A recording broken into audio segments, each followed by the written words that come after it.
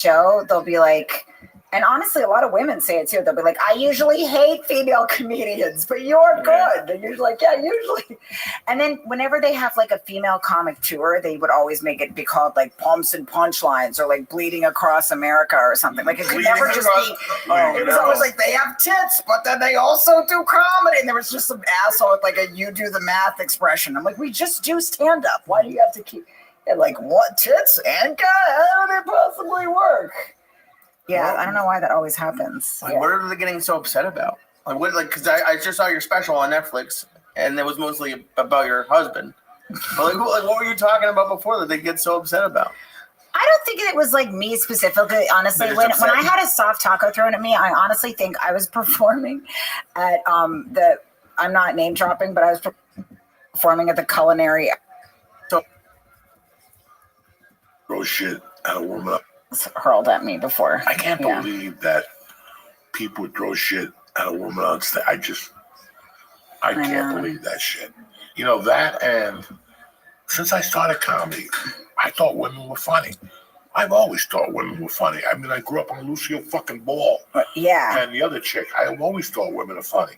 And for years, people kept saying that idiot that got fired from Letterman for saying women are funny. Who said that? Yeah. People do still say that even when you get a compliment after a show, they'll be like, and honestly, a lot of women say it too. They'll be like, I usually hate female comedians, but you're good. And you're like, yeah, usually. And then whenever they have like a female comic tour, they would always make it be called like Pumps and Punchlines or like Bleeding Across America or something. Like it could never just be, it was always like they have tits, but then they also do comedy. And there was just some asshole with like a you do the math expression. I'm like, we just do stand up. Why do you have to keep it like what tits and God, how would it possibly work? Yeah, I don't know why that always happens. Like, what are they getting so upset about? Like, what? Like, because I just saw your special on Netflix, and it was mostly about your husband. But like, what were you talking about before that they get so upset about? I don't think it was like me specifically. Honestly, when I had a soft taco thrown at me, I honestly think I was performing at I'm not name dropping, but I was performing at the Culinary Academy of Vegas because obviously I'd made it in show business.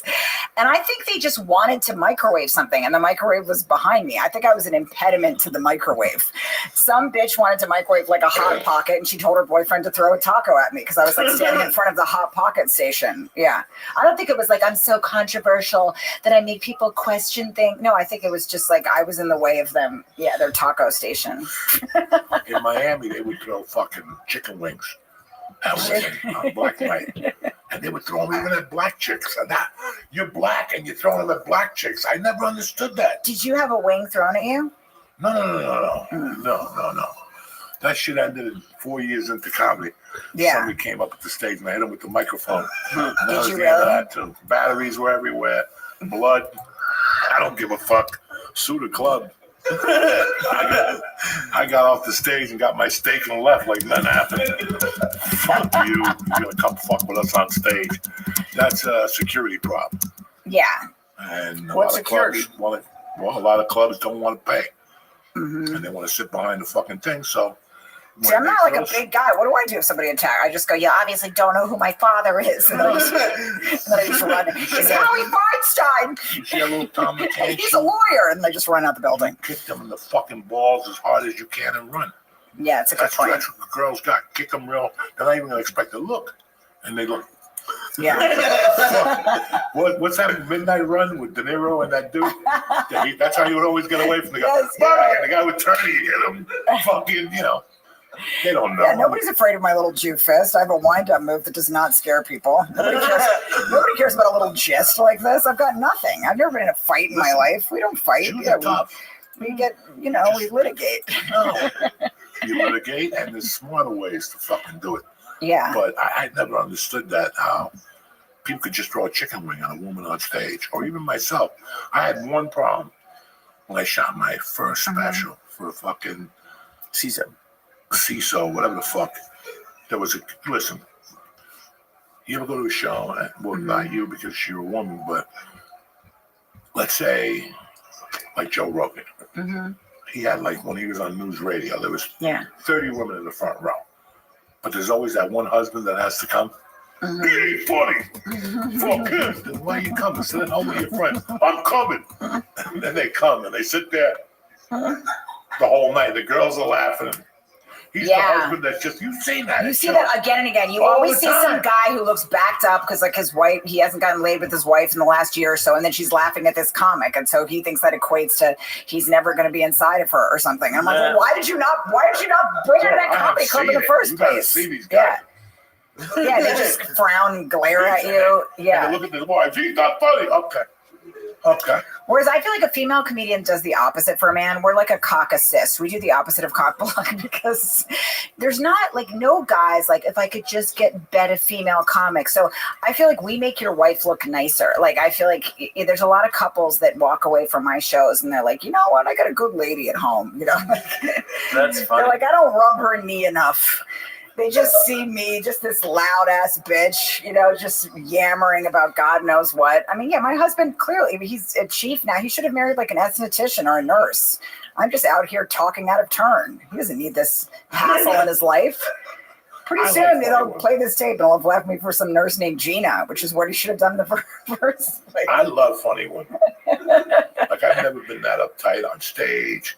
I had a friend once. There used to be a comic in LA. She was a female Sam Kennison. She was fucking funny. Yeah. I mean, she was at the store for years. She didn't travel. She had 4 kids. Yeah. But I saw a lot of people struggle behind her. And guys' egos were not. And I had 2 instances. I saw her blow away Nick DiPaolo. Wow. Nick DiPaolo. Because Nick crushes. We used to crush. Yeah. Couldn't fucking take it. Did he lie? Did he get angry? Took her hand when she brought him up and pushed her hand. And oh my God. that's the last time he performed at the store. Because Mitchie was in the room. But another time she was in La Jolla. Yeah. And I was doing something in San Diego.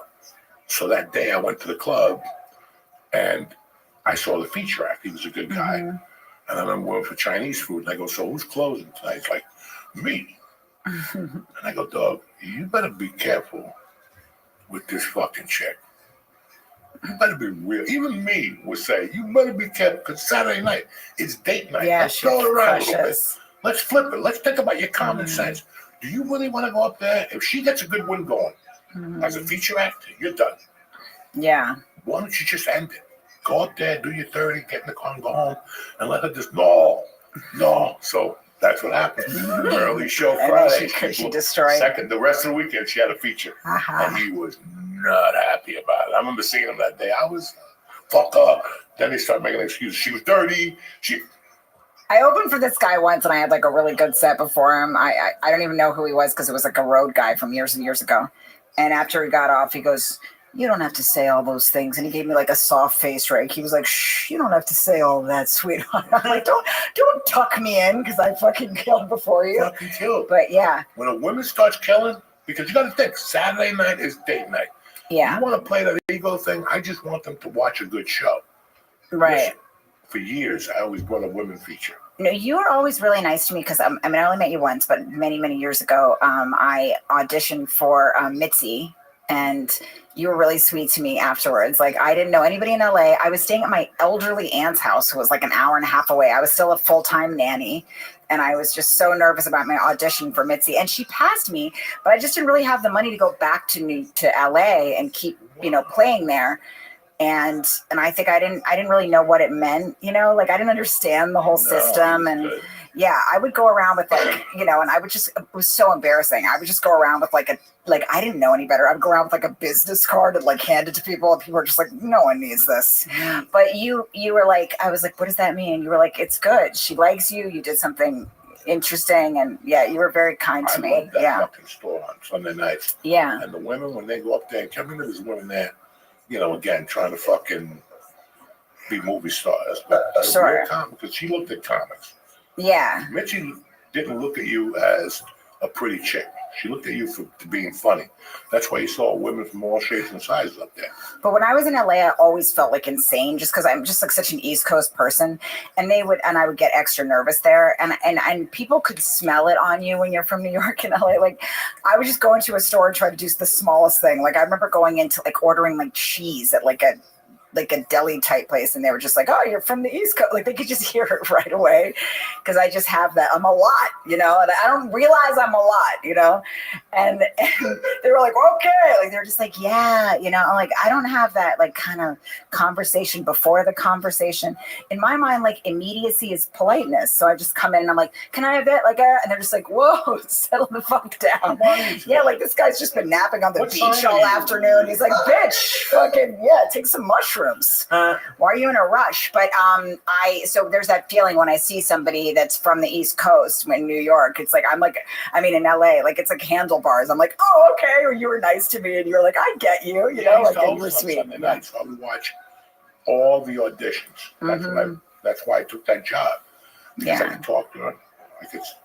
I could sit next to her. Like if I didn't know you, but I could sit next to her. So when she was watching you, somebody can come over and go, "Hi, Mitz," and interrupt her. Oh, so you would like protect her. That's cool. So I sat next to her. So if a friend of mine was showcasing, they would get 100% attention from her. The same thing for me. When I showcased, Eddie Griffin sat down next to her. And he told me, he goes, "I didn't want no motherfuckers in here." Yeah. Why you on stage, because that's what you do. You sit next to her. And when people come over, "Hi, Mitzi, get the fuck out of here." Well, not now. Yeah, I remember being in like, I remember I got like close to getting, I don't know, what was that show? And they brought In Living Color back, and I was like, about to be on it. But like I got to like the top 5, but I didn't get the show. That? I don't know what year it was. It was at least 10 years ago. It was a while ago. My phone up. When MySpace was popular, I went to an audition one day. And I knew this woman. She had put me in a lot of roles. Very nice. I have her phone number on there because she called me a couple of years ago. She goes, "You haven't come into audition." I go, "I'm in fucking Jersey." And she goes, "Oh my God, I'm so happy." But she asked me if I knew you, and I'm like, "I don't know no fucking Rachel Feinstein." I did meet you many years ago, and you were nice to me. Facebook, MySpace. Yeah. And I sent you a thing. That said, really? Somebody wants you to audition. I forget what her name is now. Oh, that's so cool. I mean, I knew her when she was fucking single and hot to trot. Now she's got like 4 daughters. That's how long I was out there. Yeah. So she asked me, and I would always, she would always like ask me what I thought. "What do you think about this girl?" So when she came to you, I'm like, "I don't know, fucking Rachel Feinstein." Yeah. And she at the store, and they're like, "Nah, it's New York." And MySpace you. I never heard back. Really? I definitely didn't see that message because that would have been like Christmas morning for me. I would have been so excited. But I remember being out there. But you were nice to me. I talked to you at the store, and you could tell that I didn't know what the fuck was going on around me. You're like, "She needs a little guidance right now." And you like explained a few things to me, and you were nice to me. And I think earlier that day I had done some audition out there, and I was really nervous for it. And like in LA, like they have these auditions that are like, their office is also kind of like their living room. Like everything's blended together. In New York, everything's separate. It's like you have your fucking office and you have your house. Like I just didn't understand what the fuck was going on. I was like, there's a bunch of bitches on couches. I mean, it's like California. They're like cozying up. There was a fucking dog in my audition, like I'm like, I practiced this audition for like a month. Like I was so nervous about it. I was teaching myself how to like weep on camera. It was an emotional scene. I'm in the middle of auditioning, and the dog just starts sniffing my dumb crotch. And I'm like, "This is my moment, bitch." And she's like, "Don't worry about Zoe. This just means she likes you." It's like, yeah, your dog can't just like eat me out during the audition. I had to get through this. Yeah.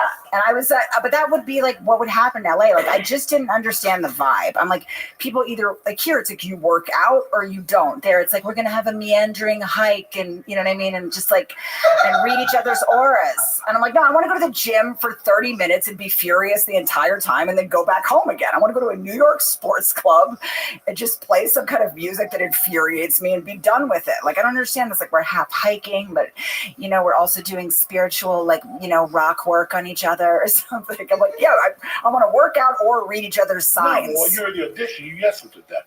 Really? I'd love to go and get yoga with goats. Yeah, but the dog was going down on me. It was really distracting. I'd love to do a month right. Book me a job and I'll do whatever the fuck you want me to do. I'll get the dogs, the whole fucking thing. But until then, let's just get the job going. In LA, yes. And I noticed that in New York, I went to 3 auditions in the city. They were all in hotel rooms. Right. They were always in somebody's One time I went and I saw fucking A hotel room, really good-looking dude from. He's married to Victoria, the soccer player Beckham. Oh yeah. He was staying at the hotel. I'm like, what Really? the fuck are you doing there? He's staying here, dog. I'm rocking the house.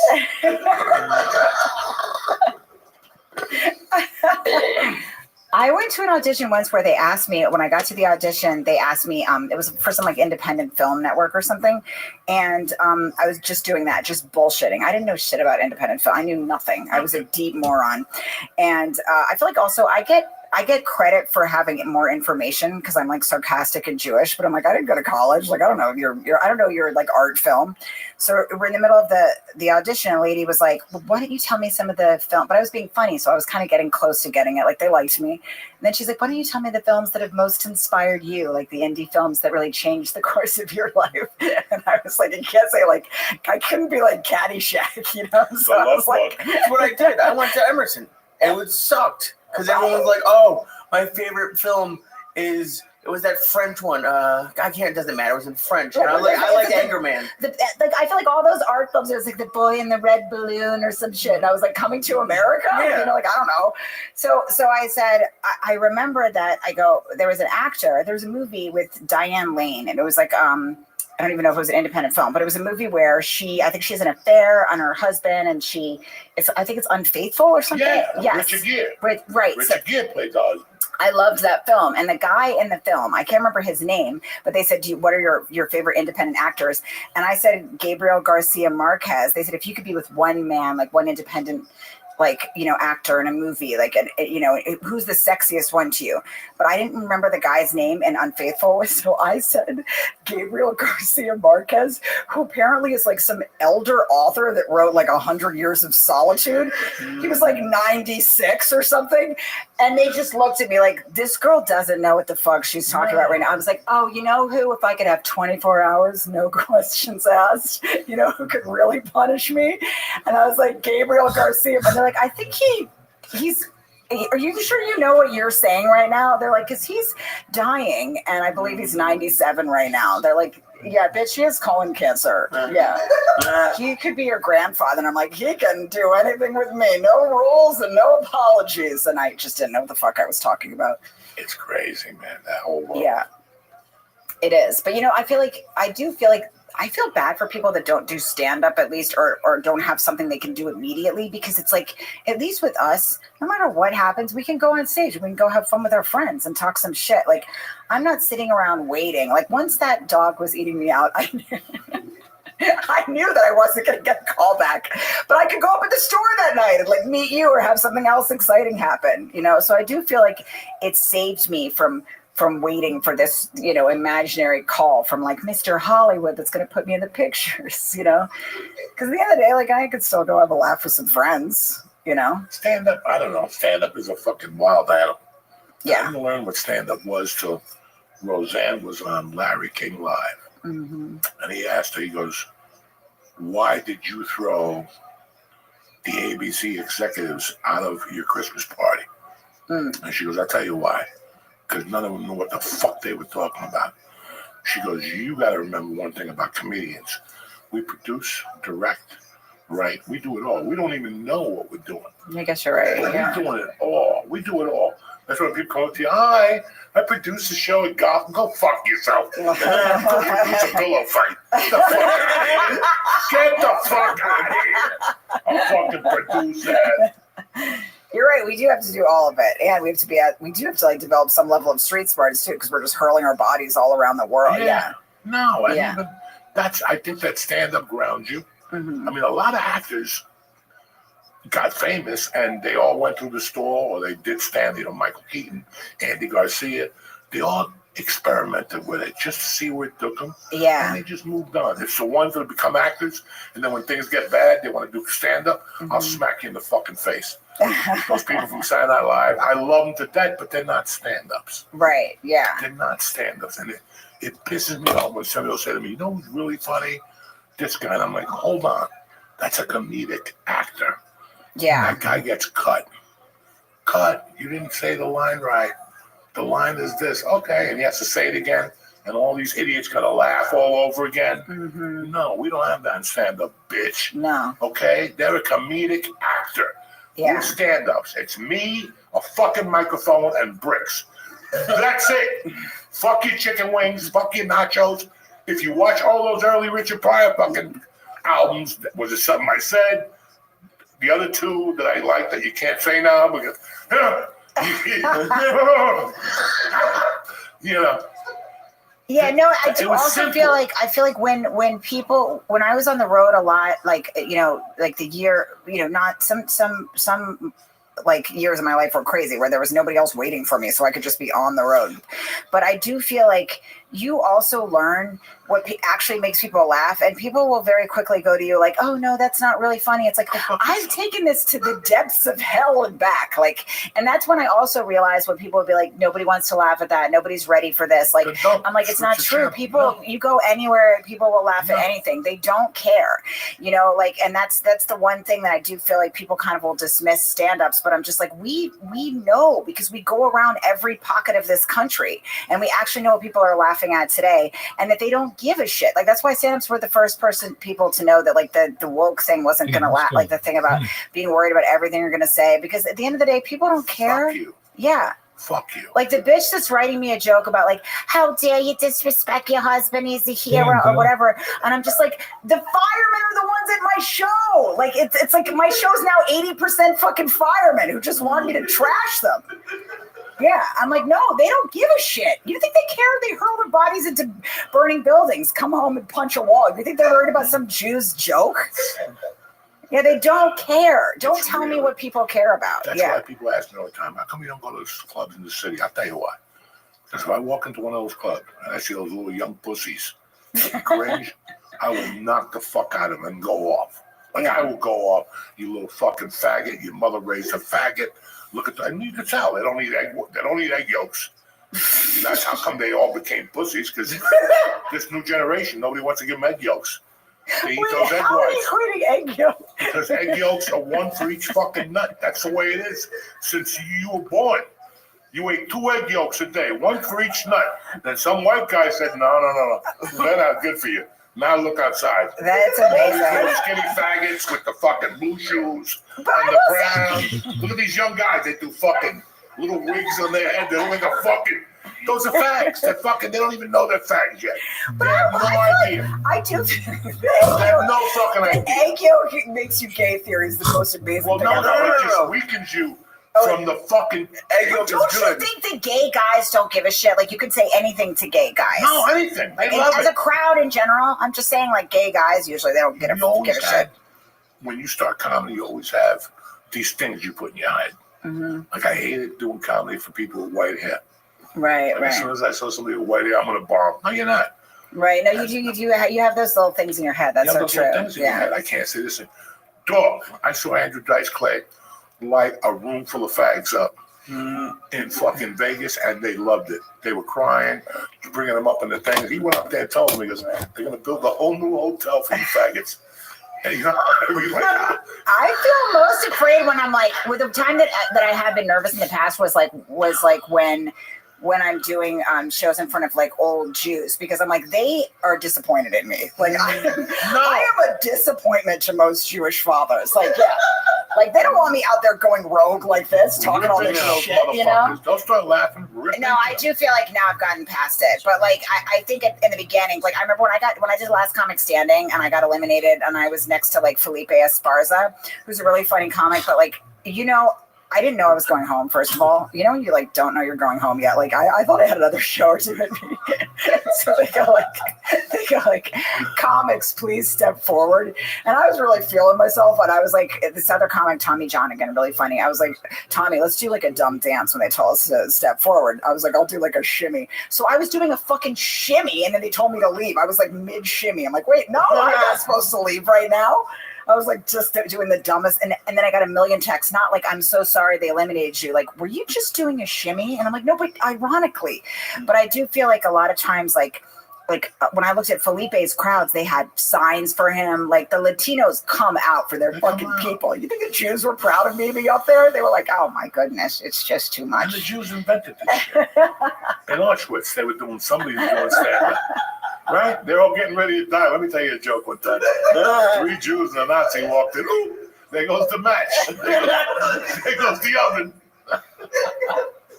I do feel like there's a lot of times there'll be like a Jewish couple at my show, and I don't think they knew that they were going to see me. Like, I feel like they leave and they're like, Diane Feinstein seemed very uptight tonight. I don't know why she's dating that police officer. Like, I feel like a lot of times old Jewish ladies leave my show and they meant to go to a different show. Do you know what I mean? They're like, Mamma Mia was supposed to be good, but then we saw that terrible whore. And, oh, well. No, I think all comics have, like I said, I didn't want to talk about abortions or Auschwitz. We also have the same thing for audiences. Mm-hmm. We always have, like I remember going to North Carolina on a college run. I was so excited. Oh my God, Chapel Hill. I hated those motherfuckers afterward. They fucking did laugh. I'm like, you're in college. This is shit you laugh at, you little gay I fucker. do feel like sometimes at colleges they're really uptight. Yeah. Yeah, this is 15 years ago. Really, yeah. Before the wokeness. If I'm 18, all I want to hear about is tits, pussy, and fucking beer, right? That's, nobody wants to hear about anything else, when you're 18, 19. I thought, not down there, dog. They were like, what the fuck are you talking about? Mm-hmm. All right, I guess I gotta go. Wait, what? Also, it's the fucking college's fault. If it's college, it books Joey Diaz at a college. What the fuck do you guys think? Which college, first of all? That's what I want to know. Here's the sick thing. They had a wet t-shirt contest at that time. So they brought up two comics at a wet t-shirt contest, and then I followed the wet t-shirt contest. So I'm like, I'm in like Flint. I'm gonna go up there and talk about a flat jack titties. Yeah, if you follow damn tits, it's on them. Yeah, a titty smells like curry. No, they just stared there like. I'm like, okay. There was a wet t-shirt contest. In between, which you hate that shit as a comic. You just want to get back to your. Oh my God, the worst thing I've ever had to follow. I did a gig once, and the woman was like, "Oh, just so you know, really quick before you go up." And she said this. I swear to God, Joey, she said it like it was just an offhanded thing. She goes, "Oh, so they're all ready for you, and they're just one quick thing, and then you go up." And I go, "Oh, what's that?" She goes, "Just a special needs choir singing the Star Spangled Banner." Which I would argue. She said it offhandedly. Oh, nothing. Just a special needs choir singing the Star Spangled fucking Banner. And then you. I would argue that it's better to follow. I'd rather follow Hitler because I can trash Hitler. I can't trash. I'm not going to make fun of a special needs choir. I would much rather follow Hitler than follow a special needs choir. Night. Where was this? Do you remember where this was? It was like at a temple in I think in Jersey. It was it was like a temple gig in Jersey. Yeah, I get it. But it wasn't like during the day. It was like an evening, some kind of fundraiser thing or something. And everybody there on a Friday night did not want to see a bunch of little retards fucking. I think some of them were their parents, so they were like emotional and weeping. Well, and then they're like, and now keep it going for this trash pig. Yeah, everyone got it sold to them as the special needs choir. Yeah, and by the way, the special needs choir was jumping up and down afterwards and hugging each other. Like they didn't think they could make it through it. So I can't go up. I mean, you can't acknowledge it. Don't you think it's so much better to follow Hitler than a special needs choir? It's somebody because Hitler, we can make fun of him, It's always in the Midwest. The Midwest have the goofy things. Yeah. The Midwest always have the fucking people. Before the show, we're going to give a special shout out to all the fucking Army people in the area. Well, if you have more than 2 fucking kids that join the Army, this ain't a good fucking town. You know what I'm saying? Like, yeah. No,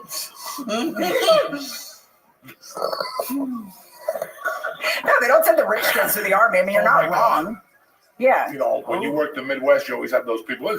Let's keep it going for the armed service. Listen, they don't want to hear that shit. Yeah. Just tell me the material. I know. And you always get the one mom in the back. My son's in Kuwait getting beat up as we speak, or whatever the fuck. You're right. They don't think about that. Putting towels on his head. I just, after a while, you just got to be honest. And I'm not coming being no more.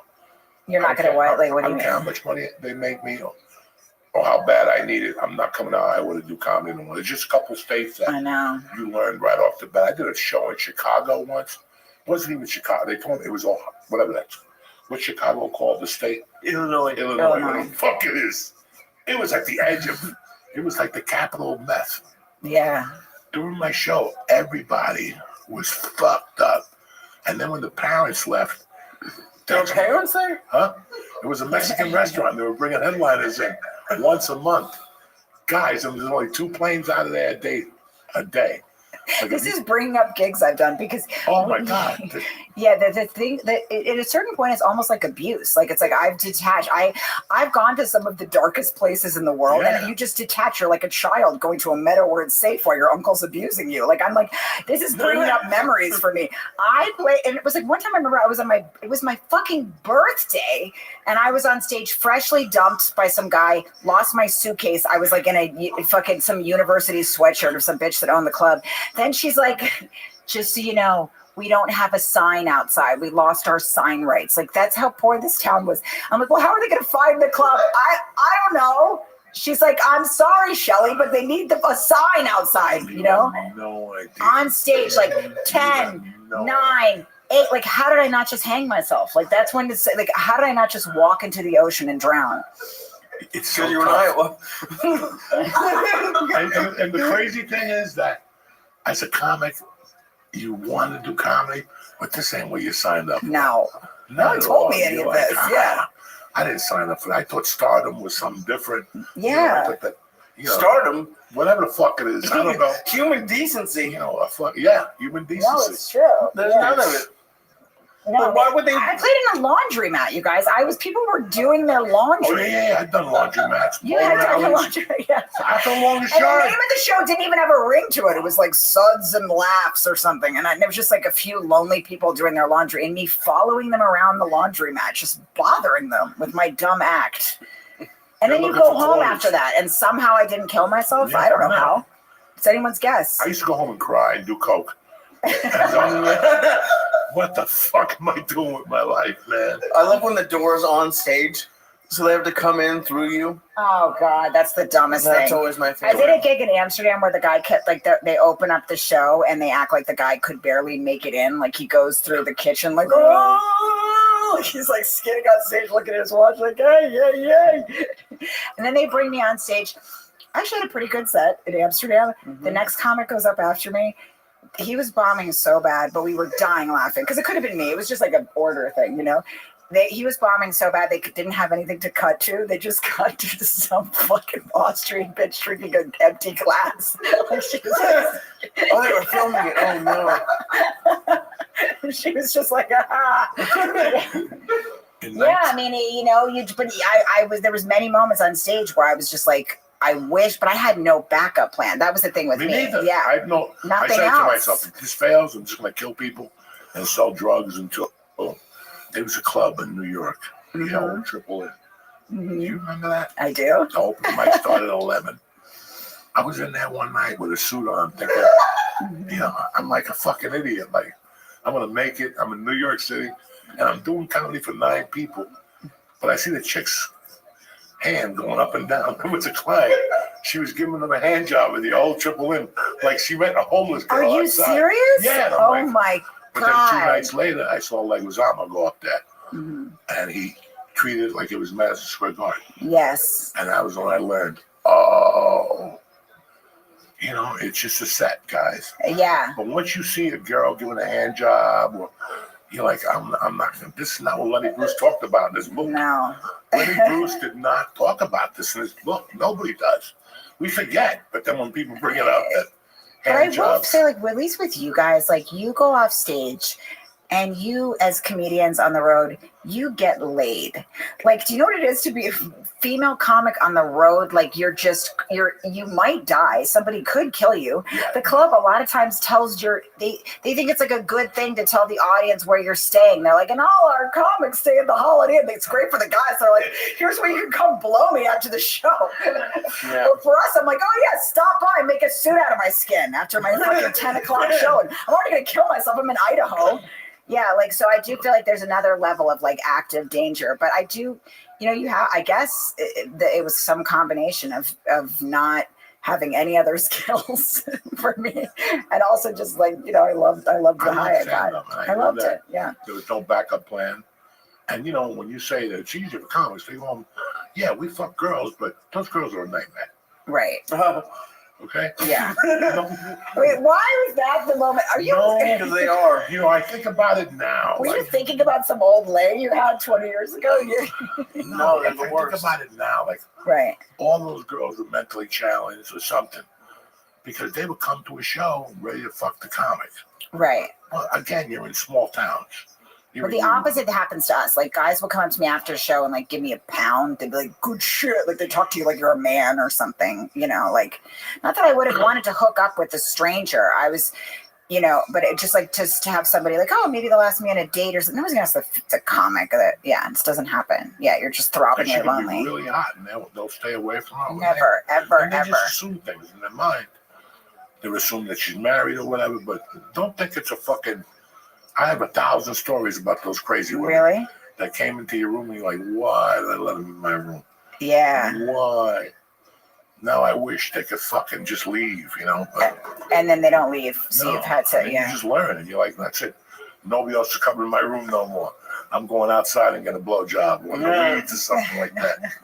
I remember, I think Jimmy once shipped Florentine. We were talking about him before. I can't remember if it was on this now because now at this point I'm kind of drunk. But Jimmy would, you know, help me when I first started. And I remember sometimes like he would do a thing. I think it was that he would, when he was trying to get laid, he would take all the, oh, that's what he would do. He would take all the furniture out of his hotel room and put it in his features room so there was nowhere else for the girl to sit but the bed.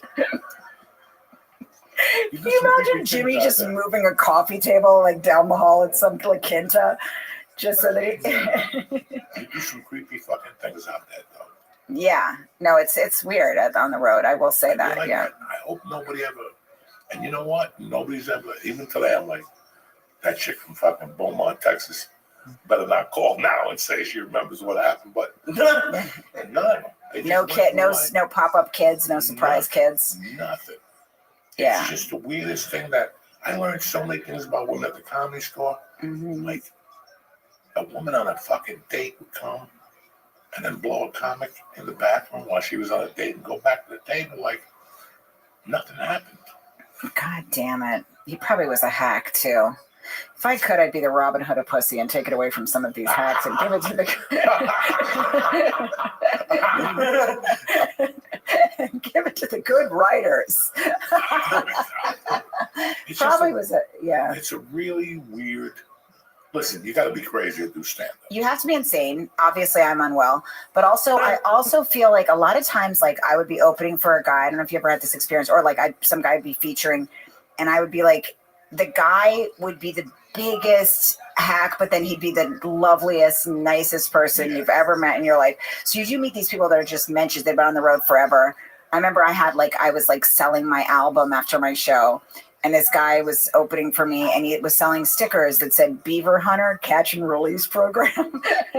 And let me tell you, they were like flying off like hotcakes. Like he sold every last sticker, you know? Well, that's what they're there for.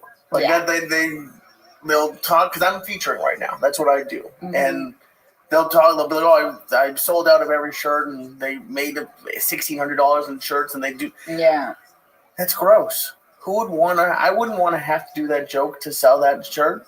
And sometimes it'll be the sweetest guy too. Like, you know, and you could see the fatigue in his eyes when he was saying it. He's like, I'm a beaver hunter, catch and release program. Come on, ladies, just $5. Just at the end, you could just see, like, again, like he was just gonna go back to his room and like do a line and finalize his divorce. Like he was just trying to make money. You know, like I love the road. I love the road. Yeah. And then it just, once I stopped doing drugs, I'm like, I don't want to go on the road no more. Yeah. Because I would go on the road to do drugs and my wife wouldn't know. And I was like, fuck it. Once I got clean, I'm like, I don't want to go on the road no more. I don't know if you've covered this story or if you don't want to talk about it, but what was like the last thing where you were like, I can't do drugs anymore? Like, what was the thing where you stopped? Listen, I was trying to quit for like 3 fucking years. Mm-hmm. You know? Because I knew I was going into the major leagues. Mm-hmm. You know, you're going into the major leagues. You can't bring this shit into you. Right. You're in the fucking major leagues. I did that movie for Adam, and I really got motivated to quit. And then it was just a thing that happened 3 days. My friend got cancer, Mm-hmm. and she was in the hospital for a long time. Real dirty comic. Comedy Store regular. Mitzi loved her. And I went to see her at her house, and she was talking to me, and she goes, you know, God wants me to not do dirty jokes no more. She goes, if I live from this, I'm never going to do a dirty joke again. In the middle of all that, she stopped, and she goes, you got to stop doing coke. Mm. And the way she looked at me, she was dying. I knew she was like a week or two away from dying. But how she looked at me, like, you got to stop doing coke. Mm. And I was like, I thought about it. And then I had something here. Mm-hmm. I had the whole weekend here, and they put me up at the, no, what's the fucking hotel off the 3 where they sell Howard Johnson, where they sell fucking, they sell saltwater taffy and all that shit. I don't know if it's still there. This is about, this is 2007 when this happened. And I remember like being excited to come here, and I bought coke that Friday. Mm-hmm. And I went back to the room, and I'm like, you know what? I'm not in the mood to do this. And the next day I got the call. She died. Oh my I'm God. like, I'm really not doing this package. So it was like, I went back to LA, and they had a thing for her at the Comedy Store, like that Tuesday. Mm-hmm. And I went, and it was LA. So Mm-hmm. even people who didn't like her were there, like, you know, eating the food. Sure, of course, yeah. I saw this one motherfucking producer that I knew she had problems with. And he's back there eating the food, Mm-hmm. you know, like nothing. And I said, and I had coke in my pocket. I'm like, I'm not going to go through this without doing coke. Mm-hmm. And when I got on stage, I was doing some material, and I just stopped. I go, you fucking cocksucker. How dare you come to her fucking wake? He used to talk shit about it. He's like, I go, you're not even funny. You're not even a fucking comedian. He's like, his name was Jeff Valdez. Mm-hmm. He was half Jewish, half Mexican. Mm-hmm. That was his fucking act. He'd come out with a hat on, with fucking he put like jingles on a yarmulke and play the guitar. With Oh God, why does he have fucking to? comic, motherfucker. And he goes, well, my name is on the wall. I'm like, that's from sucking dick. His wife was there. Everybody was. I don't like that shit. You don't like somebody real. I'm paying my respect. You don't need to pay your respect. You didn't like him. Mm-hmm. Get the fuck out of here, you fake fuck. I just drilled into this motherfucker. And I just said, listen, I'm going to wrap this up in 5 minutes. When I get off the stage, if you're still here, I'm going to fuck you motherfuckers up. And this motherfucker yells, but my attorney's here. I'll fuck him up. Dog, when I put that mic down, I had 20 comics on me like, Joey, don't even. He laughed. Right. They had to leave. And I remember that night I didn't do the coke. Mm-hmm. And I was like, fuck. Then that week, my wife brought 2 kittens upstairs. Aww. And they were going to die. They had anemia, whatever the fuck it was. And I liked the one, but I didn't like the other motherfucker. The one kitten I didn't like. I'm like, die. But the other one I was sad about, like he was going to die. And I kept feeding him oatmeal and shit. And I went to bed that night. I was doing coke. Mm. And I went to bed that night, and my wife woke me up at 4, and she goes, Dimmy, DJ died. And I was like, close the door. And I go, you know what? This other cat can't die. And I ran to him. I got on my knees, and I go, God, if you save this motherfucker, I'll never do coke again. Trust me, I was like Netanyahu. I had my fingers crossed. You know what I'm saying? Behind me, she's deal. She's fine. Yeah, sure. I got these motherfuckers. That cat lived. I never did coke again because I made a promise. That's incredible. And it wasn't a promise to God. It was a promise to me as a man that I had to do that. It was time. Like, it was just time. And I tell people all the time, I did so much. I did more in 18 years than I did my whole life. I couldn't imagine if I wouldn't have done coke all my life, how much more I would have done. Do you think you would be alive today if you kept going or no? No, I was ready to die. Right. Because I was already getting jolts on my back. Yeah. Like I could feel them jolting on my neck and stuff. So I knew, and again, I didn't want my wife to find me on the floor. Yeah. There's some people who cut out for that. They find you, they call the ambulance, and they move on with their lives. I knew she couldn't handle it. I knew that if she woke up and saw my little fat feet itching, she wouldn't have made it. That would have been rough for her. So I was like, I'm saving her life. I'm, saving my own. And that cat lived. And I got a fucking chain of that cat. Oh, that's such a beautiful pillow thing. Somebody made me from that cat. And I bet you anything, you telling that story will really, really help somebody. You never know who your story is going to help. Listen, man, we make phone calls. I was in jail. It's a powerful story. Halfway house. I was looking at 48 years, and that wouldn't stop me from snorting coke. I would take furloughs to get an ounce of coke, knowing they were going to test me on Monday. And then I have to drink vinegar Yeah. And fucking put Drano on my dick, you know, to Drano on my dick is amazing. Please, you have no idea. So it was just over. Like one day it just said, you know one what, day man? you're like, I took this to the plate. Yeah, and you knew something and you knew. It wasn't God, it wasn't anything. At one point in your life, as a man, as a woman, you gotta go, this is over today. Yeah, it's over. Like, it's a wrap. Today. There's no coming back. There's no I relapse. No, there's nothing. Yeah. You're a fucking man, bitch. You know, and now you got these people, I'm clean for 90 days, drinking water, I'll smack you. You weren't even supposed to do drugs. Yeah. Why are you so fucking proud of yourself, Lee? All right? I'm fine. I'm fine. Lee does not know where he is right now. I've been here the whole time. Every hour it's almost jarring because I'm like, oh wait, he is here. Is he okay? I'm fine.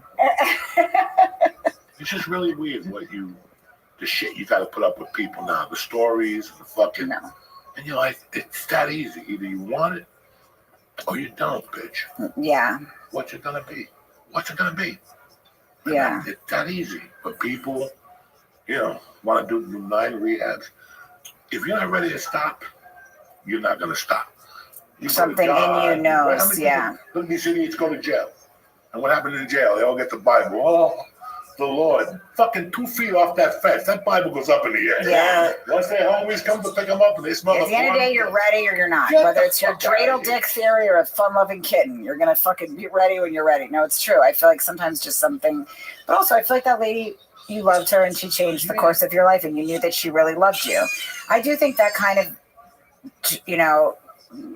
look, don't play soft piano music under my monologue, but I know nothing. But I'm just saying, like, I do feel like sometimes that kind of drug use, and I say this as somebody who has loved alcoholics my whole life, I do feel like it comes from a sense of, self-loathing. And if you know somebody loves you, and if you really see it, it can change the course of your life. Just really believing them in that moment.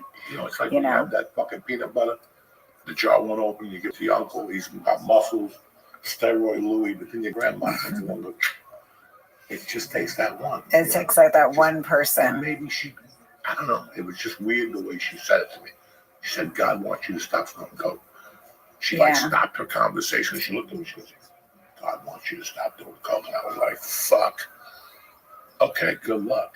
But there's also who she was. She was very close to you. You knew she was about to pass on. She used to hold the coke for me. Right. When I was selling coke at the comedy store, I would give it to her at night to hold. To her and her husband. And I would go over the next day and get it. Or I would go knock on that door at 5. I need that shit. But she had that insight probably towards the end of her life. Her husband was a gang leader. Yeah. Her husband was a Crip. Yeah. She was Mexican. Her husband was black as can be, tougher than nail, Crip. He ran his own set, and one day he comes up to me at the comedy store, like, can I talk to you, brother? I get it, man. I gotta get in on this Adam Sandler movie. That's my favorite motherfucker in the world. I'm like, you're a Crip. You're like Adam Sandler's dog. I'll kill for Adam Sandler. So I had to bring him on the show.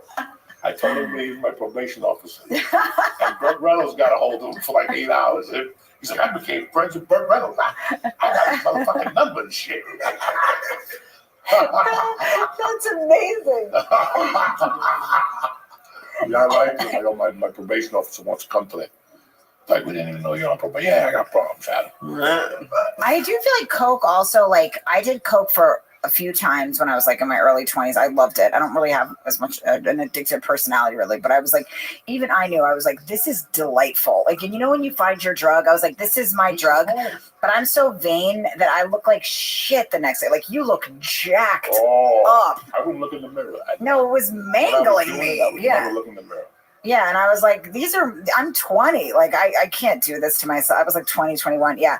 And I stopped, but also I feel like people lie on Coke to such a degree that it's like, that is one thing that helped me to decide that I wasn't going to do it again, was just like watching other people on blow, because nothing makes you look more ludicrous than when you're not on blow talking to somebody who is.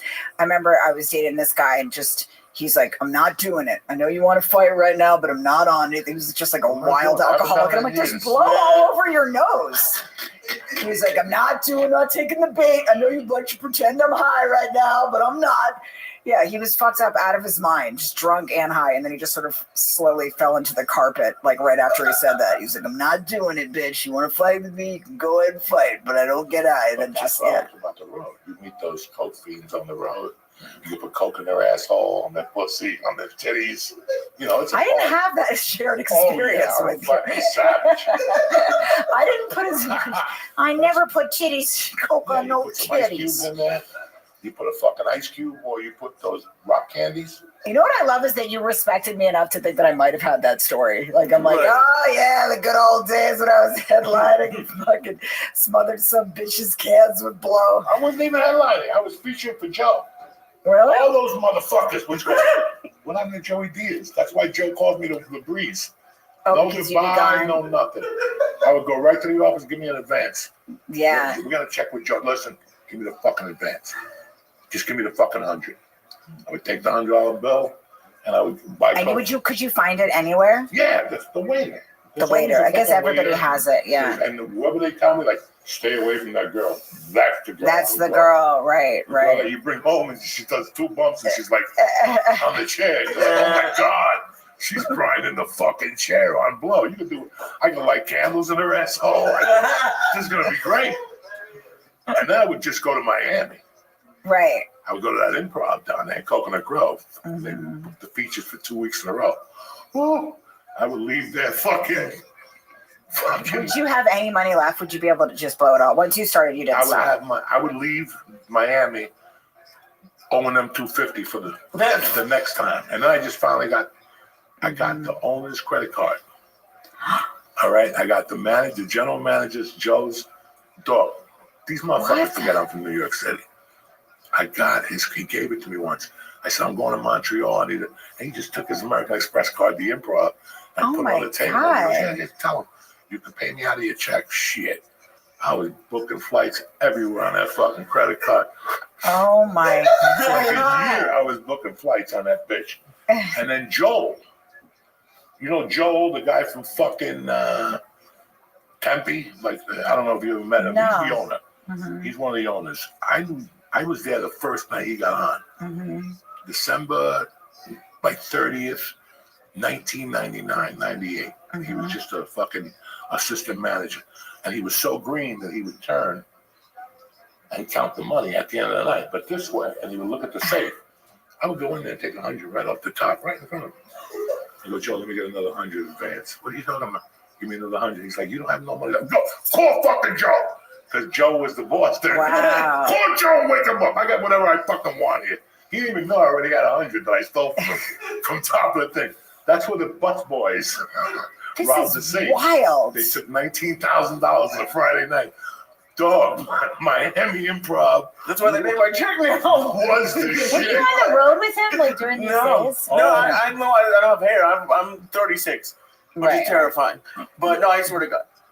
Wow, that's insane. What's that? And did they just that like stealing from the safe of the owner, like that is like that's wild. If you're that stupid, I gotta rob you. Yeah. If you're gonna leave money out and look somewhere else at the TV show, I'm gonna rob you. I'm that stupid. And I'll take like just 100. I'm not greedy. I'm like I'm 100 so get me ADD. started. I'm like a perfect person to steal from. I'm shedding debit cards I was in No. some dumb sack that's wide open like a fool. I was buck wild on the road. Yeah. We're not making any money, so Yeah, so I used to you go to had Kmart. to. I'd be Yeah. on the road driving. I go into Kmart and take something expensive and walk around. I wouldn't even walk out. I walk right up to the counter. My aunt gave me this coffee maker. I already have it. Really?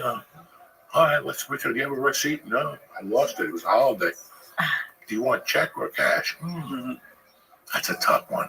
You know, because they're like, Right, you don't right. want fucking cash. Give me the cash. Then they give you the tax, the plus tax. Mhm. So you were even getting the tax back. You have no fucking idea. Did you ever feel like, were you ever afraid? Like, it seems like you never were, you would get caught. Who taught you? Jersey. Jersey, just like This growing Hudson up in County Jersey. balls. That's the thing. Steal Yeah. it. It's like I grew up in Bethesda, Maryland. Like, yeah, the most like naughty thing we did was like steal stickers from like the mall or something. Yeah. And you just get better at it. Like you Yeah. just know the fucking body moves and the body language of people, and they don't, they have no fucking idea. But I've Yeah. always said, if you're gonna let me rob you, I'm gonna rob you, even if I'm a Catholic, just to show you that you're a dumb. Can somebody knit that for me, please? I'd like that on a sampler. If you're gonna rob me, I'm gonna fucking rob. Like that. Also, you have to know. You have to be ready at any moment. Doesn't that make you anxious when you're robbing people like that? Like, aren't you always thinking you're about to get clocked? Like, do you have to sit in a diner like next to the wall or something? Does anybody know what I'm trying to say right now? Can you help me? Like, you know, when you have to sit by a wall because you know somebody always wants to yeah. I don't think you'd stick around for that long. Look, I charged a guy $2,000 to join the mafia in Colorado. I got him an application, okay? If you're that stupid, and he gave it, and you know, he still calls me. I never heard from those people. Yeah. You understand what I'm trying to say? These guys, I'm an old school fucking piece. How did he say that he wanted to join that conversation? You have no idea. Don't even start. We could sit here for days, not even hours. That'd be amazing if he was like he was in a pancake house applying to be the general manager, and he's like, "I got a better offer for you, kid." I still remember casting directors. Oh my God! I buy a pound of weed.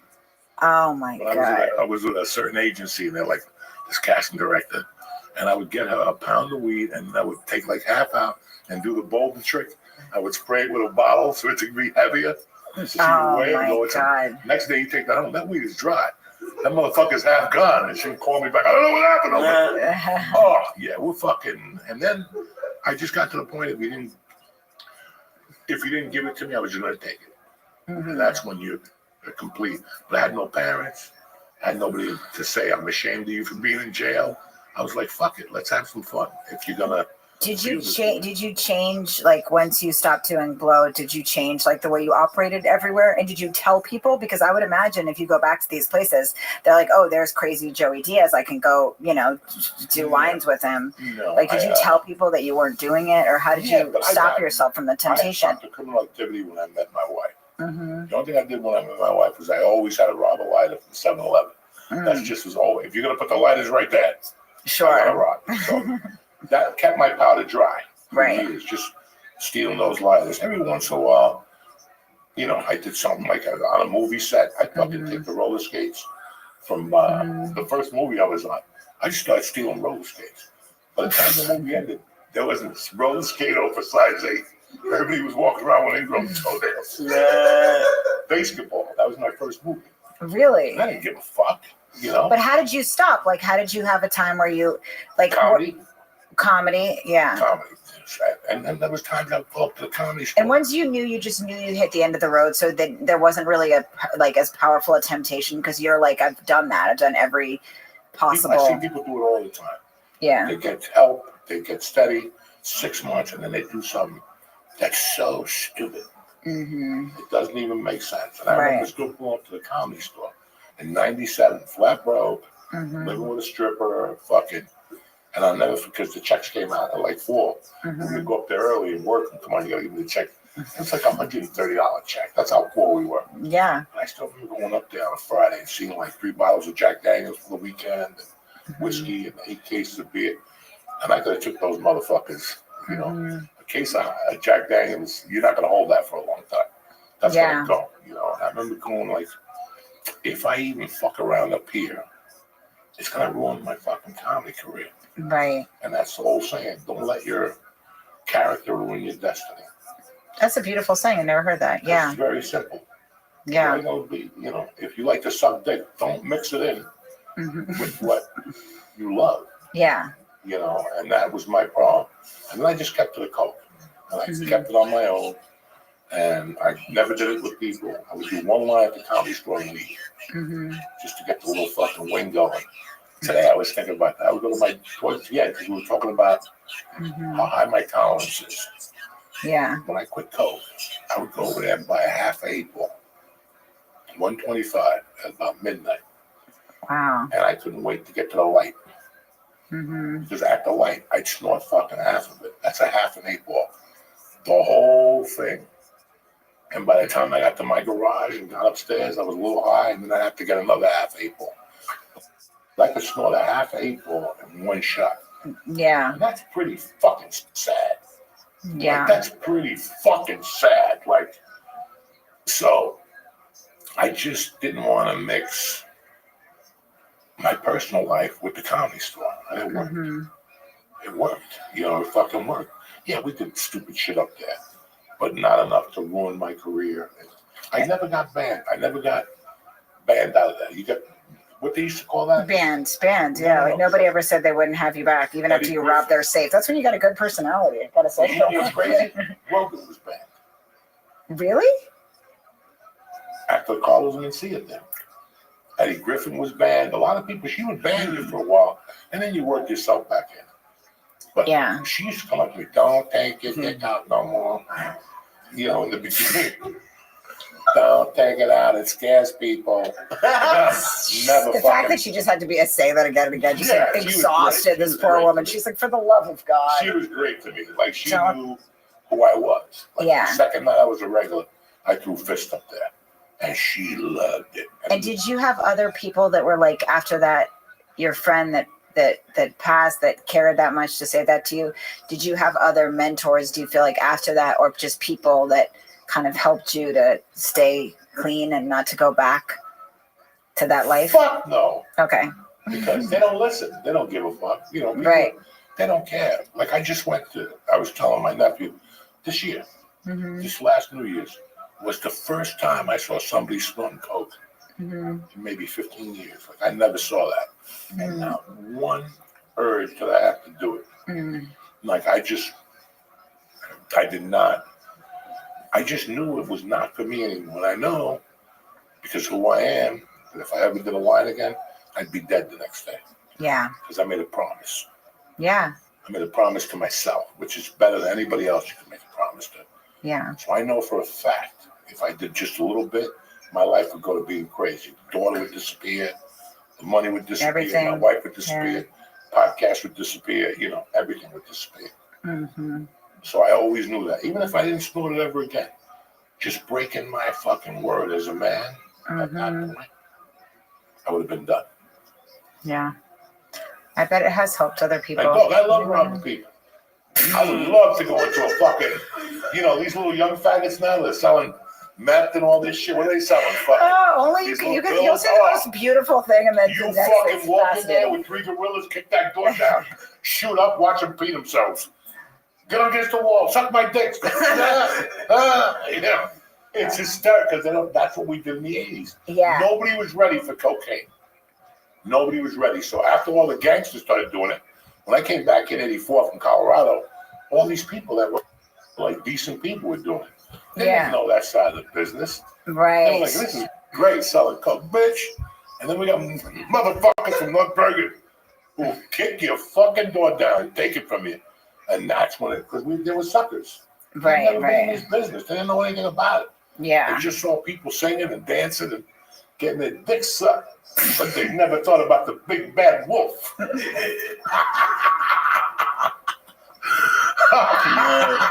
They never thought about the big bad wolf. And it was crazy. I had a protector when I lived in New Jersey all those years. I had 2 protectors. I had a cop and I had a buddy of mine, Mike Runny. He was off the fucking chain crazy. My friend's Hashway had to call me to the side and go, that motherfucker don't pay for cigarettes. He just walks behind the counter and takes them. He was a crazy dude growing up. I saw him do some crazy fucking things. When I left here, I was like, what am I going to do without my protector? And I had to become him. The only way I could survive was by becoming him. And he was off the chain. Like, he didn't even let you put your hands up. You had something in your head before you even opened your fucking mouth. Yeah. And that's what got me in trouble all the time. That we're from Jersey. We're from the New York area. We ain't got time for this shit. And then you smack them, and what do they say? I'm calling the police. You were just talking all this guapo shit. What police? What police? I've been assaulted. Yeah. What do you think was going to happen? You just called the motherfucker. And you thought he was one of your white buddies from fucking, church, Oh, you're a motherfucker too. No! You're going to get knocked in the fucking head. That's what... There's nothing funnier than someone that doesn't expect to be Watch punched. what happens in today's world. Yeah. These YouTubers, they think it's cute coming up to you and saying, oh, that's a fine thing, it's fat. How about I smack you in the fucking mouth? Let's see how fucking fat you are, motherfucker. And how about I that's shoot you? They call them 911. Yeah. They call them their attorney. You know. Wait, you guys, am I fat and I didn't know? No. That's all I took from that. No, I do. You can't read the comments. I read the comments and I drive myself crazy. Yeah. That didn't slide when we were kids. And that didn't slide at all. Yeah. And it just didn't fly. Like, no, if somebody said, fuck you, Spick, okay, we're out. And that dude would not say, I'm getting this, I'm calling the police. You know, that wouldn't happen. You just said that. You knew what to expect. You know, if you didn't, you're a fucking idiot, but you gotta get hit. Yeah. And that's what today's society doesn't see. Yeah. Everybody's a tough guy with the tattoos. Everybody gets a tattoo. And they're a tough guy. Bro, knock it the fuck off. When I was growing up, you had to do 20 years to get a tattoo or be in the Navy and shoot a jet. You had to do something. You had to do something. Okay? You had to do something. These women with the tattoo. You had to suck 1,000 dicks when I was a kid. And get raped at a biker rally. And if you lived, you got a tattoo of a heart on your fucking foot. You know what I'm saying? If you lived. If the sperm didn't kill you. Now, you got all these women, a gun, what the fuck? Yeah. No, I mean, I don't care no more. Look at me acting like I have any point of reference for this. Yeah. I don't care, okay? I don't care no more. You gotta say the truth. If not, it's the truth. When I hear these tales, I'm so surprised somebody hasn't punched me in the face. Like, I'm just like, I guess, because I have a mouth on me, but I haven't been tuned up yet. Never say never.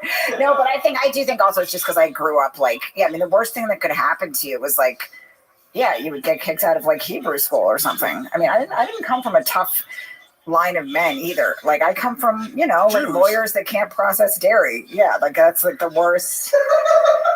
Yeah, that's what I come from. True. Going back to the 2 egg yolks. Look at it. Nobody has tough stories in my past. Like, when we were eating 2 egg yolks, nobody was allergic to fucking peanuts. All these my daughter made the best fucking brownies this week. Yeah. She put walnuts in them. I'm like, thank you for putting the walnuts in. She goes, these little fags. Even my daughter feels that way. 12-year-old little girl. She tells me shit sometimes, and I'm like, okay, I'm not fucking crazy. Right. Because it's the truth. Ever since we started eating egg whites, kids started, I'm allergic to walnuts. I'm allergic to raisins. Are you fucking kidding me? Are you fucking, can you tell an Irish motherfucker with 9 kids, the father's a fireman, you're going to come home and tell him, I'm allergic to peanut butter. I can't eat that. Motherfucker, I'm saving cats off a tree. You better eat the fucking peanut butter. I don't give a fuck if you're going to fucking aesthetics. Foam from the mouth. I don't give a fuck. You're eating that peanut butter. But now the parents play along like, oh yeah, he's allergic to seafood. No, Pete is he's like the opposite. Like, no. I'm saying like women, I'm allergic to lobster. Well, you better suck a good dick. You know what I'm saying? You're allergic to lobster. The fuck is wrong with you? You're a woman. You gotta eat lobster. That comes with lobster, sperm, balls, and fucking and banana pudding. I don't fucking know.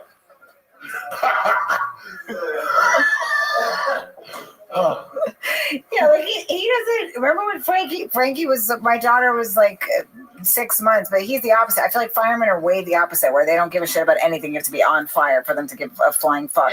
But like, I was like, she can't eat carrots yet, like she was trying to give her a carrot. She's like 6 months. I'm like, she can't eat that. He's like, I wouldn't worry about it. I know infant CPR. I'm like, you're not supposed to test it out on your own kid. He's like, don't sweat it, sugar. I know infant CPR. Like, how about don't feed her carrots? Yeah. But no, I mean, I didn't, these stories are fascinating to me. I literally have no point of reference. Like, I'm like, also, I played some of these clubs. I'm like, this was going on? Well, I had no idea. I thought the biggest scandal was whether they didn't give me my bonus on the Late Show. Like, I had no idea this was happening. I mean, Kansas City. Remember the Oneida? I heard about this Kansas City one. Yes. The steam would break the wing, the glue, he'd be all cooked out. Also, I think I came in a little after, like, people were doing this level of blow. That was 2003. The first time I did it was like 2001. That fucking guy, Roger Paul, booked me. Oh, yeah. And he made a comeback to call me in 2000. I was shooting SUV. And he goes, can you do the club? I can't do Wednesday. Okay. Let me tell you something. I get to the fucking airport. The plane lands like at 10:30. And I'm waiting. All of a sudden, I'm looking at the wall, and this cop I'm like, fuck.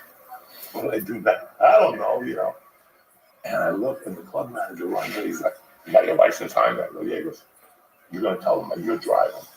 Because I'm too fucked up. I'm like, "What?" All right. And I get the luggage, and we walk out. He's like, "He's driving." Okay. And I said, "I need a creepy girlfriend in the back." And they start snorting coke. And I'm like, Oh my God. I hope you can save me some. The guy's like, "No, we're gonna do it all." I go, "I'll stop this fucking car and get that fucking cop. Don't play with me. It's 9:45 at night, bitch." Okay, we just found the grand. My pocket. Fucking. Oh, some of these clubs are fucking, they were hysterical. Yeah. That's a complete different podcast because you're still on the road. I don't want you to get tortured. I don't want you to get fucking.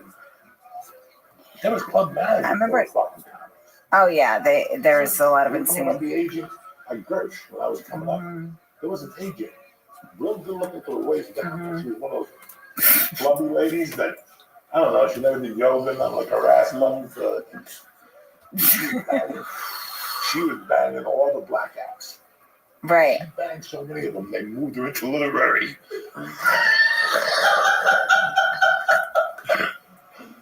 Oh my They God. moved her into literary is amazing. Like that would be the logical. Yeah, there's no black office. You know what I'm saying? I don't know. I don't fucking know why they moved to the literary.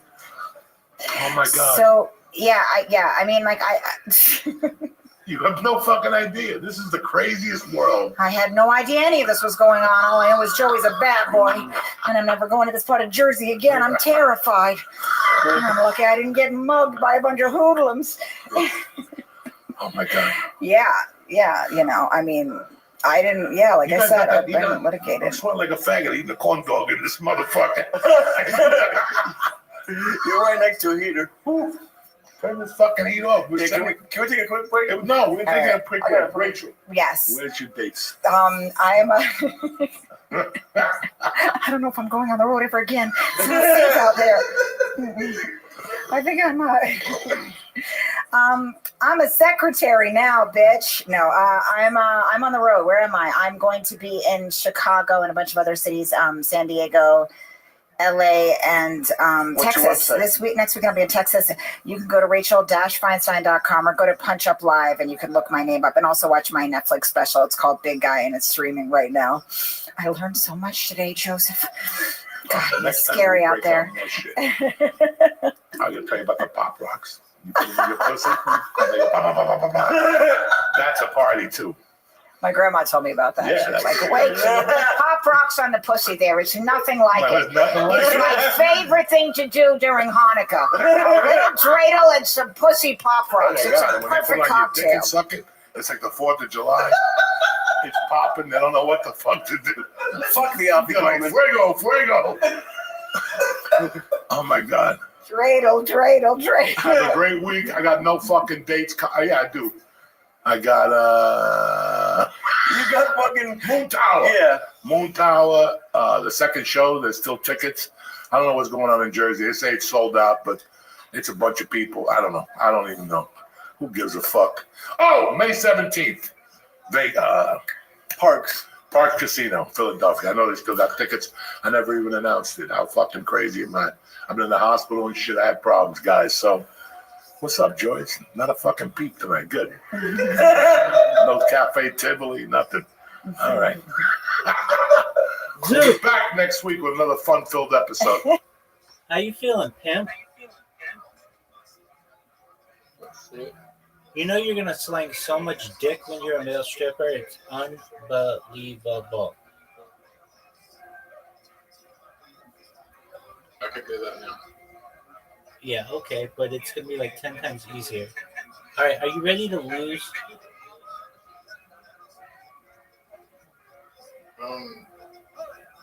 There's someone I'm waiting for to talk to, so we'll see. All right. Well, you're waiting to talk to me. What'd you say? There's over 30 people arrested in Melbourne trying to lure gay people using Grindr and attack them. That's unfortunate. Don't be gay. How are they doing it? Just don't attack it. Yeah, dude, that wasn't on my plans. I mean, it seems pretty gay going on Grindr attacking gay people and being surrounded by prison by men, which there's a lot of gay people in prison. What was this on your like gay radar or something? Where are you getting your news? I just put it up on my Instagram. So it seems pretty gay. Yeah, dog. All right. Well, yet another reason for me to never be on Grinder.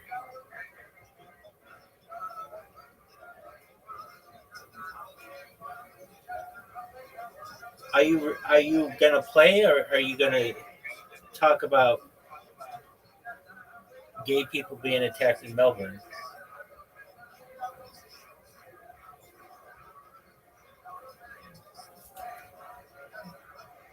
Are you ready to lose? That's really, let's get down to brass tacks. How many games in a row do you think you're gonna win in mini golf?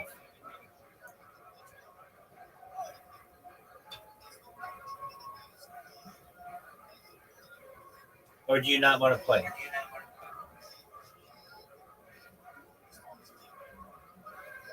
Dog, when you're asked questions, isn't there a little bit of you that's like, you know what, I should fucking answer these things? What's the question? Do you want to play mini golf? Very quickly. Just one game. Very quickly. All right, how many games in a row are you going to lose? 0. I'm going to play one game. Even if I don't. Yeah, I'm going to play one game. How many games in a row are you going to win? And then I'm going to eat lunch. How many games in a row are you going to win, Zoo? 10. But I thought you couldn't play that many.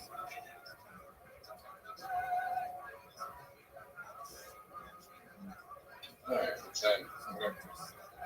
Your ball's going in the water. Do you know I hit a perfect shot? No, you didn't. Yeah, I did. Because your water bump was terrible. Terrible water bump. Perfect fucking Your shot. shot hit terrible. Doug, you know it was a perfect shot. You need to make this shot. I just blocked you. No, you didn't. If you blocked me, I would be unable to do this. I'm beaten. I have respect in my future.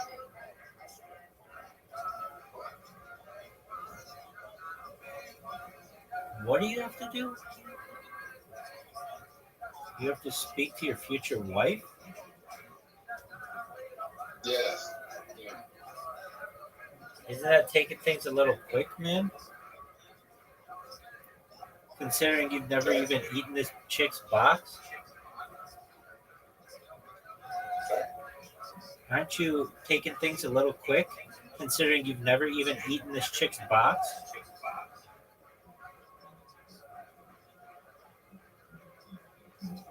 What are your thoughts on this shot? Never met her in real life. No, I give a shit about you meeting her in real life. You've never munched this chick's box.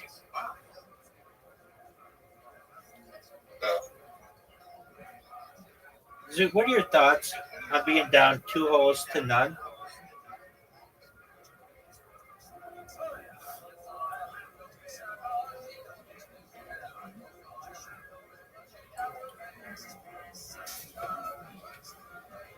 Zoo.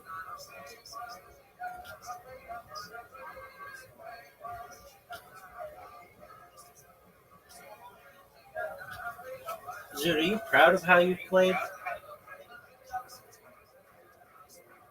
Look how sick this shot is, Zoo.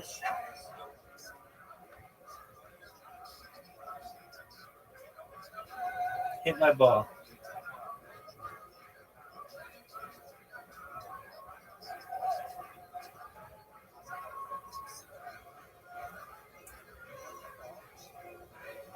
amazing shot.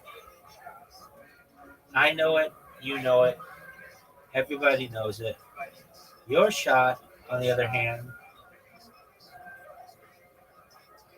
is sort of in my way. Oh, fuck, man. That's bullshit.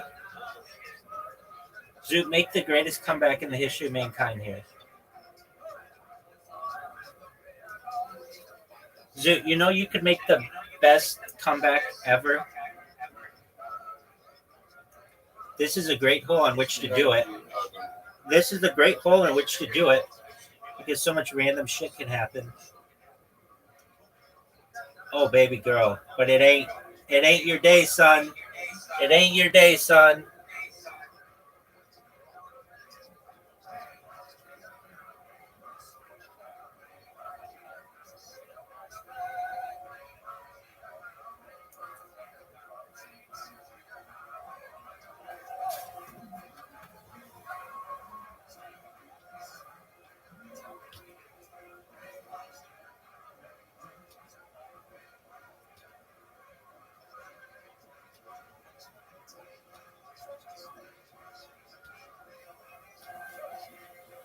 Baby, it ain't your day, son.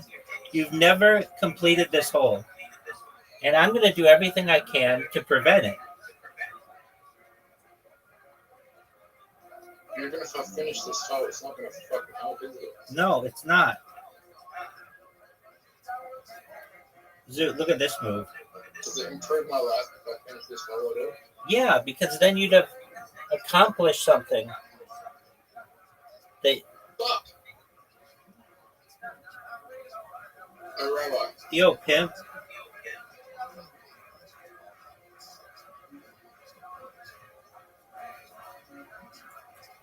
Yo, remember that time you were talking?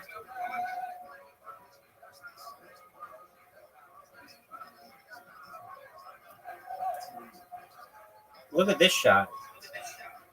Just sexiness, pure sexiness. Bitches just call me pure sexiness. When I play like that, pure fucking sexiness.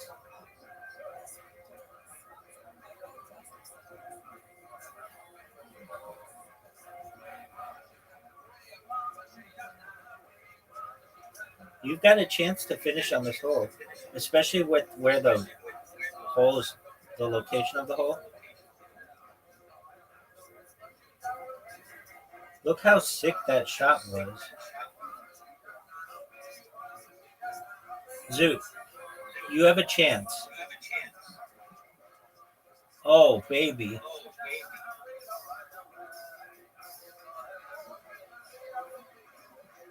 Oh, stop. Be the shot. I got fucked. Zoot, you have to make this in 2 shots. Be careful. You just got to put it on the line, and you're too hard. That's going in the water. Dog, I told you it's in the water. Now you have to make it.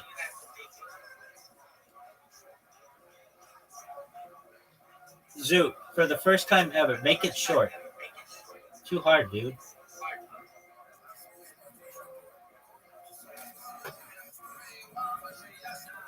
Dog, you know that you just lost?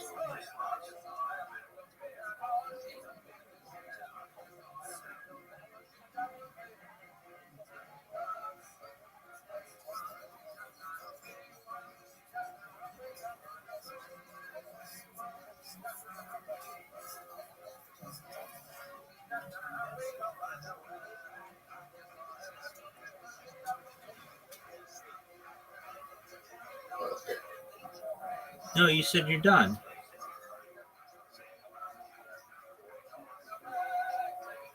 One more game. All right, well, I need a second.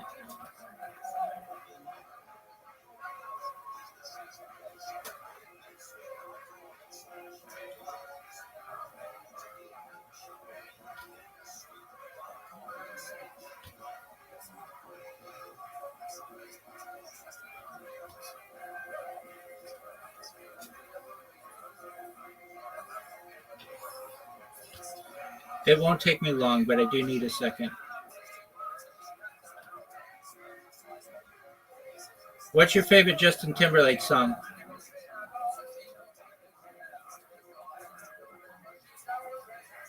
Fuck, I don't know a single Justin Timberlake song.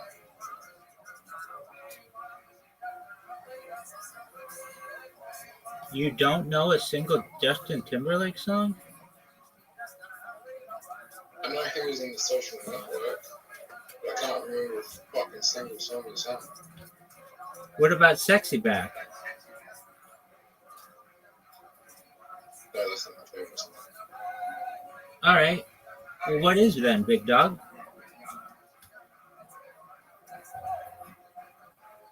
What about love songs? What? What about Sexy Back Love Songs or whatever that album was? What's your favorite Justin Timberlake song? If it counts, Senorita, perhaps, because it's sick. At the end, they're like, "Oons, oons, oons, mm, mm, mm, oons, oons, oons, oons." That's Parade. No, that's a different song. It's called Senorita. It's like Senorita, and I feel. What's that song I was just saying? Oons, oons, oons. Dun, dun, dun, dun, dun, tss. Oons, oons, oons. Dun, dun, dun, dun, dun. Just need no back here. Walk away and dance with me. Oh, rock your body. Gonna rock your body. Please stay.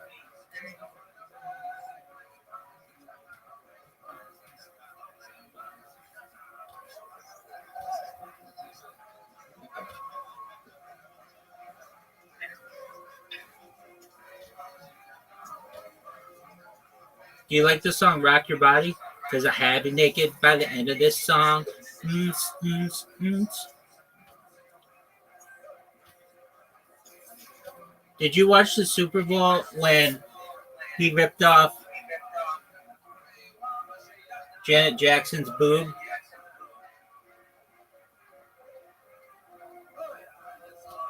No, I was like, what, 7 years old, and so it was playing during that instead. Good word day. It was playing what? I was at school when it happened. Oh, yeah. That's true. I was in the bathroom, and because it was halftime and I was like into the game, I wasn't into the halftime or whatever. So I go to the bathroom, and when I came back, a whole party full of people looks at me, and they're like, "You are never going to believe what just happened." And I'm like, "What?" I feel like we're getting to the point where the halftime show is bigger than the Super Bowl itself. Yeah, that probably is true. But they up the budget every year to make this really Super Bowl special because that's when they know they have the most viewers. The halftime show special. They know that they have more people tuning into the halftime show than the actual game. Word, dog.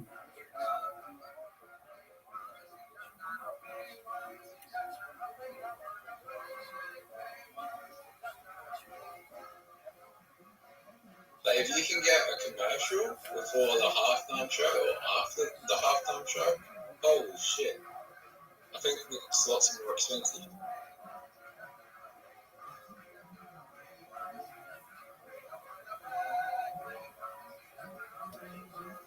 But I'm still questioning how the fuck, even though he paid millions of dollars, I'm questioning how the fuck they got Kanye to do a commercial with the Super Bowl. That was like some Joker fucking shit. Yeah, that's pretty wild shit, man. But that's like something you see out of Supervillain movie. Yeah, that's pretty wild. I'm not going to disagree with you on that.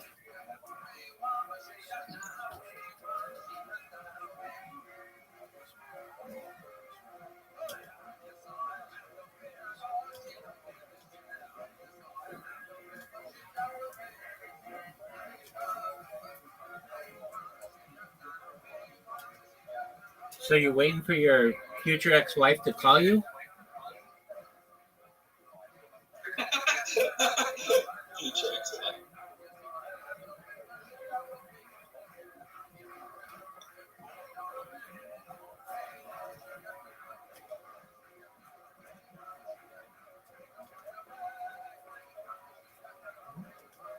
She'll be a widow before we get divorced. Oh, is that true? Oh yeah.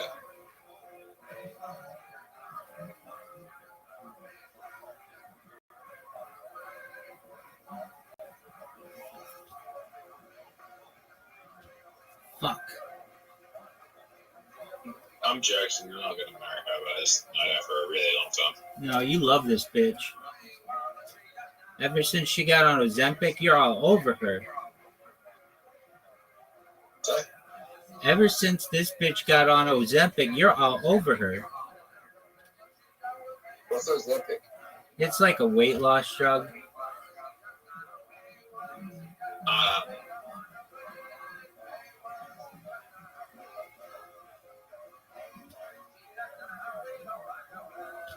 Oh, fuck. Dude, it's gonna take me a little while.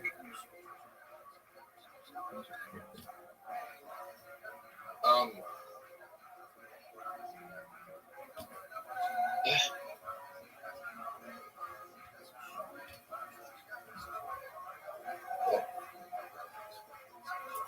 Don't be so quick to walk away. Dance with me. I'm gonna rock your body.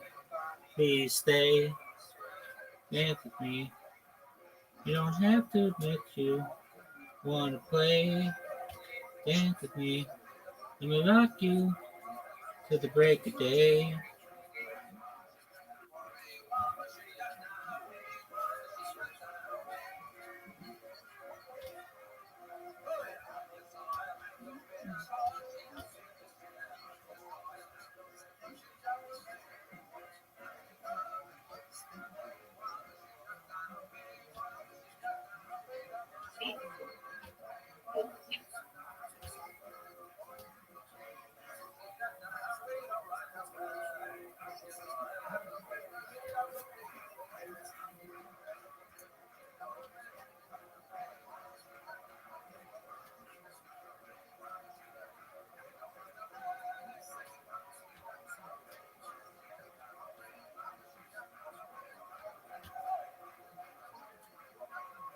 Do you find Janet Jackson hot? Yes or no? Go.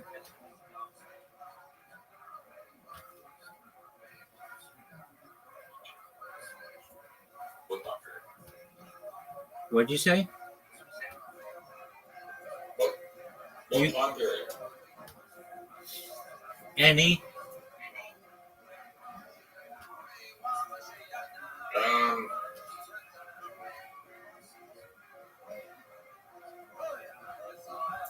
Not really. Dude, that girl's fine as fuck.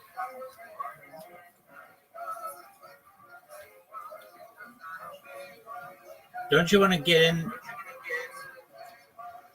in that Gucci just because it's the sister of Michael Jackson? No, because I like Michael Jackson. Yeah, dude, but it's like the closest you could have to having sex with Michael Jackson. I guess maybe that might be his daughter, Paris. But nevertheless, I mean, okay, who'd you rather have sex with? Janet Jackson or Paris Jackson? What, Janet? Janet or Paris? Janet. The correct answer is a menage between both of them.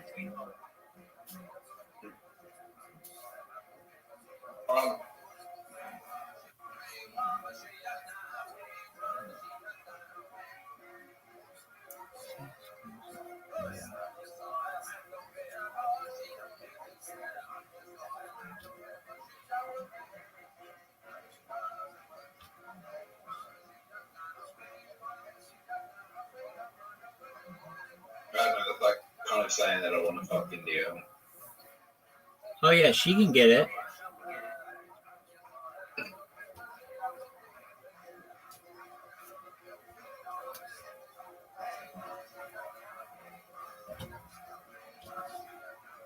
Is Bindi Irwin the hottest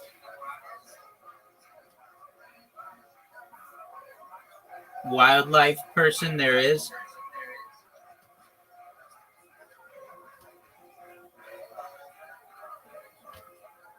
Bindi? No.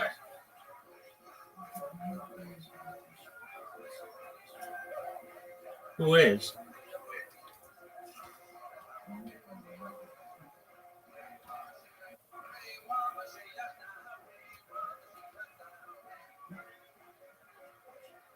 Um,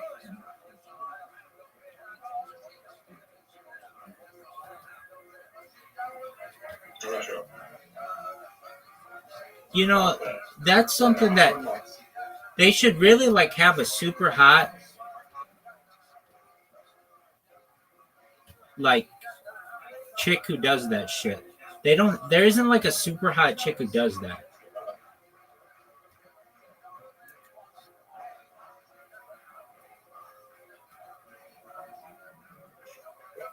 Like if Margot Robbie wanted to fucking, I don't know, watch koalas mate, people watch that.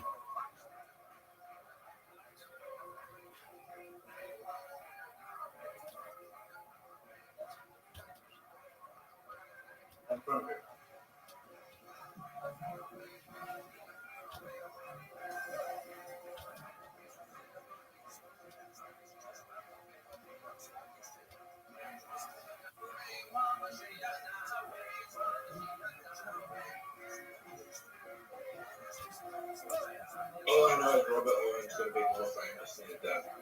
All right, I think you're right on that.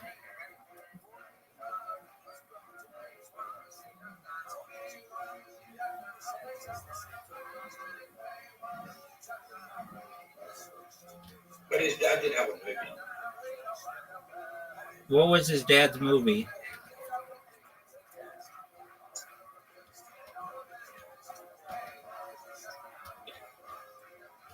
What was his dad's movie?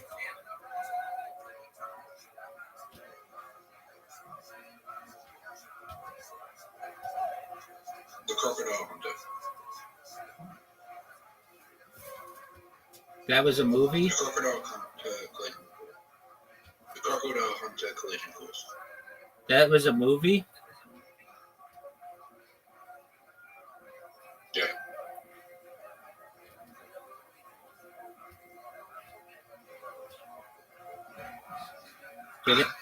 Did anybody see it? Adventure comedy film. Did anybody see it? Did you see it? $33 million in box office. Did you see it?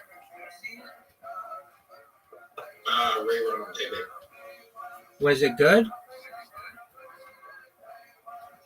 No, it's fucking horrendous, but Is it like a documentary or is it like him just faking tackling animals?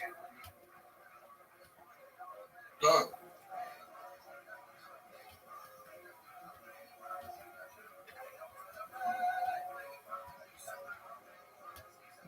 What about adventure comedy film that you watch in the 2000? Okay, I got you. Say no more, fam. So you know that there's like cheesy like movies like what's that one called like Rocky and what? Bullwinkle? Yeah, it was like that, but it was Steve Irwin. Oh, that sounds awful. Okay. What's your favorite? What's your favorite? Who's your favorite Disney hot chick? Elsa. Oh yeah, you said that. All right. What's your favorite Disney animal?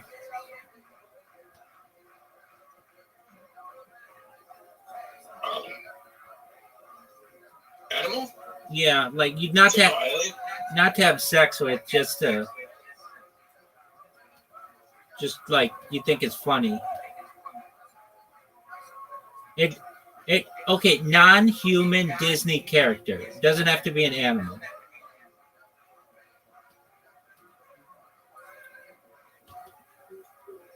No.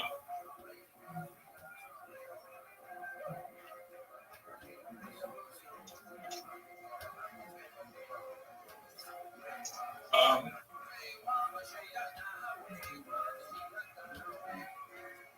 oh, Okay, what do you think is the scariest Disney character?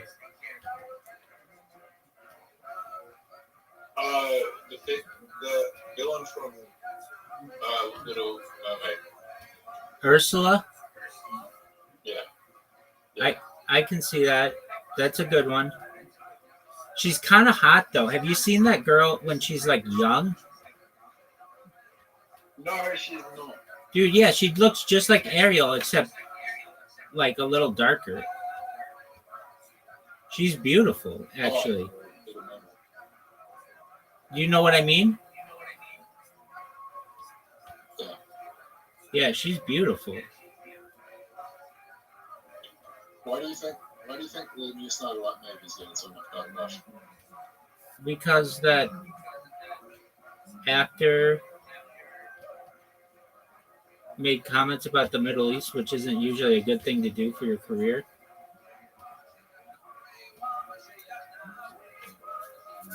What'd she say? I don't know. I don't really pay attention to what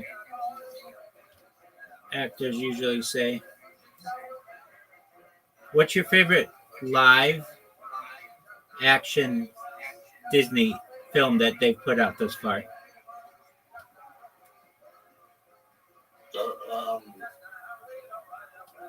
Live action Disney film.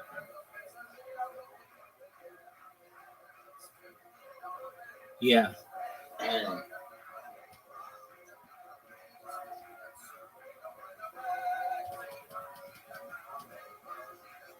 Like recently? Any of them. Like the first one that they put out was like the Lion King, I think. No, it was the Jungle Book, and the Jungle Book would be my favorite. Oh, it was Jungle Book? Okay. Why is it your favorite one? I think it's the most faithful. Okay. Have you seen any of the other ones? Little,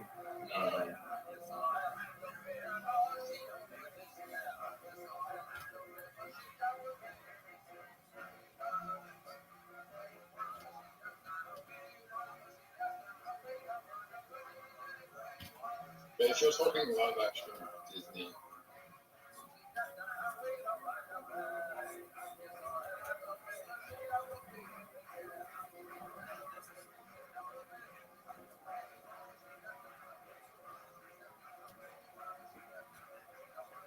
Bed Knocks and Broomsticks is my favorite live action Disney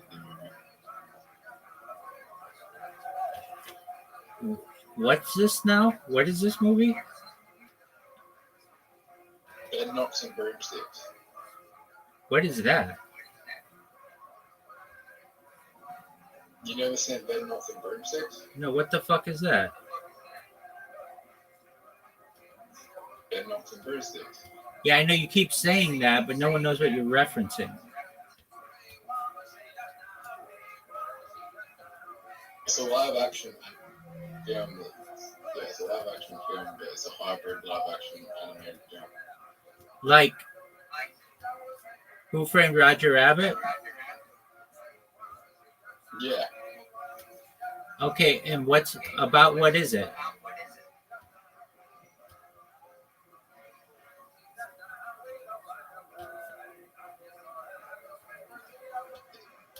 like a family that like are on like this magical bed.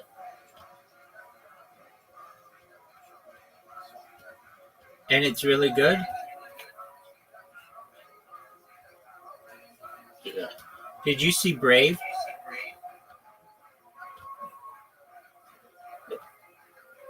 Did you see Tangled? I saw Tangled.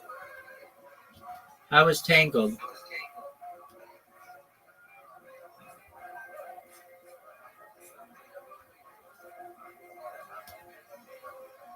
Is Tangled the story of Rapunzel?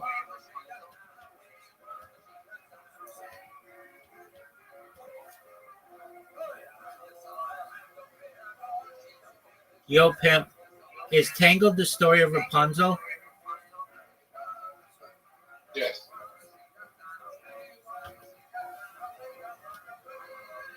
Did you see Frozen 2? No.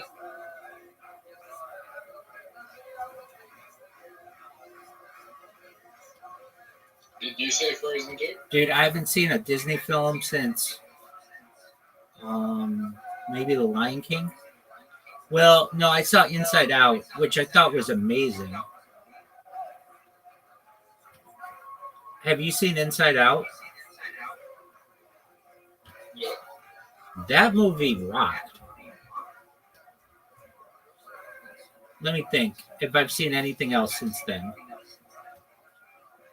No, some chick made me watch Inside Out, and it was really good. Okay, let me ask you something. It was really good. Hold on, and When was the last time you I saw. when was the last time you saw a Hold Star on, Wars movie?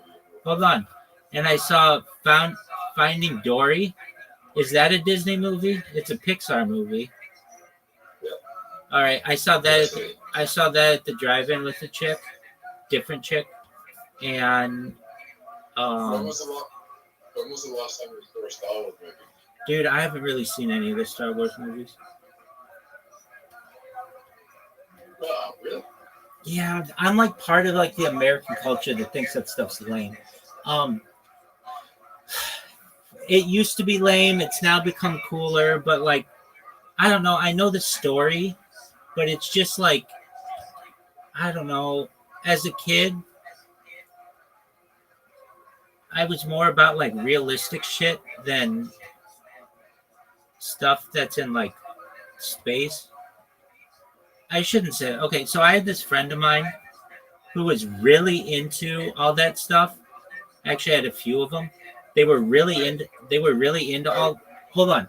They were really into all that stuff, and they would always. They were like obsessed with it. So I was kind of anti that stuff. I was more into sports. But then the Phantom Menace came out, like all the, like the fifth, sixth, or the fourth, fifth, and sixth movies or whatever, and people just made fun of them because they had like Jar Jar Binks and all that other shit, and it just, I don't know, it just a lot of people didn't like him. Let me ask you something. Ask me whatever you want, big dog.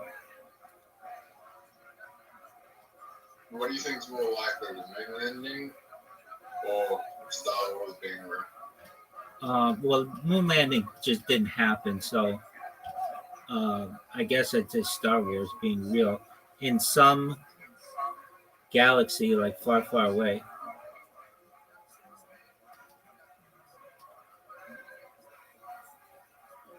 Yeah, George Lucas is just like a space traveler and he just like stole the story. Word, dog.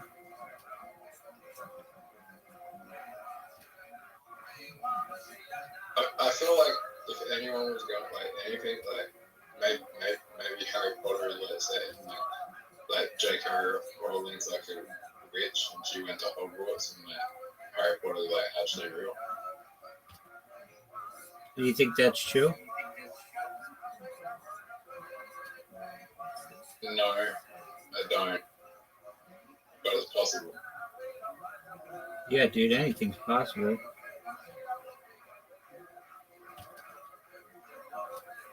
What do you think's more possible, Harry Potter being real or Star Wars? Harry Potter. All right. Would you rather live in the Harry Potter universe or Star Wars?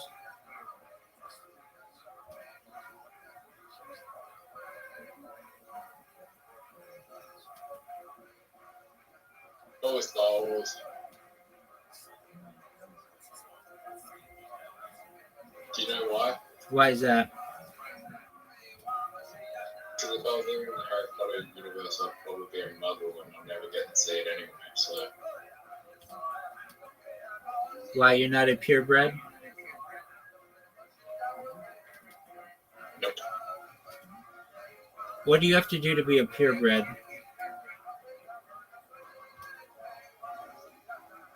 You have to have your parents both be wizards and witches and not breed with muggles. Okay, well, like, I mean, you don't know if both your parents weren't witches or whatever.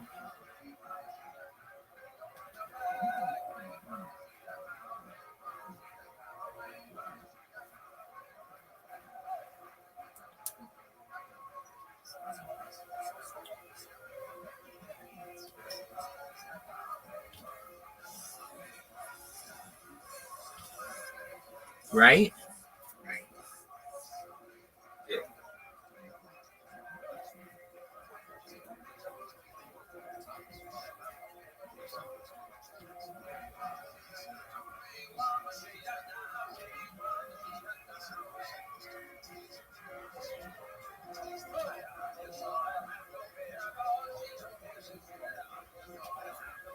Fuck.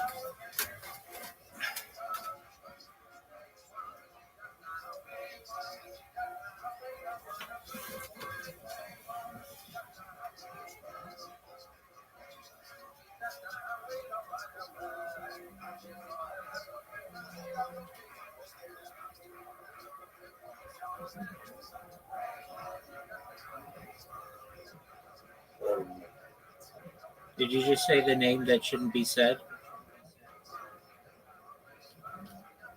Yeah. Why'd you say it? He died in the 90s, so it's okay. In the 1990s? He died at the last Harry Potter book set in 1997, I think.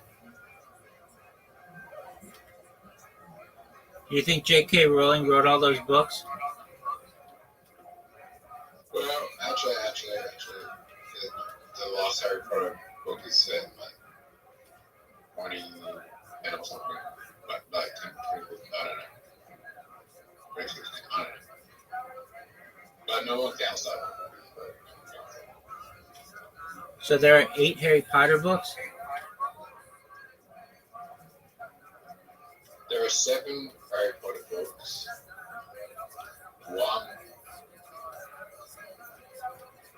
One screenplay and 3 prequels.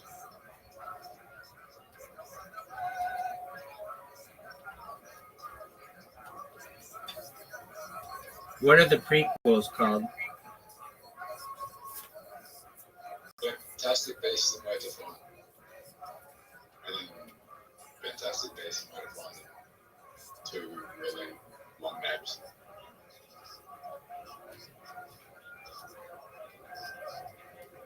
They're good. The first one's good, the second one sucks, and the third one sucks even more. Have you seen all of the Harry Potters? Or I've seen all the Harry Potters. have you read all the books? Fantastic Beasts. Have I read all the books? Correct. No, I haven't read all the books.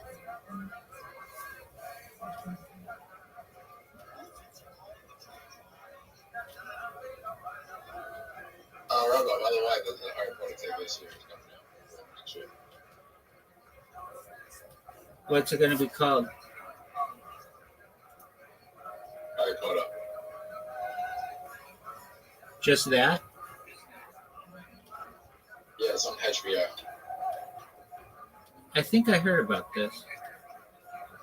Did you just call it HBO?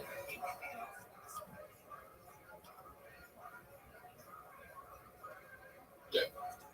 Not HBO?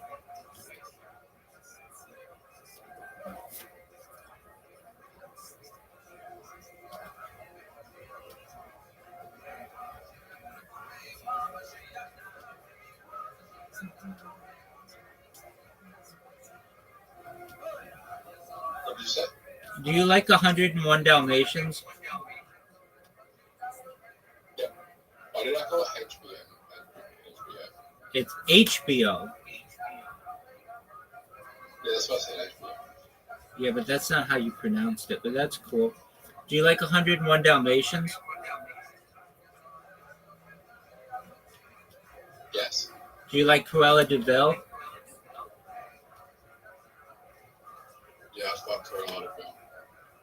Yeah, dude, I would too. I think she's kind of sexy in a dirty kind of way. Who do you think is the sexiest female, obviously, Disney cartoon villain?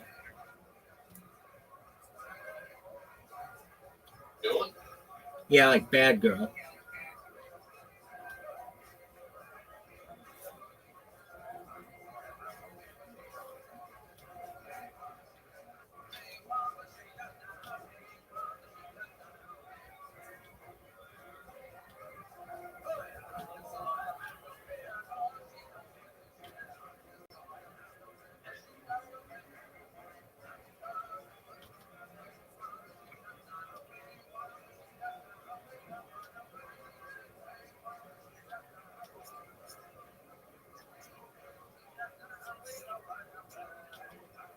I don't know.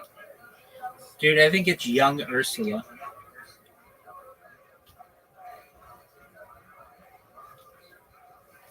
Do you know what young Ursula looks like?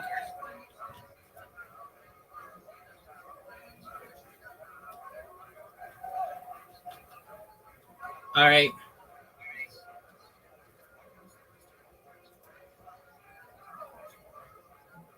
Who do you think is the best friend or like partner of any of the Disney characters?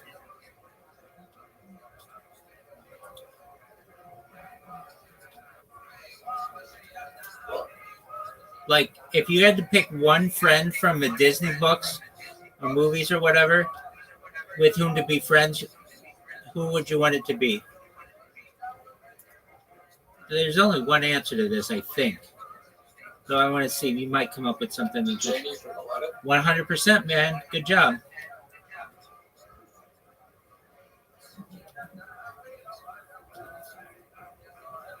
All right. What's the Janie's from Aladdin tropes? What is his what? The Janie's from Aladdin tropes. Oh, good question. You can't ask for more wishes was one of them, I think. You can't ask No for... wishing for someone to fall in love. You can't... Oh, good one. No falling in love and no killing someone? No killing anyone more powerful. No killing anyone more powerful than Janie. Those are good rules. Those are good that you remembered that. No bringing people back from the dead. Oh, yeah, that's right. How did you remember all that? Right. Oh, well, there you go. 3 wishes only. No wishing more wishes. Wishes must be clear. Do you like a poo? Wait, what? Yeah. What'd you say? Wishes must be clear? Yeah.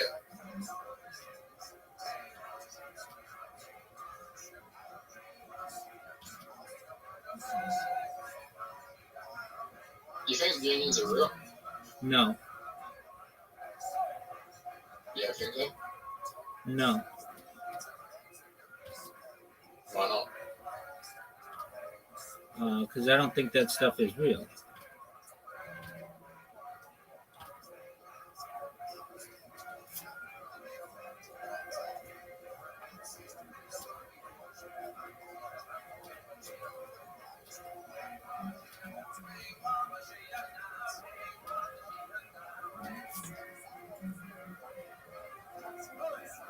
What's your favorite Disney song?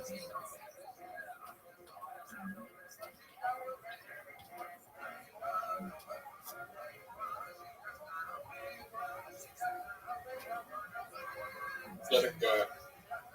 Okay. Aside from that, what's your favorite Disney song?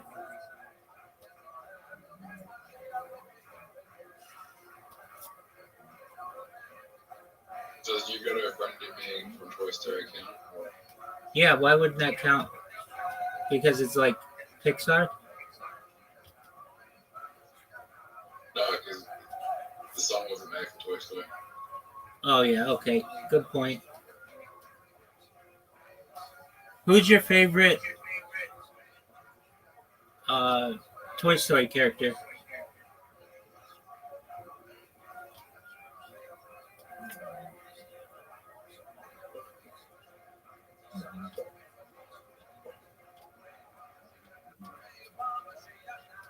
I mean, it was Buzz Lightyear, but it would be.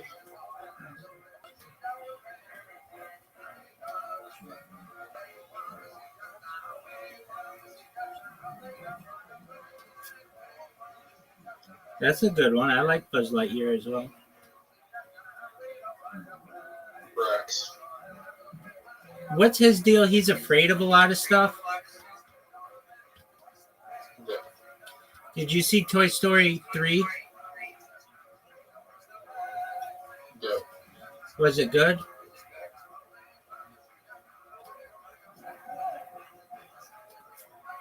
I didn't say Toy Story 4. But Oh, yeah. What's the one with the spork?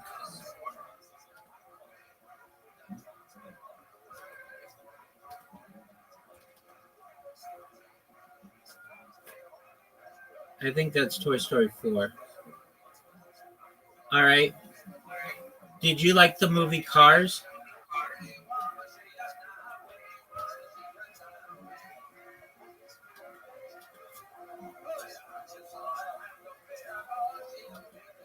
Yo, dog, did you like the movie Cars?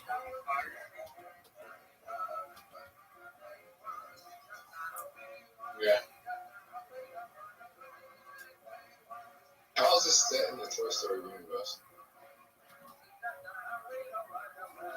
Is it? Yeah, it's connected. Aren't they all connected?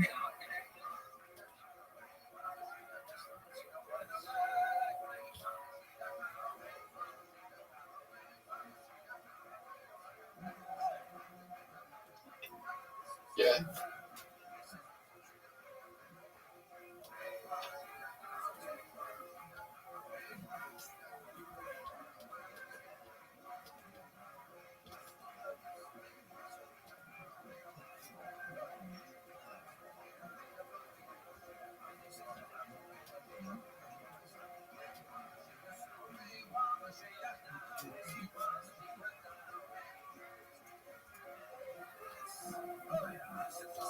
What's the time where you are? 10:44 p.m.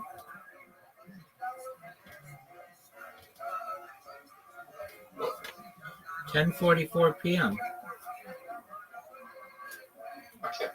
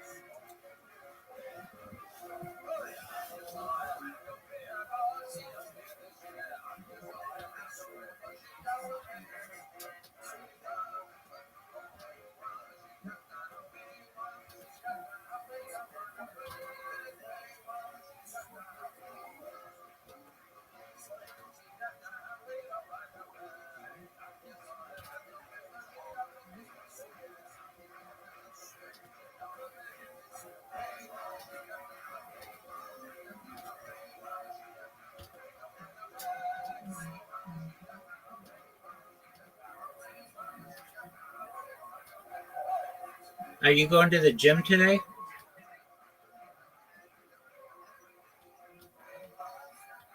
After that, Why not today? rest day.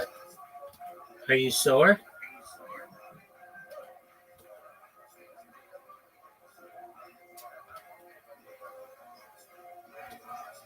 No, You just decided to take a break? yeah, I don't want to do it. All right. Don't let my muscles grow. All right.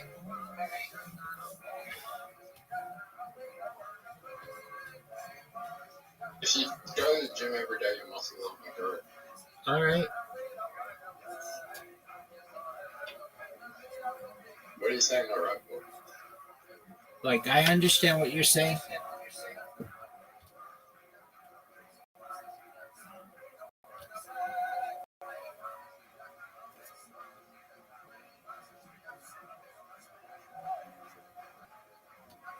So the time in California right now is 10:44 p.m. Well, like 10:47, but yeah.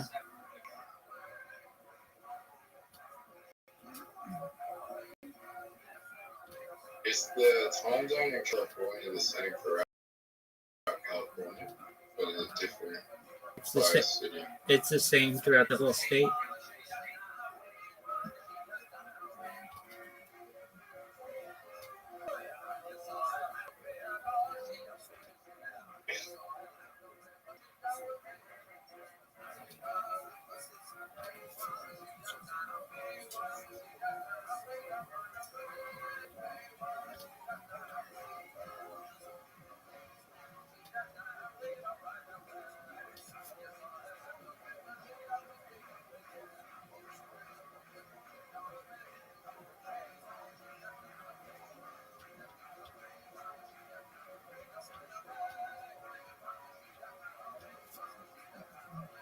What's the biggest state?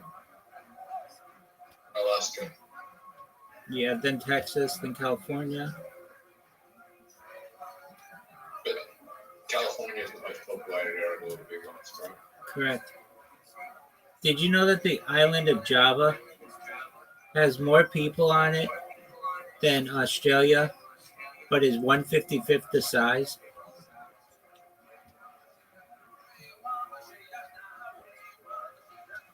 It's where Jakarta is.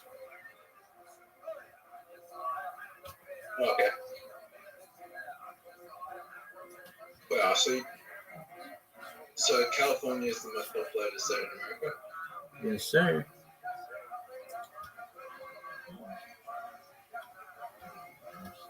There's more people in California.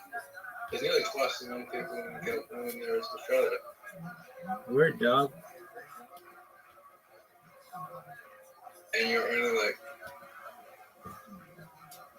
We're the fourth biggest economy in the world. We just overtook Germany. We're only behind China, or we just overtook Japan. We're only behind the U.S., China, and well, you're never going to go. Germany, I think. What'd you say? You never flip the US. Yeah, I think we will. There's a push for it. It's called the California Separationist Movement. Yeah, that's never going to happen. I think it might.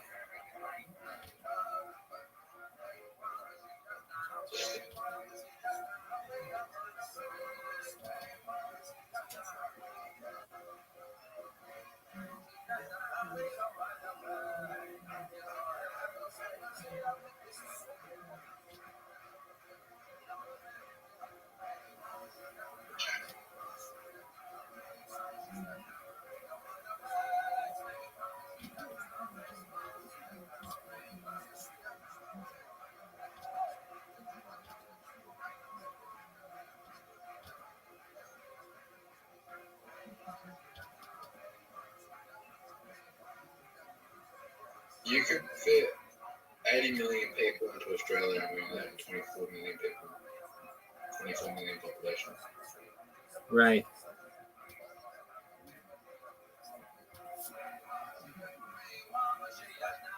We're a very tiny population, and we were only like discovered like 10 years off. Like, sorry, not discovered. We're only colonized 10 years after the US. Right. Have you ever met an Aborigine person? I fucked an Aborigine, yeah. No, but I mean like straight up like tribal person.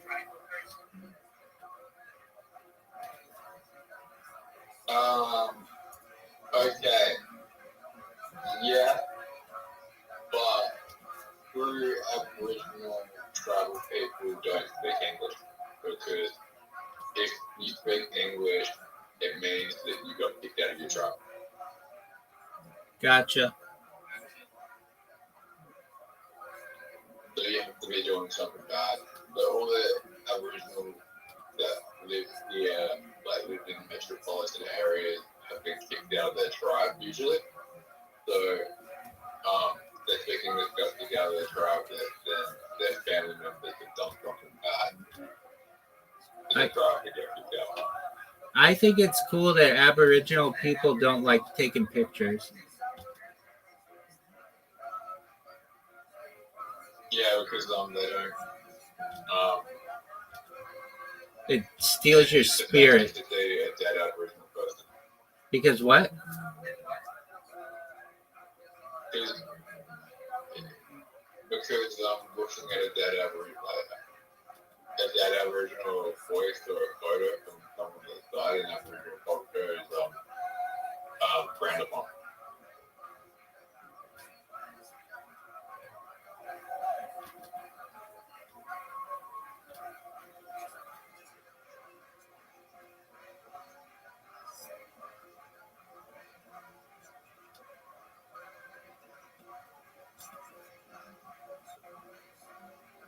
Remember, I just want to be a mom. Good job, big dog. Did you play against somebody? Yeah, just one game. Won 50,000 games. I don't believe that, but okay. Well, I just sat here and played this game for the next year and did nothing else. I think I could win 50,000 games or how many days I think Yeah, I mean, I play people who've played 20,000 games of golf. So I think you could play 50,000 people. It'd take like 4 years.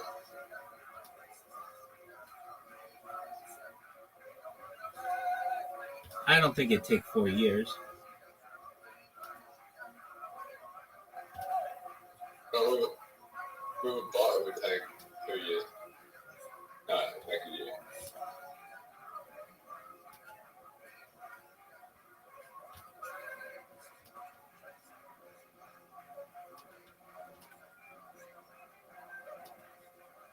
Fuck, Rabbi. What's that, big dog? Just enough playing again is very fucking good. I think you're better.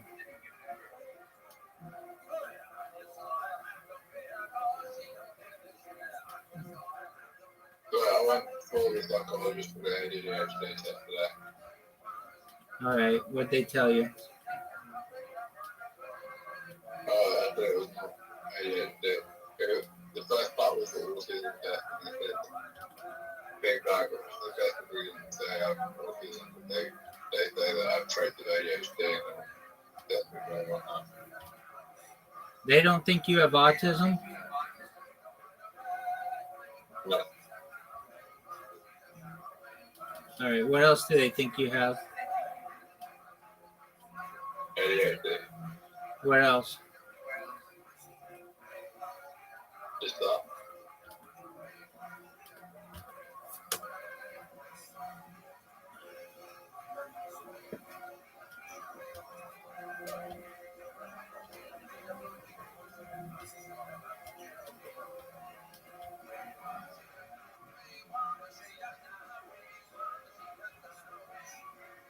You think I will do? You have something. Something. What do you mean by that? I don't know. You're not a normal person, but it could be your Tourette's. You ask a lot of questions. Oh, your Tourette's like makes you like most people don't have Tourette's. Most people don't burst out or just like talk the way that you do. I'm not saying it's bad. It's just unique. There are some things I like about it. You're always like asking questions. It's good. That's a cool aspect of it. But I could see how your Tourette's is really difficult from a social standpoint because it gives like it shows your hand. Like sometimes you just say things that I know you don't mean to say, and it's awkward, and that's got to be difficult.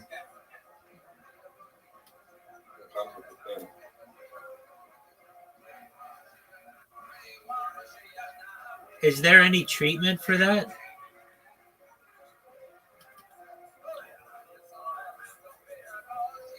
Yeah. Is it like a medication, or do you have to work with like a? Do you work with someone for it? No, you just put nicotine patch on your tick won't happen a lot. Oh, really? Nicotine helps with that? Yeah. All right, I believe that.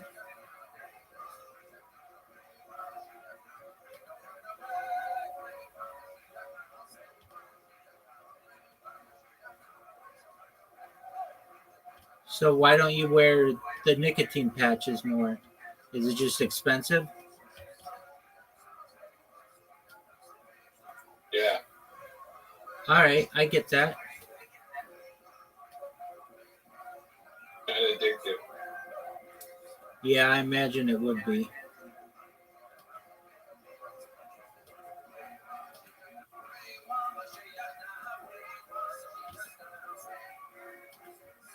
If I want to put a nicotine patch on, I just want to smoke and ingest the what's smoking instead of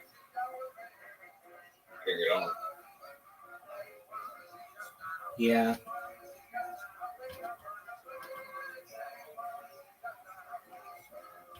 Because if I take nicotine as a way to mask cigarettes instead of the nicotine patch, which is meant to get you to make people quit smoking. You know what I mean? Yeah. It's just gonna make me more addicted. I get that. It's a tough predicament.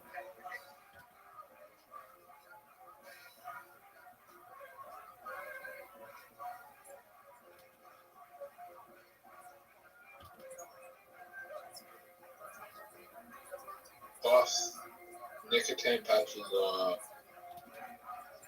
there's not enough research into them. They're kind of came out.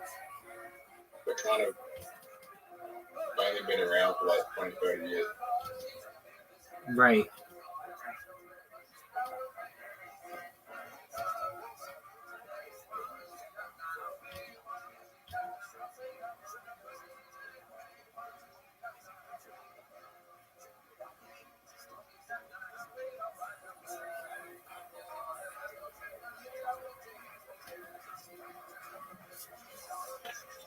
Have you ever tried to vape it? Yeah. Have you tried putting on a nicotine patch? And it works? Or do they just tell you that it works? No, what? Oh, that's cool. So, like, let's say you had a first date with somebody and, like, you didn't want to, you know, you wanted to leave a good first impression. You could put on a nicotine patch and perhaps, like, be more normal. Yeah. That's cool.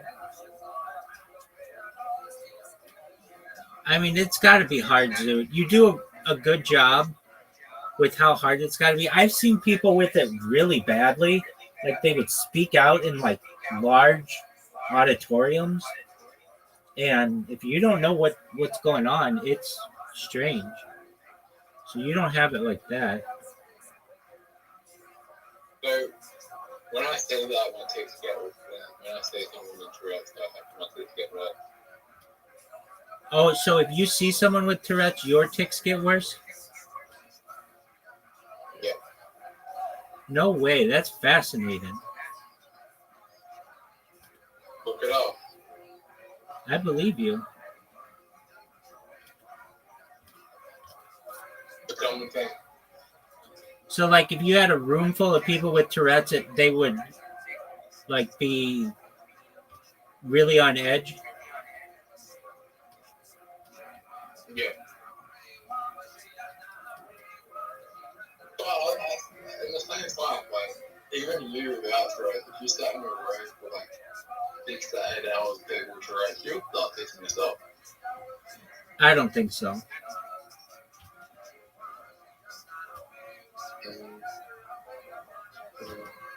Depends how long you spend with someone. Yeah, I still don't think I would, like, do outbursts and things, but I don't know. You could be right. You wouldn't be have random outbursts, but you would be starting to focus on behavior.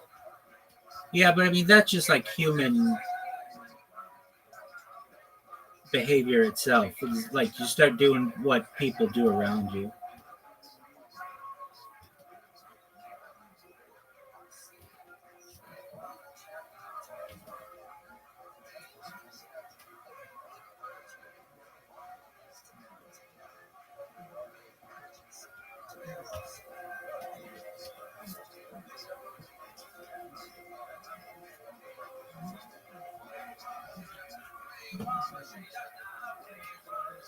Like if you were brought up to be accountable, like if your family was accountable, like every child, like you know, Yeah, I get what you're saying. there's a high chance that you'll be accountable yourself when you get older. Yeah, okay. Zoo, I just fucking figured out this really long programming problem that I had. Oh, wait. Did I?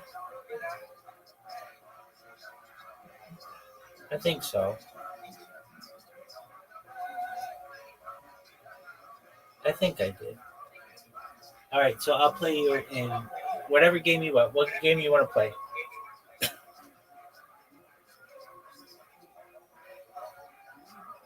Literati? No,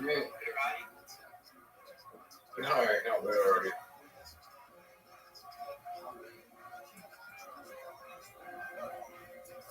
Thank you for your patience. That took forever. Oh, fuck.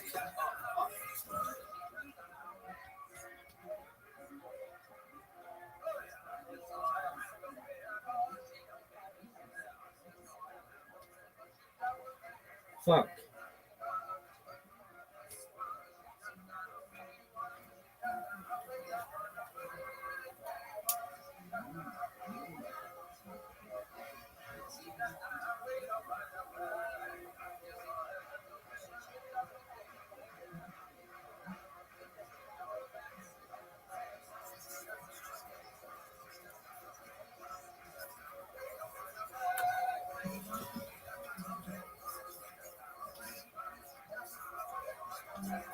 Does the girl who lives in Orange County? Does she know about your tics? Yep. All right. Well, then that's half the battle.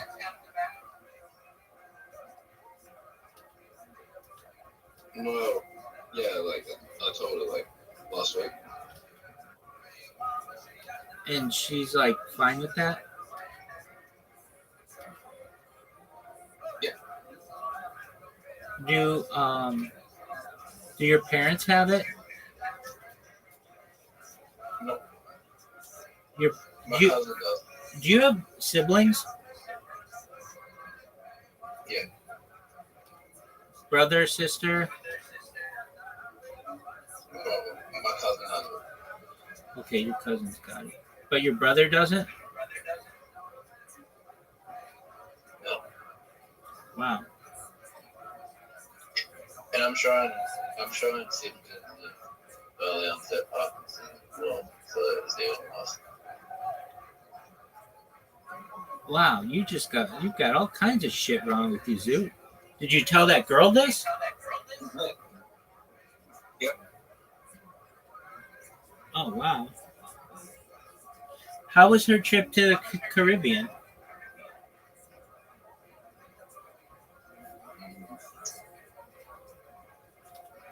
Look, she looked. He came back okay. So that's all that matters to me. I don't really know. I mean, did you ask, like, hey, did you have a good time?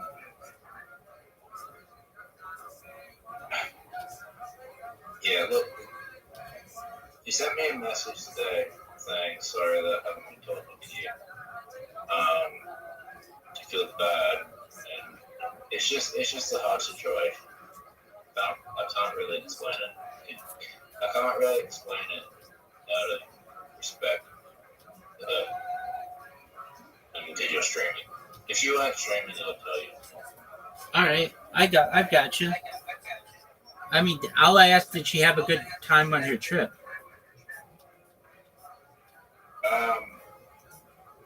Yeah, she seems to have a good time from what I can tell, but yeah, about her, I guess. I haven't spoken to her about it yet, but she's back okay, and she seems to be doing better than when we last spoke. So, What does she do for a living, if I may ask?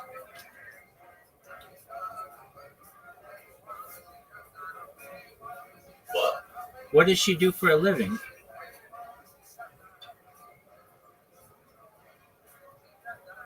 I'm not too sure. You've been speaking to this girl for 5 fucking years and you don't know what she does as a career?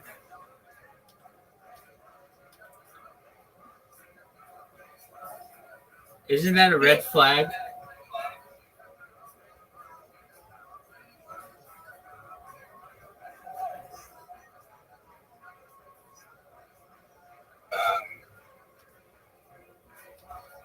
No. How is that not a red flag?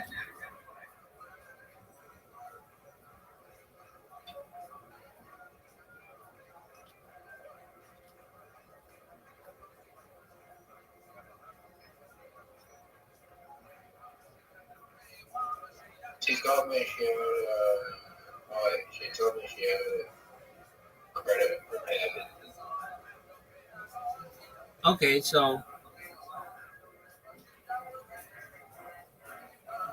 she has some kind of job. Okay.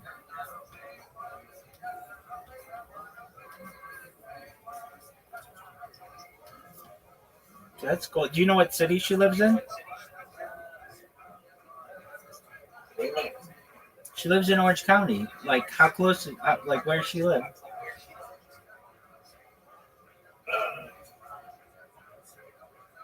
Okay. Where do you live in Orange County? Irvine, though. Irvine? Irvine. IRVINE. Is that where the hills? Yep. I don't know. You could live close to Carolina. She lives in Laguna Beach, Laguna Hill. I'm not sure. All right. Well, we border. My city borders them. So. Okay. For all I know, she could live next door to you. That could be, but there's like an Indian family on one side and an Asian family on the other.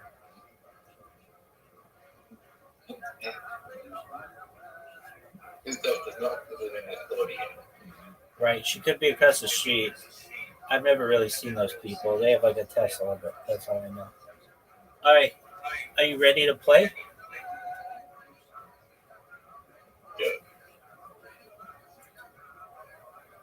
All right.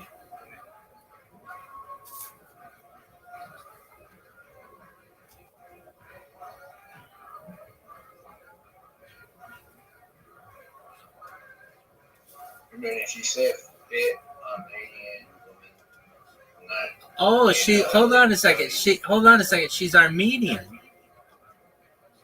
Yeah.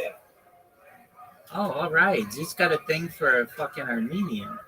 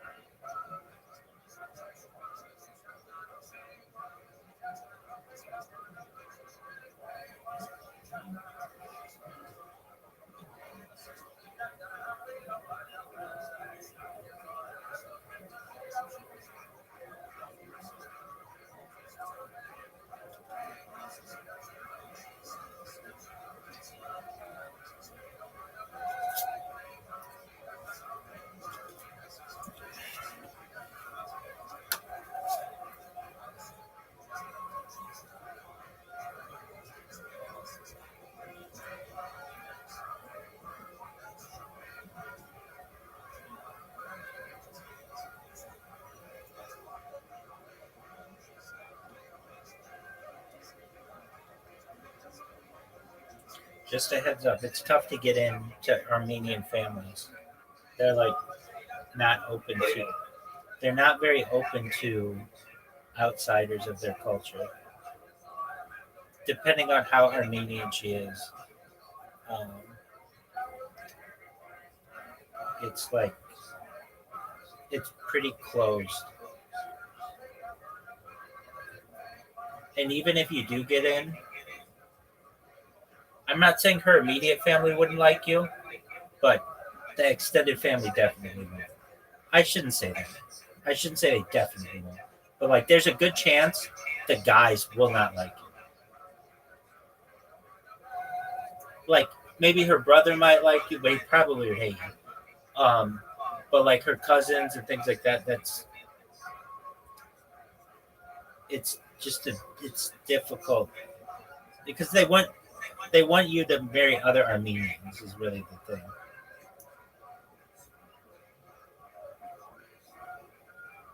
I don't think any guy with a sister, like, unless they're gay, like, any guy is gonna like, you know, any guy is gonna be like, this guy's fucking my sister, fuck off.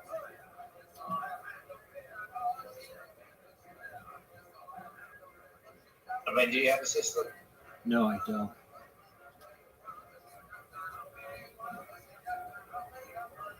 Do you have cousins? They're all boys. Oh no, they're not. Yeah, I have some female cousins. Okay. Yeah, so I don't know. My female cousins, we really like the men that they marry.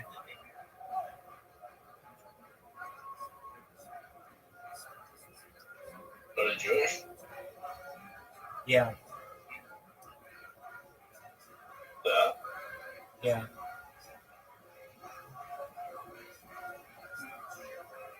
Have you had anyone married with a family that's not Jewish? Oh,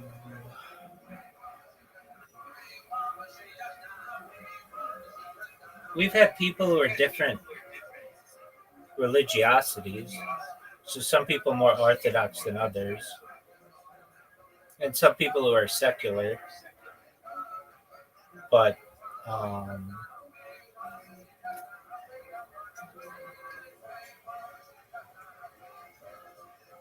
I guess like maybe the closest outsider thing kind of that we had. I have an uncle who he and my aunt they got married older in life, and she had already had a family, and so they adopted um, two children, one from China and one from Thailand, and So that was pretty unique from like having like outsiders in our family. But I'm trying to think, like my family's pretty open to. Oh man, um, generally like my cousins have picked good spouses. Um, for the most part, I've had some like extended cousins and things that they didn't necessarily pick bad people, but like one of the people died at a young age, so um, that kind of was a shock to our family. But generally,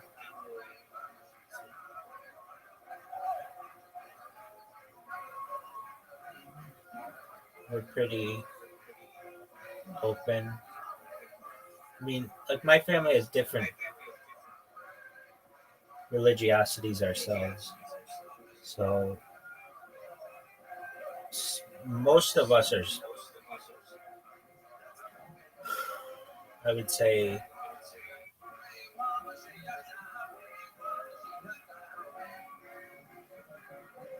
similar in that we hold traditional values, but some secular mindsets. But I think that's probably most Jews. I think that's probably most people.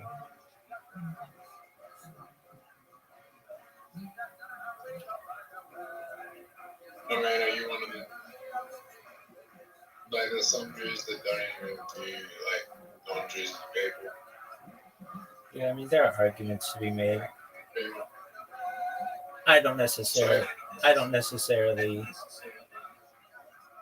even view some people who view Jews, other Jews as people.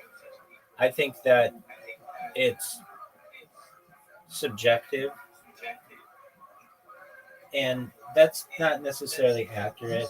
It's more we have a nation, and there's outsiders to that, but those people can become Jewish. I mean, there's you can always convert. So if the opportunity to convert is there, any person has the opportunity to join our tribe, so to speak. Come on. Um, do I view people differently though? Generally, I hold that if any person can become a member of Judaism, then on some level we're all equal.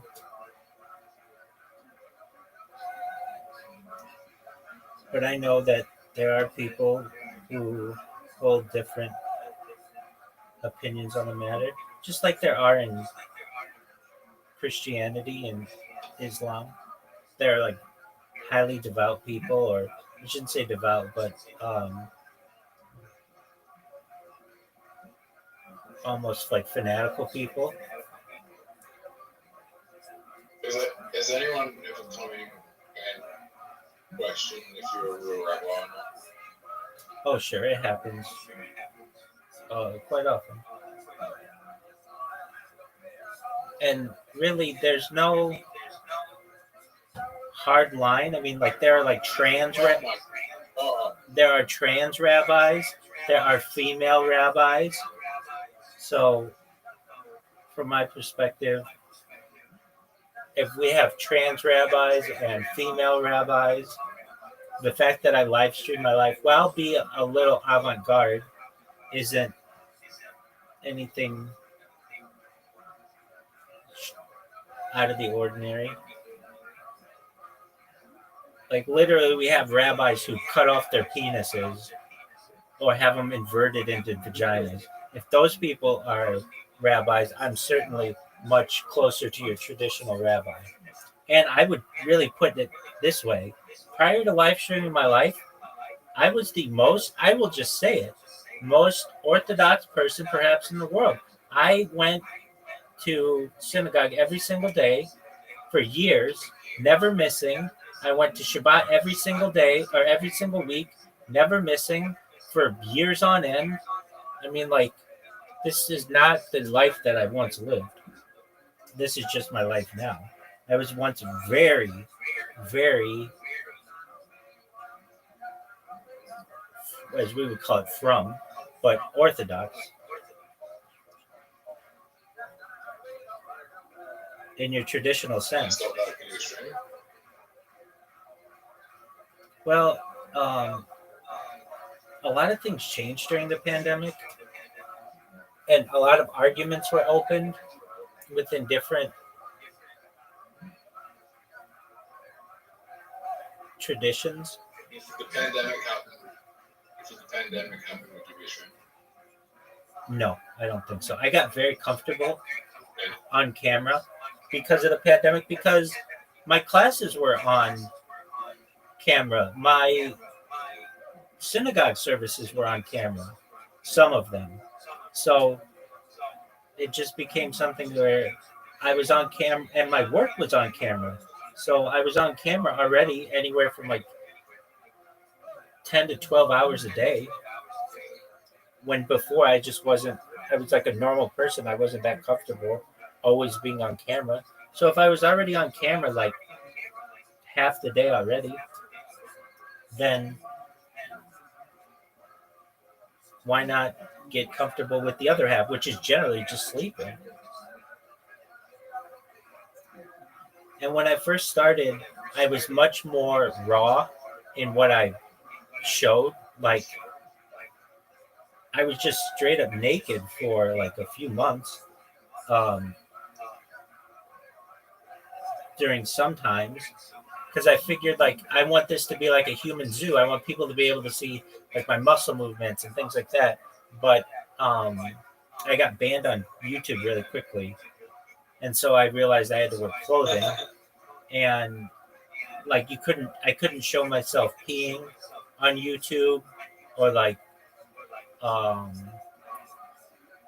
what else like couldn't I show on YouTube? Like you couldn't show like just whatever they considered to be inappropriate, and it's changed. So it's gotten more. My stream has gotten more conservative. It started off very conservative. It started off with me in a suit and tie every day, but that slowly went to then me being naked, and then me just being in like pajamas.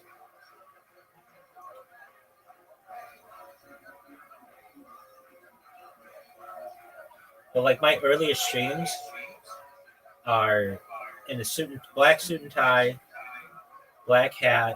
They're very orthodox.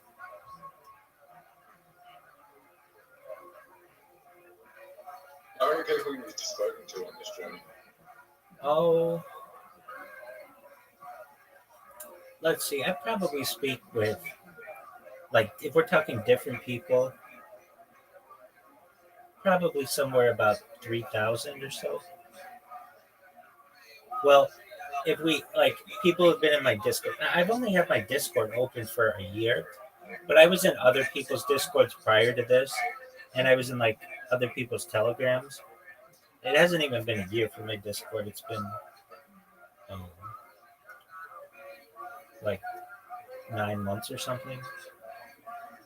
So to have 1,600 people in here, I think is really good.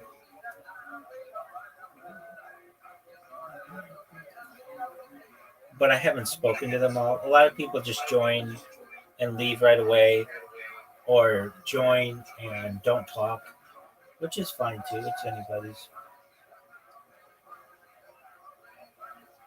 opinion.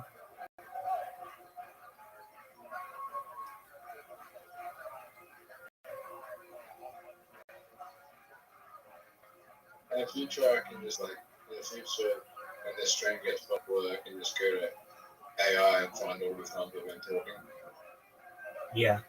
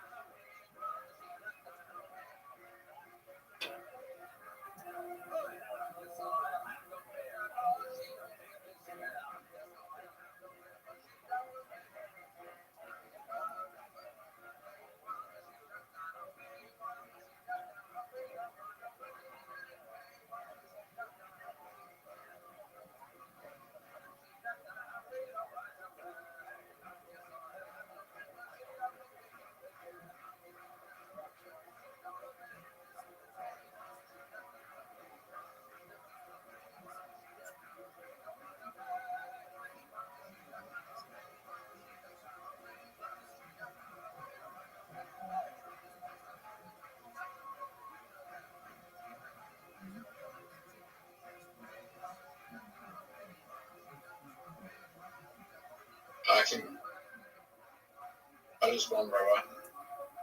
Dude, it's basically impossible for you to win. Have you Look at this shot, Zoot. won? Look at that shot. Are you good? Baby, I'm amazing.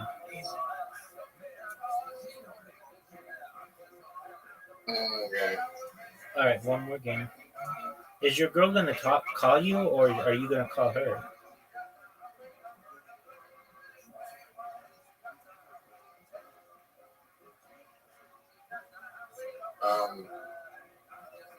I should probably feel asleep. Yeah, that happens.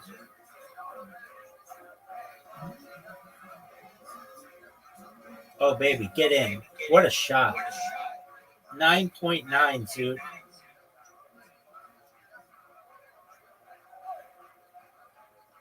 I hate when I have a shot like yours. It's like, just It's get very. done.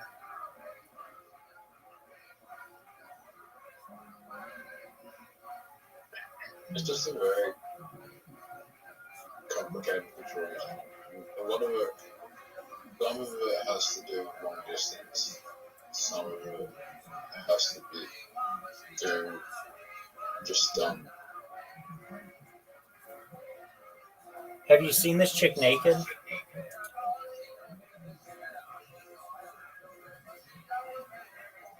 Have Yeah, like I had a girl who I would do the same thing with. I mean, we weren't like dating or anything, but we would just be naked together on Skype back in the day. She was from Australia.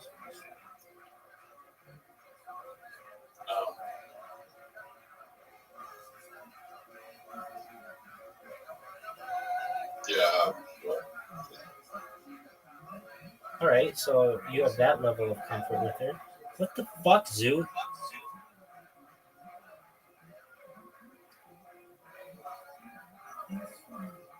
Has she seen you naked? Yeah. All right.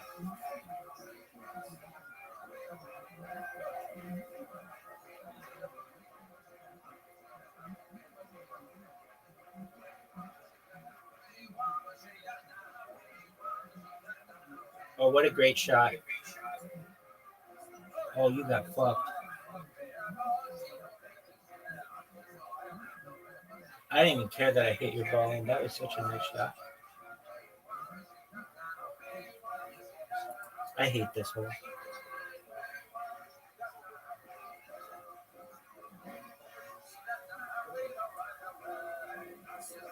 Be good. Finally. I haven't had a good shot like that in a while from this hole.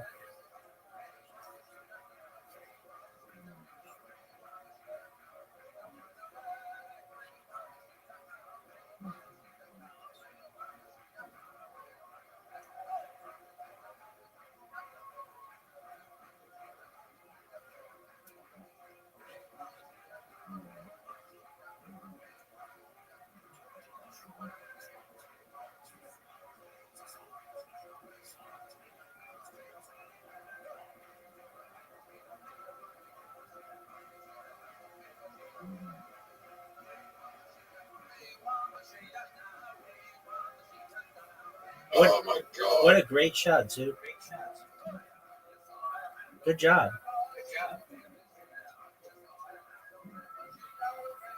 You need a good shot here.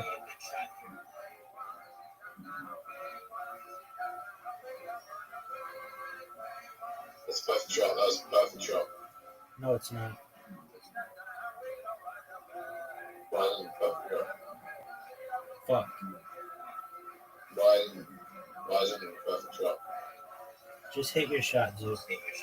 Because that is why. Your shot's gonna be much better. Holy shit, Rabbi, you fucked me. Yes, sir. Oh, dude. I fucked. I don't know why you go that way. No, I don't know why you go that way. It doesn't make any sense.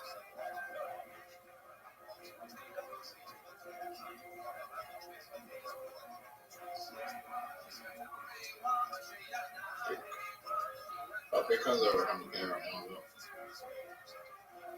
That's good. Get there. That's why I'd go that way, Z. Do you see why I went that way now?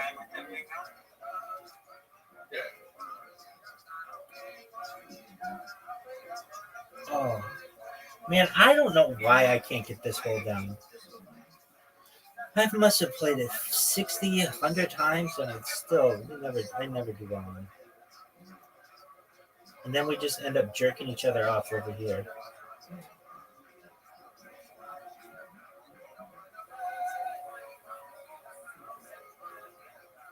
I've hit some incredible shots in this hole. Yeah, you have.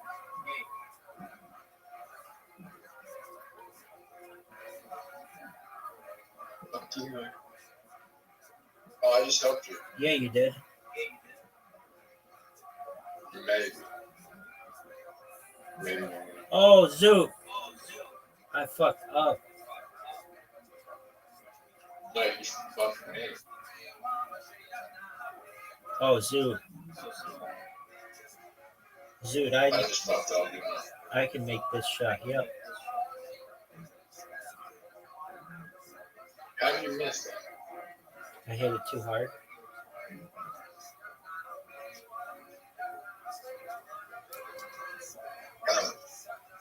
Look at this. You never had a bed very first. Yeah, I haven't. But I have heard of whooping your ass at mini golf.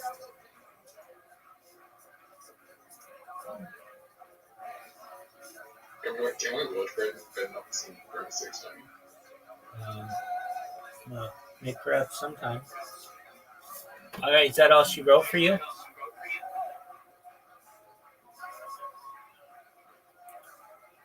Yeah. All right, big dog.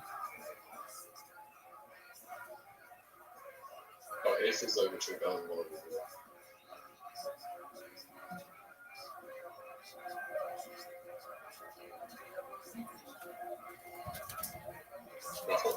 And we'll have Rachel back to explain all that other shit to her because she's a nice girl. Love you, cocksucker. Stay black.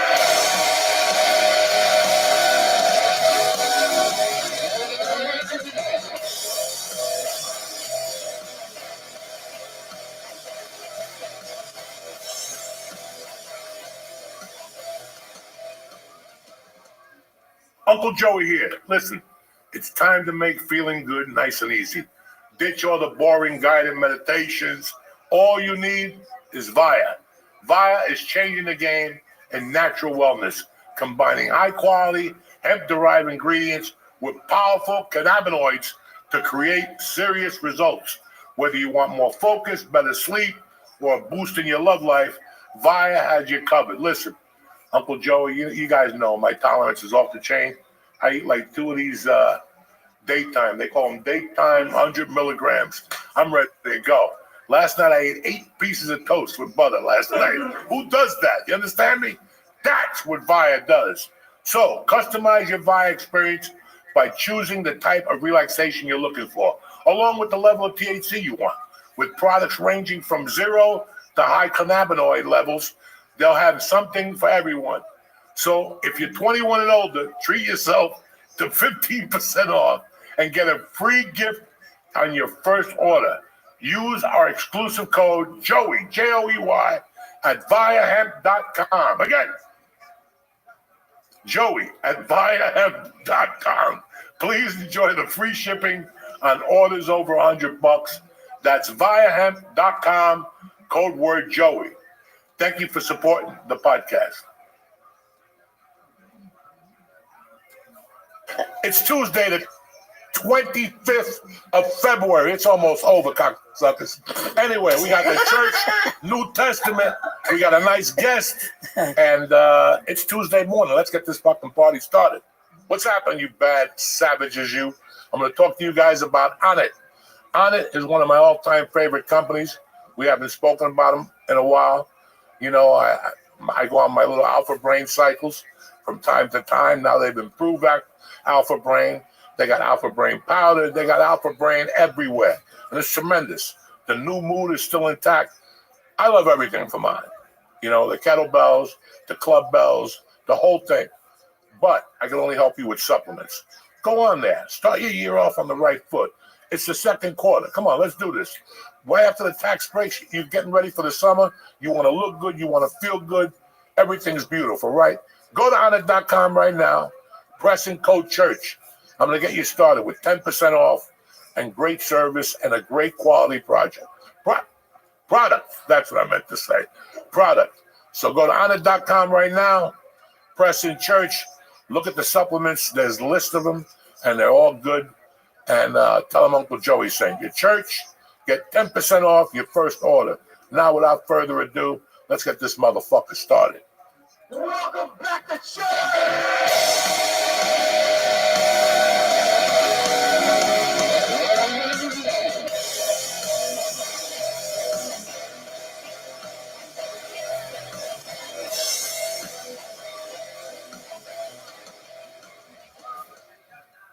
We're back, bitches. What's happening? We got my main man in the house tonight, Mr. Paul Vizzi, Virzi. I just can't say it because my fourth tooth. What other words can't you say? We got our word. We got our main man, fucking Lee Syed over here. He's sober today, no more. I'm not sorry. I just took 150 I'm milligrams. 38 years old. I can't keep doing this. You fucking nuts. We do this till we're dead. We do this till we're dead. We're Marines, dog. Yeah. That's it. There's no Marines cleaning don't up. take 400 There's- milligrams and an Oscar winner's There's here. no giving up. Before you become a SEAL, they give you like 1,000 milligrams cold. And I've done that And 800 no water. times. So knock it the fuck off. 1,000 milligrams and no water, and you sit there. First of all, eat. no Navy SEAL has ever taken 1,000 milligrams. They don't take it. Somebody gives it to you. You know what I'm saying? It's the fucking Navy. What's the most you ever taken? 2,200. What? You Legally. took more than I took 3,000 was the biggest for me. Yeah, I think about the same. Did you go to hospital? No. What's happening? We send people to the I swam in the hospital. Hudson. What the? I swam in the Hudson. What is it going to do to me? You swam in Coney Island. Yeah. What is an edible going to do to you? You're a What the fuck is wrong with people? Oh shit. That's for like white kids from Iowa. I don't know what to do. My Yeah. heart was beating. Yeah. East Coasters here. What are you talking about? No, I listen. As much as I'm laughing, that would be me. We're from the East Coast. Remember Yeah. your father used to beat your mother, Yeah. and your heart would beat the same fucking thing. They Same got divorced fucking thing. before. They got divorced before he could beat her. Yeah, but who cares? You ever hear like a neighbor beating up his wife? Your heart's beating. You're hiding under the bed and shit when you're 8. You hear it? Are you that man? Are you that man? Oh man, What's up, 2200. Paul? That would be fucked up, man. Huh? Me and my buddies one time, we were like in high school, and I'm not a big weed guy because I get that paranoid anxiety shit, no, you know. they lose it. But I was a drinker, I would drink. We would go, we'd do that 40 shit. We're drinking 40s and all that Oh, shit, yeah. right? We would just call people over, give them $5 and pay them a little. They would come out with either the Old English, Old English crazy horse, OD and shit. the OD crazy horse, that shit, right? Those are your Negro days. So yeah. So my buddy had a Riviera. That's when you were still black. He was, dude. He had a Riviera. We go down the FDR with Wu-Tang pumping. Seriously, that's the way to Wu-Tang's do it. pumping. We're going down. We think we're cool, skipping school to drink in Manhattan, do dumb shit, and we picked up a hitchhiker off the FDR, and he gave us weed, and like assholes, we went back to my buddy's house and we smoked it, dude. I hit this weed, and I remember, I don't know how long the time was because it did something to his laced.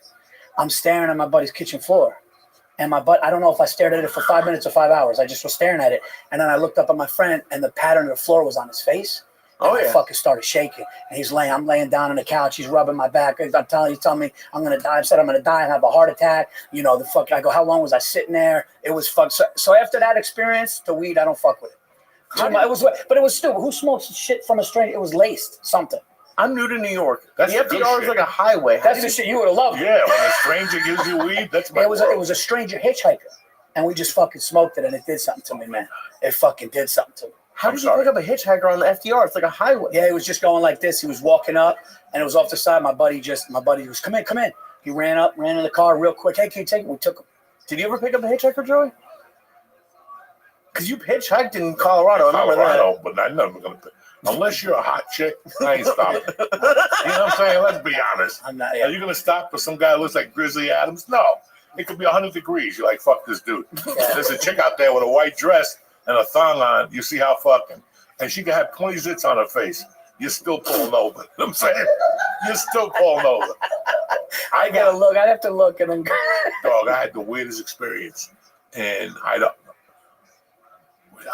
no, the other one, Nebraska. I was coming back from Michigan and my fucking tire blows out. And I kept sitting on the side of the road and a chick pulls up in like a Toyota, fucking smoking with a white dress on, fucking the flip-flops, dirty chick. And she's like, get in, I'll give you a ride to town, all right. And she's like, you should come over.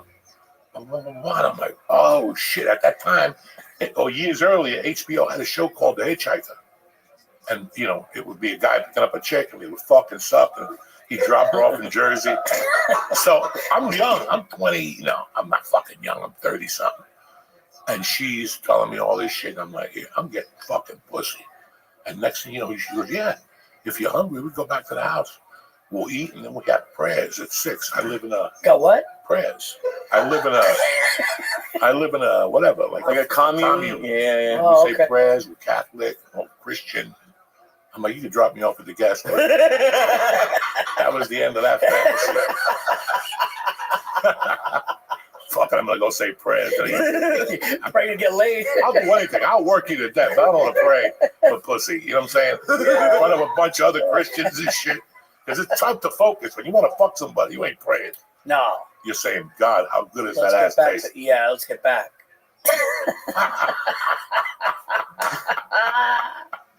Oh, it's good to see you. Good to see you, brothers. You got a show this week Yeah, I got a bunch of shit coming up. Big tour coming up. No, but you got Wednesday night. Oh, Wednesday I'm doing dojo. Yeah. Yeah, I'd love to do it, but they're going to take this fucking ball out of my ear finally. So I don't know what's going to happen. They're going to give me stitches and shit. I'm going to look like a Doberman with a bandage on. Oh, You know, you ever see when a shepherd gets his ears done? People take The him little out cone around with your the neck. tape. Yeah. Leave him at home. The poor guy don't even want to be out. The dog's like, Jesus Christ. They took me out with this fucking... Dobermans had that, not German Shepherds when you fix their ears. when they clip them, they clip the ears to make Yeah, a pointy. so I don't know what's going to happen Wednesday. I don't know if they're going to give me pills. I don't know if they're going to put me out. I have no fucking idea. Oh, shit. They might just shoot me. He's an Indian guy, so I trust him. You know what I'm saying? Those Indians got a steady hand. I love like when you say stuff like that, like we're supposed to know what it means. He's an Indian guy. Like, what is it? I don't know. He's good. Yeah. You know, India only sends the best here. They don't send our meat. What's America? We'll take you. You Oh, can be our blind. meat, No, you want an Indian doctor. Yeah, We want Indian Indians doctor. and Jews. Really, it's changed. I was gonna say it's not Jews anymore. It's Indians. No, but It's Indians. either. Okay. It's either. Yeah, it's like half down the middle. Yeah. I had no idea. Fuck. Yeah, So they're taking it out. I didn't know they found what like I didn't know there was anything in there. They're gonna slice it and clean that motherfucker out. I was supposed to go for a second opinion tomorrow, but every time I call, it's a 20-minute wait. They want to put me back into the rotation and call me in an hour. Go fuck yourself. They can call you when you're jerking off or you're taking a shit or you're walking in the house with groceries. Hi, and you're like, listen, I just got groceries. Yeah. Call me later. I called you 3 hours ago. What happened though? What was it? A yeast infection, and then I got rid of the yeast infection, and something started hurting in there. I kept going to the doctor. There's something in there. No. Put this cream on it. Just yank it the fuck out. Get the cocaine, Yeah. shoot it in my ear, Yeah, get it out. get the fucking knife. Yeah. Let's go. Why are we? I went. This is what's going on since October with this fucking guy. Yeah, I hate that. I go to the doctor. Get it done now. Yeah, what are we doing? How long? And I got body work. I got shit to do, Jack. When you get old, shit happens. I gotta go get my teeth fixed. I gotta go fucking fix my ear. I Yeah. need glasses. Yeah. You got all the senses got to be. Yeah, I've been fucking using a reading glass. I've had these reading glasses from CVS's. These things are like you can step on them, light them on fire. Everything else breaks.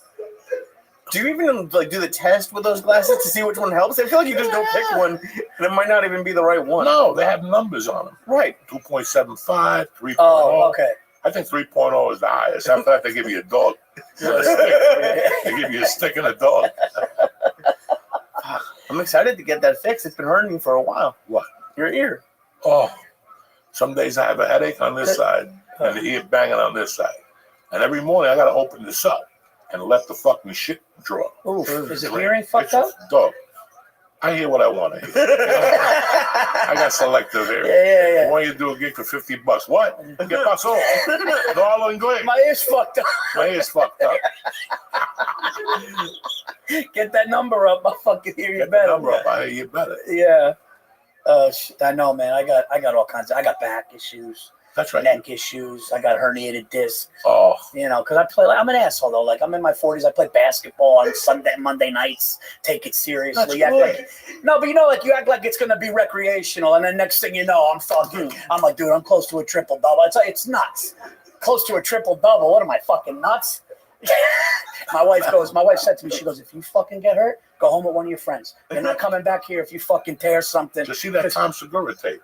Oof, Did you see that? yeah, that was How fun. come you're still playing basketball? I wouldn't do that. I'm athletic, I guess, but his shit looked like a fuck. That was Oh yeah. dude, that was fucked Let up. me tell you something, man. And Pete, once you're over like 35, it's a different game. Once you're over 40, it's a really different game. It is. Listen, I remember getting out of high school, and one Sunday, out of high school, they said, come to where that football player was from. They had a flag football league. I played one game in the cupboard. I couldn't walk the next day. Flag football. I'm lifting weights. I'm fucking drinking. I'm snorting coke. I'm the best shit of my life. And I go play flag football. I can't get out of bed on a fucking Monday. Yeah. I was 21. What the fuck? Yeah. It all changes. But once you get over 40, man, all that shit gets It's tricky. funny you say that because that's what they said. They said the most injuries for dudes over 40 that is basketball. They tear their knees. It's fucked up, man. Jiu-jitsu, basketball. Dog, I do anything I can to lose weight. So in LA, during the pandemic, I picked up bike riding, and that was okay. I got the helmet. I forgot about that. Everybody who gets a bike, it goes into the garage after 3 times and collects dust. It's the fuck. During the COVID, everybody was fucking John Claude Keeley. Everybody was riding their bike everywhere. I go right in the shop ride. I do this. Once the COVID ended, everybody's bike. Okay. That's what happened to other people. The one that you bought. What's the bike you ride at home? Oh, the Peloton. They sold 2 million of them during the pandemic. Now they're like, nobody wants a Peloton. Everybody's got them on a yard sale. Oh yeah. Go to a yard sale. Give me a small 20. Take it because it's just a coat hanger. Now it's like Rent-A-Center. They do it for like $20 a month. They don't buy you can't like they were like $2,000. I remember those bikes. Yeah. They were expensive. Fuck that. And I remember I took a bike ride, and I went and got my tooth done, and she gave me Vicodin. Oof. And I got up that morning, my tooth was hurting. I can't see without my glasses. So all the pills were together. So I thought she gave me the amoxicillin and the whatever. The antibiotic. I thought it was the amoxicillin. It was the Vicodin. I popped one of those.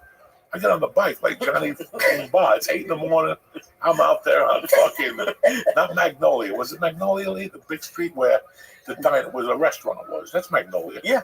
No. Yeah. Where Marine T was. Yeah, it wasn't Magnolia, but Colfax. Colfax. Yeah. I'm on Colfax. I'm having a great time. I'm in the HOV lane, that little bike lane they got. I'm sticking to my P's and Q's. I wouldn't ride behind anybody because they're breathing and the shit's spitting, and you're back there, sucking COVID, all his germs. So if there was somebody on a bike in front of me, I would cross the street and go opposite. You're right. So I'm driving the fucking bike, and all of a sudden, I'm starting to feel fucked up. I'm starting to sweat profusely. I'm fucking sweating up a storm. I've only been riding a bike for 15 fucking minutes. What's going on? I mean, it's coming out of me. And all of a sudden, I can see I'm not even riding the bike between the lines. I'm going outside the lines and shit. I'm not even in the line. And then I went to get on the sidewalk and I fell. Oh, shit. And I'm like, that's no good. I'm taking this fucking jet back to the house. And I went back to the house and I'm there, ready to make the turn. And I fucking fell. Wait, you got it back on the bike? Yeah, I didn't fall the first time. I was just high. Oh, I thought you I'm fell. not walking from Coldwater and fucking Colfax back to my house. Call an Uber. I thought you fell the first time. Okay. Fuck that. You ride that bike back. You know what I'm saying? Like a soldier. You left with it, you got to bring it back. Yeah, you got to bring it back. I fucking hit the thing. I'm right to make a turn. And right away, boom, boom, boom, boom, boom, I just fucking went down. Dog. And some guy was looking at me and I'm shaking my head. He's shaking his head. I'm like, it's not good. Then I got the bike up again. I got on it again. 20 feet later, I fall down again. I'm like, oh, fuck. Oh, shit. This time I landed on my chest. I thought the fucking thing was broken at it. I went. The shit we do, we're by ourselves. Oh yeah. Like you don't need a camera for this shit. You No. know what I'm saying? This is for your entertainment purposes. Oh, dude. I found Times Square like a month ago. You what? I was running to a mic and it had one of the crosswalks that had like a little island in the middle, and I didn't see the curb, and I just kicked it, and in the middle I just went. For some reason, did time slow down when you fell on the Always. bike? Because I was falling, I could feel myself, and I got my hands, and like tourists came over and saw if I was okay. Like It's embarrassing. Oh yeah. Oh, when you fall. I got right up. My brother, I guess he just was with some whore online that he got found online, like a Craigslist whore back in the day. Like, back in the day, you could just go to Craigslist, and like my brother was like a shy kid, but like if he wanted to get laid, he would. So this is back, and this chick, I guess, like he called me up. He goes, man, because my brother's one of these. He passes out when he sees blood and shit. So when he goes for a physical, he has to. They know, like he lays back. He can't see needles in a movie. He goes out, right? Put earphones on. Yeah. So That's what I do. I put earphones on. no, he can't see. So Pull out Santana. calls- Look the other way. he calls me up. And he goes, yo, dude. He goes, I think I fucked this woman without a condom, man, and I don't know. I just met her, right? So I was selling at the time. I was selling phone cable internet door to door in Queens. When I dropped out of college, so I was knocking on people's doors in Queens at 6:00 at night selling phone cable internet. That was my job, and they gave us a hard hat for no reason. I had a hard hat. I had a fucking hard hat. You know what I would do with the hard hat? I go, yeah, you see those lines up there? Meanwhile, we did fiber optics in there, but I was just talking shit, right? I had a clipboard and stuff, so people would let me in. This is the true story. A Greek woman lets me in, right? And she had kids, but she was probably in her like mid-40s. And as I'm sitting there signing her up, I realized she's coming on to me. She's talking to me about a guy she's not with anymore. And she goes, I like younger guys. She goes, I was just at a nightclub with Greeks. She's like, me and my girlfriend took home these 20-something-year-old Greek kids. I'm telling her I'm Greek and Sicilian, and I'm 23 at the time, and she's into it. My brother's calling me. Yo, I fucked her without a con. I go, buddy, give me a second.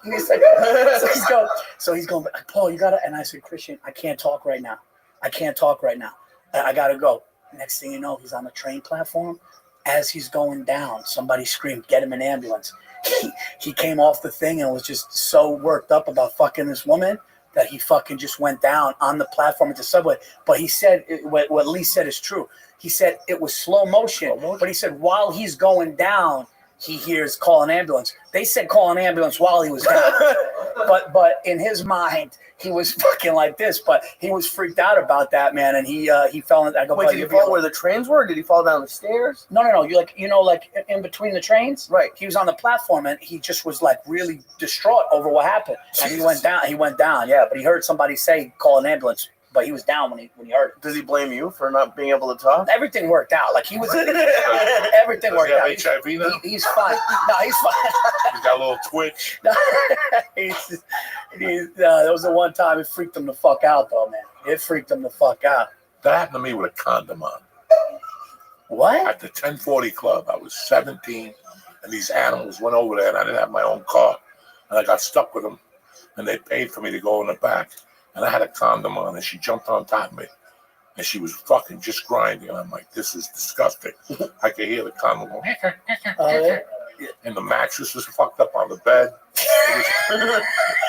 It was one of those ping-pong pools, the beds that you open up, and what's a ping-pong that's poo? what Cubans call them. It's a ping-pong pool. It's one of those beds that you open up, and you lay it down, and you Like a sleep in. cot? Yeah, like a cot. You sleep in your godmother's room. Okay. This place was a 1040 Club. It was a hooker place. Oh. And the city was $9.99 plus tax.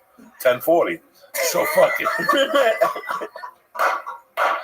It had like beds, but cubicle walls. Yeah. Like little cubicle walls. You can hear everybody fucking. And she's on top of me. And I'm like, oh, God, get off. I didn't know what to do. And finally she stopped. She goes, for an extra $10, I'll let you eat my pussy. And I just threw her off. I'm like, you fucking Billy Goat. I'm not licking that greasy thing. Remember those shitty futons with the woods that would break? Remember the futons? I broke a couple of them. You know what I mean, Oh, right? yeah. The thin wood. Yeah, the shit. Jap They were people weigh Japanese, 100 yeah. pounds. You're going to put a Cuban on there that weighs 200. Ralphie May had a futon. No, When he first moved to fucking rest his soul. Los Angeles, that motherfucker had a futon at Joy Medina's house. And I went over to see him, and he was laying down with that. When I walked in, he goes, go, and he got up, and you're. You know what a futon is, right? Yeah. Oh, dude, it was. Nothing was worse, though. Nothing's worse than when you were gonna hook up and the bed situation was shitty, like a shitty mattress in the corner. Who needed a bed? No fucking. When I was young, there was no bed in the corner. What Like do you mean there's no bed? What do you mean, no bed? No, you got up against the corner. You don't give a fuck, right? When you're in the heat of passion, she's like, ouch, ouch. You're trying to pull her hamstring, pull her leg back while you eat a pussy in the car. You were in the car. Remember that fucking in the car? How disgusting was that? And you got to push the seat up, and that was the your worst. legs had to fucking stick out the window. And Yeah, I had a Toyota I tried Tercel. in '69. I almost died in a fucking car in the back with a chick in Michigan, Dearborn, Michigan. She was a little Arab chick. Or you almost died? Yeah, because I couldn't breathe. She dropped on me in the back seat. She just dropped She sat that on your hip on face? Papa, huh? She sat on your face? Oh, fuck yeah. I had my nose in her asshole deep. I could smell falafels, fucking.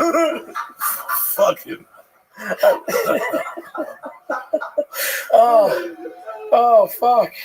1995, my first road How do gig you ever. remember the year? Because how are you going to forget somebody sitting on your face? Her legs gave out and she just dropped on my face. And I'm like, moo, moo, moo, moo, moo. I sound like a fucking kid with autism. I was about,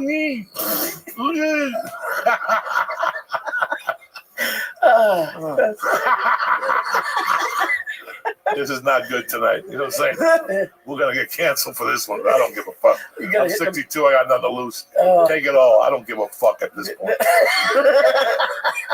People going to try to say shit. Yeah, take it all. I don't give a fuck. That shit's going away anyway, I think. What? Just every. No, that was all a bullshit phase. Yes. For people who bought into that shit. There's some people who made it back, and there's some people, who just didn't. They let it happen. Yeah. Don't let it happen. Stick up for yourself. Yeah. Say, this is why I did it. If you don't like, go fuck yourself. And then, you're not going to have a job. You're not going to have a sponsor for a while. So you got to start from scratch. And in 6 months, it's forgotten. But you're right. If you're honest about it, and you go, that's the way. Like, it's funny too, because you're breaking balls with friends back in the day. It was never malicious. I never used a slang word against a group that was malicious against a group. It's just what you called your friends. You would joke with your friends. You talk shit with your friends. Then when you did it on a podcast or you did it on stage, these people were able to like go at you, and you're going, you don't know me. You don't know the person. They went after me for a podcast where I told a story about 1997. The podcast was done in 2009, and they came after me in 2020, and I refused. I was like, you bitches can suck my dick. All of it. In fact, it worked. I put a story about going down on a one-legged woman in Boulder. I delivered Chinese food to her. Ended up eating her ass and shit, yeah. But it was also your parole officer. Yeah, she was my parole officer. It wasn't just a woman. No, she was originally my parole officer. Then I got off parole and things happened. Now, can I ask a question about, like, when you say one leg, is it like half or like the top? She had like a limp.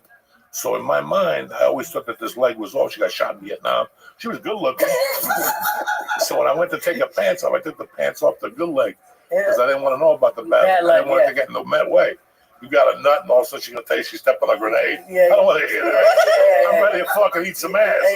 Also, I got to hear a fucking Vietnam story or whatever war she went. I don't know what happened to her. Very good looking, very good, tall. And then I just put it up. I said, fuck it. If you like that story, wait till you listen to this one. Bam. Yeah. And then it was your brother who called me and said, listen, they wanna fucking wave a white flag. They don't want to do this no more because fucking my people from the podcast went at those bitches. Oh, okay. Yeah. It was classic. Well, it's weird because, I think one of the reasons podcasts are so big is because people feel like they connect with the host. When they can talk. It's honest. Because we're talking the way we normally talk. They're not seeing us on stage doing a bit, telling a story. They're seeing us shooting the shit here, having fun, and it brings them into our personal world, is what it is. Listen, when I do a podcast, I don't want to feel censored. Right. I don't want people to say this because this is what people do, and this is how we speak. If this is not what you want to do, go watch fucking a clean podcast. Yeah. Go do whatever suits you. That's the right we have as Americans. Yep. But the right that we don't have as Americans is me going, I don't like what Paul Verzi said. Right. I'm going to fucking show the video and cancel him. Yeah. That's not a right. There's two people who could do that. A man by the name of G.O.D. and a judge, a good fucking judge in New York City. That's right. Like an old Jew judge that looks at you and sentences you, and you take it like a man. That's who could judge me. How specific that got as that was going by. No, a nice old Jew that don't take no shit. He stares you down for a second. He's got like fucking a bad foot or something hurting. He's in a bad mood. Amazon stock went down. You know. Oh, that's a rough day. You know, and that's who could judge me. That's who could sentence me. But 3 white chicks, 4 white dudes, because it's always a dude too.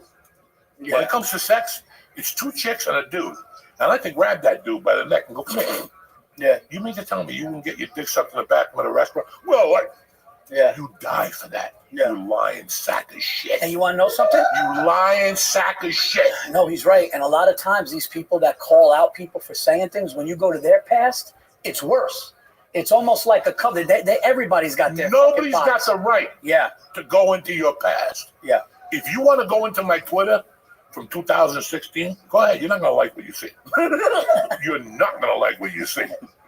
Yeah. But I don't give a fuck. I could have gone back then and erased it all. I don't care. Right. What's done is done. You cannot judge. The one that destroyed me was when they went after the fucking white dude, the judge, because he grabbed the girl's mouth during a sorority party. 20 years the Supreme ago, Court guy. Dude. Yeah, the Supreme Court guy. Remember, he covered a girl's mouth in a party. What would you rather do? Cover the mouth or put a dick in there? Let's get that off the bat. If you cover the mouth, that's one thing. Could you imagine him spitting that dick in there? Then that's another. But you're going to try to cancel him about something he did? Dog, I saw a thing they were trying to cancel Sinatra, Martin, and the Rat Pack. People went after Vegas, dog. It was insane. Yeah, they were trying to go after Sinatra for being a fucking womanizer. That they were trying, dog. They went at Vegas and said, "We want to take Sinatra. Get the fuck out of here." Yeah. He died in whatever. He wasn't even fucking no more. He had a wig. You know what? He was forgetting his lyrics and shit. What the fuck is wrong with people? Yeah, it's because they just went on their run. They went on their run. They went down a list. Yeah, and they go and look at something you did. It's evil, man. They go look at something you did in 1995. Listen, man, I can't judge over 1995. Right. How old were you in 1995? 14. Yeah. You did creepy things. You jerked off in places you shouldn't have. Yeah. You came on things you shouldn't have, right? Yeah. If there was a camera, we all would have been in jail. He's fucking nailing it right now. Freaking, I'm like, yo, you know something? But you're 12 and 13. You do the creepiest. I did some shit that I'm not proud of. No. Yeah. I had an aunt that had big tits. I would sniff a bra. I would go to a house just to sit in the bathroom and sniff a fucking bra. And I get all dizzy and shit. But that's what a 12-year-old does, 11-year-old. Then when I was 13, I graduated to the douchebag stick. What? The hot water bag with the string. You go to your mother's house. Oh, geez. They had the red bag with a little thing. That's a douchebag. Oh. They don't know what that is. You take that, sniff that motherfucker. You pump out a little maluki in the bathroom. You come out, your cheeks are red. You're hungry. Your mom's like, look at him. He hasn't eaten like this in a while. He hasn't eaten like this in a while. He's walking with a limp, you know. No, if people, that's actually a really good point, though. Joe. It's like if people would have saw some of the shit that you did as a 14, 15-year-old kid and then judge you today, it's kind of crazy if you think about it. When you're 40, you know what I mean? You were 25 and you did something, yeah, you're a complete different fucking person. Yeah. I'm 62, and I look at the years now and I go, wow, there was a time I didn't rob anything, but I could steal tickets. Yeah. But I always stole lighters. I love going to 7-Eleven, talking to the Indian, and then taking a lighter, put it in my jacket. No shit. I would steal right in front of him. Yeah. That's my gift. You don't steal in the back. Yeah. You steal right in front of him. Yeah. You talk to him. What do you like, the jet? Oh, 55. You know, I don't know what the fuck you're saying. It took me to my whole family. Everybody's worried about me because I would get arrested. I would steal, always drinking, getting fucked up, steal. And my mother said from like 22 on, I'm just a completely different person. You know what I used to steal? I used to steal hunks of provolone cheese and gummy bears. I used to get fucked up, and I would go in, and I would go to the sharp provolone cheese, $18 hunk, fucking down my pants and gummy bears. I think you're robbing a safe. Food. I would fuck it, yeah. Is that what you got caught for? I was no, that one I got caught for cigarettes and dumb shit like that. But when I was a kid, I would steal provolone cheese, gummy bears, dumb shit. Like not like you know, and then, or like when we almost got arrested, big trouble. We almost got into big trouble. They wanted to make examples of us, but we got rid of the stuff. We tried to rob an outdoor bar by a pool. We tried to open up the bottom and steal bottles. And all of a sudden, all these alarms went off, and we're running. I fucking took off. I didn't know where my friend went. I'm running down the highway. Was it slow when you were running? What's that? Because when you're running, time moves slow too. It was When you start hearing this, when you're hearing the siren panicked. and shit. I was panicked because all sorts of alarms went off, and I'm running down the street. I don't know what happened to my buddy, and there were rumors going, when they find the kids that did this, they're gonna make an example and put them away for a little bit. So I freaked out, but I got lucky. I got blessed, man. You know, a lot of stupid things, dodged a lot of bullets as a young man. But comedy and, you know, sales, knocking doors and comedy changed me. But what, like you said, from 22 on, I changed it. And once I grew up, you know, but I did dumb shit from like 16 to 25. And that's the thing, we all do dumb shit. Right. And even when you're a grown man, you start doing dumb shit. Whether it's going to a strip club, you just do these creepy things. We've all done them, you know. And at the end, you got to ask yourself, because this is when I really changed. Yeah. I changed in 2006. After the longest show, I went through hell. And I made a decision. I go, you know what? Somebody said this to me one day. And they said, don't let your character ruin your destiny. And that fucking hit home with me. Like, I was like, what did this motherfucker just say? And I stopped stealing lighters. I stopped thinking like that. Because I knew if I put my effort into stand-up, instead of fucking around. Yeah. And then once I stopped doing blow, then the sky was the world, because something else is detracting your energy. Yeah. It's like when you got a bad piece of pussy. You ever dated a bad piece of pussy for a year, and then you guys break up, and you're like, dog, I'm a different guy. You know why? Because I was spending my time thinking about her. Yeah. You ever have a girlfriend that drinks, or her uncle's going to die, and then every day they bring it on you. And you're like, I'm trying to get my dick sucked. Yeah. But all of a sudden it makes you, oh, well, her uncle, blah, blah, blah. It takes your energy. Yeah. It really does take your Or a energy. mentally ill girl that's beautiful, but she's mentally ill, and it puts it on you, and you're fucked. And you're fucked. You're fucked, yeah. It's just, and I'm not even talking about a girl. It could be anything. Somebody once said to me, if you took all the energy you had into stealing and doing all that shit, could you imagine if you did something good with it? And I'm like, Jesus Christ. I never looked at it that way. Yeah. I was too late. I was in prison. The guy told me in prison. He said, if you take... It's too late. Dude, I can't wait for Joey to talk to his grandkids and just be like, you ever get a bad piece of pussy? Grandkid.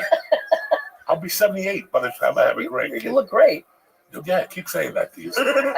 People always say, you look like 50. Really? Good. What does 60 look like? I'm 60. I'll let you smell my nuts. It's like looking at the inside of a tree.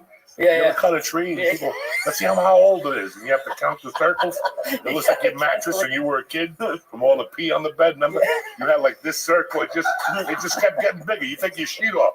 Oh, that was when I was 14. When I was 8. Look, there's a little puke in there. There's a shit stain. You know, and that's what your balls look like?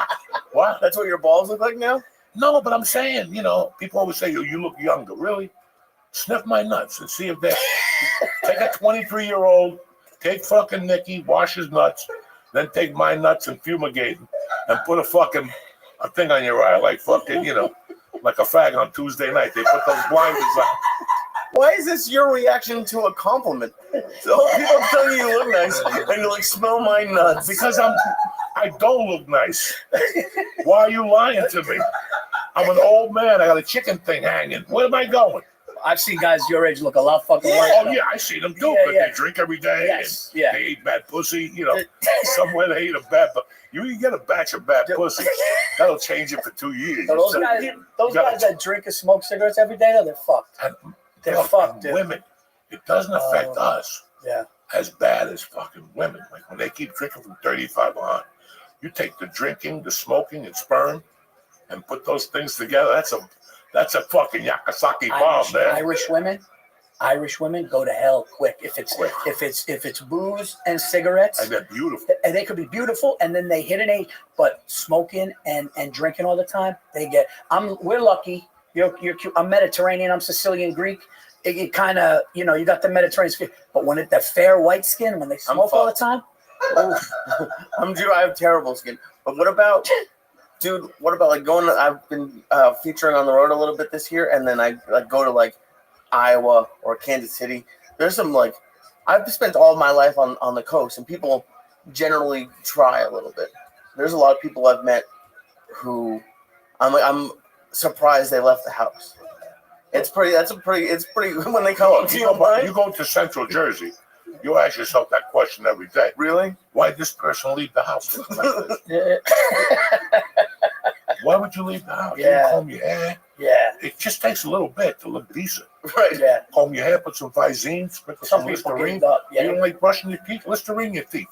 I don't give a fuck what you do, but it takes some people you see and you're like, it's not going to come back. It's this is not good. It's over. And you drink water. You know, I try to drink as much water as I can. Yeah. You know, you fucking take your vitamins. They got me on everything now. Ever since I got out of the hospital, they got me on everything. Every fucking amino acid. Oh, you're on all the shit. Yeah, I'm The even taking multivitamin. mullein oil. Yeah. Mullein oil is good for you. It's what the Indians use. You take fish oil? You do fish oil pills? I used to, but the piss smells terrible. Really? I never took it. Yeah. But Oh, then you fuck gotta- you with your your piss? helmet smells fishy. You know what I'm saying? You don't need No, that. no, I don't need that. No. But it's good for you. I'm married. I'm having a hard time getting a blowjob as it is. Yeah. Now all of a sudden I'm gonna have an issue smelling. Fuck that. They forget when you get married. Then you have Oh, yeah. you have the Christmas blowjob, the birthday blowjob, and the Halloween blowjob. Halloween. Hey, you got to look for it. What's going on? It's November Yeah, 8th. tell her, You're running late here. It's like the T-Mobile bill. You know what I'm saying? the Halloween blowjob. She's doing it Yeah, because you it's got like not 3 you. blowjobs a year when you get married. After like 3 years, you're like, all right. They're like, thank God I'm married. No, bitch. It said through sickness or in health, and dick suckings are an option. They don't. But I gotta be honest with you though. A dick, like a dick is an ugly fucking. The fucking ugliest Dude, thing in the world. it's like a deformity hanging off. Like to ask her to do that and be into it, I kind of get that she doesn't want to, but they fucked with you when they first got with them. That's Look, the problem. I'm explaining one thing to you. There's pretty pussies, and there's ugly pussies, and there's pussies that look like Gaza. They look like fucking. Yeah. I saw a pussy today on the internet. This chick has fucked 1,000 guys. I'm not even gonna say her name. She shows a pussy on Twitter, and today she put one out fresh out of the shower, and she showed a camera shot from her pussy. Oh my God, looked like Medusa. They had like a bunch of fucking, you know. And then you get the chubby chicks that have the kid, and the pussy goes in, that innie thing, and you look at it, and you're like, nah, God damn it, she's got it. Because you try to guess. Like when you start connecting with her, you start looking at the monkey, going, what do we have down there? Is it a fucking, you know? Were you good at it? Did you have like a pretty good? I was always pretty You good. got a good range. Like you look at the face and have. I only got like 2 or 3 ugly monkeys. The ones that look like they're built from the inside, and the tucky is all the way in. And you're like, come on, man, I gotta get chopsticks. But I think all dicks. But I think all dicks are ugly. Oh, Yeah. dicks are disgusting. Yeah. And they smell weird. The balls are. Yeah, I mean, complete it's different really situation. unbelievable.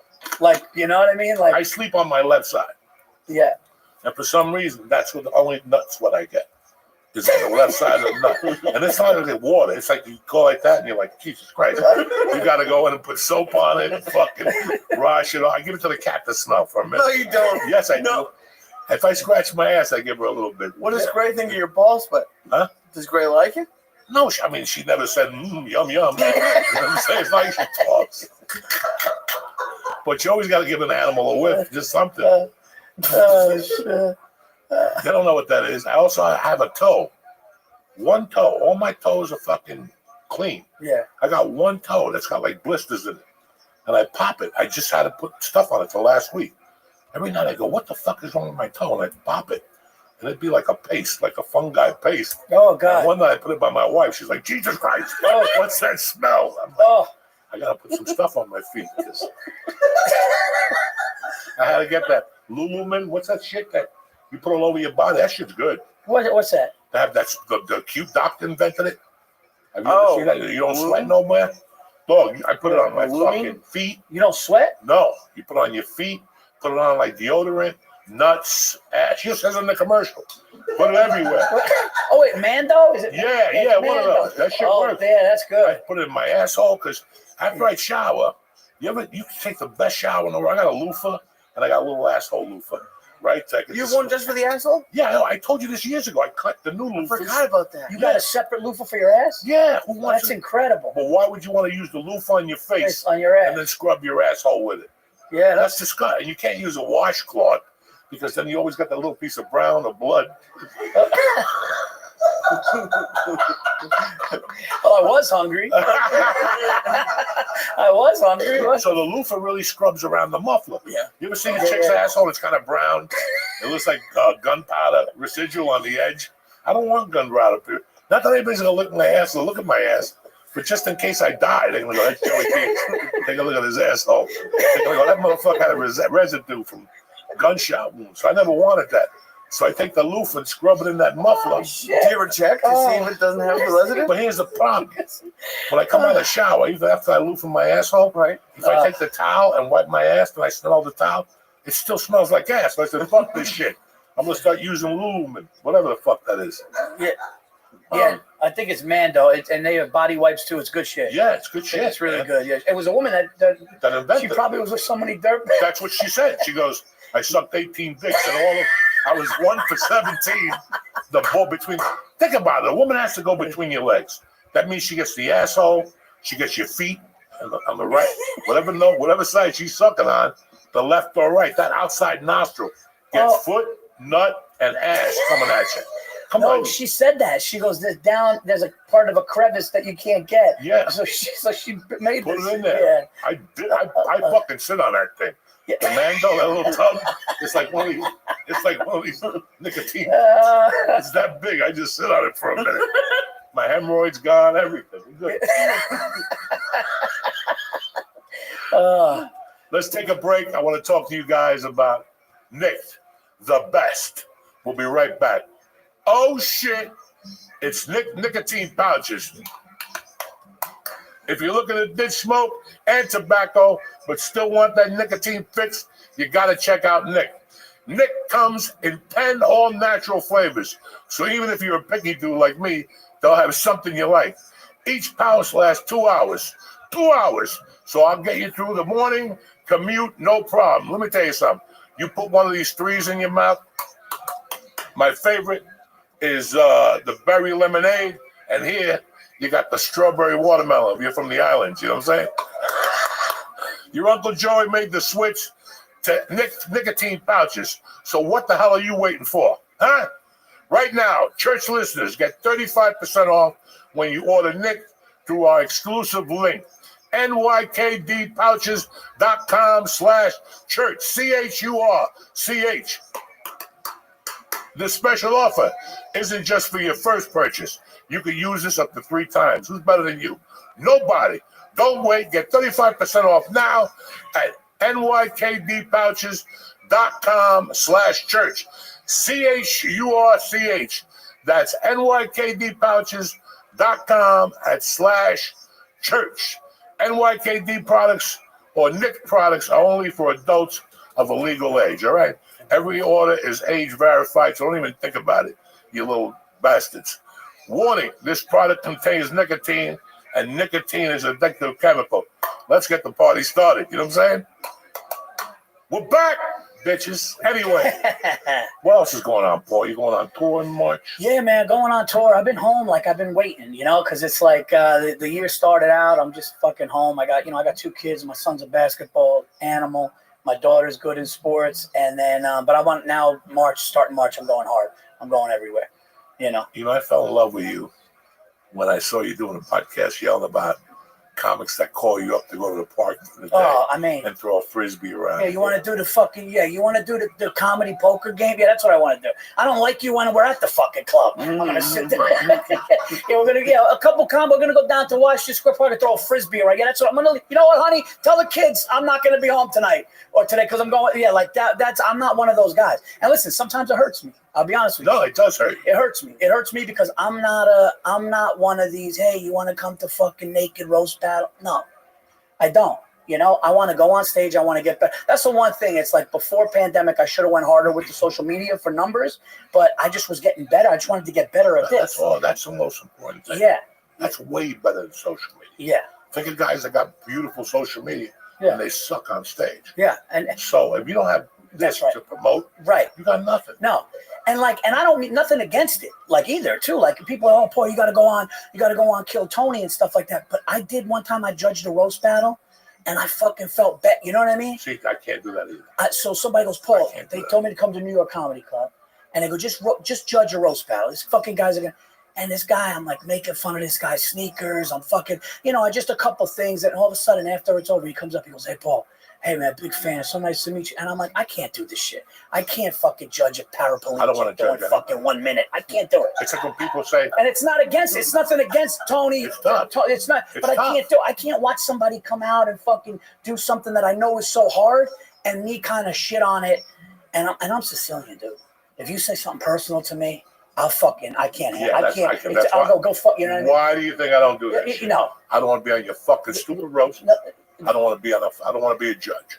yeah. That's the hardest thing in the world. Is telling somebody they suck. Yeah. Who the fuck are you to tell somebody with a dream that you suck? That kid might take it the wrong fucking way. And you know that what? might be everything in his fucking life. Yeah. He goes home at night and cries himself to bed. Yeah. And you're gonna tell him that the joke was not well written. Who the fuck are you? None of us are fucking lighting the world on fire with our material. Everybody's saying the same shit anyway. Yeah. Everybody's talking the same shit anyway. So what's the difference? So for me, roast. Yeah. Like you go up there and then somebody roasts you. I don't want to do that because I'll punch you in the fucking mouth. You know what I'm saying? Because I'll stop what I'm doing and punch you in the fucking mouth. If you talk because about white people get cute. It's not the coloreds or the Mexicans. White people get cute and they say shit. And yeah, it's a roast, but I'll fucking kick you in the stomach. Yeah. After the fucking roast. Yeah, you talk about my kids. I'm gonna fucking bomb your car. I'm gonna bomb your fucking car, dude. I'll show up to your house. And like, I don't need that. I don't want that. That's why I was, before we met. I don't know if I told you this, but before we met, Dom Lombardozzi says, you and Joey got to connect.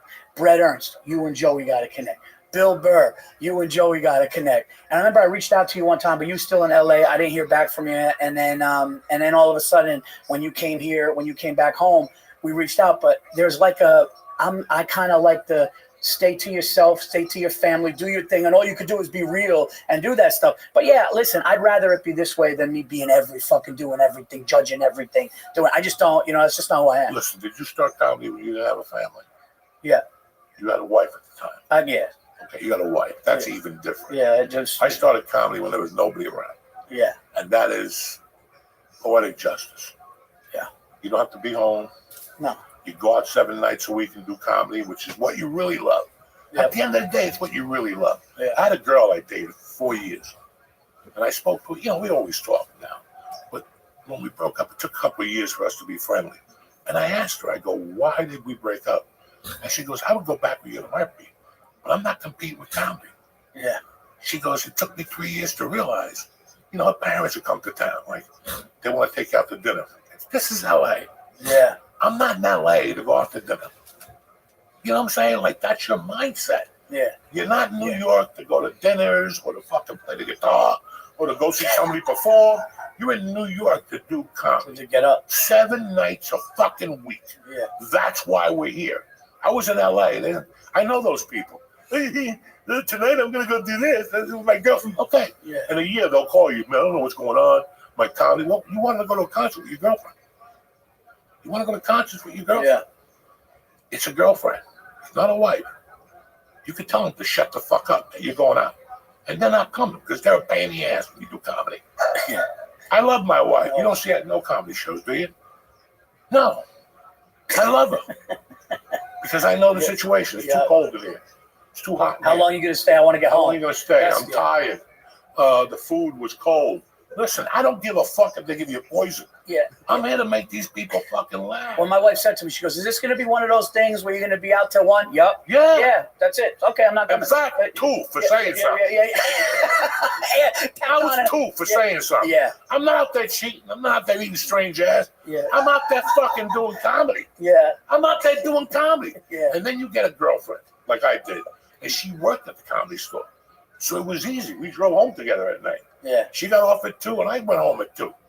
And it was easier and she understood it more. But something happened. I had the kid. I'm like, what am I doing hanging out with these jerk-offs? Yeah. It got to that point. Even at the comedy store in its heyday, I'd go down and go, I'd much rather be watching Coco with my daughter, some fucking guy playing skeleton, playing the guitar. Yeah. And that's what happens. And then you know, how many people we know? I'll tell you what my wife told me once. We grew up around Rain Pryor used to come to the store. She's a fucking sweetheart. Mm-hmm. Rain Pryor is a sweetheart. His wife's a sweetheart. But my wife said something to me once. She goes, let me ask you something. If Rain could have her father over the millions he left her, what would she pick? Right. Her father was never home. Of course. He was lighting himself on fire. Yeah. He was snorting coke with this one and that one. Kids remember that shit. That's true. Kids remember that. I only got one go at this. Yeah. I got one go at this. I don't have time Yeah. to go to the Comedy Plaza on Tuesday night to Yeah. sit there and go up at midnight. I'd rather not. No. I could write material, which is even better. And you know, dude, you're bringing me back to these stories where like I was young and I would make mistakes because I didn't realize. And I'll never forget. I'll tell you a story. I was actually at a bar and I'm drinking, and I'm at a bar with Bill Burr, and he's looking at me. And Bill was always, you know, Bill treated me a way where he was like, "Man, you're gonna do this and that." I see it. Like he would say these things, which were really, but I didn't see it yet because I'm just this young asshole. And he goes, "What are you doing?" And like I had to drive home, and I'm on like 3 drinks. And I'm like one of those, like, I think I could, you know, when I was younger, I thought I could beat it, outsmart it. I'll drink, then I'll go get some street meat from one of the fucking Arab dudes. Yeah, then I'll go get an egg sandwich or water and I'll drive home. And I remember I had a little boy at home and it pissed me off to even think about now, but I remember being like buzzed on the ride home. And like, not to the point where I would, you know, but like I shouldn't be driving the car. And I remember it, and he said to me, he goes, you know, I know you know what you have. You know, you may think you know what you have at home. He goes, but you don't know what you have at home. And I remember thinking about that. I'm like, yeah, like I felt like an asshole because I was doing these things that could have really fucking detriment to myself, to somebody else, my career. And I was like, and then like you, I don't want to mention names of the club, but there's a couple comedy clubs that you see these guys at 3 o'clock in the morning just staring at a glass of wine, not going home to anything. I'm like, I don't want to fucking be that guy. I don't want to be that guy staring there, knowing he's just going to pay his bill for his, you know, 1-bedroom or studio apartment to do spots his whole life on a hamster wheel and have nothing to come home to, man. I was like, that's not for me. No, and I didn't want that.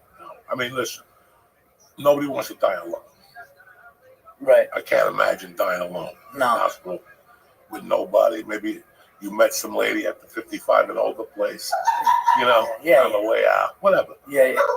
Yeah, but whatever the fuck. Like, it tightened me more. Like, having my daughter made me realize my time, how much time I was wasting. Yeah. With people, wasting. Yeah. Whether it was on the phone.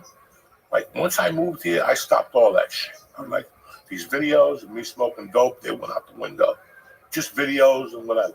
I looked up my Instagram and I'm like, there was a point when I remember getting up in the morning and it felt like I had to tell people something. So I would go outside, ask Lee, 6:30 in the morning. I'd be in my yard smoking dope, telling people to get up. Fucking nobody owes you dick. Your mother blew somebody. Wait, what do you mean you had to tell somebody something? Like you feel in your heart. There's 10 comics now. I look at Instagram. Yeah. And it's 4 times a day. There's a guy who does wardrobe changes. A comic who does wardrobe changes, does videos with nothing, then videos with glasses, then videos with a Laker hat. And you're like, you know, after a while, how many videos do you put up? How lonely do you feel? Right. So when I got here and I looked at wasn't my Instagram as much of my Twitter and my Facebook, and I go, that shit is coming to an end. You feel like everything has to be put on tape. Yeah. And you still got people like that. Yeah. In comedy. You can't be around in 2 minutes. Let's take a picture. Yeah. Get that fucking camera out of here. Yeah. I just got here. Yeah. Save it for later. In fact, don't. Yeah. Well, here's the hard part though, because it feels like, at least from like a young comic, it feels like the only way to get to a point where I could maybe take the next step is to have social media take off. No. I'm not. You do. But you're also working on comedy and your social media. And it's 80% comedy and 20 social media. Right. You know? So it's for people doing just all social media. You're talking about people that they need so much attention that they'll do anything. Look, I'm making eggs. You know, and every week, them in the stadium with the picture, you know, every week. You know, every other day, do stand up. Listen, we know you're a stand up. Yeah. Yeah. You know, that's what made me like, you know. The worst is when somebody famous dies. Yeah. Yeah. Stop putting the videos of you smoking pot. They know. Yeah. It's over. Knock it off. Yeah. You putting up a set every day of you with a ukulele, you with a guitar, knock it off. Put one up a quarter, that's 15 minutes, that destroys. Yeah. At the end of the year, that's 60 minutes. That's a special. Yeah. You didn't save no money. You didn't just go to your local comedy club and take fucking 15 when you're ready. Yeah. All of them got cameras now. You need 8 cameras in there, and and this is all of them now. It's a dependency. It becomes like it's like a mental. There's also mentally ill fucking people that are really fucking like the worst is when somebody famous dies. And they go like this, and they go like this, and they go like this, and then I never met him. They go, I walked past him, and we bumped arms, but he could have been a dick, great guy. It's like you don't fucking know him. You don't know him. You never fucking met him. He farted next to you. It's like you know what I mean. And they act like they were a part of it because everybody else is posting pictures with this person that they know, and they got to make it about them. It was, Joe Bartnick, a friend of mine. He had a great thing. He said it's been 1 year since all these comics made Robin Williams' death about themselves, and that's the truth. That's the truth. Yeah. That's the truth. That's the truth. It's and that's what my daughter showed me. Yeah, I didn't need to do that shit. She's on there now. The last thing I need is for her to see me smoking dope. No, my daughter walks into the garage every day, and she looks around. It's like, Dad. She knows somebody in that house smokes reefer. Yeah. She's not gonna see me. Right. Her knowing and seeing is two different fucking That's things. true. She's at an age now. It don't matter. She's 12. I can't hide nothing from her. Yeah. But that really sat me down and go, Joey, what are you doing here? I was getting 15 phone calls from people I met at comedy shows. Yeah. That I would give my number to. And half the day, you're taking calls from people. Wait, where are you this weekend? Maybe I'll meet up. I'm at my daughter's karate class. Yeah. I want to hear from you and your fucking stupidity. Yeah. But you're so scared that you have to sell a ticket. Yeah. You have to sell a ticket. You have to sell a ticket. You have to have these people give you a word down. And that's great. After one. Not even repeating on my time. And you can't go on my daughter and my time. Unless you're sucking dick, putting fingers in my asshole, and spitting hundreds out of your pussy, and minimum 10,000, like 10,000 come out of a pussy. And even then, what am I gonna tell my daughter? I cheated on her mother. Yeah, no. And she's 12. Yeah, no. She's 12.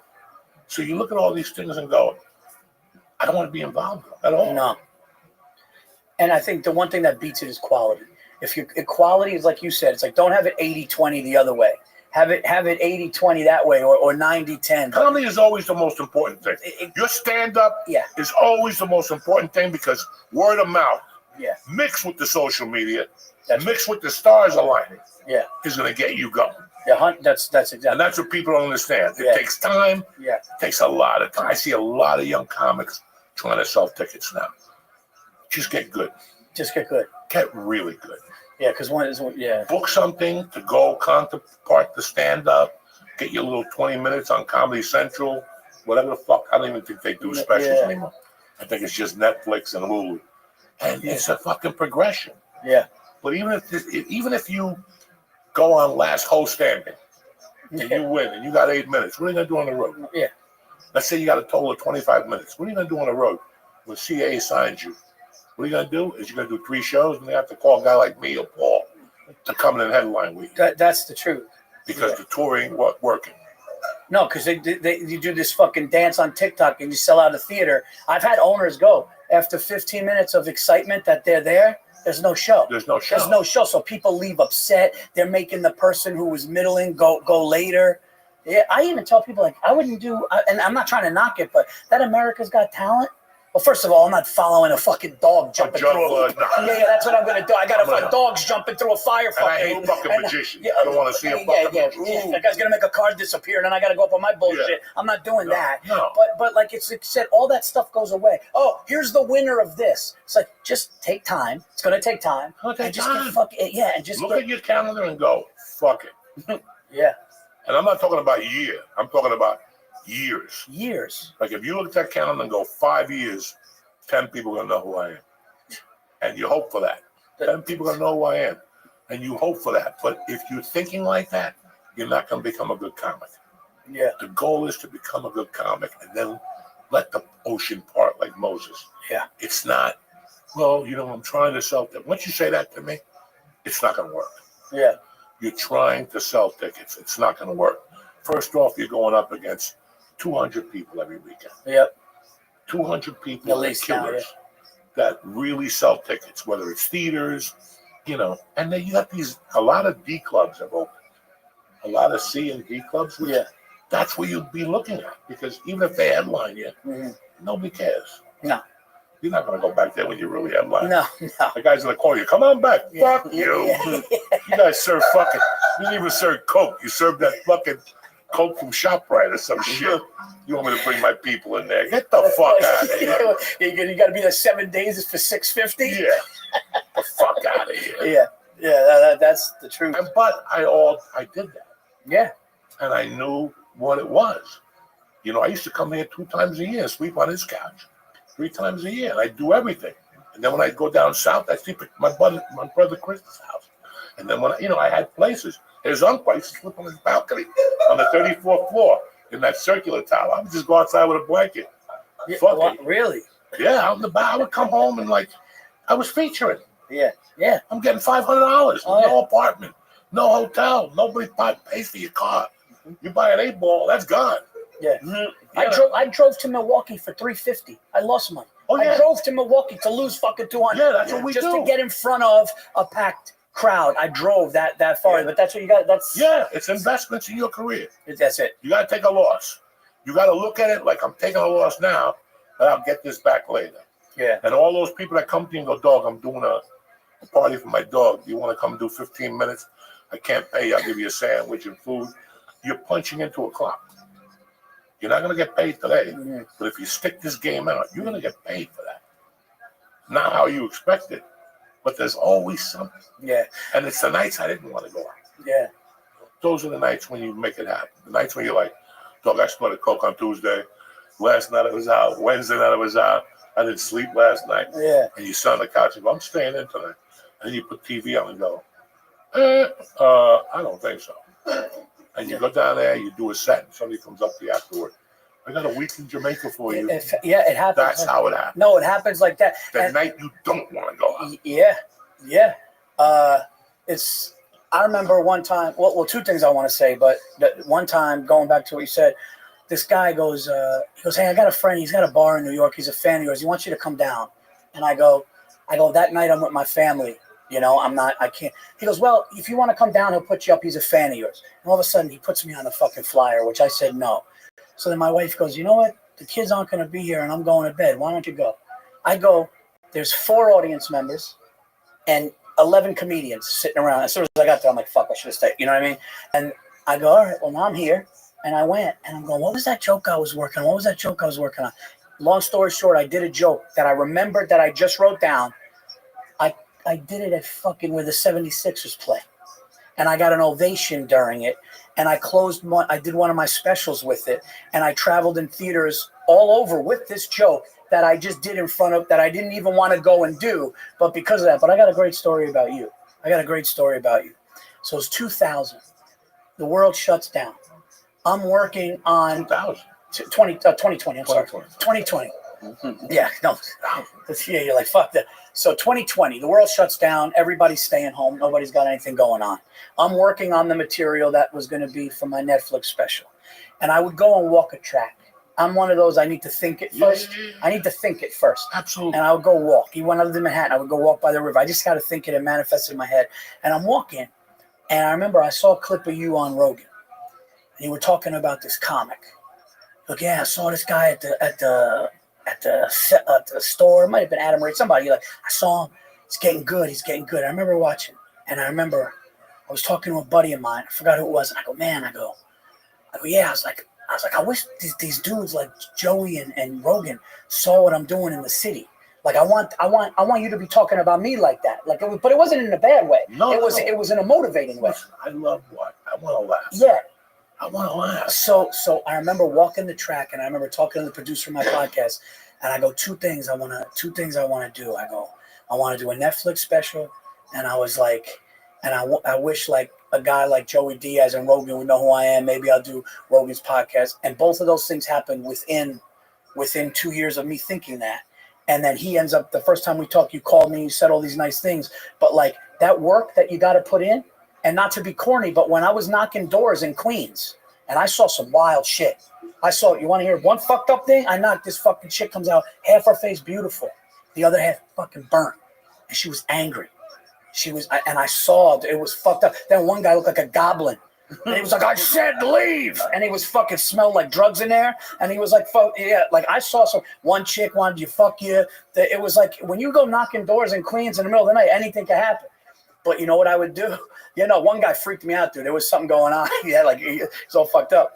But when I would knock the 10 extra doors when I wanted to go home, That's when you saw. But when I would knock the 10 extra doors, when I knew every other salesperson was fucking gone, and it was 8 o'clock at night and I should be gone, I would just knock 10 more and I would make my quota for the week. And I became a fucking supervisor at 22 with people fucking 50 years old working under me, because it's the same thing in comedy. I didn't want to go out. I don't want to go out. And I was like, you know what? I'm going to go see if this club's going to give me 5 minutes. And then I would get that 5 minutes and I'd get a bit from that. And it was like, the world gives you back what you give it. I really believe it. Absolutely. The universe is always watching. Yeah. And they're seeing that you're on the couch picking your toes, watching TV. You're but right. they're always watching. When you go down there, you got to borrow money to put in your gas tank. And I was in that position a lot. Really? To knock on my neighbor's door and go, dog, I need $10 till Friday to put 8 in the tank. Yeah. And $2 for the tip. Yeah. $2 for the tip. The soda they're going to give you. At least you have $2 for a tip. I've been there. I know the universe is always watching. And if you think of something and write it down, like every month I wake up and I write down what I want to do that month. Yeah. I only have 4 shows, but I want to do well. What do I need to do well? I need to write jokes. Yeah. I need to get on stage a little bit, Yeah. just a little bit. I don't want to go out every night now. I don't have the energy. No. I don't have the energy. I'm looking for some place to go where it's kind of quiet and you can walk in and walk out. Like Gotham. Mm-hmm. Yeah. Gotham, you can walk in and walk out. Yeah. I can't see myself doing comedy on a Friday. Yeah. Saturday. There's too much going on. Yeah. I don't mind like a Saturday. But Friday is normal. I did enough Fridays. Yeah. I did enough fucking Fridays, And I don't want to be in a hotel no more.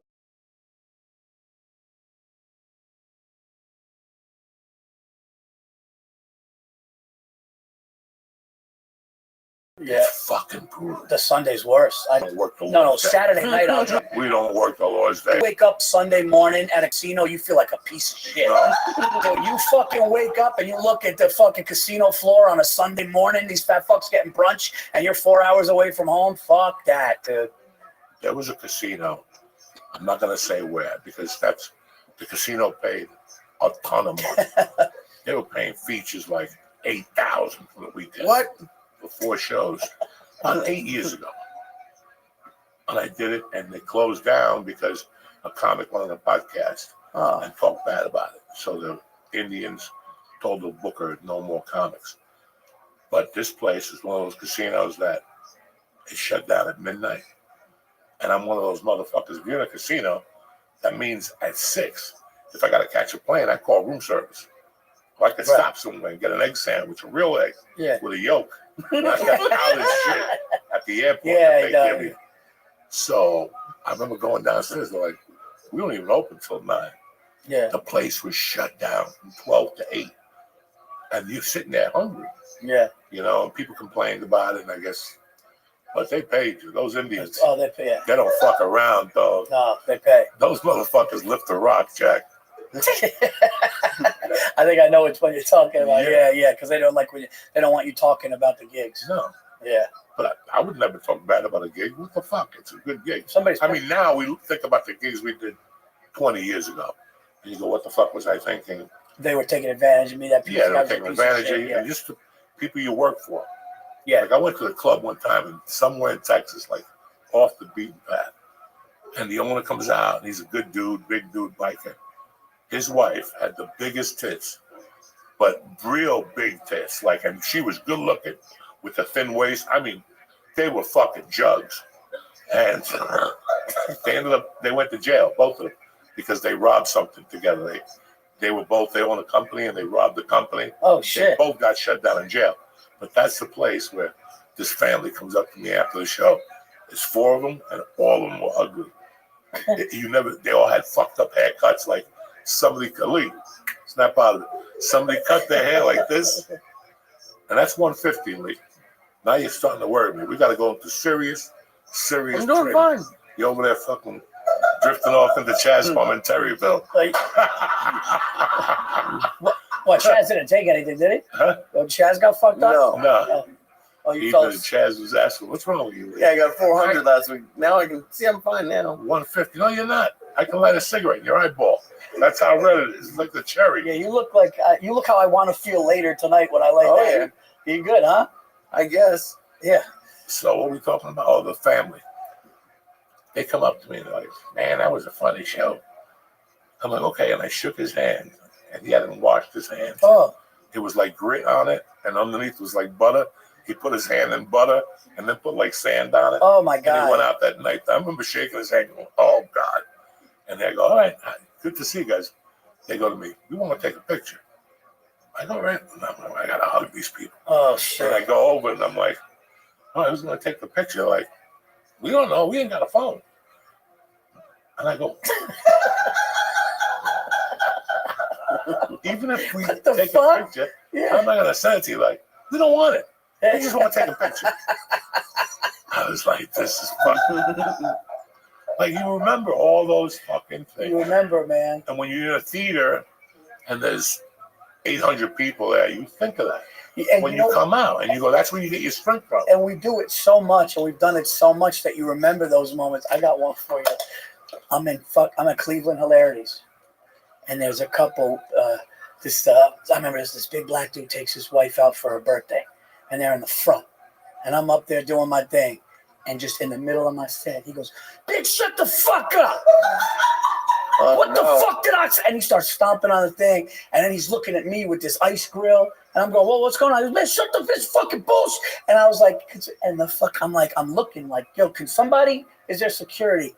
A 5'2" skinny white kid who looked like he should be. He wasn't even big enough to walk, and he just comes in, "Excuse me, sir," and I'm like, he could have taken his kid and thrown him through the back of the fucking stage, and they're outside screaming. But you remember, in all the things, we do hundreds of shows a year, but I'll never forget that. I'll never forget when somebody approached the stage, things like that. You don't forget those moments. No. And when we're all said and done and we're fucking sitting in a rocking chair ready to retire, you remember that shit. You're going to remember that, man. I was scared, though. That was a scary one. And by the way, fuck any club or any venue that doesn't have the right security because they want to save money. And by the way, you've mentioned it before. Shout out to Gotham, because Gotham has ex-NYP. Listen, you fuck around there. They'll throw you out on your fucking head. They'll open the door with your fucking head at Gotham. They do it. Old school detectives, retired NYPD. No, and they're sitting there and they got a trench coat and a fucking hat. Yeah, and I'm they're not even good guys. And They don't give a fuck. You're smoking dope with 3 hands. they don't give a fuck. They don't give a fuck. And if somebody talks, they have the one. You know what they did? Chris Mazzilli. Shout out to Chris Mazzilli. One time somebody was online hammered drunk, and before they got in online, and he just goes, "Hey, buddy, it's not going to happen tonight." And the guy goes, "What do you mean?" He goes, "You're not going in the showroom." And "What the fuck I paid?" He goes, "Here's 4 tickets for any show you want to come to. You're not getting in there tonight." And it develops a culture. These cops go up, "Excuse me, don't talk one more time, you're out. If you talk another time, you're fucking out." Then you got people, "Oh, we like the interaction because we don't." No, so you don't want to pay. You don't want to pay, and you're letting the comedians. There's a comedy club in Jersey I'm not going to mention that fucked me, and they don't think I know they fucked me, and I know they fucked me because I'm able to deal with it. I can go to my act and kill with my act and do it. I've been doing it long enough, but then you got to stop and deal with 5 animals that have been doing shots and drinking since 4 o'clock, and you got to shut them down. Then you got to go back to your shit. You could do it, and they don't want to pay security because they know you could do it. It's bullshit. They know. Sometimes you got to And steam. what's it cost? What's it cost to give Sometimes somebody? you got to steamroll over those motherfuckers. Yeah. Like sometimes I just give people a look, Oh yeah. and then if the next thing is, dog, you're embarrassing your girlfriend. Nobody wants to embarrass their girlfriend. They shut the fuck up and steamroll. Like, you don't know. Dog, I had the weirdest thing that happened to me. when I shot my special. Oh yeah, Dog, all your life you waited to shoot a special. Where was this? Chicago. Rosemont. Rosemont. Great room. Fucking great room. Love that You room. can light yourself on fire in that room. I love that room. And there's a dude who's drunk. And it's one of those dudes that she wanted to come to the show. But he was like, fuck him, he's not funny. Oh, yeah. One of those dudes Yeah. he's jealous that she wants to go to the show. Yeah. So he comes anyway. And he was doing that shit in front of me. And at one point, I was just getting my right foot ready. And I was just going to kick him in the fucking neck. I was I'm going to ruin everything. But this motherfucker's going to go down hard. I'm going to kick him, karate kick him in the jugular. Because I was right there. I could have just field pumped in his fucking head. Yeah. And again, a little skinny white dude came over, tapped him on the shoulder, said, knock it the fuck off. Or I'm going to throw you the fuck out. He just sat there the rest of the night. Yeah. Wouldn't look at me and shit. Fuck those motherfuckers. Yeah. I told Chaz last week, I had a kid with a microphone one time. And Denver had an open mic. I hit him so hard. It was one of those Puerto Rican mics. The batteries are in it. Oh, yeah. And the batteries flail everywhere. I don't have time, man. I don't have time for those hoes. No. We're up there doing a job. And now, listen, as you mature as a comic, you learn more. Of course. You know, that's the other thing about comedy. You need to do, I don't know how many fucking sets to be, you know, like it takes, like, and then it takes you a couple sets to get warmed up. But once you find your rhythm again and the patois and the old words start coming to you, you're a fucking savage up there. Yeah. It comes back like a bike. Do you guys still have like fun? Because like you guys were talking about money a little bit, and that's like the ultimate goal. But I always get paid at the end, and I'm never getting paid that much. But I like the amount of money I got paid never really affected how much fun I had on the show. Like, do you guys still have fun doing the shows you guys do? For me, money never. I love it so much when you're up there doing it and you do the new bit and the new bit works, or a new bit needs tweaking, but you know it has a chance. And I'm thinking of that, and then all of a sudden you get paid and you're like, oh shit, I mean, listen, I love the money, but I look at it as like just it's a secondary so thing. Much fun. And it's like you were talking about doing drives. I drove to to Soul Joe's. It was like a 2.5 hour drive each way. And I didn't even ask about money, care about money. And it was just, and you were talking about it like it's like clocking in, but the whole thing's fun. Like even like the drive, like I'm sure if you're doing it for like 20 years and nothing's happening, it can get old. But like if I'm at the dojo, like if I come in, I see you at the dojo, and I see you there, and me and you and who is there with us, Aaron Berg and some people we know, when we're there sitting around and he fucking guy brings out pizzas and we're just shooting the shit, talking, that camaraderie, that's like our locker room. There's something that I realized the older I got, how special that is. That's very special. With the right people. With the right people. With the right people, you know. But when you got somebody cool and you're like, hey man, did you see the game? And you're eating pizza. Oh, how was I saw you were in Seattle. How was that? And you just do that. That's the fucking best. And nothing's worse than when you get a fucking asshole in there. Nothing's worse when you're a feature act and you work with a shit headliner out of town. That also sucks too. And that happens to a lot of features. Not anymore, because headliners bring their own feature now. A lot of them do. Yeah. But when I was coming up, I worked with headliners that were shitheads. And I understood why they were still doing these. You mean mean to you? Yeah, mean to us, mean to everyone. I still remember asking them all, should anybody ever move to LA? At that time, I wasn't even thinking of LA. Right. And all of them were like, so I lived there for 82 years and nothing ever happened. I never got a set at the fucking Improv on a Sunday night, you know. And you're like, what the fuck? Yeah. But they were all cut from the same thing. Yeah. All those headliners at that time I was doing one-nighters with were guys that had done comedy for 20 years, lived in LA. And now their motto was, you got to be gay to live in LA, you know. Yeah. You got to suck dick if you want to make it as a comic. Okay. Yeah. We all suck dick to make it as comics. Yeah. And you get that negativity. Yeah. Like there were turnoffs to me. But the problem with me was, after like 2019, I started to, it was regurgitating. It was the same shit. Yeah, it was a hamster wheel. And at one point, you go to yourself, how many times am I going to come to Tempting? How many times? Yeah. How many times this lifetime am I going to come to the Houston Improv? Well, how many times am I going to go to Larry's? I got nothing against those rooms. Right. But there's what you got to ask yourself. on Thursday night when you get back to your hotel room and your wife's calling you and the kid wants to say night, you know. So that was, it was burning me out. And I was just doing it for the money. I really wasn't having fun before the pandemic.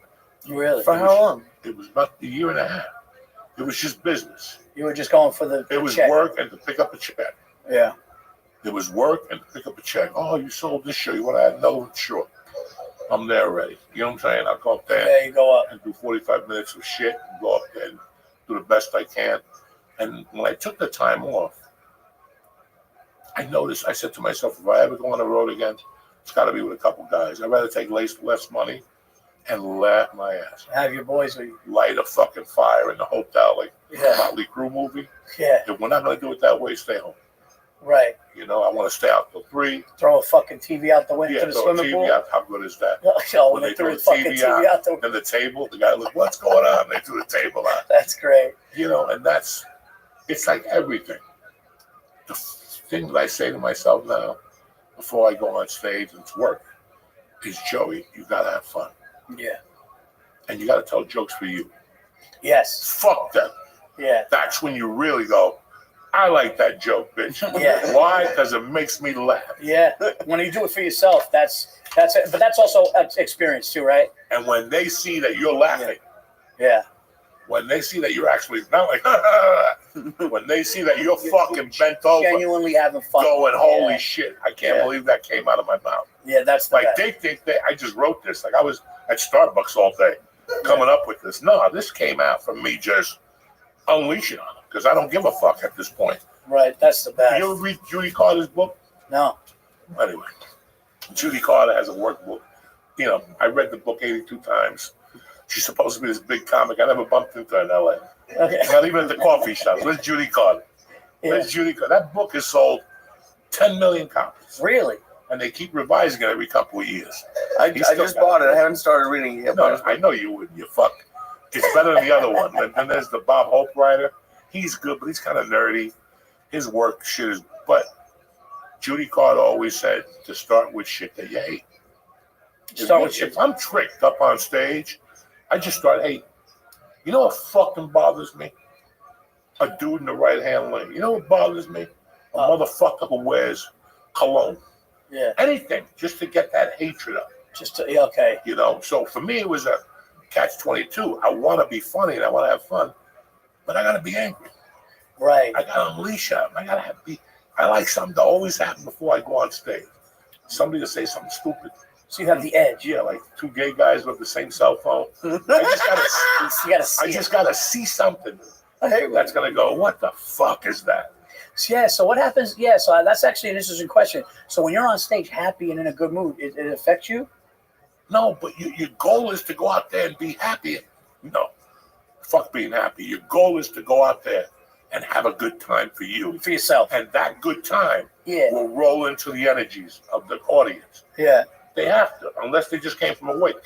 Right. You know, even if it takes you 20 minutes. Yeah. Sometimes you're up there talking about shit that I don't know what you're talking about. Yeah. And then you start leveling. And they start getting up and now.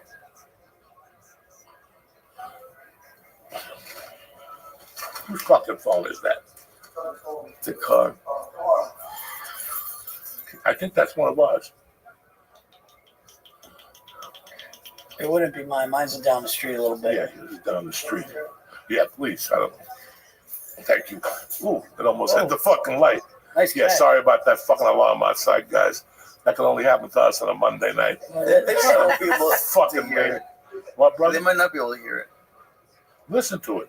It's been going We for can 15 hear it, but fucking microphones minutes. hopefully. Do you know what's fun? You know what we would do too is like going on the road, but going and doing something you wanted to do, like planning the show to go to a game or something like that. So like, hey, we're gonna go see this football game. Absolutely. And that's the best. But then you get sick of hanging out on Sunday. I used to go see everybody on the road. Dallas. Oh yeah? Yeah, I would go to the Dallas Improv, and on Saturday go to the Chuck and Jive and sit in there. Somebody will give you tickets. Oh shit. Somebody's always in there. That's I went to see the Giants against Dallas opening. It was 115 on the field. So even fucking that deodorant would help. You know what I've never been? Where I've never been? I've never been to a boxing match in my life. Ever. I haven't been to a boxing match since I was a kid. But you're in luck. Are you working this weekend? I don't know why. What's going on? Saturday, I got tickets for an amateur fight, Homedale, New Jersey. Some of my friends are fighting on cars. Some of them go down there. I got all excited. I was like, wait, is there a pay-per-view at the Garden? No. Who's my man, John? Is that my man? I train at My man John at Homedale is gonna fuck. Nah, man. When I was breathing bed, I was boxing. Now I go there and I got to do like 10-minute workouts. But it's a juice box. Freehold, tremendous. They train you and then they sell Mexican food. What? And they sell organic juices like fucking pineapple juice and cantaloupe juice. And fucking, they have all these healthy mixes, recovery juice. It's fucking great. The kid that trains me is, I fucking forget now that I'm not in front of him. Jose or something. You do everything. You have? You do karate. You do boxing. I haven't jiu-jitsu since October 8th because I had the pus coming out of my ear. I don't want to get it on somebody. But you're like people like you're an active dude, man. Well, what else are you gonna do? Right. If you don't use it, you'll lose it. That's true. Okay. I was in the hospital for 8 days, 5 and then 3. I could be honest with you guys because you're all family. That's not me. When I got out of the hospital, those first 3 days, I felt it. My muscles. Just 5 days in the hospital room, and I took a shower. I washed my pussy. By the time they come to get blood at 7:15, I'm already showered. Grease in the hair. I'm smoking. I get my little breakfast. The breakfast wouldn't come till 9. I would go to the cabinets and steal like 4 things of Rice Krispies with orange juice and go back to my room, and then I'd walk around a little bit. But when I came out, I tell you guys, I wasn't strong at all. I had a couple fucking days that were, I'm like, Joey, it's tough to build up, but it's so easy to lose. You know what I'm saying? Yeah. Like it takes us a long time to lose weight or to get stronger. But in those 20 days, I lost everything. Right. It's a short amount of time you lose it. You lose everything. You lose so I it. had to start from scratch. Yeah. And all I could do was lift weights. So every day I had to lift 5 minutes, 8 minutes. Now, today I did 25 minutes. I did overhead presses, I did some bench presses. I got to breathe through my nose and go slowly, which is even better for your muscles. Do you have the stay-at-home sauna? The home? No, I go to red light sauna. Oh, okay. I went this morning. Because I bought one for the house. You just go in at one Yeah. person. You sit down. Thing cranks up to like 150. You're just pouring sweat 20 minutes, and it's good for your heart. Oh, Everything. I went in there today, and my body needed it because after the first minute, I started smelling that titty juice. That titty sweat started coming out of me. It starts dripping from the back, and then your hair opens up. I know you're getting sleepy. Remember those movies in the 70s? You're getting sleepy. If I did what you did, you guys would just be able to put a camera on me, and there would have been no your show. feet would have been up. Oh, dude, I'd be foaming at the mouth, crying. I'd be all fucked up, dude. I start seeing shit. I start thinking of my wife, dude. I get all fucked up, dude. Did I start reminiscing about sad shit when I get really fucked up like that? Yeah, not with a cocktail, but you know, it's funny. You had me thinking about the hospital. My grandfather told my grandfather he went to the hospital and he never wanted to leave. He never wanted to leave the hospital. So my father went there and goes, you know, I got to take him out. And he goes, Tommy, my grandfather called. He goes, Tommy, leave me the fuck alone in here. I'm staying because he didn't want to go back to my grandmother because she broke his balls. He would sneak ice cream. He had emphysema. I didn't realize we have emphysema. You can't ice cream and shit like that. It's no good for you. But he would sneak it and want it. She would always break his balls. So he said, keep me in the fucking hospital. So he just stayed in the fucking He wouldn't do that now. After he sees the bill I got from the hospital. It's $100,000 for 5 days. What? It was $100,000. What? $21,000 a day. They're not fucking around. I mean, I have insurance. Yeah. I ended up paying like $5,000. Right. $100,000. $100,000. She told me what they were charging. Like, they won't let you bring your prescriptions in. Fuck no. Yeah. Because they'll charge you extra $18 for that pill. Well, I was taking 30 pills a day Yeah. at $20 and fucking 3 tetanus shots, fucking the shit that you don't clot up with. They would shoot me with everything at $20 a fucking shot. No wonder. Yeah. Well, my grandfather rested, so he was at that VA hospital in the Bronx. Oh, that's the VA hospital. It was killed. You know, they don't. The VA hospital fucking killed him. Yeah, They don't the give a VA fuck. hospital don't fucking She, know. you know, we didn't know if he was getting delusional or if it was true, but he said they were tying him down. You know, Yeah, they don't fuck around. he They said don't fuck around. he was like they were tying him down. He said these old women were all pissed off, yelling at him, telling him to shut the fuck up. Yeah, they don't because he was take trying to get. They tied him down, so we didn't know. They don't get paid enough at the VA, especially now with fucking Rest his soul. with Elon Musk. They ain't getting nothing. Pretty soon they won't even be minimum wage, dog. Elon Musk is cutting everything. I mean, Elon Musk. Did you He see how ain't much fucking money around. he cut down? Oh, please. I mean, he cut, but I didn't realize what some of the shit we were He's spending. gonna start cutting the staff down at New York Comedy Club. He's gonna walk in there. You only need 2 waitresses tonight.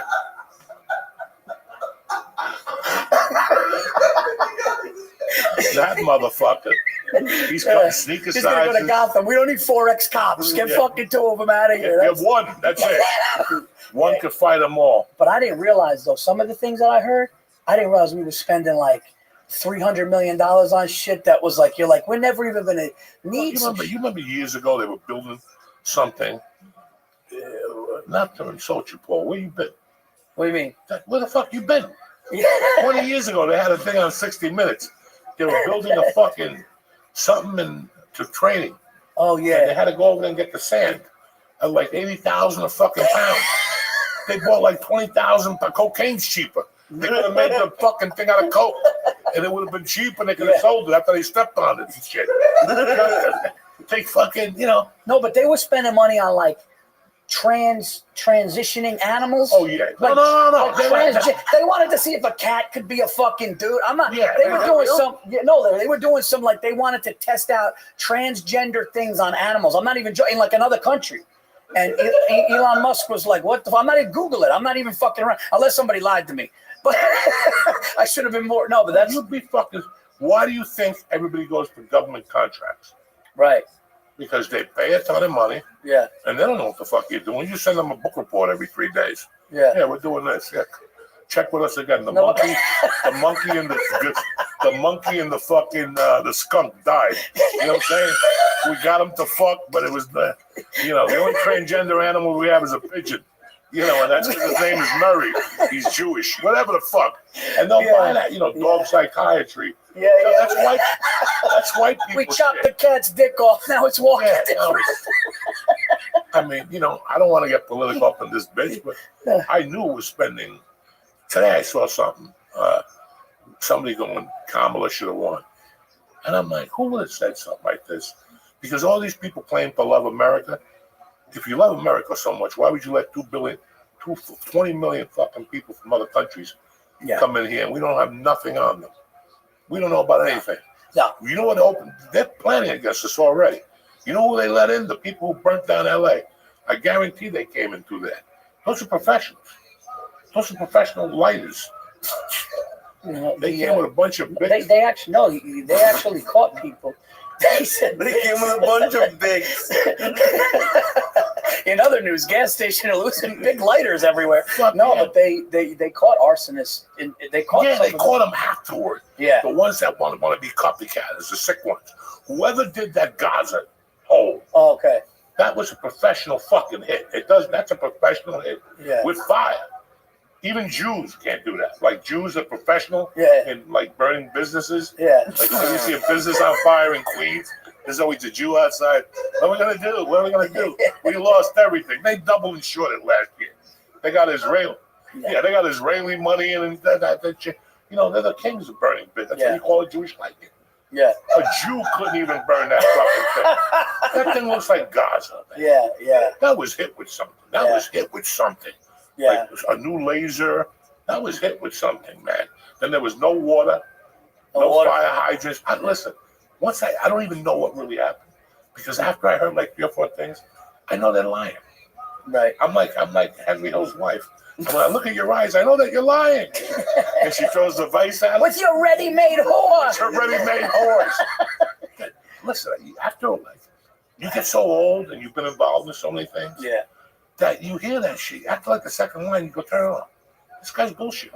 You know what? They're bullshit. It's true, and you said something before where you were like, oh, these people don't love America. I was in Florida and I got in a Uber, and the driver was from Syria, and he's sitting there, and he's a big dude, and the only reason why he's allowed to be here is because he had a wife from here, and he had 2 children, and he's driving me from Orlando to the train station, and he goes, "There's you people here." So he said to me, I never forget this. One of the only rides where I really fucking took with a driver said, he goes, "You people in this country," he goes, "you don't know," and he was like, "I'm lucky to be here." He goes, "In Syria, you're walking through the streets, bombs going off. If you speak one thing against the government, it's even now to this right now. If you speak against the government or you say one bad thing, we could go on podcasts and say all this shit. CNN could say CNN. If you even word of mouth gets out that you're talking against them, you could be killed or tortured and your family. And there's rockets. People are just getting killed in the streets, getting blown up." He goes, and I never forget the way he said this. He goes, "You people here," he goes, "your media," he goes, "very bad." He goes, "You listen to things." He goes, "You have no idea what you have here in the United States." And like I really kind of took it because he was like, "I'm lucky to be here because my wife is from here." But he's like, he goes, "I've been all over the world." He goes, "This is the safe haven. This is the best fucking," and you take it for granted, man. You do. Well, I'm a spick. And I came here and I couldn't speak English. And I remember those years. I really remember that. Oh, yeah. I remember learning English and how excited I was about learning English. I wanted to be like Dick Van Dyke. You know, all that shit it builds something. And my mother wouldn't go to a Met game unless she could see the national anthem. My uncle's 85. He still goes to Dodger games. And he goes for hitting the national anthem. He gets up on the 7th inning national anthem. Those revolutionary Cubans, Fidel took everything from them. Yeah. So they came here and they probably got a little handout. There was no fucking immigration loans in those days for 3 points. And you know, today, when you're parked up the corner here, when you make the right onto Kennedy Boulevard, go for the left from Route 3, as you're making the left, you sit there at that light and look at what's going into the city. So you're pulling up off the 3. You just went by the fucking dirty hotel, and you're about to make a left on Kennedy Boulevard. And underneath, you have like that where it spins. And you can either go to ShopRite or whatever. Right there, it says, "Welcome to Union City, the world's largest embroidery capital of the world." And that's why all the Spanish people came here. Because when they got to Miami, there were billboards that said, "Come to Union City, a land opportunity. Come fucking make sweaters," whatever you fucking gusanos do. Yeah. And that's why, you know, I remember being a kid, and that was the hottest thing to steal in Hudson County, was those big boxes of thread. Oh, I would steal like 3 of those a week. They were $75. You know what I'm saying? That's an 8-ball where I come from. And army patches, you know, that's all done here. But there's something about even this, you know, everybody was waiting for Trump to become president. And I see that. And the big slogan was to make America great again. 2 people can't do that. That starts with us. Right. It starts with us. Mm-hmm. It doesn't start with, you know, fucking some president putting whatever the fuck he's doing, cutting everybody off. And there's not even going to be a lunch lady no more. Just getting rid of the lunch ladies. Fuck it. You know, I mean, and he's a good president. I'm not saying nothing bad about it. I don't want to turn this into a real conversation, but to make America great again, we all have to be involved. Everybody's got a chip. Little by little. Yeah. You asking me what I'm doing? At least I'm not lying. I'm over here talking shit, letting these motherfuckers know how I feel. That makes America better too. Instead of being those people, oh my God, everything's... I'm afraid to say how you feel. Yeah. Yeah. You know, I saw a post from I'm 62. This guy's 65. He came from a very wealthy family, even though he always hides it. And he tells people he's a writer in Hollywood. Mm-hmm. This guy hasn't even written a fucking paragraph. He's one of those guys. They gave him a job in the height of MTV. And he's been living off that credit. Yeah. And he wrote something. You know how many writers in LA sell real estate? Yeah. They're all fucking... It's all bullshit. Yeah. This guy is filthy rich. They all walk around like they got no money. Yeah, I gotta get a job. What? You got 30 G's a month. Why are you lying to me? You got a Volvo, your kid's got a Volvo, the wife's got a Mercedes, but you need money. You know what I'm saying? Yeah. I'm so stressed out, I got a deadline. For what? Yeah. Tony the Tiger? You ain't writing. Yeah, you ain't right. You haven't written in years. Knock it off. And he's one of these guys that's always at the SAG award, the SAG protest. He's at every political thing. Every time, like, now you're not supposed to buy anything on Friday. Did you hear about that? No. Friday is no consumer day. Every Friday? Go online. Yeah, that's if you're a Kamala Harris fan, You can't buy anything. You're blacking out everybody. What? Don't drive. Don't. Yeah. Are you fucking kidding me? You know, but he has the thing up. But the best, he's 65. Yeah. And after Selena went on to cry, he put, I side with Selena Gomez. And I felt bad. Because I'd like for somebody to grab him and go, you're a 65-year-old man, and you're siding with a little young, confused, rich girl that is completely oblivious to reality. Yeah. Let me go smack you in the mouth. Selena Gomez has $500 million. She could cry about anything. And who the fuck's got time to make a sign and go protest it? Could you imagine? Send your ass? That means you got a trust fund. What? Protesters all walk there looking dirty, but they hide the Mercedes a mile away. Yeah. And they walk. Dude. I lived in Boulder. You lived in Boulder with me. A bunch of dirty white kids. Oh. They pull up in your house with a rocket ship, a $200,000 car. But meanwhile, you know, I need money. No, you don't. Yeah. Your dad just bought you a $200,000 fucking missile. Yeah. And then I'm broke, man. I need a job. And they got the dirty feet and the long hair. And you know why? You know what I heard? What's nice? I heard in Florida the car could hit the protester in Florida. Oh, that's not good for me. DeSantis.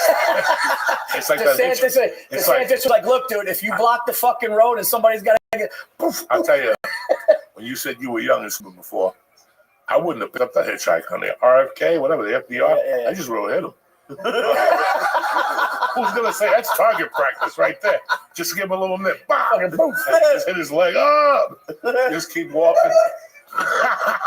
Did you see what that black guy had his daughter in the car? He said he had to go to the hospital.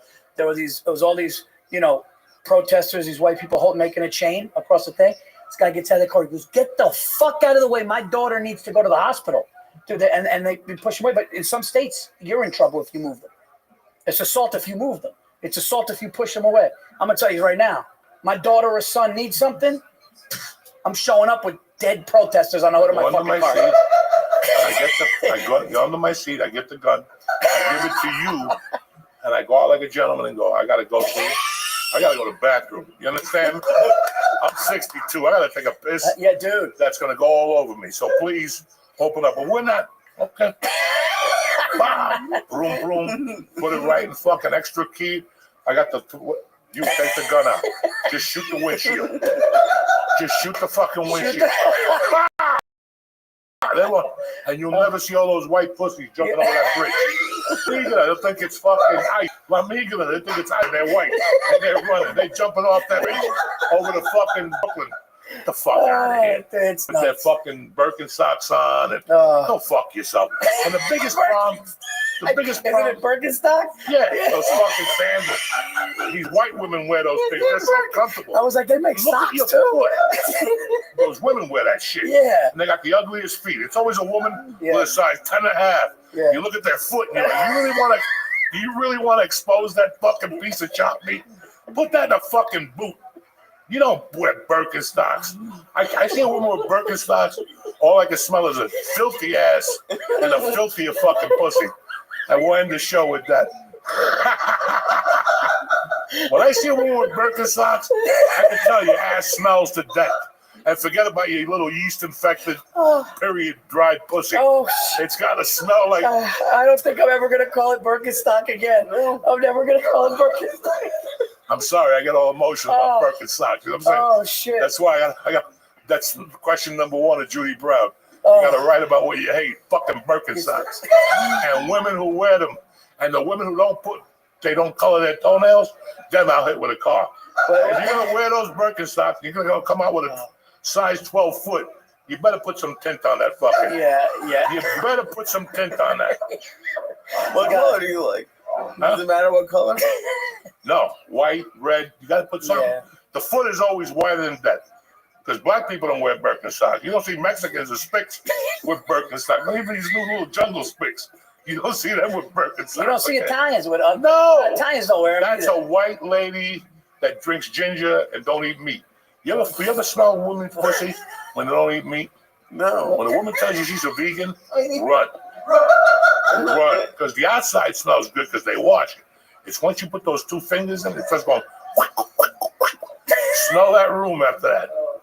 Your fingers said will a stick together. You gotta eat You meat. said vegans? Vegan women, their pussy's fucking ranch. I lived in Boulder. You can smell it through the pants when you walk. Really? Like something don't smell right. Really? Yeah, Oh. women who are vegans, their snatches are fucking dirty because the pussy is clean, the soap.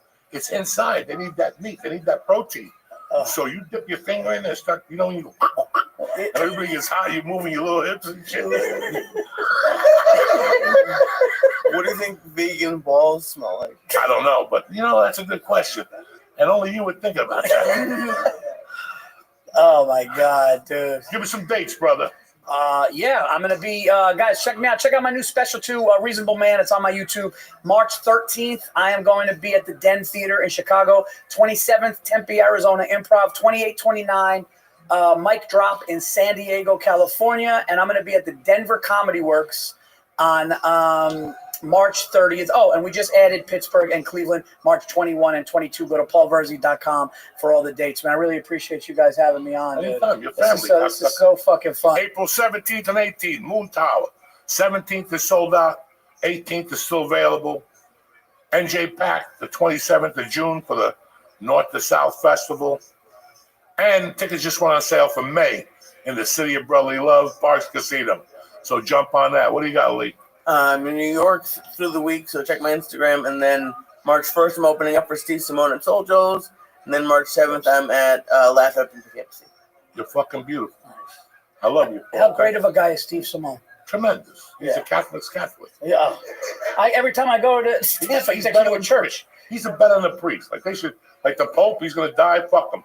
That dude looks like a fucking pedophile. And I'm a Catholic. No. Oh yeah, he looks like an old pedophile. I could see him in a disco in New York in the 70s, jumping up and down with a bishop suit on.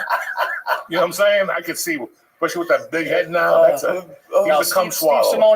Steve Simone's the closest thing to a saint. He is. Yeah, great guy. Until you show him a nice pussy, I guarantee he loses his mind.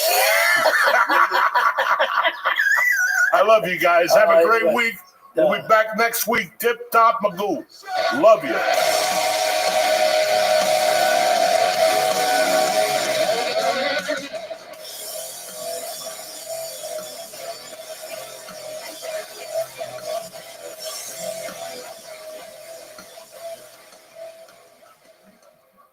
What's happening, you bad savages, you? I'm going to talk to you guys about Onnit. Onnit is one of my all-time favorite companies. We haven't spoken about them in a while. I go on my little alpha brain cycles from time to time. Now they've improved that alpha brain. They got alpha brain powder. They got alpha brain everywhere. And it's tremendous.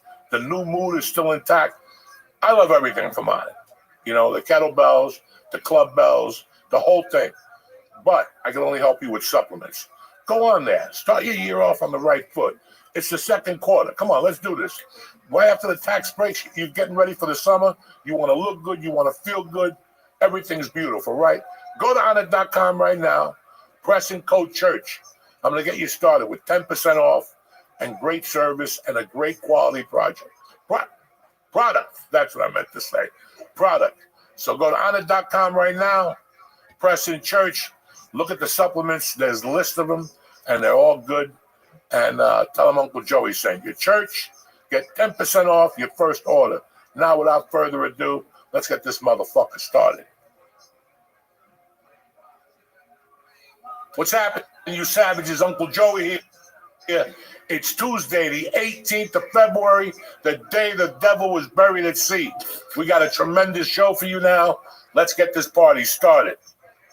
Hey, Uncle Joey here. Listen, it's time to get that dick in proper working order. It's February already. You know what I'm saying? Valentine's Day is past, but it's a long year. You got to sling dick on a daily with these animals out there. Blue Chew can make it happen. Their online service delivers ED meds straight to your door with the same active ingredients as Viagra and Cialis, but at a fraction of the cost and in chewable form. What does that mean? You could be anywhere drinking a glass of vino. You see one of your little girls over by the corner. She's playing hard to get. You pop a Blue Chew, you wiggle over, and you're ready to rock and roll. You know what I'm saying? Blue Chew has everything you need to spice up the bedroom. Even if your thing is working right, you got to have extra ammunition. Sometimes the communists just come out of the trees. You know what I'm saying? Blue Chew tablets are made in the U.S. of A., Jack, and the whole process is taken care of online. So you don't need to make an appointment. You don't need to sit with creepy people. You don't need to go to the pharmacy, nothing like that. Me personally, I love Blue Chew. I'm 62. I don't need ED medication, but let me tell you something.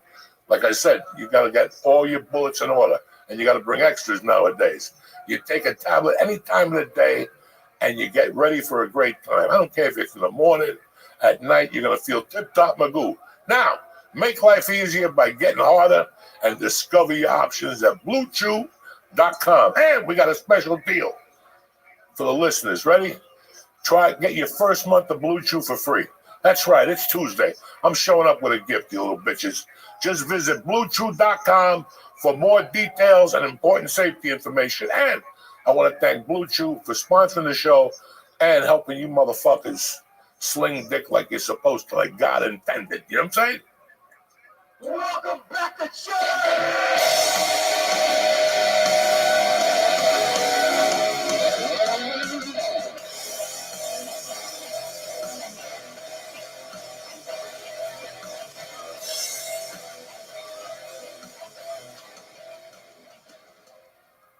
We're back. It's a beautiful Tuesday morning to be alive. February the 18th, we got a special guest, Mr. Chaz Palminteri, Academy Award winner, fucking diver, everything. He's done it all. Producer, the whole thing.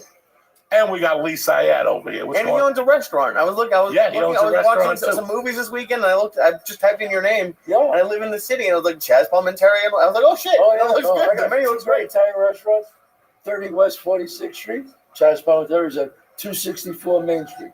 Jesus. You do everything. I didn't, and by the way, sorry to start off like this, I had no idea that the Bronx Tale was like your story. Yeah, my real name is Claudio. And it's about this killing that I saw, and I wrote it, and Robert De Niro saw it, before it was a movie. Yeah. Holy shit. Yeah, it was a crazy story, man. Everybody wanted it, but nobody would give me. I had $200 in the bank. They offered me went up to over $1 million, and I said no because they wouldn't let me play the part. They wouldn't let me write it. And then one day, Robert De Niro walked into the theater, and the crowd stood up, and then I got off stage, and they said, De Niro's in your dressing room. I said, well, all right. Wow, Robert De Niro? They said, yeah. I walked in there, and Bob was sitting there. And they said, look, I know what's going on. And he said, I think you should play Sonny, and you should write it, because it'll be honest, and you should direct it. As you should play Sonny, and you should write it. He goes, I'll direct it, and I'll play your father. And that's how it happened. Why a one-man show? What year did this all start? I started writing it, Joey, in 1988. And in 1988, I started writing because I couldn't get a big break. I was on Hill Street Blues. I was on Matlock. I was on Dallas. I was getting guest star roles, but I just wanted more. I wanted to be in movies. And it's very hard. It's very difficult. And then finally I said, well, if I write something, I was at the lowest of my career because I ran out of money then. And I just said, saddest thing in life is wasted talent, man. I'm not going to, waste my talent. So I said, I'm going to write about this killing that I saw. And I started writing about it. And I performed that on stage first.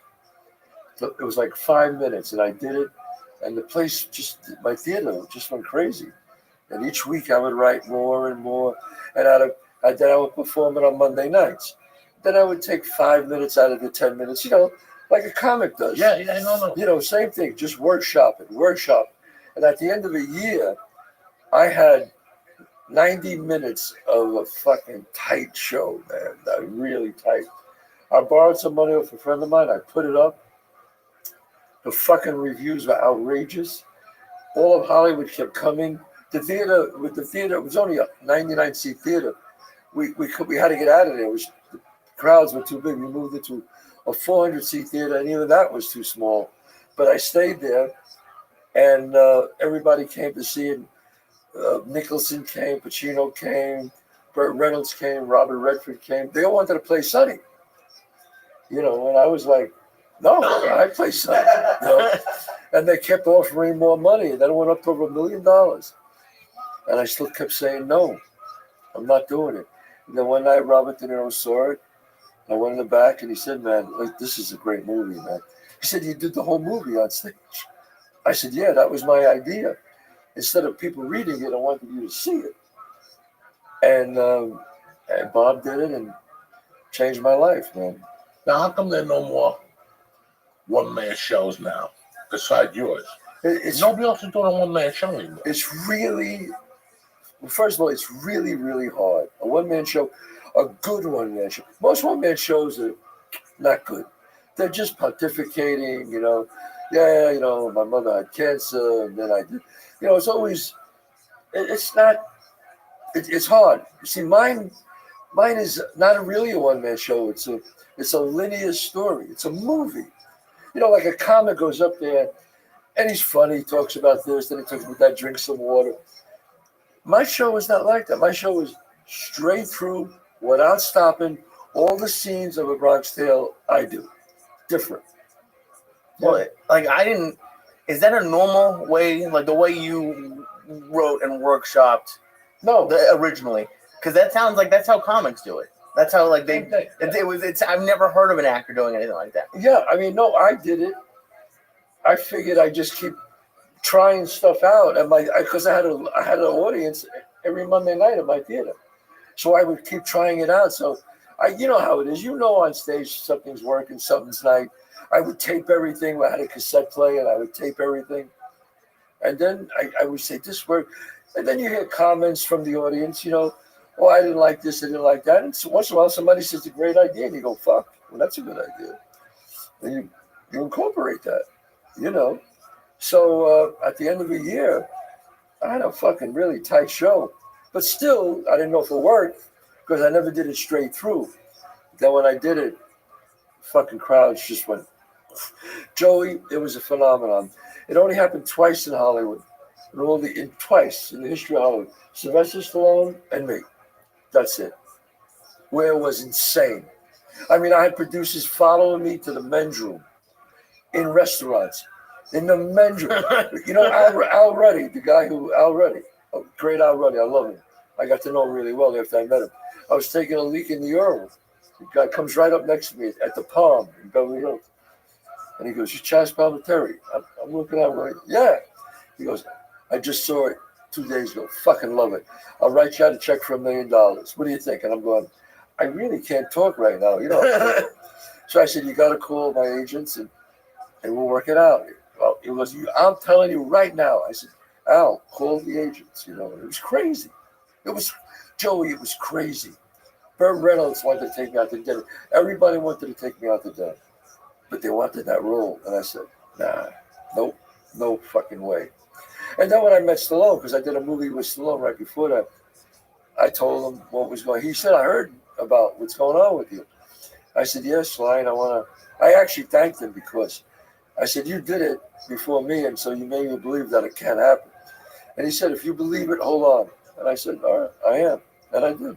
You just kept saying no. Joey, the people say, how could you turn down over $1 million with $200 in the bank? And you know what I say? The first offer was the hardest. And as people who grew up like we did, the first offer was $250 after 2 weeks of doing it. And to me, that was like, that came out of nowhere. $250,000? I was like, can I call you? Can I speak to you tomorrow? I was a little shook up by it. And then I hung up and I called my parents. And they said, well, what do you want, son? And I said, look, I really want to play the part. I don't want to give it. They said, don't worry about us. If you worry about us, we'll be fine. Because I wanted to take care of them, And then I said, fuck, I'm not doing it.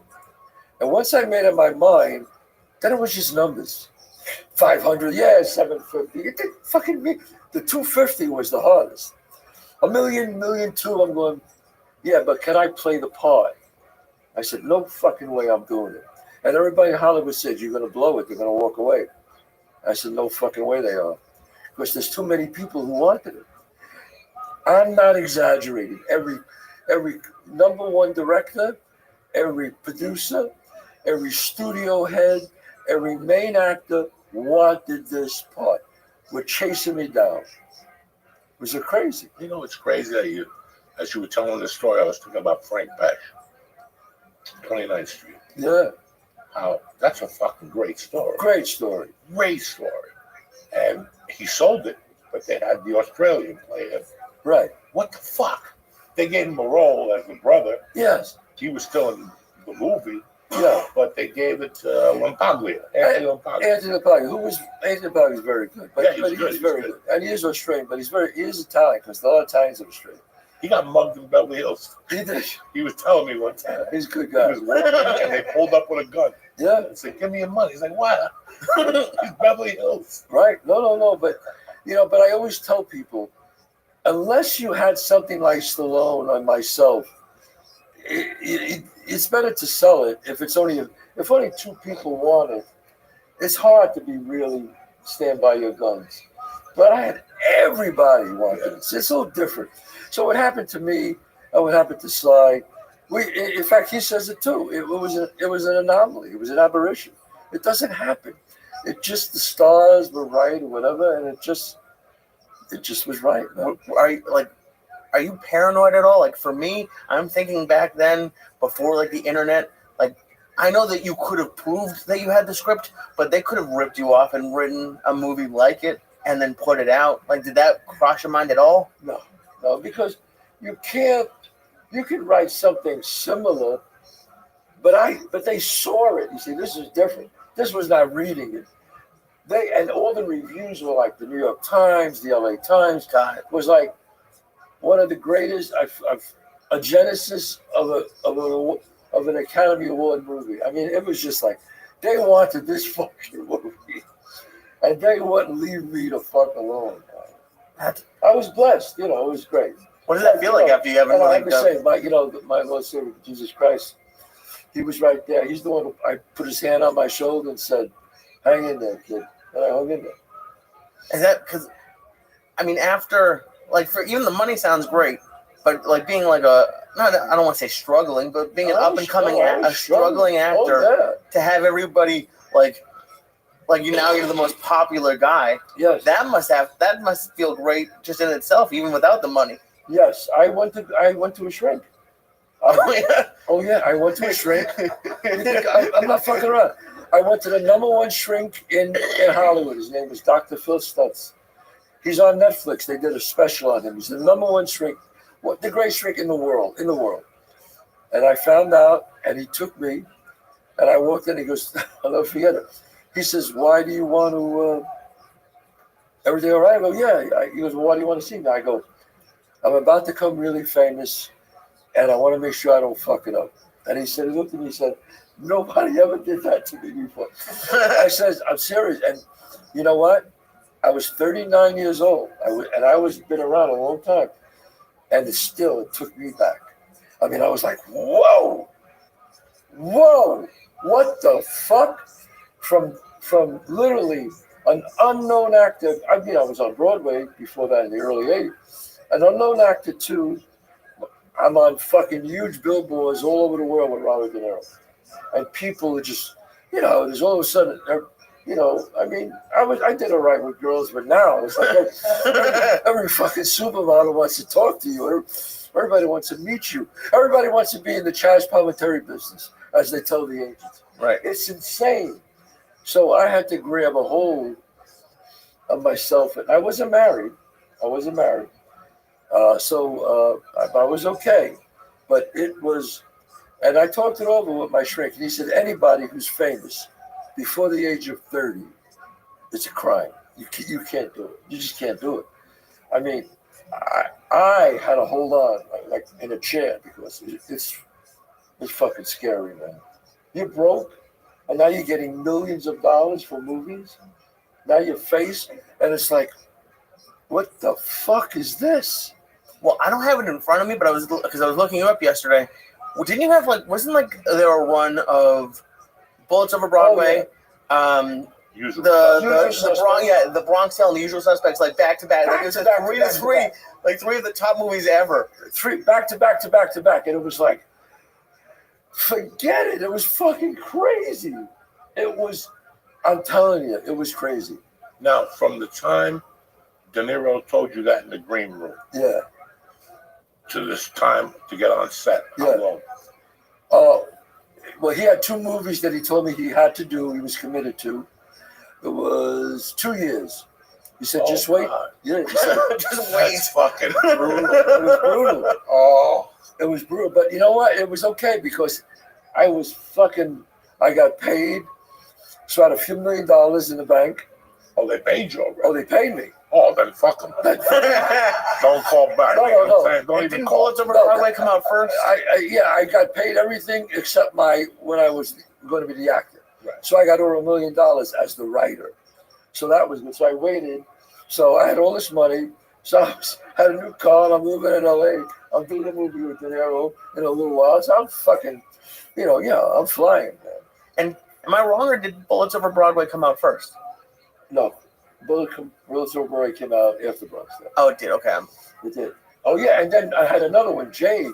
And that, Yes, I Jade. saw that. And Jade, With I was fucking on the street. With Red Dog Yes. from CSI. Yes. NYPD. Caruso. David Caruso. And Stallone's wife. Yes. Right. Well, that's his wife, his girlfriend, yeah. I forgot her name. Flavor. Yes. Isn't she the model in that movie? Yeah, Yeah. Jade. Yeah. Yes, I forgot her. Yeah, she was great.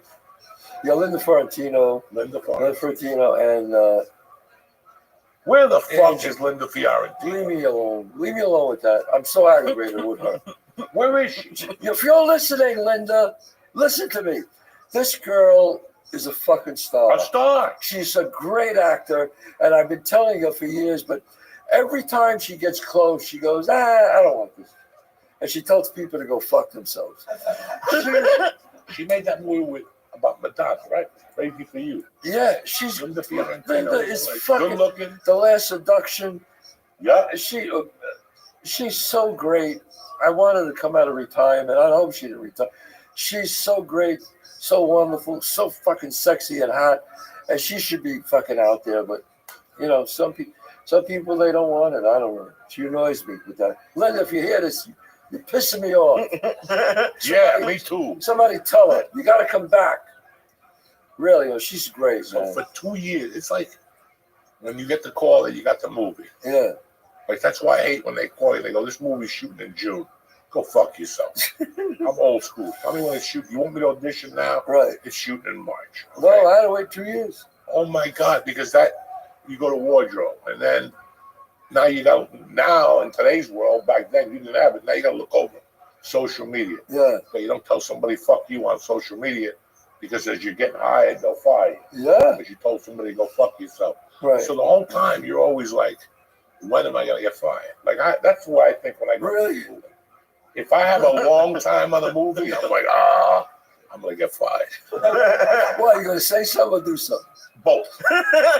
Both. So I might as well I want to shoot it out and get out.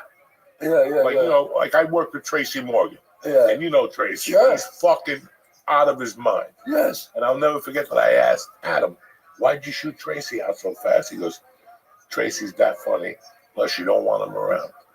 And I never forgot that. Yeah. And then I saw how the girl treated him on that show, 30 Rock. Yeah. The pilot of that. How did she treat him? She treated him just like that. He's a dangerous guy. Really? Like, not dangerous in the sense that he's going to do something to you. Right. He's just dangerously fucking funny. Yeah, Anybody who tells a so woman, smell my finger, it smells like rape. That type of shit. Oh. You don't want them around that long on the set. Yeah. So they get on the set at 7, shoot them, and get them the fuck out of there by 10. Right. And you live your life the rest of the time. You're not going to cap. If the longer you have them sitting back there, It's no animals like that, like me, the longer you have me sitting back there, the more you got me brewing. And if that room ain't got windows, like I learned that, I got to sit somewhere where it has windows. Right. If I'm in there for too long, and I don't mind smoking a joint and reading a book for 6 hours. Right. I got nothing against that. Right. That you're paying me for the day. I don't give a fuck if you shoot me last. But my advice to you is, you don't want me My back advice. You Yeah. don't want me back there. Just get me the fuck out of there early. I'll wait. I don't give a fuck. Yeah. Get me out because Yeah. what's that expression? The idle mind is a devil's work. Yeah. I don't mind the That's devil it. works. And that's with me. Yeah. Once I get bored, I'm like, so I just want to shoot it out. With Tracy, with Dirty Rock, if you see the pilot, while he was talking to her, he made her take him to a strip club in the pilot. While she waited outside, she was talking to him, like Right. convincing him Right. to be on the show. He's like, I don't know. Let me give this bitch another $1. You gotta watch the fucking pilot. Oh my God. And that's when I realized animals like that, you gotta shoot them, Shoot him out. Yeah. get them out. They're gonna fucking, Yeah. You never worked with somebody like that? They go crazy. No, I never did. No, not. I love Tracy. He's great. He's funny, but I worked with a couple of people who are alcoholics. That's rough. When it's rough and they come in and they're just. I won't say who they are. So I watched the movie the other day, and we'll talk about it later. But this motherfucker was high on heroin. Yeah. He shot this movie. Jesus. And I know he was on heroin for a long time, but there's a scene, he's in a courtroom, and the camera's not on him, and he's not. He's trying to focus on the judge. Right. But he starts fucking nodding, and you're like, oh my God. Yeah. That's kind of crazy. I could smoke a joint and shoot a movie. Yeah. See, I can't. No, I can't do anything. I can't do anything. 2 hits off with the roots, just to loosen it up, to make No, rap. I'm very relaxed. Yes, so. but I can't drink or No, I people can't. fucking. When I did the longest yard, those motherfuckers were making margaritas at 10 a.m. The wrestlers, because wrestlers don't play. Yeah. They don't play. Russ They is told fine. Adam, if we're not out there by 8, Yeah. we're going to get margaritas. And they bought a blender, Yeah. and they would get fucking blenders, plural. Wow. And they had the big cooler, Right. ice, and they would sit out there, Goldberg, and those motherfuckers were out of their mind. No way. Really. That's why I loved them. I loved them. They were like, Yeah. 12 o'clock, we're not shooting, we're done. Yeah. Then they go back to the hotel, take a nap. Yeah. I just had a wrestler on my show. He was great. Karen Cross. Oh, they're great. He's great. What a great guy, man. They're ultimate. I learned a lot from wrestlers on how to treat people. Yeah. Because they're the ultimate, like Kevin Nash. That motherfucker can getting beat up. If you go up to him and ask him for a picture, he'll hold the guy's hand and take a picture and keep fighting with him. Wow. Those guys, that's a different training. They Yeah. train differently. They're more audience. Right. They're very Right. audience Right. savvy. Wow. Yeah, it was great, and he was fun to talk to. I love talking with guys and jiu-jitsu, and I love UFC. I go there. I love it. UFC is great. My son loves it. He boxes. He does MMA. He does Brazilian. And we go there. We love it. It's great. It's a great. I box. I don't do. It was funny, but when he started learning, and he started getting older, and then all of a sudden I realized that. Shit, I can't beat up my son anymore. You know what I mean? Like this kid is like, we started like grappling a little bit, and he just choked. He got me in a triangle, and I was like, what the fuck? And then he explained to me that a person who knows jiu-jitsu, even a blue belt, he said, when you're wrestling or grappling with a person who knows nothing, he goes, it's a magic trick. They don't know what you're doing. It's easy. And I was like, oh, really? He goes, yeah. He goes, but a black belt does that to me. Or a brown belt does that to me, what I do. And he says, it's just levels. You got to get up. It's just levels, yeah. I love going to jiu-jitsu. I haven't been there since October 8th. Wow. But before that, I was, for 3 years, I was Right. in the same place. Here's the problem. As you get older, you wrestle with younger guys. Right. And even if you know more about it than they do, their speed and quickness Yeah. always beats you. It's always, Really? you end up on your back. But I fucking love it. Yeah, it's Like, great. I fucking Yeah, he love loves the guys it. there. And I'm older, and there's not a lot of older. We had one guy that was like 65. Right. There's a guy there that's 67. That's a fucking brute.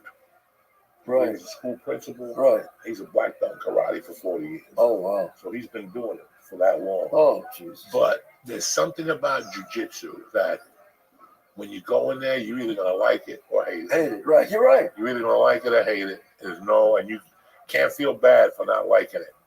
But if you really start to like it, you're gonna get beat up for a year. That's what he did. My son got beat up. He told me. It's a He said, year. "Dad, Getting beat up, choked, hurt, people pulling your hair. I'm getting thrown all over the floor." I remember one time I was wrestling this guy, and I wasn't even. He was like a brown belt. I wasn't even doing nothing to him, and I kept seeing him go ah ah. I go, dog, am I hurting? He goes, you're pulling my leg hairs because I had his gi, but I really had his leg hairs, and I was spinning him around so I wouldn't lose the fucking leg. And he'd go ah. You know, you're gonna get hurt at every level. Yeah, no, he did. My son did get But hurt. it's something about it, like Yeah. it's fun.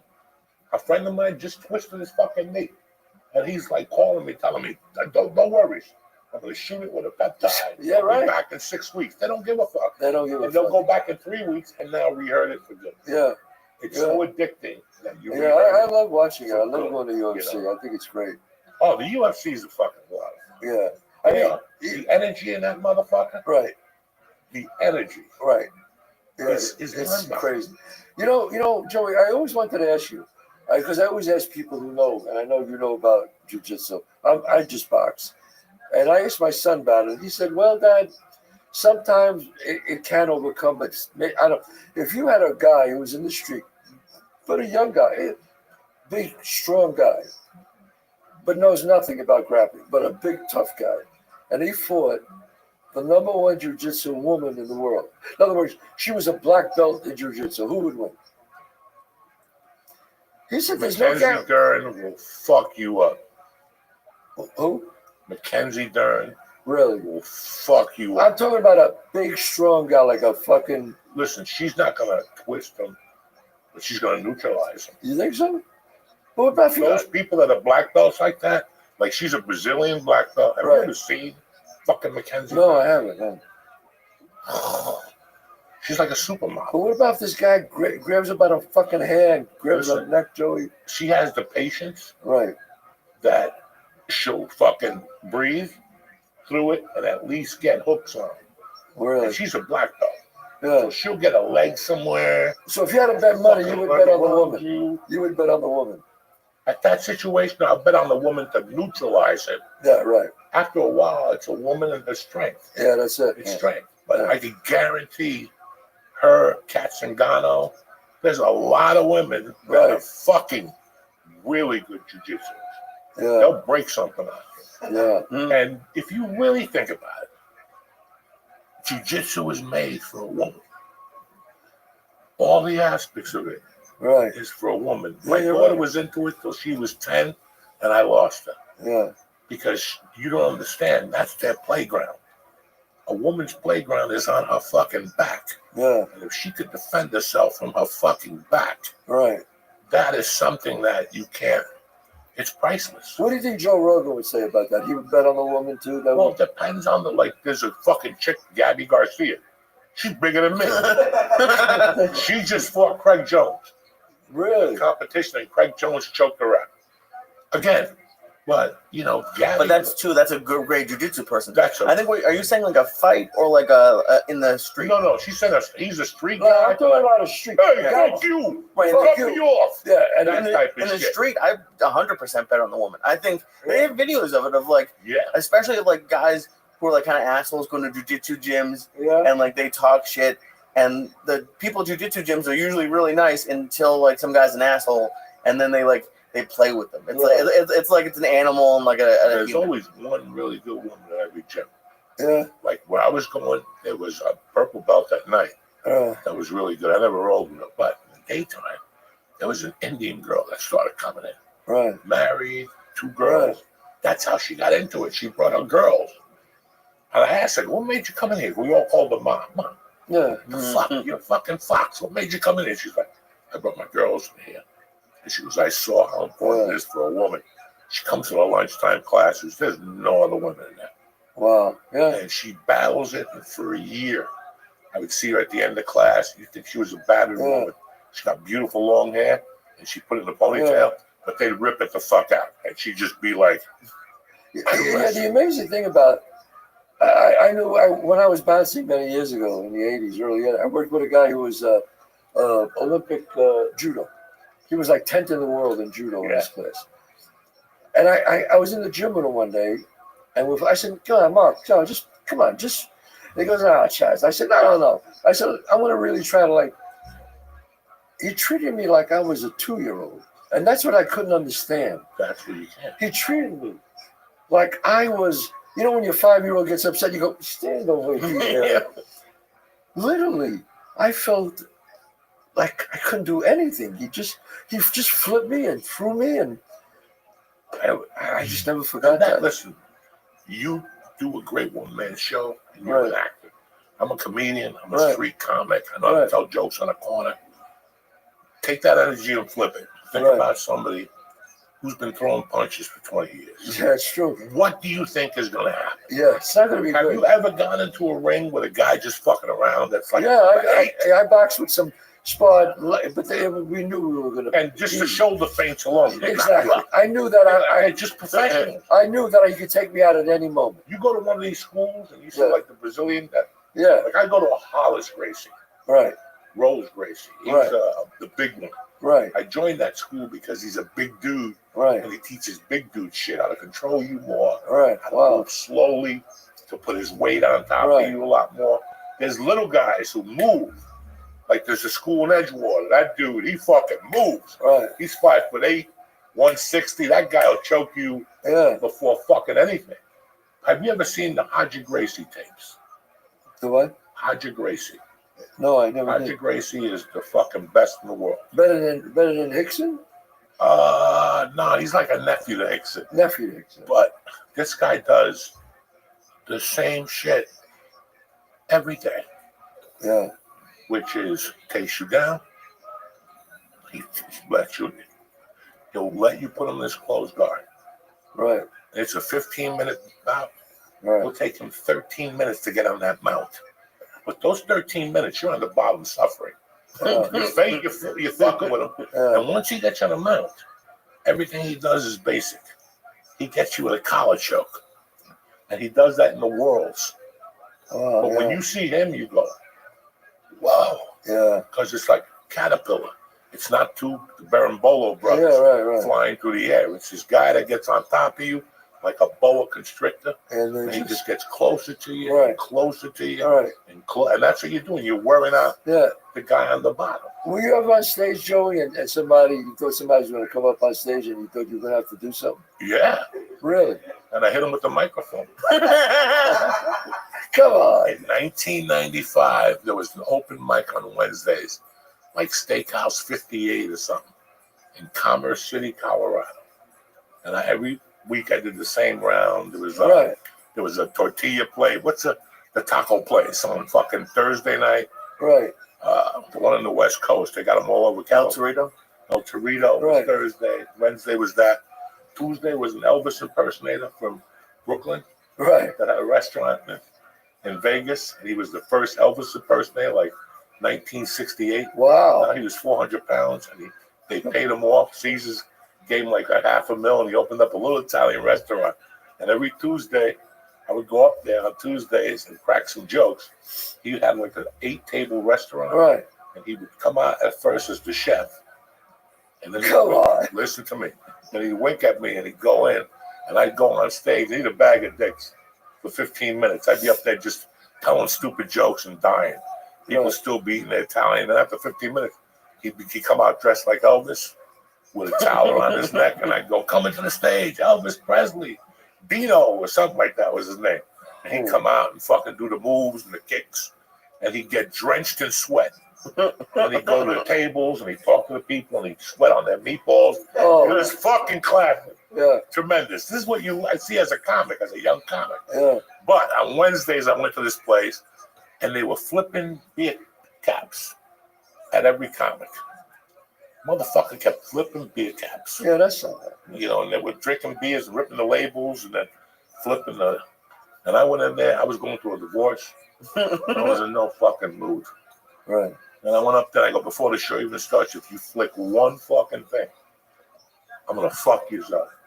I didn't even say that, and the beer thing went flying by me. And I go, come on, motherfucker, because I wasn't going to go after them. I had to bring them to my territory. Yeah, right. I got the mic stand, and they had one of those microphones that had batteries in it. Yeah. I didn't know this. And they came close, like, he charged me. I'm like, this is easy. I picked up the thing and just banged him in the fucking head, and the microphone busted. Oh. The batteries went out. He started bleeding. And his buddy stood there. And he goes, I go, you want? And he just left. Wow. And I went. I finished my steak. They said the cops are coming. I got in my car and I left. I didn't go back for like a month. It was all forgotten. That's funny. Oh yeah, I'll say yeah. I've seen comics go through some shit sometimes. Don't. There's guys that listen. I tell you what happens. A girl goes home and tells her husband that her and her 8 girlfriends from work are going to go see a certain comedian. Yeah. There's like 8 of them that are really good looking. There's always that one husband that tags along. I'm going with you. Is Maggie going? I don't trust her. You know, she dates a fucking Spanish dude, you know. Right. Those are the guys you're always going to have a problem with. Because they're the ones that sit there. Sit there like that. He ain't funny. You know, Yeah. to try to, and then you have to say something to him. Then he says something. Yeah, comedy is fascinating to me. I mean, I was never a stand-up comic. I was always an actor, but I'm fascinated by stand-up comedy. I really am. It's fascinating to me. And I talked to Chris Rock about it once. I did a movie with him. And I said, what's the number one thing a comic's got to learn? And he said, don't be afraid of the silence. No. He said, once you're not afraid of the silence, you got it. Let me take a breather real quick. We talk about better help for people who need a psychiatrist that didn't get those movies. You know what I'm saying? There's people that haven't gotten movies and they're still in LA right now. Yeah. What am I going to do? All better help. We'll be back in 2 minutes.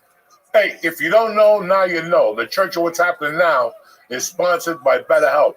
We're always hearing about red flags. Red flags about your partner. Red flags about your friends. What if you started looking for green flags instead? Therapy can help you identify those green flags and practice them in your relationships. That'll make your life a better place to live in. It'll make you better 100%. How do I know? Because I was with BetterHelp. Their online therapy is tip-top, magoo, amazing. It's 100% online, so it's very easy and very convenient. You can access a diverse network of over 30,000 credentialed therapists with a wide range of specialties. For me, it was anxiety. I contacted one of the reps there. She worked out from the beginning, and 6-8 months later, I was tip-top magoo. I still use those exercises today. So whatever you're going through, there's someone who can help, and BetterHelp is there to help you. Discover your relationship, green flags with BetterHelp. Visit BetterHelp.com/Diaz, D-I-A-Z. I'm going to get you 10% off your first month. Listen, 10% off, that's big in these days. Even eggs are up to $11. So that's BetterHelp, HELP.com/Diaz. I'm going to get you 10% off your first month. If BetterHelp helped me, they can do a lot better with you. Trust me, I got problems.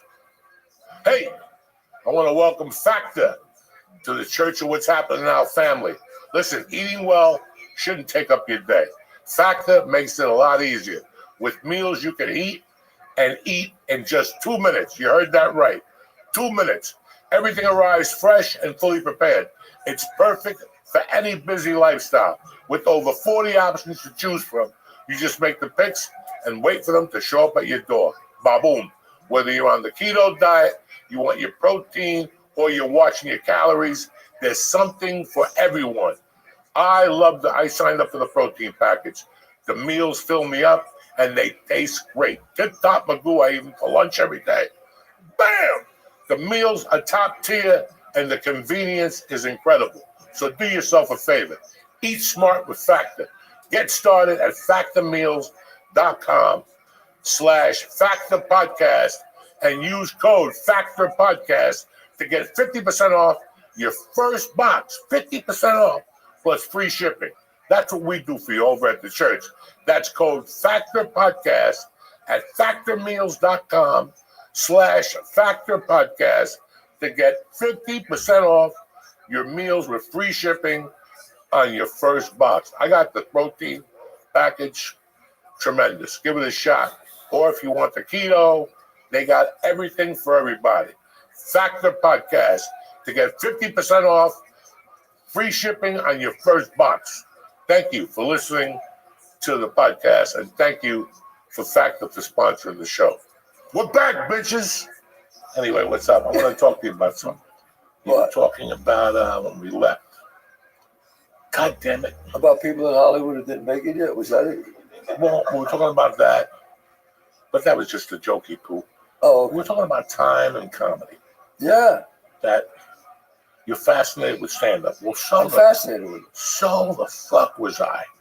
And I'm still fascinated with it. And I've been doing it now for 30 years. 30 years. Now, do you 91. know what you're going to do when you get on stage, Joey? I have a direction. Right. And then, like you, like right now, I have no direction. Lately, I have no direction. I'm coming up with little bits. Right. And now I have a month off. And that gives me time to polish 2 I see. bits. Like I started working on them today. I have an idea. In the back of my mind, I just want them to fucking laugh.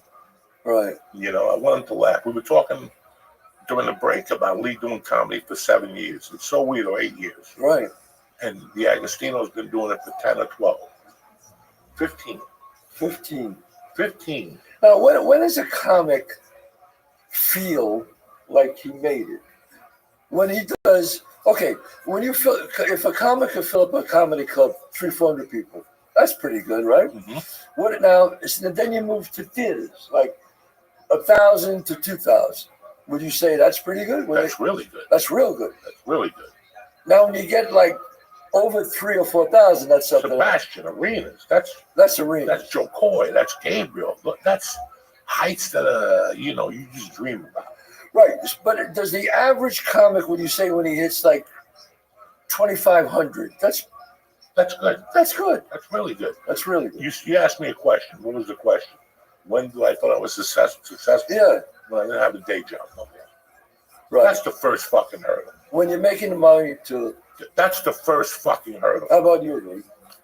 I'm surprised to hear you say that it was there. That's the first hurdle. That is a first hurdle, but because you said. Well, you said successful. What I think, Chaz, you said when you made it, like when a comic's made When it. you feel like, all right, Because like my thought when I was listening to you, Joey, what I thought you were gonna say is like to get to that level, you have goals, but then when you got to theaters, comic, you always look bigger. So like, are you ever really fully satisfied? But I do think that's a. I like that. That's where your head is at, to just be like the first hurdle is day job. Day job. Yeah. And then after that, listen. That's a lot more attainable. I don't think Chappelle is happy. I think he's happy, but I don't think any comic is ever happy. They can always look at just a little more. Maybe if I could sell out a spaceship. Right. You know what I'm saying? Right. Maybe if I could put them all in Guantanamo Bay. I get 80,000 people in Guantanamo. I could do a Dallas Stadium Right. or something. Do you follow me? Yeah. But I always thought, for starters, you have a different head. I was a criminal. I got out of the joint. I couldn't find a fucking job as a felon. Right. And I removed the felony from my life. I didn't go to the judge. I just removed it Right. myself. And I go, I'm going to go for this comedy thing. Right. But I never thought of anything until I found out that fucko, who again has another show on TV, Tim Allen, did time for cocaine. Yeah. That guy's got another show on TV. Right. He like owns ABC. Yeah. They just give him shit. He Yeah, deserves well, it. That's a bad motherfucker. He deserves it. Yeah. And you know what he eats for breakfast every day? Denny's in the Valley. Wow. He's in there at Denny's. I would see him in there Yeah. and go, what the fuck are you doing at Denny's? All right. So, you know what I'm saying? Like, Yeah. he's a real guy, that dude. But But I found, I kind of studied comics, and I fooled around with a little comedy, and I remember the thing that I noticed, I'm very observant, is the thing that bothered me the most is hanging out backstage with comics. They're all depressed, Joey. Yeah. They're all depressed, Joey. well, we're in our heads. I'm always happy. You're in your fucking head. I mean, and then when you say something funny, they'll never laugh at the joke. They'll just go, never. They'll go, that's funny. They'll look at you and go, that's funny. But they'll never fucking laugh. Ever. Ever, ever. I used to talk to Robin Williams about all this, and he used to make me laugh. Because he was a funny fucking dude. That was a funny fucking Yeah. dude. And it's almost like a comic. First they want to be They just want to not pay the bill. They want to not pay the bills. I mean, they don't have to get a day job. Then when they start filling out comedy clubs, they're like great. Then they start filling out theaters, 1,525. Then they want to go to Radio City, Madison Square Garden. And once you get there, you can only hold that. It was explained to me. You can only hold that position for like 3 or 4 years, and then you have to move back down to the theaters, and you stay at the theaters then for the rest of your career. It was really fucking interesting. But a theater, that's in today's world, you can make good money if you did theaters over here. Oh yeah. Look at Brian Regan. Yeah. Brian Regan popped that one TV show. He did something else. He's great, Brian Regan. Nobody knows who he is. So he does theaters. Huh? Does he do? He doesn't do Radio City Musical. He might. At one point, Like, I want to do the Apollo. Yeah. Just out of respect. I'd love to do the Here's Apollo. the problem. Yeah. You got to do 8 shows to break even. Man. No. I only do one show. No. You know what I'm saying? Yeah. You have to do 2 in one night there because the first show goes to the boys. Oh, Unless you charge can't do that. No. $300 a ticket. So the Yeah. first show goes to the boys. yeah. Since you're there for the Yeah. second show, Yeah. now the second show is all profit pretty much. Right. Yeah. So you got to do 2 fucking shows in the night. And that's what, I would love to do the Apollo. I I would. would make it with a bunch of white people playing the violin. I don't want to Yeah. I want to go up there with the brothers. I have a very big, African American following. Oh, I love it. I would love to do that. Love to do the Apollo The Theater. Bronx. Yeah. Some theater in the Bronx. Louis Paradise. I thought about that. Some theater in the Yeah, Bronx. the Bronx, yeah. I gotta do, out of respect for my mother, before I die, I gotta get a date at Yonkers Raceway. Yeah. They gotta have a theater up there, something like that. Do they have a theater in Yonkers? Yeah, the midnight show at Yonkers. They do? No. Oh. That's the last track. That's That's over. okay. And I always tell people, when people go, well, my uncle was a degenerate. Well, what did he do? He went to Meadowlands every day. That's not a degenerate. Yeah. A degenerate is somebody who goes to Meadowlands, then rushes over and catches the end of the aqueduct, That's right. and then goes home, takes a shower, It goes to stops at OTB on 181st Street, That's by right. 430, Oh, yeah. and right on that road, you shoot up the Yonkers. To Yonkers. And when you walk out of Yonkers in those days, you're going to get shot. Oh, yeah. In the 70s, Oh, yeah. it's fucking, you're walking out to Mary J. Blige. Right, and yeah. shit. Fucking tremendous. No, that's true, yeah. Wow, that's a degenerate. That's a Yeah, degenerate. that was Eddie Bush. That was Eddie Bush from Bronxdale. That was him. That was him. He would constantly fucking all day, all night fucking yell. Let me tell you what we've seen. I don't mean to interrupt your mush. We'll get to that later. That's a mushy question for you. Yeah. That's Junior Mush right Yeah, there. he calls me mush for years. Oh, yeah, this guy is the worst. No, It's his fault. Any day now, you're going to get a big movie. yeah. Any day now. The way God works lately, Yes. you're going to get a big movie. I was thinking about this the other day after we spoke, because people have to realize one thing, and it's on the conversation we were talking about. Whether you're a boxer, you've been doing it for 20 years. Right. When you're a writer, it takes you a week. It'll take me 2 years to write. You're that apt on it, Well, yeah, I understand. I apply myself, yes. Look at acting. I was watching something the other day and I was blown the fuck away. I had nothing to do. I was in the hospital and I put on Sons of Anarchy. Why, I don't know. Right. And it was the season when Jimmy Smits came up. Yes. And he was eating these motherfuckers up. He was eating Jack's tail out, which is tough to do. That's Yeah. a good looking dude. And then you see the success of Oil Man with this Billy Bob Thornton. Have you Yeah. watched that show? I haven't seen it. Holy shit, he's good. What's the name of it? You know the name of Did the you say show? Oil Man? I've seen clips of it. I don't know what the name I is. heard, but he's really good. He's great. I mean, it's like everybody Right. else is on a different fucking level. Yeah. And that's how you are. When I see Lawrence Fishburne, Yeah. everybody looks at Denzel. I look at Lawrence Fishburne and I go, he played 4 different types of yams. Yeah. Okay? What's love got to do with it? Yeah. And he played a gangster black yam in King of whatever. It's okay to say that word. Okay, everything's cool now.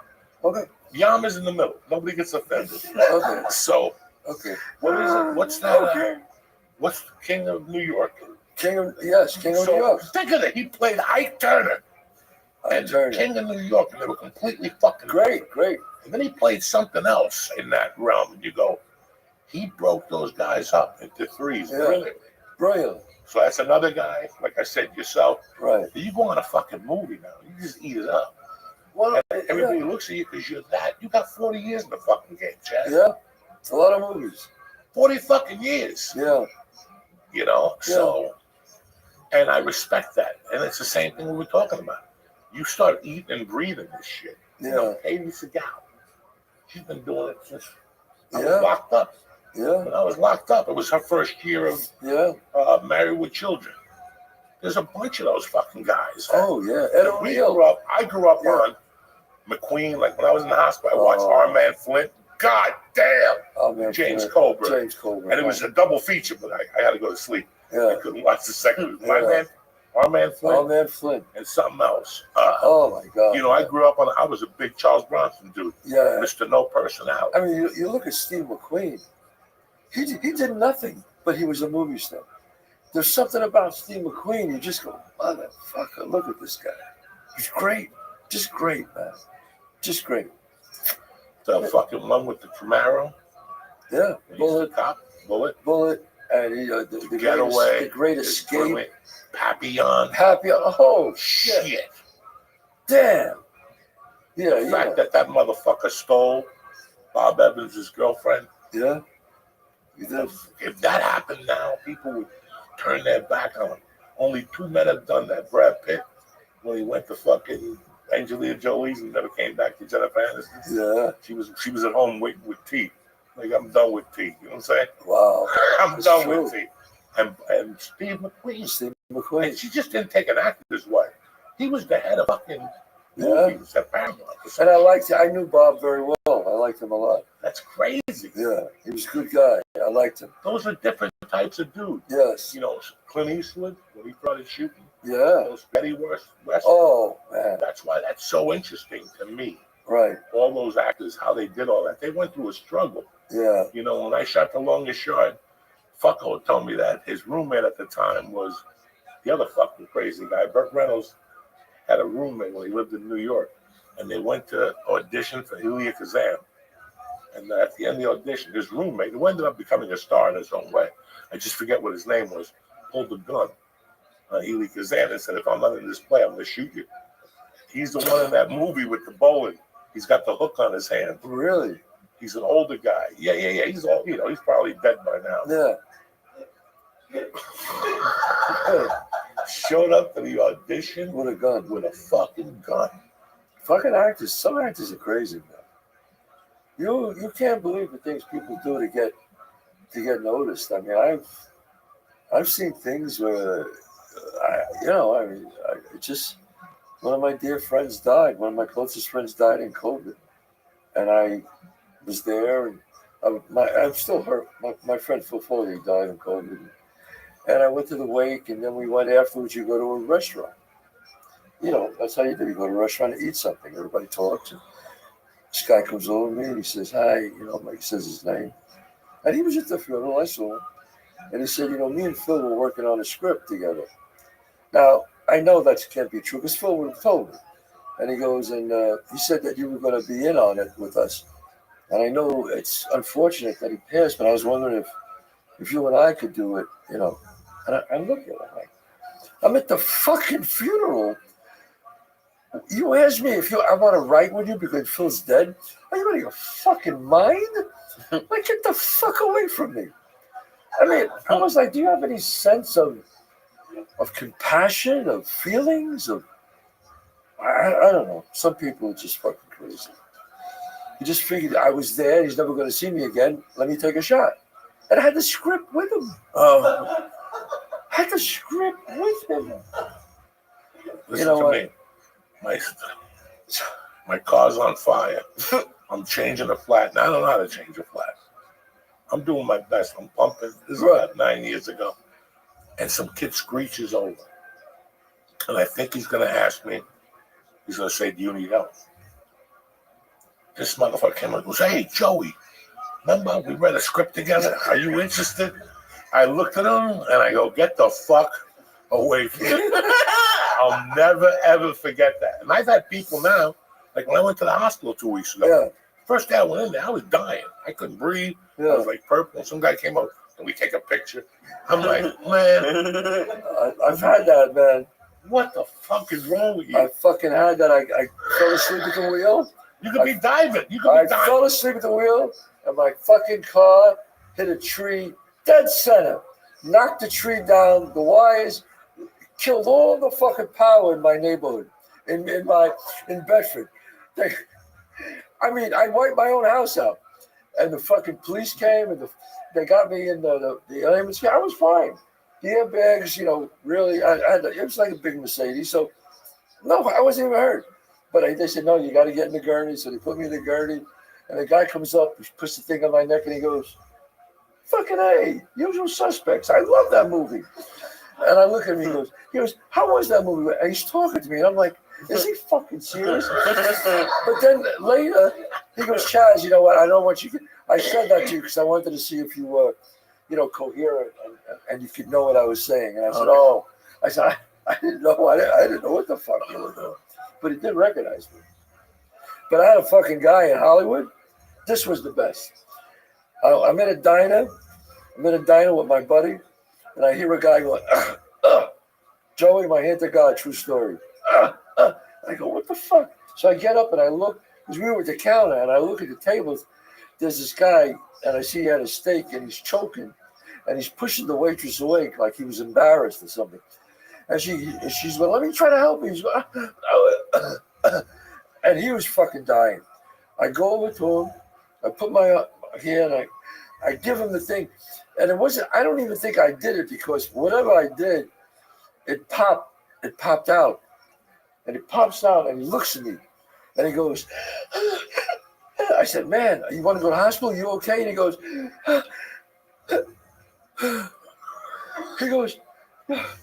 it's Chaz Palminteri. And I said, yeah. He goes, wait a minute.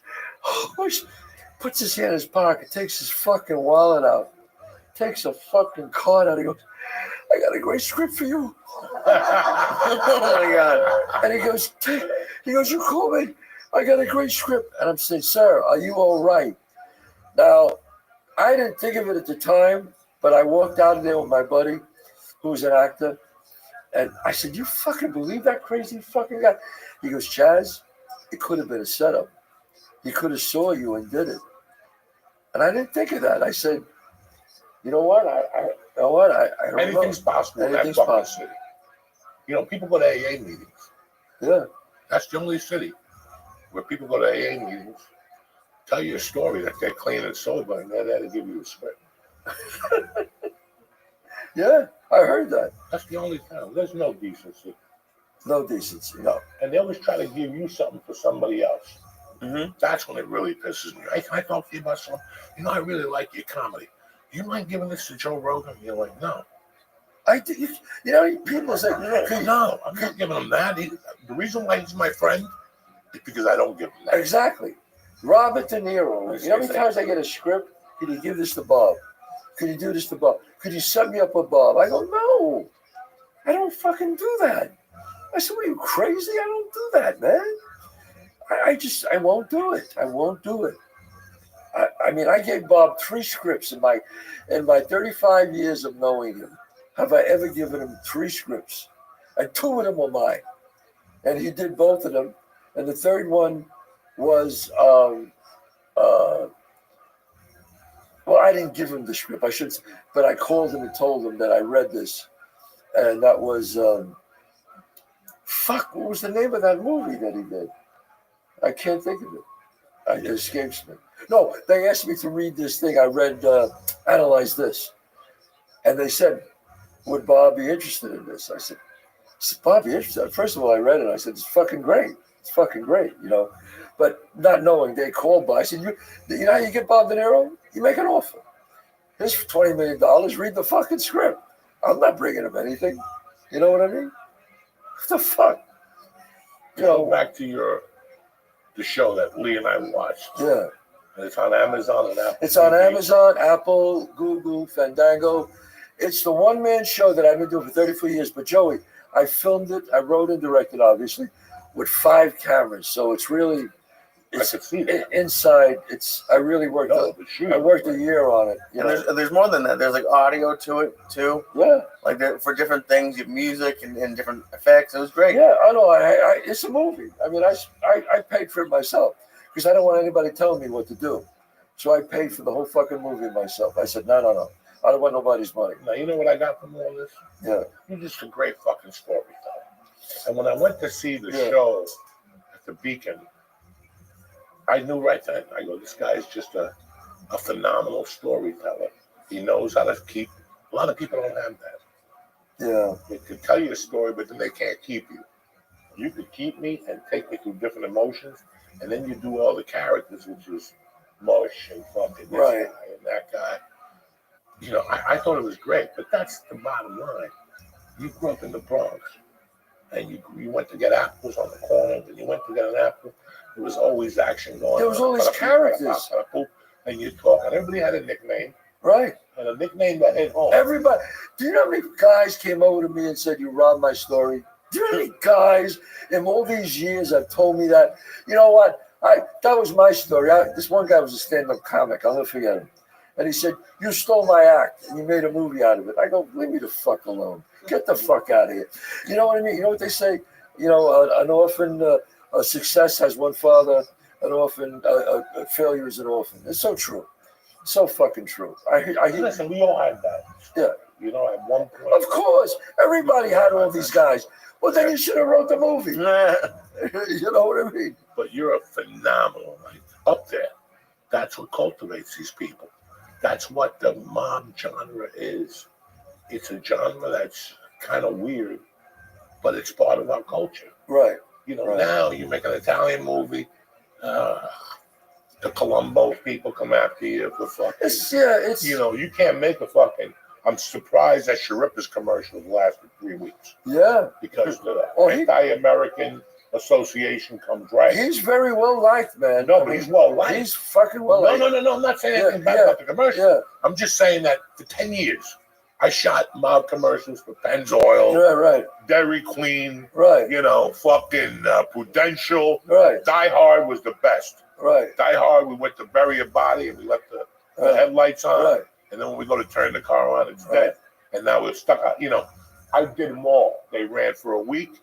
Then your agent called you and said, your commercial got canceled. The Anti-Italian Federation called and said that fucking, what's that food chain? I did them. That lasted 4 weeks before the Italians came out. Yeah. You know what? I have a thing with, and I have beef with the Italians about this because they came to me a few times. And I said, look, Bronx Tale, first of all, Bronx Tale is not a fucking gangster movie. It's a family movie. I said, that's why it's been around for 34 years. It's a family movie. And I said, do you expect Italians not to work?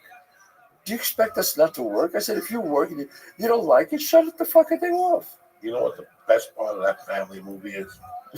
When you beat the fuck out of the bikers. I know. That's a family scene.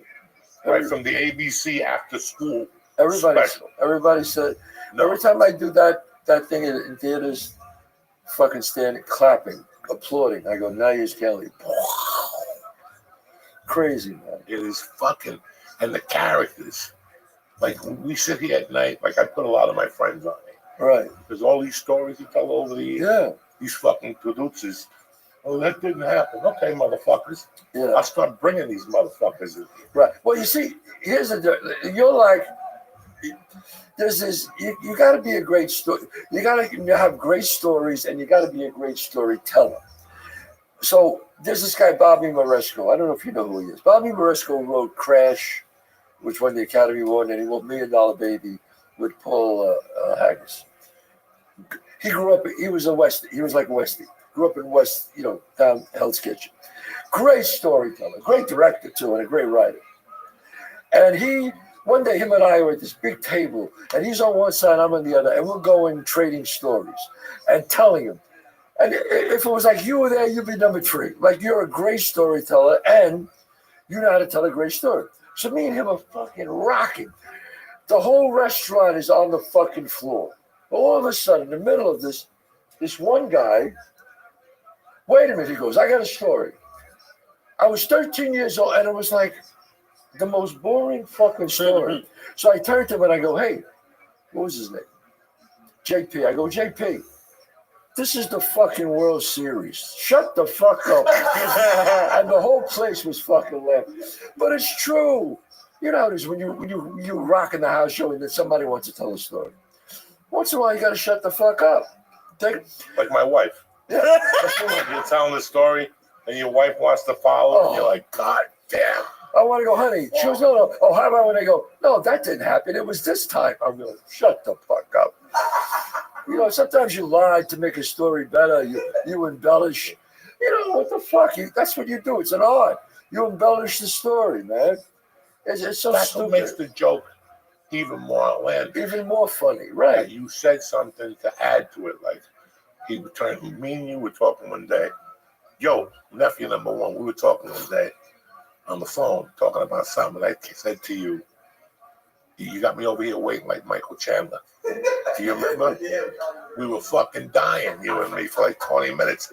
Because Michael Chandler, how long are you going to wait? Yeah, right, exactly. How long are you going to wait for Conor McGregor? Move on. He's never going to fight. Yeah, And look, sure. 2 years later, now he wants to fight in BKC this week. Right. Every Friday he gets coked up, and he shows up at a new event on Saturday. Right. Listen, I snorted coke for 27 years. Okay? Nobody's got footage of me snorting coke.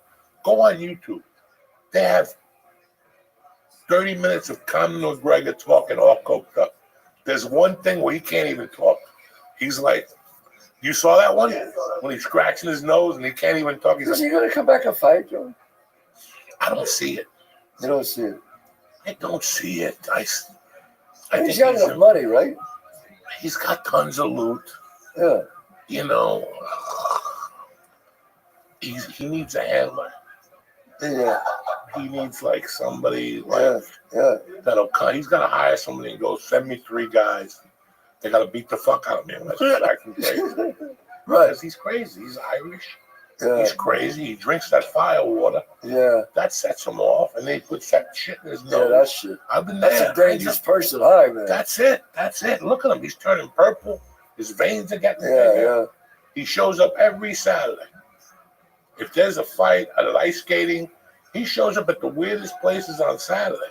Takes his shirt off, starts bartending and shit. I got to give it to him. He's an animal. Wow. I mean, I got to give it. Listen, when McGregor goes to Vegas, he doesn't just sell tickets. You know that? He adds like $2 million to the economy. Not a lot of people do that. Michael Jackson could do that. Yeah. Come to New York and fuck. McGregor does it? Think about it. There's all the people flying in. People flying in from fucking Ireland. Oh, yeah. He generates so much fucking cash. Yeah. You cannot take that away from him. Yeah. But he's made so much cash. Listen, it's tough. Who said it the best? It's tough to run 5 miles when you sleep on silk sheets. Yeah. Yes. You know, Yeah. that hunger is gone. The hunger's You go in the gone. ring, and while you're getting beat up, you're thinking to yourself, I knew I was done. I knew I was done. I'm done. I'd rather be with 3 Chinese chicks right now. I want to be playing with 2 naked hookers in ping an pong. apple. You know what I mean? I'm getting beat up by this guy, and I don't need this money. I'm gonna make 11 million. I don't need it. I got 300 million. There is a point where, but that's what makes the true champions. My father used to tell me, and even my shrink told me that. He goes, you think it was hard now to make it? He goes, it was hard, right? He goes, yeah. He goes, it's hard to stay in there, Chaz. I'll never forget that. You know, you were saying before about feeders. I had this dream sitting behind the comedy store 20 years ago. In the dream, I used to talk to Ari. Me and Ari discussed this about 5 years ago. You sit behind the comedy store, you're back there at midnight, you wait another half hour to get on a fucking stage to end your night. You know, you basically can't make rent. You hope you get a commercial audition so you could fucking cover the spread next month. Right. And you dream about the day where you're just a regular comic, that you're selling out clubs. You're on a recurring TV show on ABC. They pay you well. You do 6 episodes. Maybe somebody gives me a little gig for 3 weeks writing. That was success for me. Yeah. That would have been fine for me. And I wouldn't even want that. I was just happy to do comedy and not do crime. Right. For me, it was just, if you could just help me do comedy, live in a car. Live in a car. Yeah. I read Ladies and Gentlemen, Lenny Bruce. He lived at the Chelsea. He did comedy at fucking burlesque shows. Yeah. And he lived with a bunch of dirty strippers. He never made money, right? I don't know. I don't But even he know. shot heroin. But it didn't matter. If you read, he hung out with strippers. Then he went back to the Chelsea. He banged them. He shot heroin. I'm in. I don't need to make money. It was $65 a week to live at the Chelsea. Wow. I'm just saying. Yeah. Let me tell you something. One day you get to be with CAA. And one day you do get a manager like 3 Yards. Yeah. And one day you are selling out theaters. Yeah. And guess what? You still fight for your life like a motherfucker. Yeah, absolutely. Even double than when you weren't making money. That's it. True. You're fighting. You're waking up in the morning with foam coming out of your mouth. Yeah. Because you know you're going to get somebody who's going to try to fuck with you today. Yeah. Every fucking day. And that's what got me sick towards the end.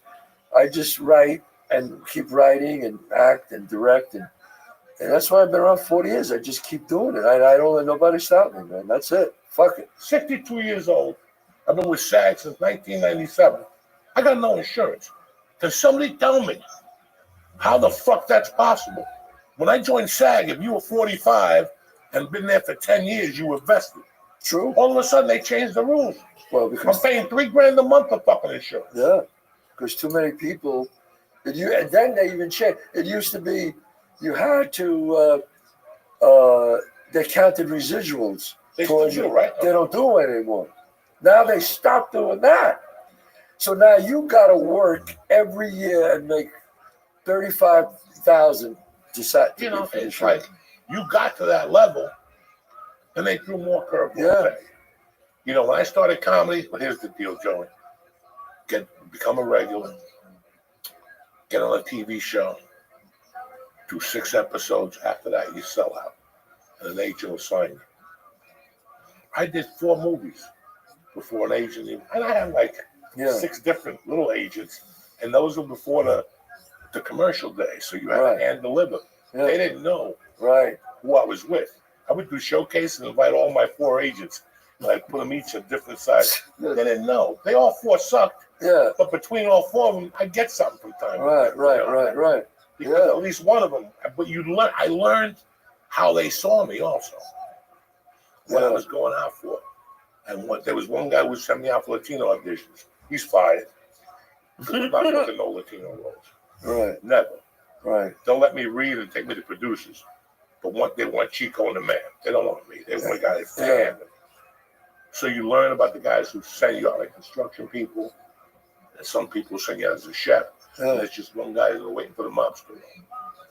So you learn all that shit. You learn the business. Yeah. And that's the opportunity you had Yeah. and I had that I really learned. There was a time, Chaz, you know how I got the longest yard? Oh. They weren't going to give it to me. They were going to give it to Vincent or Saragusa. Yeah. I was in Houston. I got coked up. And I was thinking, how the fucking Adam Sandler's a comic. That's a comedy movie. I love Vincent. But he's not a comic. Right. And neither is Saragusa. So I went to Play It Again Sports, and I bought everything a size too small. And I had Chuck Savage, a friend of mine that used to tape me, playing football at the University of Houston. I sent it to Chris Rock, and he sent it to Adam. And I learned that, so I started doing that. That's how I booked American Gangster. Yeah. And they broke up the movie, and they put Fucko in it instead of Leonardo. Right. Whatever. I had that. I sent the tape. Yeah. I used to just send tapes. I would go on Yeah. pre-production. If the movie was shooting in New York, I didn't even know the role. I would just set the tape. I'm Joe Diaz. I'm from the Upper West Side. Yeah. I mean, What the fuck you got to lose? It's It's better cool. than sitting there. I always tell young kids, show up, man. Show up. Show That's up. the other thing. That if you're not Show going up. to show up, it ain't worth your while. If you don't show up, It ain't going to worth you. The Bluebird of Happiness is not going to knock on your door No. with an Adam Sandler movie. it's one of the biggest, 85% of success in life is showing up, man. That's it. You got to get up in the morning. And I was snorting coke till 6. I'm up at 7:30 with the breakdown. I just, Okay? yeah. I'm up at 7:30 with the breakdown. Fuck it, yeah. This is dead. Yeah. I don't even think there's breakdowns anymore. Yeah. I would be up at 7 with the breakdowns, so my agents had the roles by the time they fucking got to the role. And then at 9:01, everybody got a call. Yo, did you get what I sent you? Call them up, see what they could do. And I would wait for the first idiot to call me back. If they didn't call me, then I'd call them each. Absolutely. What happened with the call the Chaz? That casting director isn't it. Fuck you. And I'd wait, and then I'd call the casting. Yeah. because I ain't waiting on you bitches. No, I'm not. No. Listen, I just did 3 shows in a row, 3 big theaters, sold out every theater. I was exhausted. I woke up this morning. My wife says, "Oh, you can rest today." I said, "No, I got to go. Joey Diaz called me to do a show." She goes, "Are you kidding? Aren't you going to rest?" I said, "No, going." It's like, no, I got an opportunity to be with you, to do a great show. I'm fucking going. That's it. Show up. Show the fuck up. That's how I am. Everybody cries so much in California and other Yeah. places. And guys, this just didn't happen. This just didn't happen. You know, No. yeah, the skies align from time to time, and Yeah. you just got to keep getting up every morning going, what the fuck am I going to do next? This month I wanted to work, but I have health issues. Right. You know, I got the shortness of breath going on and my fucking diverculitis, so I got to eat, and now it's eating me alive. Well, you got to take care of yourself now. I'm trying. You see me over here drinking water. Yeah. Yeah. Well, that's I've been coke for 17 years. I'm loyal. I'm a loyal soldier. You know what I'm saying? I got you. It's not like I'm eating fucking sausage every day. Yeah. You know, when I moved here, I thought there was going to be a problem. But then I came back and I'm like, I don't know. You know, I grew up on 2 slices a day.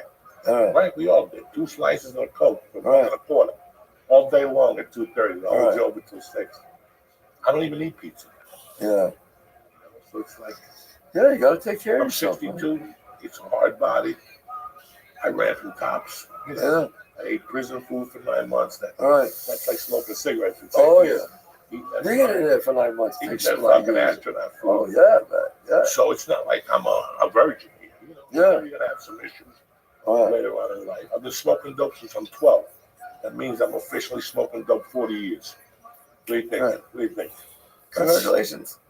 Now is when you start smoking Marlboro Reds. Yeah, but you got to be careful because after 50, the warranty runs out. Shit. In the last 6 months, I had a yeast infection in my ear, an infection, a loose tooth. My fucking denture in the back is loose now. You got to be My careful. fungi toenail is worse than ever. Right. I got diverculitis. My rash is back. And I got a rash that won't go away. They just shot me with everything. Right. Maximilian, they Right. shot me with more antibiotics. Yeah. Everything disappeared except that rash came back. Like That 3 fucking days. rash. Right under my It's like the titty fucking here. alien. It's under my tit. It's fucking here. Yeah. It's on this foot. It sucks getting old, but you can't give up. Can't give up, You man. can't give up. Can't Today I give up. went to box. I couldn't fucking breathe. Yeah. I lasted 10 minutes today boxing. Yeah. I put music on Yeah. and I just started boxing. I started huffing and puffing. I stayed in there. I did some fucking Yeah. whatever you call those bats, the club bats, like they did fucking whatever. Right. And I was like, I'm good. Tomorrow, all I got to do is 15. That's it. As long as you get a little better every fucking That's day. it. You're right, bro. That's it. You're fucking right, man. It's living like a doctor, dog. Yeah. Everybody's trying to sell this shit to you, and it's just easy. Yeah. You're Get right. up. I'm telling you, it's. Write your day out. Let these motherfuckers know what you're thinking. I fucking work at it every day, Joey. Every day I get Every up day. and I go, what am I going to do today to make my career better? That's the way it's got to be, man. I mean, I enjoy my life. I have a great time with my family, but every day my mind's on I'm on the fucking ball with something. And that's why I've been around this long. You got to. You got to do it, man. You got to I do see it. you out a lot, man. Yeah. You do the cigar nights. Yeah. Cigar I have brand. a cigar line. I have a. You just And I don't. One day I just want to lay on a beach and just write. So I say, okay. So I want to write. I have 2 restaurants. I have a cigar line. I have wine that's doing great. You know, it's all planned, but you got to work at it. You know. I got no hobbies. Like I would have a cigar night, but I don't smoke cigars. I don't smoke. I smoke very rarely. Oh, So, I fucking hate it. Then they hit you with the cigar break. yeah. Oh, It really kills you. yeah. They start getting I dedicated a cigar to my grandfather, who was this. So I get away with it like that, I don't which is drink true. wine. Yeah. So it's like I can't put a bottle of wine out. Yeah. And I could, but I'm lying to people. You're lying. Yeah. Why do you Yeah, drink like wine? this wine is the best. Joe, you don't drink wine. You don't drink I've never seen you hanging out with Julius Caesar. Yeah. You know? Yeah. I don't know what. I tried the weed line. I'm not doing that again. That's a waste of time. Yeah. You're very rare they make money with that. See, there are some people who do. I did for a while, and then it all went south. Yeah. And it's like, you know what? Everybody's got fake accounting. Yes. And I figured out unless you're doing it all, Yes. you're picking it, growing it. Absolutely. packaging it. There's no dough. Everybody's always lying. Everybody's always lying. Take for the small 5%. What's up, Lee? Hit him. You all right? You're sitting there like Zambo. Look at you. You had a little. No, I'm good. I'm good. I was wondering. Got some edibles? You got that edible look on. I do. Holy shit. Holy shit. I busted you, didn't I? Not busted, but yeah. Yeah, like you're fucking ripped. Oh, Look at him. He's ripped. He should be he gives ashamed of me himself. one of those vile things. We're taking him to rehab. He's not doing well, Shaz. Yeah. Well, that's the first thing you gotta do. Is rehab? Lay off the fucking mushrooms. No mushrooms tonight. He just did 100 milligrams. I did not do 100. I know he did something. Yeah. Oh, yeah. I'm looking at him. No good. What the fuck am I gonna ask this guy? What am I What were gonna you going to ask him? You forgot already 10 times. Oh, I forgot a million questions I wanted to ask. All right, well, I gotta tell you, you gotta be on your game, baby. Oh no, I love talking. This shit 20 years from now. No, I've loved. I was wondering how many people have told you about the rashes while they were interviewing you, but no, I had it. We're good, babe. You poor bastard. Look at this shape. I can't give you nothing. So what do you got coming up? Fuck. How many more dates on this? Oh, I'll be doing this is like the national tour again I'm doing. All I have to do is go to chazpalminteri.net. I'm going to be at Tarrytown next week, but that's sold out. I'm going to be at Tarrytown. You go to chazpalminteri.net. My whole schedule is there. You can get tickets right there. Or you can see it with 5 cameras, the one man. So on Amazon Prime, Google, Fendel, and what else? Amazon, Apple TV. And that's doing great. So I'm very excited. I'm going back on Godfather of Harlem with Forrest Whitaker. That comes April 18th. April 18th. Yeah, I'm doing my homework. Yeah. And Fuck with me, though. yeah, That's a great and I'm coming. show. You like it too? You watch them The too? 4th episode's coming out. Then I'm on for the 5th episode, for the 5th season, and Gravesend I'm doing again. So there's a lot of stuff. I mean, I'm doing a movie in April in Rhode Island. I forgot the name of it, with Chad Verdi, and actually my son has the lead in it, and he's very excited about that. I have a small part, which is good, and so a lot of great things are happening. Really good. You're a My fucking life, inspiration. every day I wake up and I look to God, I go, thank you, Jesus, thank you, thank you, thank you. Every day I say that, thank you, because I look at my life and I look at where I came from, and I look at some guys that I grew up with and hung with, and a lot of them are not here, and some of them, some did very well, some not, and I go, I don't know what I did right, but thank you. And I really do, Joe. I do. I say thank you. I'm so grateful, man.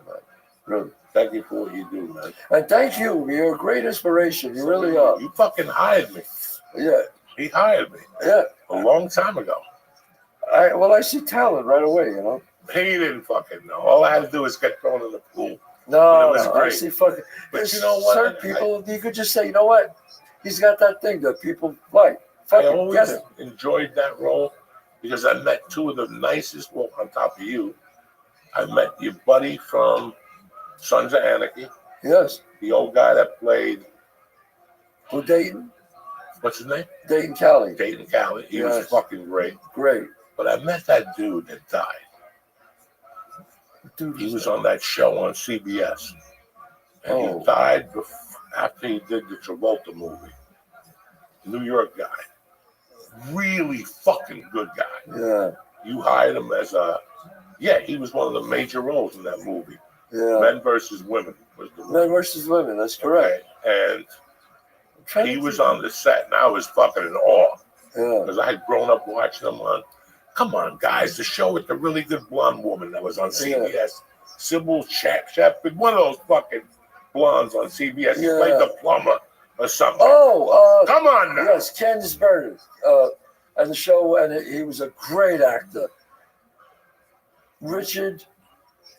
What the fuck was his name? I can't think of it, but he fucking schooled me, dog. He's great. Schooled me. Great actor. schooled me, and you'll know who he is. Did he die, You'll definitely did know. he die of an OD? I think he did. Yeah, They don't know. I don't know. No, I shouldn't say that. I don't know if he did. I don't know if he did that. He But I was- died in his sleep. He died. I was so. Yes. And I had just lost a role to him Yeah, in that movie, yeah, the second part of Get Shorty. yeah. He was. And usually I would tell those, I would go home and kill a chicken Yeah, and do some Santeria to fucking get yeah. rid of No, him. he was terrific. And I went home going, you know what? If I lost a role to him, Yeah, I'm doing something right. he's a It good was actor. me and him. I'm doing something right. This guy Yeah. was fucking. You know what? I've been very fortunate. Richie. Richie. First name was Richie. Funny guy. What about me? Oh, he was funny. He always go, what about me? What about me? Funny guy, man. And he's in the movie with Arnold Schwarzenegger Yeah, when they do.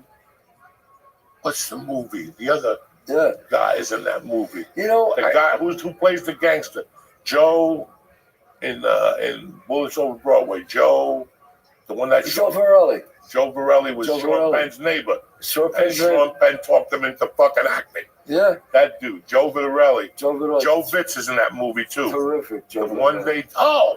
the one with Vanessa Williams, Yeah, the Fed movie with Arnold kidnapped Vanessa Williams, and she's got the paperwork Yes, to the I forgot mob the in name. Baltimore. there was a lot of people I hired as a writer and director. Billy Porter. I just saw Billy Porter, recently, and now he's, Billy's huge, and he just had talent. When you see people like that, they just exude talent, and I knew from, and who's the guy who played Basquiat? Great actor. Oh my God, a black actor. I forgot his name, but he did a small part for me in the movie I produced, and he did it. I said, this fucking guy, and he did this little part, and he was so great. And now he's huge megastar, and you could just see it. You would have no blowing smoke. You were the same way. It's just a character. It's a character. It's like bigger than life. When I saw you on stage, when I went to see you on stage, the fucking crowd, it was like a fucking Mooney convention. You were screaming, Joey! You didn't even fucking come out yet. And you were opening for Joe, in Atlantic City. Atlantic City. Yes. And I said, holy shit, what the fuck is going on? Yes. And there was screaming like it was like a fucking cult. Joey. And then you come out and your first words are, what's up, motherfuckers? And the place goes nuts. They love all that shit. Holy shit. What's up, cocksuckers? All day long. I couldn't believe it. I mean, and mobs of people. It's just, you have the hit thing. You know what I mean? You go out there. How you doing? I'm doing great. Right? You want us I'm back. Want us to call 911 or anything? Not yet. I was going to ask you about your podcast. How you got started with your podcast. I'm glad you brought that up. People want to see me on my podcast. Go to Chaz Palminteri's show. It's on YouTube. It's on Google, Apple, and it's a great show, man. I got along with Fat Joe. Yeah, Fat Joe is on. I'm a big fan of I've had a lot of good people. Captain Narducci. Captain Narducci, I you've love been him. on. Billy Joel has been on. I got a lot of good people, man. I've been on. You've been on. Our friend I said Tara. it. We had a good time. You've been on. You tore the place up. Wife, It's great.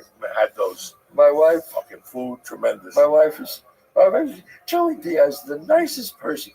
I said, and he's always like, she's always talking about, oh, please tell Joey I said hi. And he's always going, I said, hey, Joey, you fucked my wife. I felt like De Niro in fucking Raging Bull. She's a sister from down here. Yeah, I know. Grew up down She there. grew up right down there, yeah. That's fuck. I thought she was gonna come with you. I'm heartbroken. Yeah. No, she couldn't. She went down the fucking corner. Yeah. I think she said 48th Street or something. Yeah.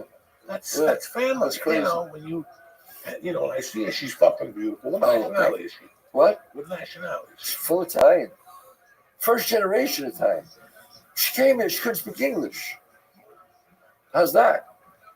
All the time. Wow. Yeah. Speaks Union City Italian. ain't fucking around. What's that? Union City put out some good looking women. Oh, yeah.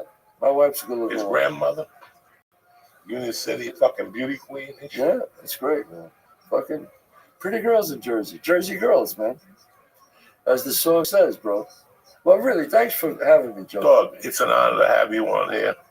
And I can't wait to see you on Godfather Harlem. Thank you. I appreciate that. That's one of my favorite fucking shows. I've been waiting for 2 years. Yeah, I know. It's I finally know come that out. the chin is gone.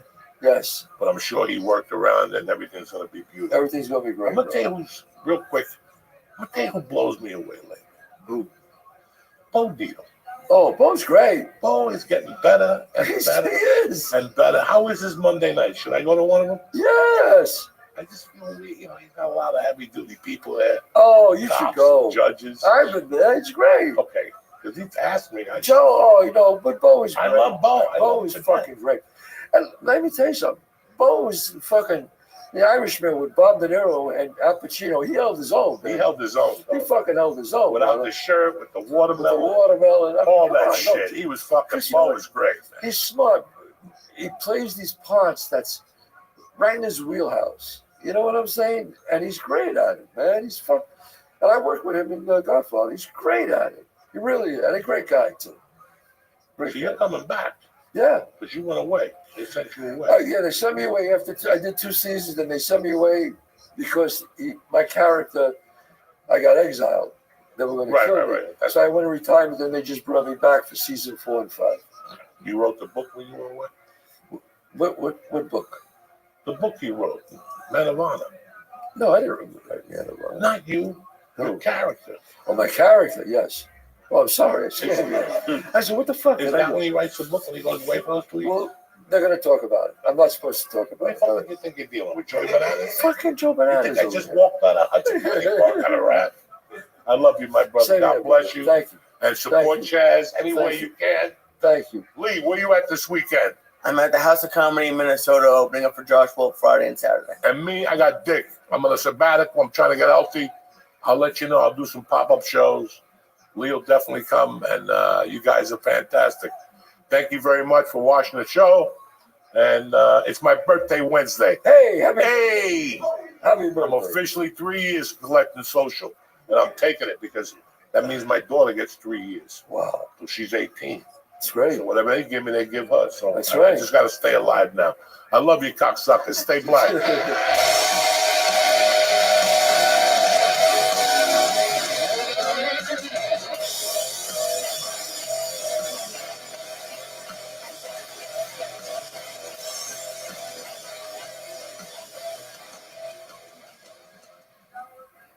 Hey, Uncle Joey here. Listen, it's time to get that dick in proper working order. It's February already, you know what I'm saying? Valentine's Day is past, but it's a long year. You got to sling dick on a daily with these animals out there. Blue Chew can make it happen. Their online service delivers ED meds straight to your door with the same active ingredients as Viagra and Cialis, but at a fraction of the cost and in chewable form. What does that mean? You could be anywhere drinking a glass of vino. You see one of your little girls over by the corner. She's playing hard to get. You pop a Blue Chew, you wiggle over, and you're ready to rock and roll. You know what I'm saying? Blue Chew has everything you need to spice up the bedroom. Even if your thing is working right, you got to have extra ammunition. Sometimes the communists just come out of the trees. You know what I'm saying? Blue Chew tablets are made in the U.S. of A, Jack, and the whole process is taken care of online. So you don't need to make an appointment. You don't need to sit with creepy people. You don't need to go to the pharmacy, nothing like that. Me personally, I love Blue Chew. I'm 62. I don't need ED medication, but let me tell you something. Like I said, you got to get all your bullets in order, and you got to bring extras nowadays. You take a tablet any time of the day, and you get ready for a great time. I don't care if it's in the morning, at night, you're going to feel tip-top magoo. Now, make life easier by getting harder and discover your options at BlueChew.com. And we got a special deal for the listeners. Ready? Get your first month of Blue Chew for free. That's right, it's Tuesday. I'm showing up with a gift, you little bitches. Just visit BlueChew.com for more details and important safety information. And I want to thank Blue Chew for sponsoring the show and helping you motherfuckers sling dick like you're supposed to, like God intended. You know what I'm saying?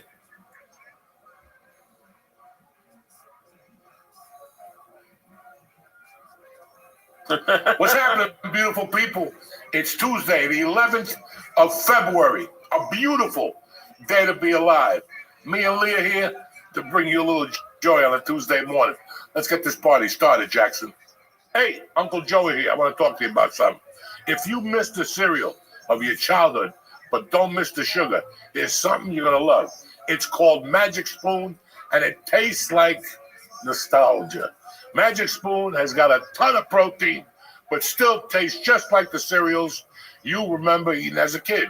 Every serving of Magic Spoon has 13 grams of protein. Again, 13 grams of protein, 0 grams of sugar, and 4 grams of net carbs. It comes in flavors like chocolate chip cookie, birthday cake, and even peanut butter. Listen, my favorite, I dig the peanut butter. I like peanut butter. So if you eat breakfast on the go, Magic Spoon makes cereal bars that you can take anywhere on the go. So do me a favor. Get $5 off your next order at magicspoon.com/church, CHURCH, or look for Magic Spoon on Amazon or your nearest grocery store. That's magicspoon.com/church for $5 off. Welcome back to church!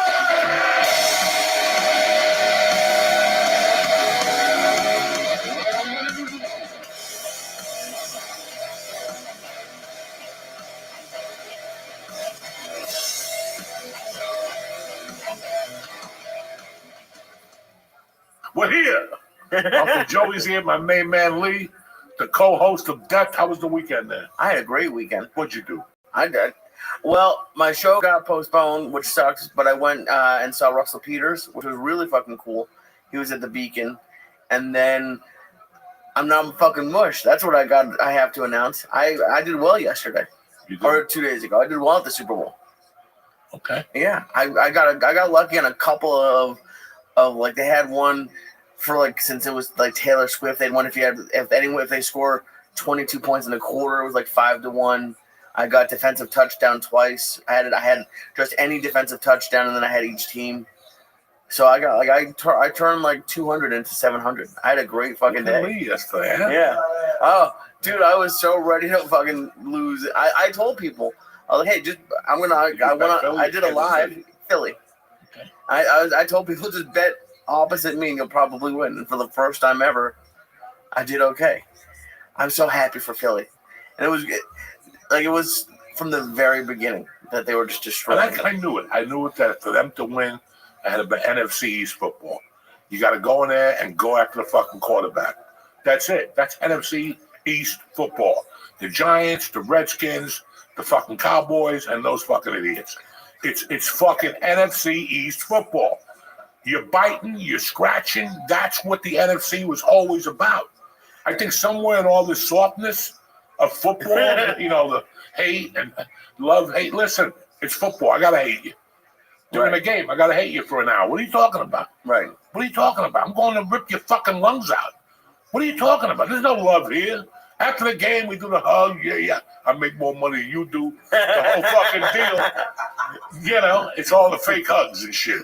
It's like being in LA. Like, they don't love each other. No. I didn't think that was going to happen, though. I thought it was just going to be like a huge, I was hoping everybody scored. I thought it was going to be a good game. I didn't think Philly was going to get in their ass like that. I didn't like that they kept going to Shaquan Barkley. They get it. How many times are you going to go to Barkley? Enough. I wish he did anything, and that's the only place I lost money. Even in the fourth, they were winning by 80, and he's still running. Fucking get him out. That's it. It's over. That's it. The guy's gonna get killed for no fucking reason. He's going into the mouth of fucking death. I'm an old fucking man, and this is the difference when you watching football. When I watch the Super Bowl now, I get it. I get it because what you don't understand, even the news is entertainment. The news makes money on commercials, does it not? Yeah, 1,000%. They're an entertainment company. They have to entertain you with they put it together. Like the other day, I switched governments. I went from ABC World News Tonight. There was like a hockey game, so I couldn't watch World News, so I went to Channel 4. God. It's the same fuck with Jose Diaz. I'm watching it like Jose. Jose's got a big fucking head. I'm like, this fucking guy's name is Jose. Then they called him Jose Diaz. And I lost it. I'm like, fuck. I got to do something about my head. So, and it's the same fucking formula. They tell you all the bad news up front, and then at the end, here's the kid who found the drum amid the fire in California. You see a little kid playing his drum. It's the same formula. Right, it's all the same. Listen, last week they put on listen to the unmatched. I love when they do this because only white people fall for this. Okay, when they go, we found the lost Tina Turner album. Listen, that thing was lost for a reason. They put that in the back of the safe for a fucking reason. It was like one of those things that she's like, let's release this. Like, not right now. Not right now. We'll get that later on. It's like a Yoko Ono fucking song. Put it in the back. We'll get it. And then you hope she dies before she ever brings it up again. And they die. And then some fucking agent goes in there and goes, let's release it. And make 10,000. You're not going to make it. It's a bunch of yelling. If Tina Turner getting beat up by Ike, yelling. You know what I'm saying? I don't need that shit. Nobody wants that shit anymore. And I love Tina Turner. I'm not saying nothing bad about it. But all that, like, we found 3 more Beatles songs. They're terrible. The Beatles put out everything. Backwater, Cookies. They were like Elvis. Like, if you hear that Elvis had a missing song, trust me, it's bad. Well, now, like, I don't know if there's obviously going to be missing stuff, but I saw that Scorsese is doing this, like, mini-series for Fox Nation, like the Fox Nation app. And I have nothing against Fox, but, like, that's who's coming up with an app now. They gave Scorsese however many millions of dollars. And now, like, it's gonna. I hear you are the director of Israel. Fucking doing a podcast. I know. Fucking ex-felon. The fuck is going on with your life?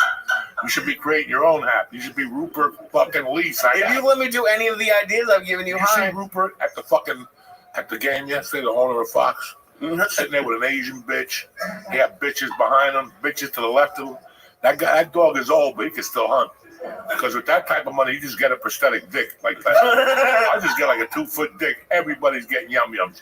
Because listen, they're doing something, right? They're making men into women. In some country, Sweden, they got to have do you want a black dick that's white? Well, you want to get like a transplant of black dick onto him? Fuck, but white, right, of course. Yeah, of course. You can't show up with a black dick at that age. No, that'd be terrible. I'm sure whoever's there would walk away if it was black. Yeah, those guys, they don't give a fuck. Rupert Murdoch don't give a fuck if he cheats on his wife. He don't even know his wife is anymore. That's how much money he's got. Who's my wife? I don't think she cares. No, she's thrilled. He's 90. 90 years old. Whatever the fuck he is. But it doesn't matter. Wasn't he married? Wait. He was married to what's his name for a while. Rupert Murdoch was married to Mick Jagger's ex-wife for a while. The Texan chick, the big Texan. Jesus. Jerry Hall. Look it up. Somebody was married to Jerry Hall. Some big motherfucker. After Mick Jagger, Jerry Hall came along and married another tycoon. I think it was Rupert Murdoch. Because it's like that chick. You ever get that girlfriend that? Yeah, Rupert Murdoch. Yeah, told you. And she left with more money than Mick Jagger. Like, she's like, fuck Mick. Fuck Mick. I can take Mick's money and shove it up my ass. This is big money. Rupert Murdoch was fucking Jerry Hall. Damn. That's why I like when women go, I'm sick of rich guys. Yeah. It's time to date regular guys. Oh, well, wait till he splits the check with you.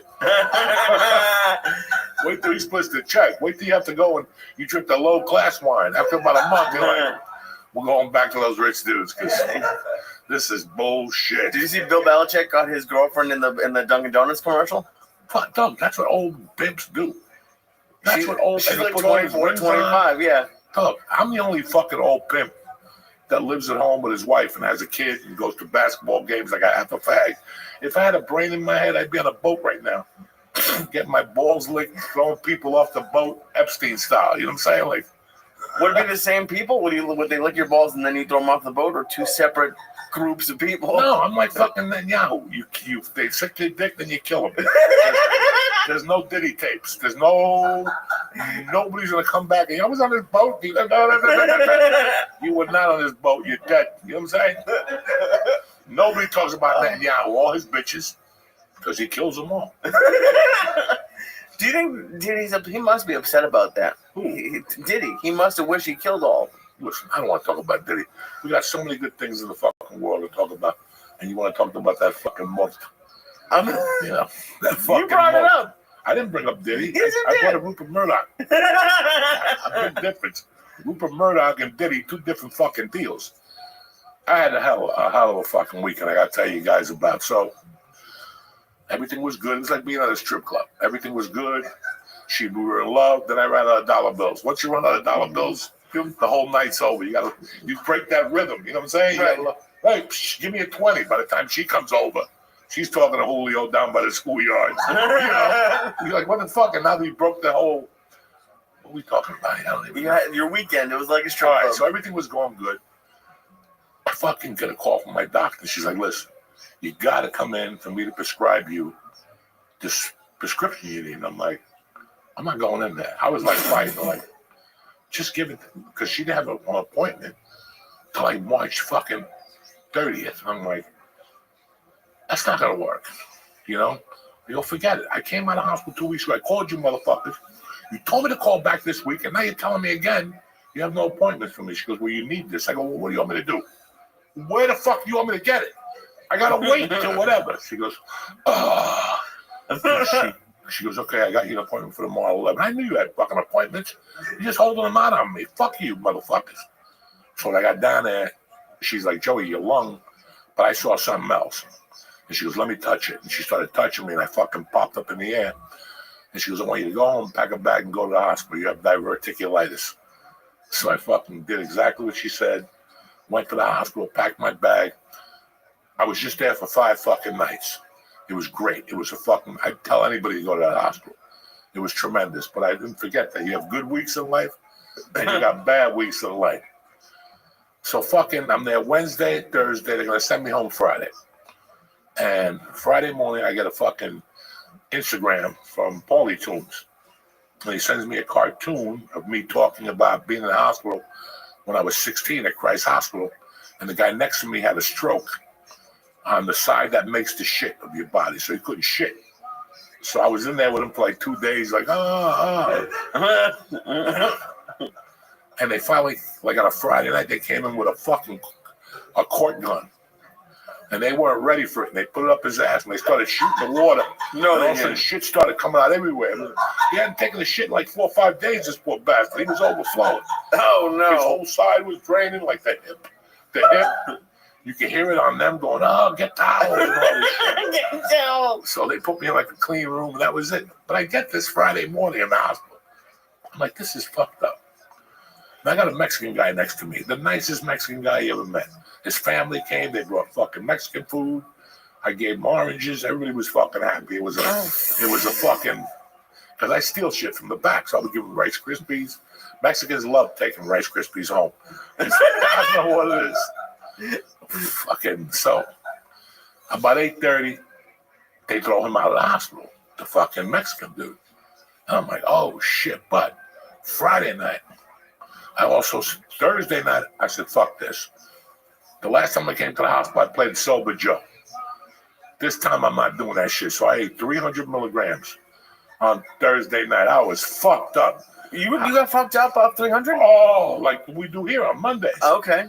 I fucking put the earphones on. I had Led Zeppelin on. I had a basketball game on. I was writing. Don't you gotta see that notebook? I wrote like 55 pages of shit. Nice, thank God. God. I looked at, there's 2 things I could read. It's like hieroglyphics. I think it looks like fucking that Chinese book that came out today. Same hieroglyphics and shit. So I'm sitting there Friday and I go, fuck this. I'm taking 400 milligrams. So I pop all 4 of those motherfuckers. There's 1 left. I save it for Lee. Thank you. Because I'm a Christian. I'm sitting there on fire, and I hear this commotion. Hey, stop here. And some guy again, I'm like, fuck. I take my earphones off. Hold on. I could tell something's going on in my room. They bring him in, and he's like, lady, before you put me in the bed, I have to go number 2 again. The guy's like fucking 80. And they had to flip him over and shit and the whole thing. Then he shit again. He shit 3 times in the wheelchair before he even got on the bed. Right now I'm sitting there going, I need this. I was gonna say, I'm surprised you're not packing your edibles. bag. Everything was beautiful. It's like now you see the correlation between the stripper. Now everything was beautiful. I had a flow going, and that's it. That's it. And now this guy. So they finally put him in bed. He don't touch the bed. He shits it again. It's 9:30, and now it smells like fucking exit 11 in my room, and I'm in the corner. So you got nowhere to go. This ass is coming at me. So I got like a cape on. It was fucking.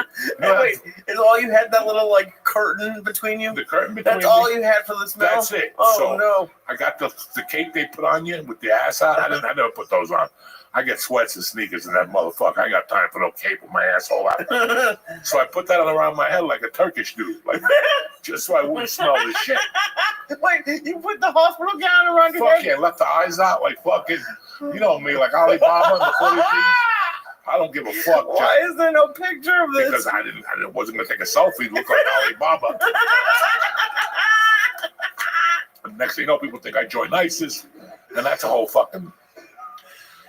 So it's about 11:30. I get out of the room. I had a pastrami sandwich, so I fucking went out in the hallway and ate it. I didn't want to smell that shit all night. I come back about 11:30, quarter to 12. He's kind of like, oh. I laid down, and all of a sudden because in the hospital, it's like on a drive up here today. I'm home all day. When do the doctors call you? When you're in the car. They didn't want information. Like, can I get the information? Listen, I'm on Route 3 with sunglasses on. You know what I'm saying? Cutting people off. I ain't got time to go to my wallet. I sat there all day waiting for you motherfuckers to call. And you call at 5 o'clock, you know, as usual. That whole system, they bother you when you least expect it. So I'm fucking sitting there, and I'm like, I'm too high to even go to sleep. So they start with that bullshit. Hi, Mr. Diaz. We're here to check your vitals. That's the oxygen and the blood pressure. Then they prick your fucking finger and get blood out of it for a sugar test. She comes in, and she's got the machine away from me, right? It's about midnight, maybe. So I can't see the numbers, but I see her go. And all of a sudden, she's on a walkie-talkie, and a bunch of white people come in my room. I got like 3 white people, 2 black people, an African lady, a Filipino lady. And they're like, what could be going on? And they're like, are you okay? And I'm like, I'm okay. What's going on? They're like, your blood pressure's 190 over 100, and your oxygen level's at 88. How are you even standing? And I got up. I'm like, I'm fine. I'm tip-top. And they're like, we don't know what's going on. We have to call the head surgeon. And I'm thinking, I know what's going on. I got 400 milligrams of me, bitch. That's what's going on. So now I know what it does to you. It raises your blood pressure, lowers your oxygen level, so we're good. Oh, good. That's awesome. Did you tell them this at any point? Fuck no. I'm going to let them guess. I'm going to let them call Mars. I'm having them call China for medical information. He was fine all day. Your blood pressure was 140 over 80, and all of a sudden now it's 198 over 100. What is going on? I'm like, I don't know. I tortured them, but then they tortured me because that fucking dude shit again. I was going to say, he was making a reappearance. No, they flipped him over and the bucket fell. So now there was shit juice all over the fucking floor. I didn't say a word. You know me, I usually fucking go, what the fuck is this? I'm going home, call an Uber. I didn't say a word. I just want to get healthy. I was up all night, but the clinker is, like I was asleep, but up. I had the blanket on, I had earphones on, I had the sleep apnea mask on. I would listen to music because I was so fucking high. And they kept coming in and asking me creepy questions. Like at 2:30, they woke me up to ask me how much I weighed and how tall I was. And I asked, I said, can I ask you a question? So this question came to you at 2:40 in the morning. You just decided, let me wake up Joey to see what he weighs and how tall he is. Then they'll come in again like at 4. Like, we need to take more blood out of your finger. Why? I haven't eaten a fucking thing. I've been sitting here burning on edibles because I can't walk out because the shit fog is on the wall. Finally at 7, I got up, tiptoed my way to that bathroom, and I took the best shower I've ever taken because I knew there was shit particles in the air. The guy's been shitting for 10 hours, every fucking 15 minutes. There's got to be some type of shit particles in the air. So I took a nice shower. I walked out. You can still smell the shit. The breakfast came. I go, nah, we're not eating here. Take them out. I don't want shit on my head. These are fucking feces pieces all over the fucking place.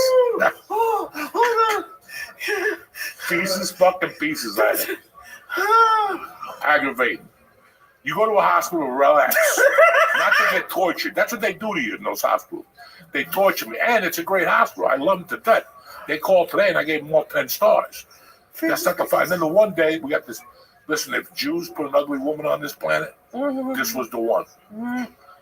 She was there when I checked into the big room, a 2-man room. She was the ugly. Like she had those eyes, like she had been a She had been in fucking Gaza for 200 days. She was a hostage.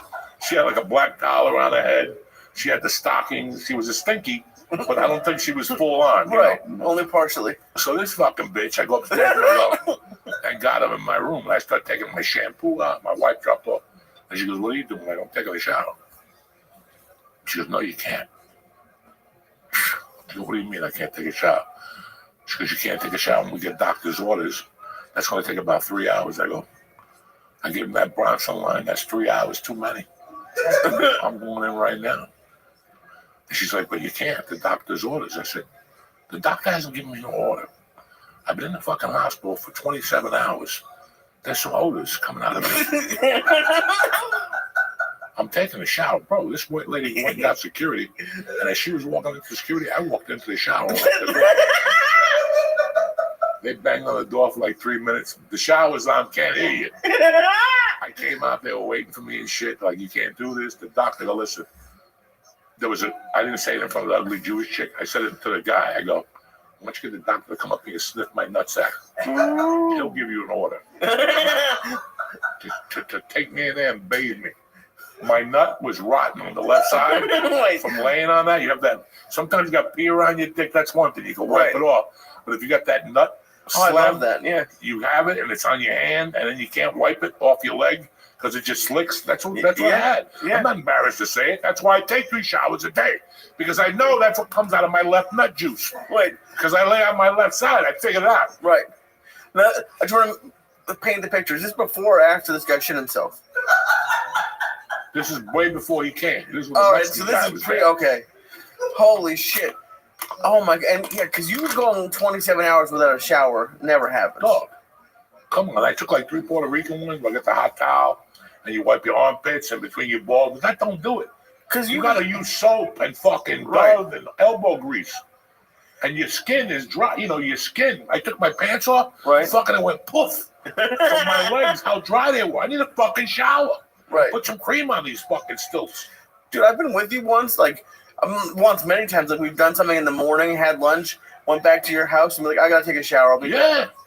That's what a shower's for, to use it, not to look at it and go, oh, it's a nice shower. What the fuck? You gotta get in there. Right. You gotta wash that ass. 24 hours without washing your ass. Right. And maybe 1 or 2 shits. It starts to ferment. Oh, yeah. It starts to ferment. It turns into something else. That's where you get mushrooms and hemorrhoids and all the dirty shit around your ass when you don't wash your fucking ass. How excited are you to be like 70 and 75 and like just really torturing doctors? I'm not excited at all. No? No, I'm still thinking about all the people I can torture now. Right. But I got people that call me every day they're looking to get tortured.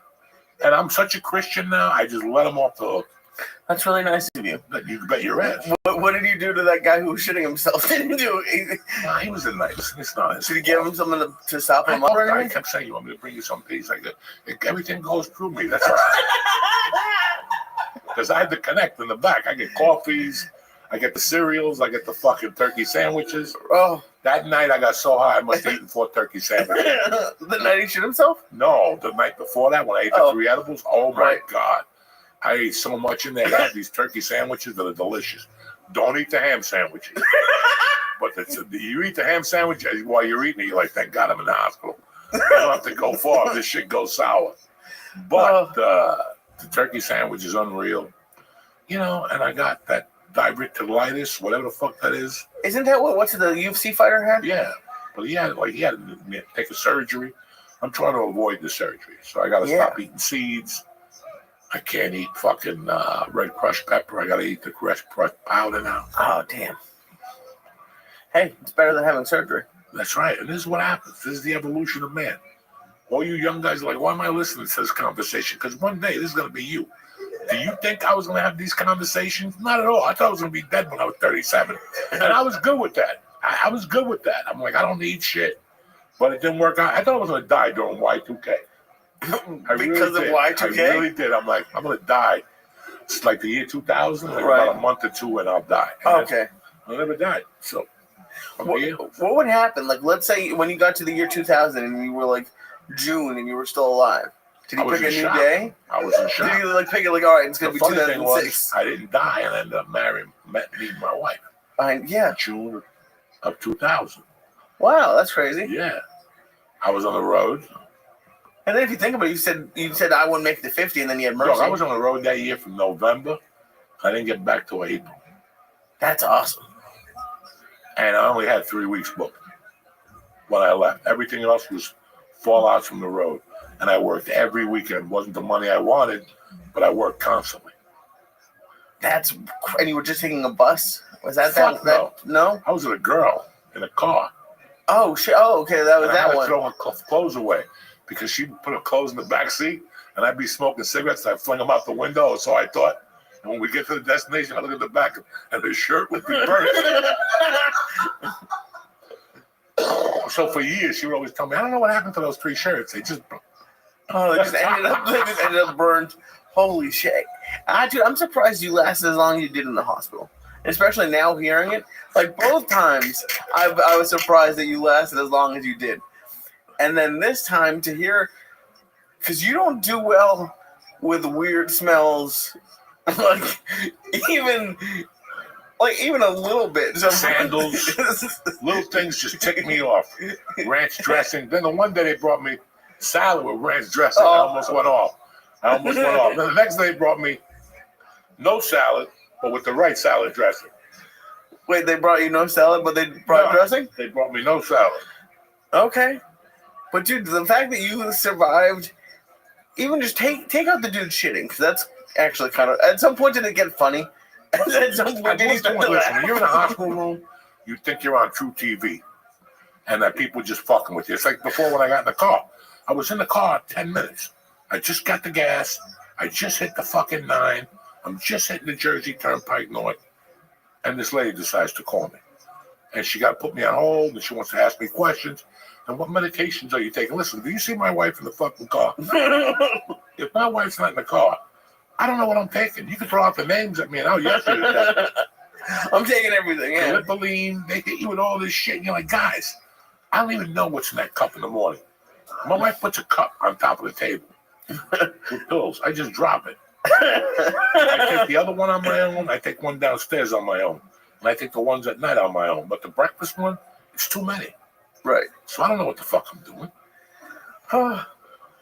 But you were saying when you're in the hospital, it feels like True TV. I asked if it got funny. Oh, yeah. At some point, I gotta look around. Listen, what saves me is my sense of humor, even though I don't have one.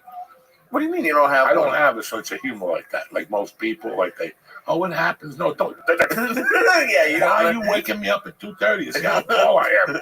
What, am I dying? You calling the casket company? You know, the casket company? I mean, what the fuck?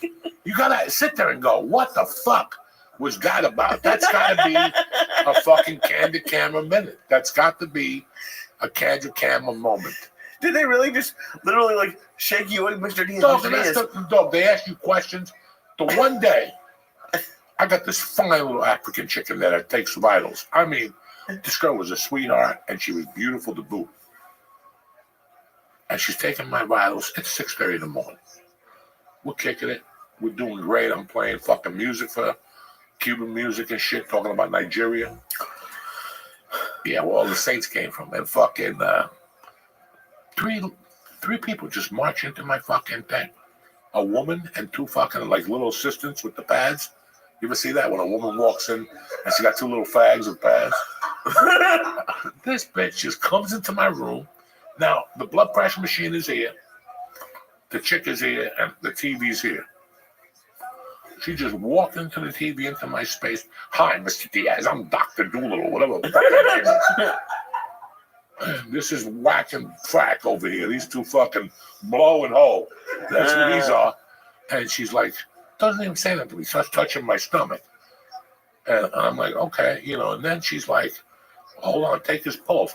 Well, lady, all of a sudden the bell goes off, and my blood pressure is 175 over 90. She's like, it's a bit high this morning. I go, first off, look at you and look at me. Why are you there? Back! Back! You came in here while a doctor, a surgeon, came in here while she tested my blood. No respect for this poor fucking girl, and no respect for me. You just barged in here with your college-educated ass and started, like, you know, Right. And that's my blood pressure. I go, step back. It's 140 over fucking 80. I go, do you see? I mean, you're a fucking surgeon. Right. There's days I was in there giving blood, and there's other motherfuckers coming in trying to give you like another needle or back rub, and you're like, enough. Let's do this first. Right. When they all come in, they come in like, you know, when you pull your car in on a race, and all of a sudden everybody comes out. Right. That's what it looks like. It's like it's not a race. Fuck.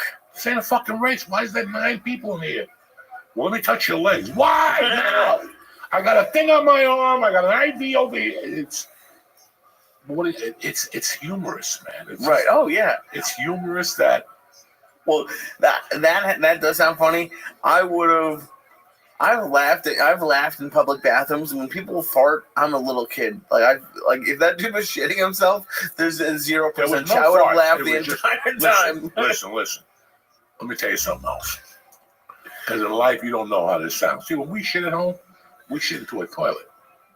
And then it was like, boop, and every once in a while, we get the 3D experience where the water hits you in the ass, right? Yeah. Or you go to wipe your ass and your hand hits the shit or the water. You went a little too deep and now you got the black hand stain over there. All right. But that's completely different, guys, than if you shit in a bucket and listen to the bucket fall. And hear the shit, because as soon as it hit, I go, oh, that's shit water. That ain't agua de Olympia. That's not, it's like when puke hits. When puke hits a floor, you know what it sounds like. And if you're not watching it, listening to it, it's completely different. So when I heard that bucket flip over, it wasn't like a metal bucket. Whatever the fuck they put you, like a little baby bucket, and the bucket flipped. When that thing went click and it hit, and I heard the nurse go, oh no. Oh no! Yeah, that's it. So when I heard that, that's the first time I was like, that's real. That's real. And I'm gonna walk in it and I'm gonna be fucking pissed. I put on 2 of those little hospital socks they give you with little alligators on the bottom so you won't slip. I don't think that would have done anything. Those are still cloth socks. The what? Those are still cloth. Yeah, but I put 2 on just in case, because you step on one of those little nuggets. It don't matter. You ever step on one of your own nuggets or the cat's nuggets? It's not good. You've stepped on shit before? Yeah. Where? In what scenario is there shit on the floor? I went to get up to wipe my ass. And a little yum had dropped the floor, and I fucking backed into it. It was on my heel. I didn't even know. You smell something funny. That's another thing. When you shit in the toilet, it smells like what it smells like. Right. Go cut that motherfucker with a knife and leave it in there. It opens up the airways. That's why when shit breaks in half, it smells so bad. Plus, if he's 80-something and having like an issue, I don't think there's anything to cut in half. I feel like it's like all.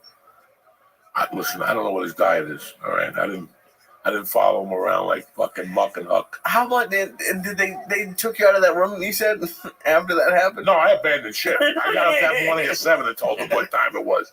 I'm like, get the paperwork ready. They're like, yeah, we're gonna go. And the doctor came in, a little Arab guy, sweetheart, and he goes, we discharged you. And he goes, everything good? I go, I didn't say nothing. I didn't make a scene. I made a scene when they told me I'd be out by 12, and it was 1:15, and I was still sitting there. This guy's still going, oh. I'm like, come on, enough. It's sunny out. My fucking legs are swollen. Because I would walk around all the time in the hospital. I walk every hour. Right. You got to move around that motherfucker. That's what you're going to die there. Oh, shit. Emergency was great. The first day I got to emergency, like an hour in, there was already a fist fight. 4 cops had to fuck some dude up. And then he's like in there. He was like, fuck you. You're not a doctor. Get out of my face. Get out. And also I heard 25. Like somebody's 25 milligrams or something. Oh, no. And I heard him yell, And that was it. I went over and checked on him. He had blood all over his fucking thing. A fist fight did you see the fist fight? I heard it. I heard a couple punches thrown and fucking wheels from a little chair spinning around, all that fun shit. Jesus. I can't imagine getting into a fist fight in the emergency room. That's the best place to get into a fist fight. You're right there. I guess you're right. Fuck. It's a crazy world out there, Lee. People get into fist fights in a lot of fucking places. I've never been in an emergency room fist fight, but that's the second most exciting place in the world next to Disneyland. To get into a fist fight? Just go to that emergency room in Manhattan. Yeah. Sit there for a few hours with a camera. That's a fucking art. That's a podcast. Yeah. No, you're right. People walk in, bleeding, shot, fucking yelling. That's a podcast. 15-minute podcast. Me and the emergency. Every week you go to a different emergency room. Could you imagine asking someone while they're fucking like, what happened? Get the fuck out of here. No, you're not going to ask nobody. You're just a quiet spectator. That's the name of the podcast. The Quiet Spectator. Some nights you go to court. Go to midnight court downtown and see what comes in there at midnight. Do you think they still have midnight court? They got to have some. Jesus. They have a bunch of that on Zoom now. Court. Yeah, but it ain't the same. No. I'm going to sit there on Zoom a bunch. You got to sit there and get the action, the odors. You know what I'm saying? The guy comes in stabbed. You want to smell the blood. Oh, yeah. Jesus Christ. Yeah. Midnight. You get stabbed. That's why I was hoping. Why do you keep asking about? I don't want to get stabbed. I don't want to get hit in the head. People send me messages now like, have you gotten mugged yet? No, I don't want to get mugged. You're going to get mugged. Please stop saying they that. Mugged fucking Jerry Rocha. They're going to mug you. I got mugged twice. They took his jacket. They took his jacket? Yeah, you got to walk home with what kind of? I don't have that kind of jacket. I don't have nice jackets. You don't care. $2 is $2. You know what I'm saying? That's all they need. Fuck. So be careful. Always wear underlinings. Underlinings? Yeah, like a fucking Arctic t-shirt and Arctic pants. Oh, that'll really help. You know, they make you take your pants off. Now you got protection underneath.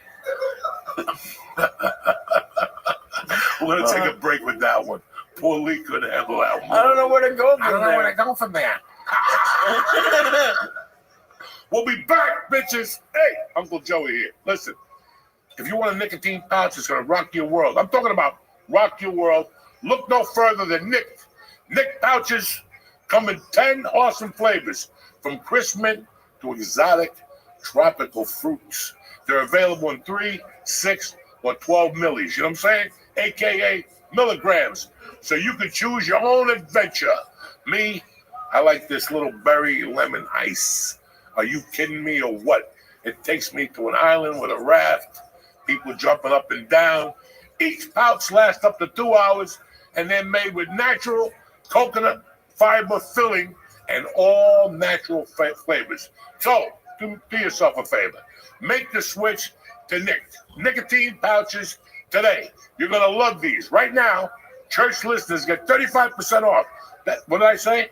35% off when you order through the exclusive link of nykdpouches.com/church. Just listen, this special offer isn't for your first purchase. You can use this up to 3 times. Who brings you a party like Uncle Joey? Nobody. Don't wait. Get 35% off now at nykdpouches.com/church. That's nickpouches.com/church. CHURCH. Nick products are only for adults of legal age. So if you're underage teen, take a hike. Every order is age verified. Warning, this product contains nicotine. Nicotine is an addictive chemical. Thank you for watching and supporting the church. I want to thank Nick for always supporting the church. We're back, bitches. We got my fucking special guest tonight. He's the guy here cracking up in the back all the time, giggling, having a good time. My fucking nephew, Nicky A, a.k.a. Nicky Pork Chops, a.k.a. Nicky. We're going to go get some pork chops after this. We're going to get peppers, potatoes, and onions. Are you kidding me? They got the Rhode Island iced tea, the Rhode Island clam chowder on a fucking Monday night. Stop it. What's Come on. up, dog? Having a great night. How about you, man? How you doing? Always. Listen, let's get some background here so you motherfuckers know. I didn't just pick them up at some fucking Thai bar. You know what I'm saying? One of my friends, those brother other guys. in Thailand and shit. I grew up with his family. Next week we're going to have, like in 2 weeks, we got a friend of mine, Dennis, is coming in. And then we got another Villo coming in. And, if you say anything to Dennis Colangelo, I always talk about Mr. Ascles. You've heard me talk about Mr. Ascles. This is his grandson. And I grew up with his uncles and his aunts and his mother.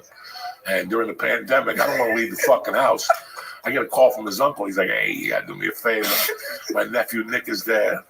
He's looking to see the devil. He says he wants to meet you. I'm like, during the fucking pandemic, he brought that shit from New York because I was still petrified. Like in June, I'm like, I don't want to talk to nobody from New York. And because this fucking guy who went skiing, The Jewish guy, that motherfucker, he's probably the ugly Jew's father down in the hospital there. So, Oh shit. fucking, I went to meet him and I was like, wow, this is tremendous. And I came back, when I moved back, there he was. And, he's an adopted nephew the same way his family adopted me 45 fucking moons ago. So this is a different generation.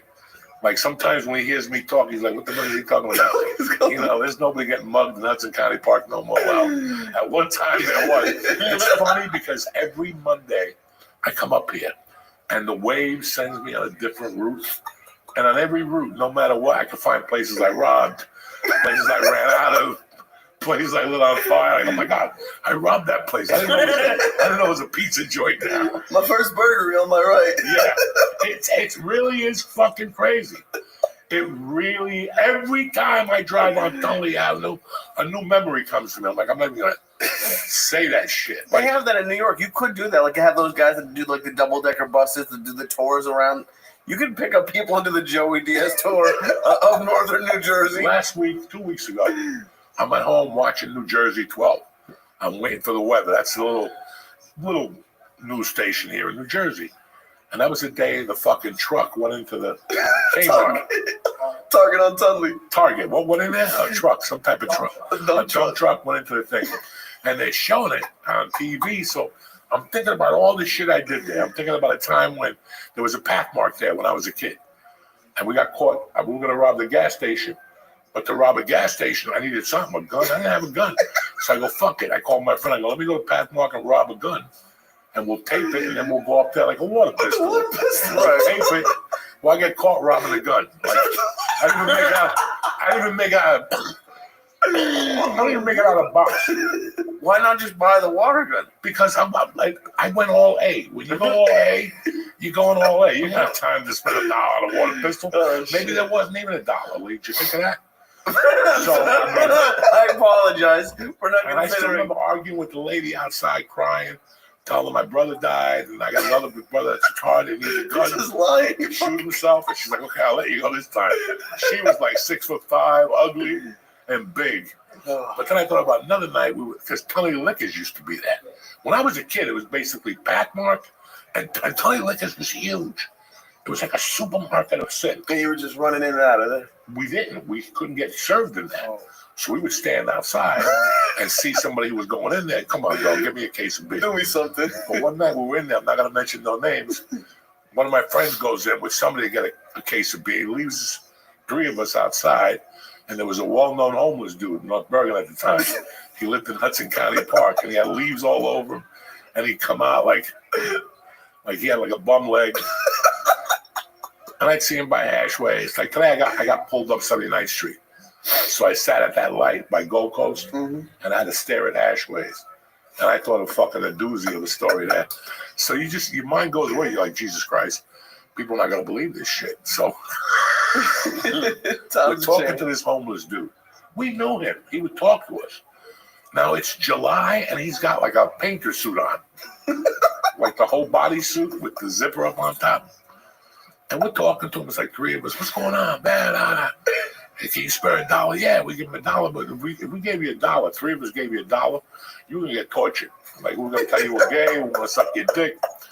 So we're talking to this poor bastard back and forth. And my buddy's got a newspaper. And I go, give me the lighter. And he gives me the lighter. He goes, what are you going to do? And I get the newspaper. I burn the newspaper and I put it in his back pocket. And he's there talking to us in front of Pathmark. Like 6 minutes go by, and you see smoke and a little couple flames, and we're fucking dying. And finally some lady comes out, she goes, hey, you're on fire. You're the fucking best, Unc, I swear. This is torture stories. Like, there was a summer we just tortured people. We'd get out of the car and just torture people.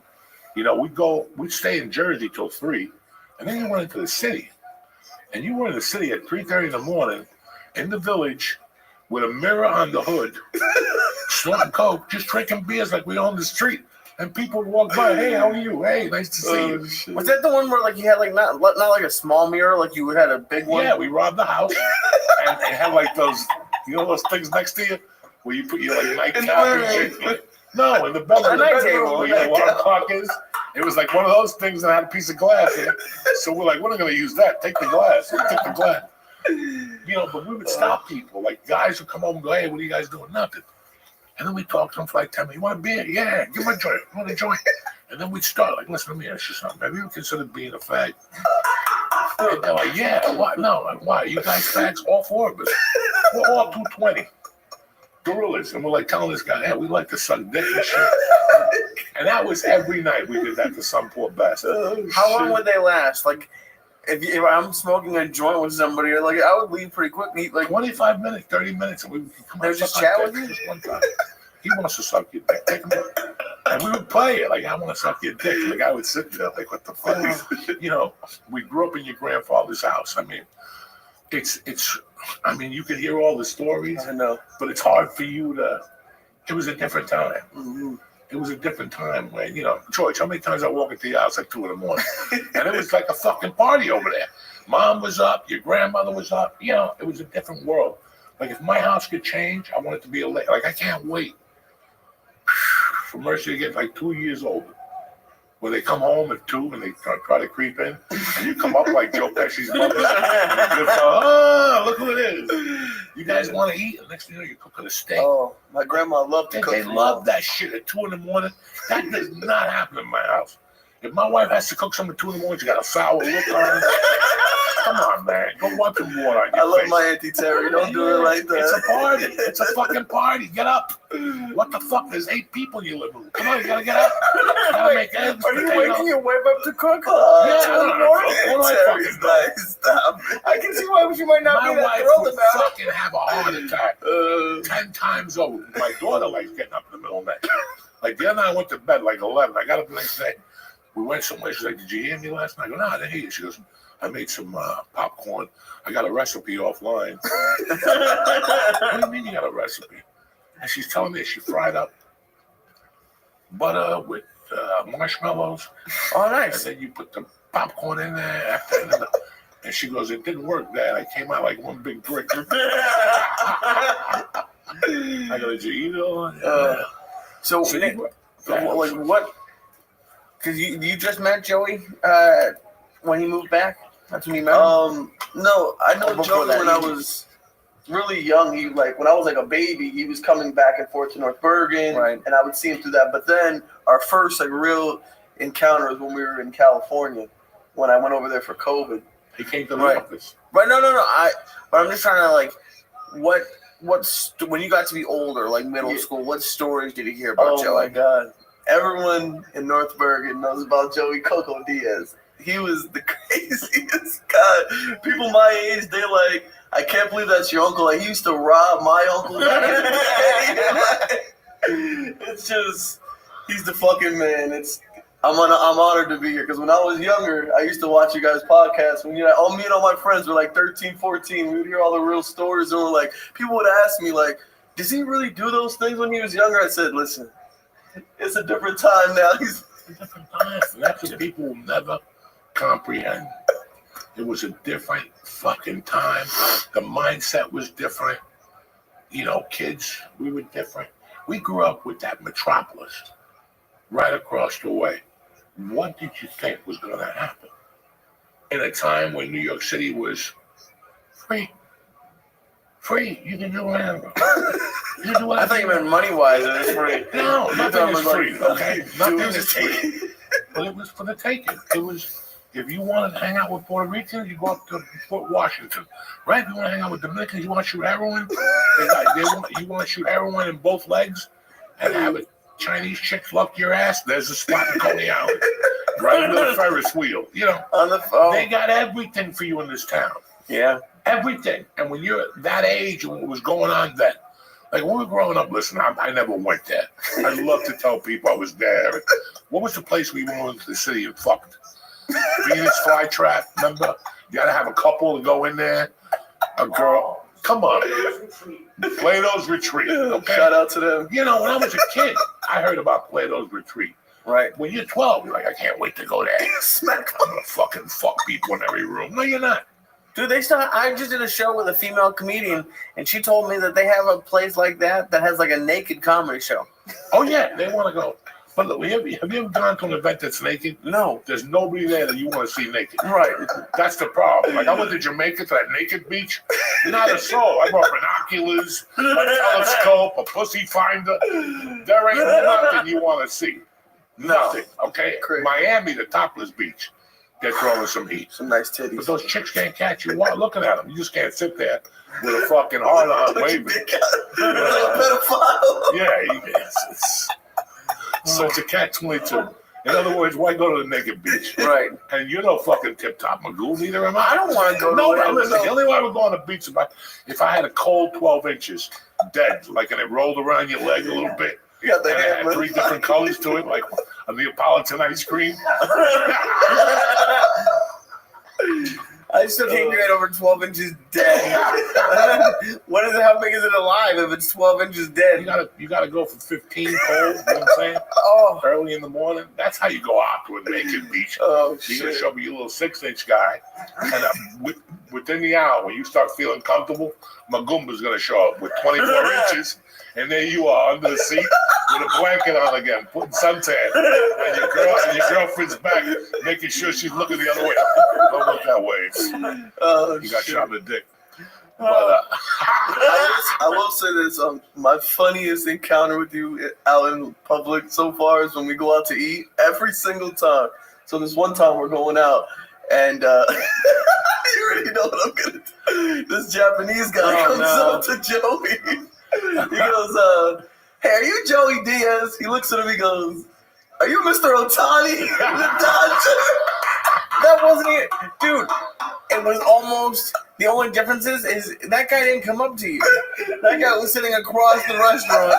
As he was leaving, the whole night you're like asking questions, and then as he was leaving, like, nice to see you. And then he was like, oh, he was actually excited to see you. And then, like, is it nice playing for the Dodgers? And this I guy, asked him, you play for the Dodgers? No, sushi restaurant. he's like, no, I live around here. And then he's like, oh, I thought you were Shohei Oh Ohtani. my god, that was so fucking funny. Listen, my generation, they love you. Just know that Let me forever. explain something to you, man. Uh, You know, that whole, and I can say this that whole Italian, Hoboken, funny mentality was all over the place. You know, we're quick with it. Like this, your grandmother was quick, though. She was the king of quick. I heard her say a couple things that were fucking so quick. But a lot of people, I grew up in a fucking area where people were naturally funny. mhm. You know, George is naturally funny. These people are fucking naturally funny. Forget about the shit with your uncle. Mhm. I mean, he was like the nicest guy in the world to me growing up. Mhm. I always went over there and he always be hungry. You know, I was just thinking about a fucko over here. When we used to Friday nights, when me and his uncle during the week had no money, Mhm. and your uncle would come get me and take me to Chan's. When I have no money and you take me to Chan's, I gotta kill for you on a daily basis. Like I gotta stab motherfucker. I'm a soldier. You know, we go over there and get the steak on the stick, the pork fried rice, the roast pork or yakame, the slices with the sesame seeds on top, and get beers and a zombie. Look at and Lee. shit. I'm ready right No, now. you have no idea. At the bar with Charlie, God rest his soul, or whatever the fuck happened to him. You know, the Chinese bartender, that guy was there 30 years. We bought him a house. Those guys bought him a house in the cocaine days. You know. He's a 20. He's a 20. He's a Yeah, they're 20. Those motherfuckers were giving them everything to lock their door. You know. Remember, they had a quick route.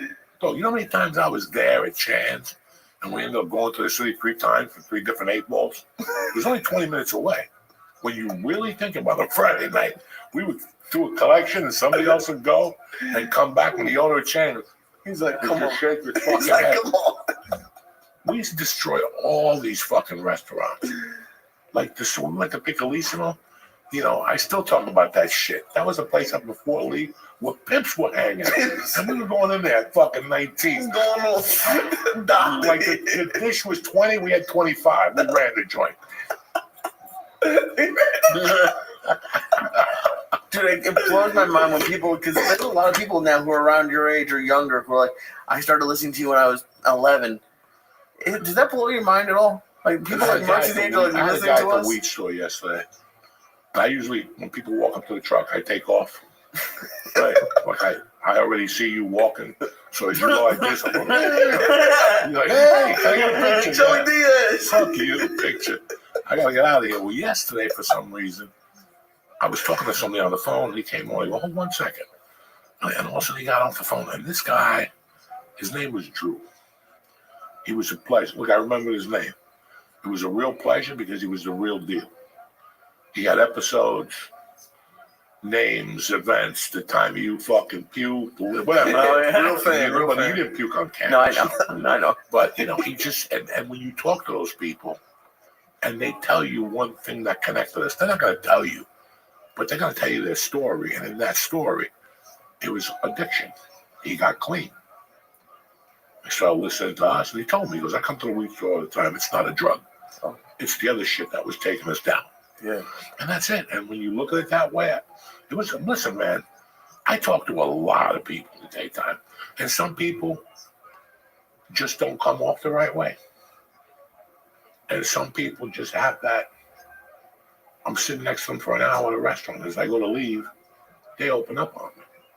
And they tell me, hey, I didn't want to bother you, but I came to this show at the Stress Factory. I saw you with Rogan at the State Theater. I saw you in the city, you know. And it does something to you. You're like, what the fuck is this, you know? Yeah. You think it's not weird that, listen, everybody's got a following, okay, when you've been around for a while. People see your movies and they try to connect you. But what we had with the podcast was when you see Adam Sandler, you don't know what Adam Sandler's about. He's doing a funny movie. Podcasting changed all that. Mm-hmm. And it tapped people. If you want to tell somebody, you have to be very honest to do this podcast shit. Because when you're telling people, you can't come on and go, I sold 8 kilos and I made it. Yeah. You're a fucking liar. Why would you even try to sell me that story? Tell me about when you failed. Right. And I got tons of those fucking stories. Listen. Do you know what I'm saying? Like, Professional. tell me when you failed and how you fucking overcame that. That's what we want to hear. That's what people want to hear. They're in the same fucking debt you are. They're in the same predicament you are. They're all in the same predicament. They did drugs, their wife, whatever. How easy it is to get hooked on drugs in this country now? Oh, they push the pills down. How easy, bro? Can't get mad at somebody because they're junking it up. It happens just like that. You hurt your knee. Next thing you know, you're on pain pills. Yeah. Next thing you know, you're in Newark shooting fucking heroin in your fucking legs. Who knows? I don't know. Yeah. I'm just telling you what I hear. So Shit. that's the connection. Our connection was that we weren't perfectly. You and I were far from perfect. Yeah.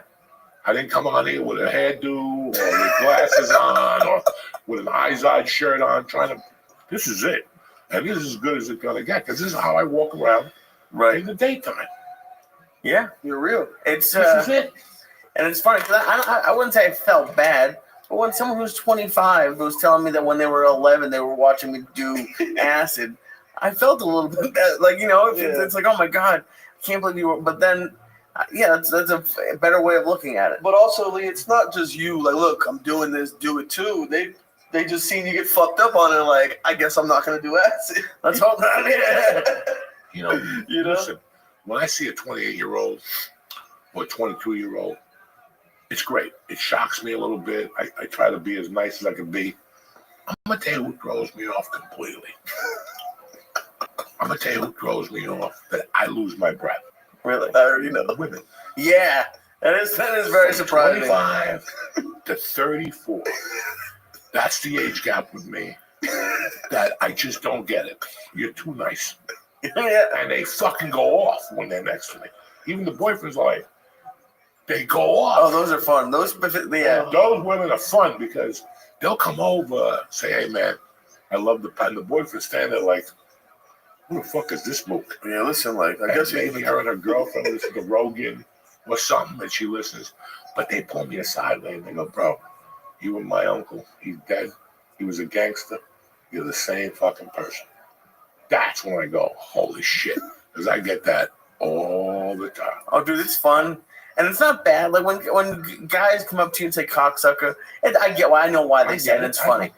The Women say it. When they say it, I can always tell they're gonna be great. It's gonna be that woman who says she'll scream it from like right in the They don't care. so much fun. They don't care. Oh yeah. You know, I was at 618 with my wife, and there was the hottest blonde in that joint, yelling, cocksucker, I'm buying you a drink. Oh, I still got the drink on picture. Did I show it to you? It was the fucking martini with the Church of What's Happening Now. No, I don't think so. Come on, dog. Holy shit. And she goes, I saw you at the Bayside, and you ran from me. I go, look at you. You're 6'1", you got double D trees. You look like a fucking model. You got ass for days. The boyfriend didn't say a word. He just sat there like this. And she's like, fuck yeah, I'm from Staten Island. Dog, you know, what am I going to tell you? they love you, man. And you know what? At the end of all that cloud and the yelling, they'll pull me over. Dog, I know a girl from a restaurant. I talk to this girl all the time. Great kid. She works, the doctor I go to, she works next door. Okay. She goes, I saw you there one time. I go, yeah, I got that doctor. We started talking shit one day. I known her for like 8 months, 9 months. I went somewhere and she goes, Joey, this is my mom. And I introduced her mom. The mom was cute and shit. And later on, she goes, I go, what your mom think? And she goes, no, this ain't crazy. This is a regular girl. This ain't crazy. Yeah, this ain't crazy. Shout out to Crazy. No, this ain't crazy. This is just a regular girl. And she goes, my mom pulled me aside and said, now I know why you like him. He reminds you of Dad. Because her dad died 10 years ago. Nick's friend. It's Nick's buddy. Okay. I'm all friends with them, that side. That crew. That's nice. And that type of shit always makes me go, you saw the book signing. Yeah. What is the one in Staten Island? Dog, I had a girl that walked in there, an Italian girl that was a fucking 20. And she had 6 gorilla brothers tatted from shoulders to neck. They stopped eating steroids. They were just eating the syringes at this point. And the mother was throwing heat. That's awesome. And they came in, and she came in yelling and screaming, cutting the line. Cutting the line. Shout out the Italians. And she's like, here's the deal, motherfucker. That's us. My mom wants to cook for you, blah, blah, blah, blah, blah, blah. Let's go. Blah, blah, blah, blah, blah. She just started going off, and then she went and talked to the mother, and the brother came home, and he goes, listen, my father died 4 years ago. She became a retard. She heard you on some podcast talking about shit. She went crazy. She goes, it's time to get home. She was in high school listening to you. Oh, shit. He goes, and to boot, it's real. You do remind us of our father. Holy shit. Are you sure you're not Italian? We had to look at you. Everyone says that. They're like, we had to look at you and look you up. Because maybe our father flipped. And you sit there and you want to cry. Yeah. God damn it. You know, I thought it was because I told the joke about Selena Gomez or something like that. That shit went viral. And we were just talking about that the other day. You continue to go viral even with your old clips where you was the Karate Man, 600 pounds, or even that clip, the Selena Gomez. You didn't try to do that. No, we were having the conversation. You never tried. People who try to go viral will never go viral. Yeah, I'm not trying to go viral. I'm just trying to do a podcast. Never. To hang out on Monday to meet new people, for the audience to meet who's in the fucking background. So where'd you go to college? So I went to John Jay Criminal Justice in New York City. And then where'd you go to high school? North Bergen? No, I went to Paramus Catholic. Shout out the Paladins. How come you got out of North Bergen? You know, it was time to meet some white women. No, it was just I always wanted to go to a Catholic school, compete for sports, and that was the best opportunity for me. And what was your major out of college? I went to criminal justice. So I was thinking maybe go to law school and become a lawyer. And I was working at a law firm for a little bit, and then I wanted to follow what my grandpa did. So now I'm entering the world of politics. So we'll see where it goes from here. Coaching. What coaching? No coaching. Just making moves, making money, and supporting my uncle, whatever he needs from me, and I'm here for him. So can't wait for you to start going on the road and get these shows done. I gotta get healthy, man. Yeah. You know, and I got some good dates. They threw me some good places. Right. Except one I don't want to go to. Yeah. Fucking California. I was like, it's gonna be a mystery. No, I love fuck California. I love California, and I love to go back there. Not to this particular. Right. No, I know. Yeah. But beside that, it's all gravy and stuff. But it was just nice that, you know, the only connections I really have to North Bergen now, a couple people my age, like your uncle, Lisa Gallo. Yeah. And the rest, you know, Ciccarelli, who I got to have on this fucking podcast. I forgot to call him today. Oh, Tell him man. to swing by. Mike Ciccarelli, shout out to him. You know, all the kids I grew up with are in fucking, what's that town you got invited to for the Super Bowl?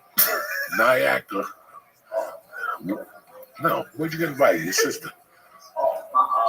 Mawa, shit, like, you know, everybody I grew up with is in Mawa, stuff like that. They got money. They want to get out of here. Yeah, no, and you can't blame them. I mean, listen, man, I drive through North Bergen. I made a left somewhere, and I'm like, what the fuck?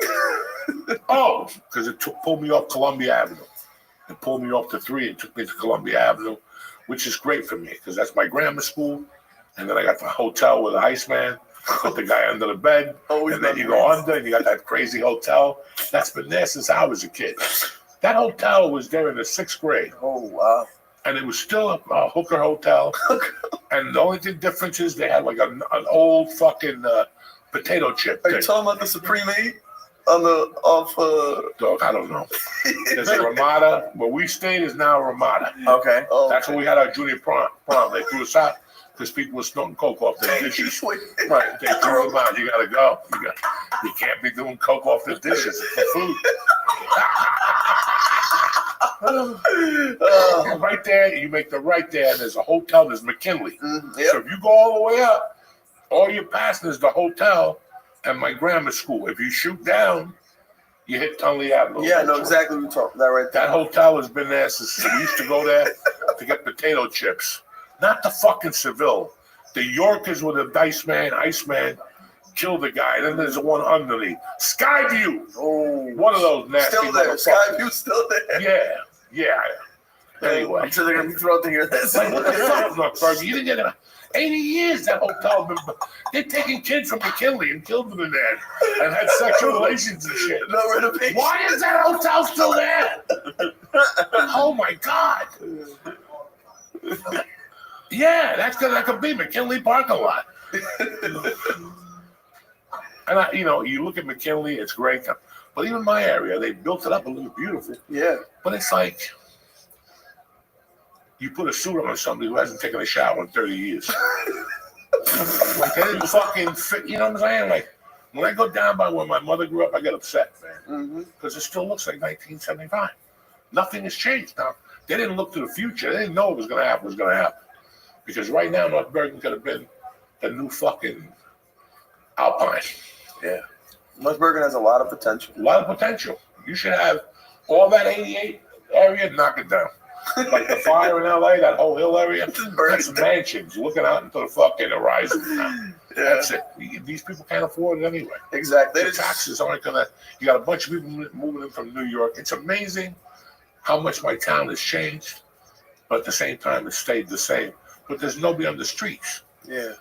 The kids are fucking home. I've had babies. They don't go outside. It's a shame now. I'm glad that my generation was the last one to, go to the basketball court and scrape your knee. I got a few scars, Now look at these kids. The other thing was I was at the bottom by Tunley Avenue today, by Bath Park, wherever the fuck that is.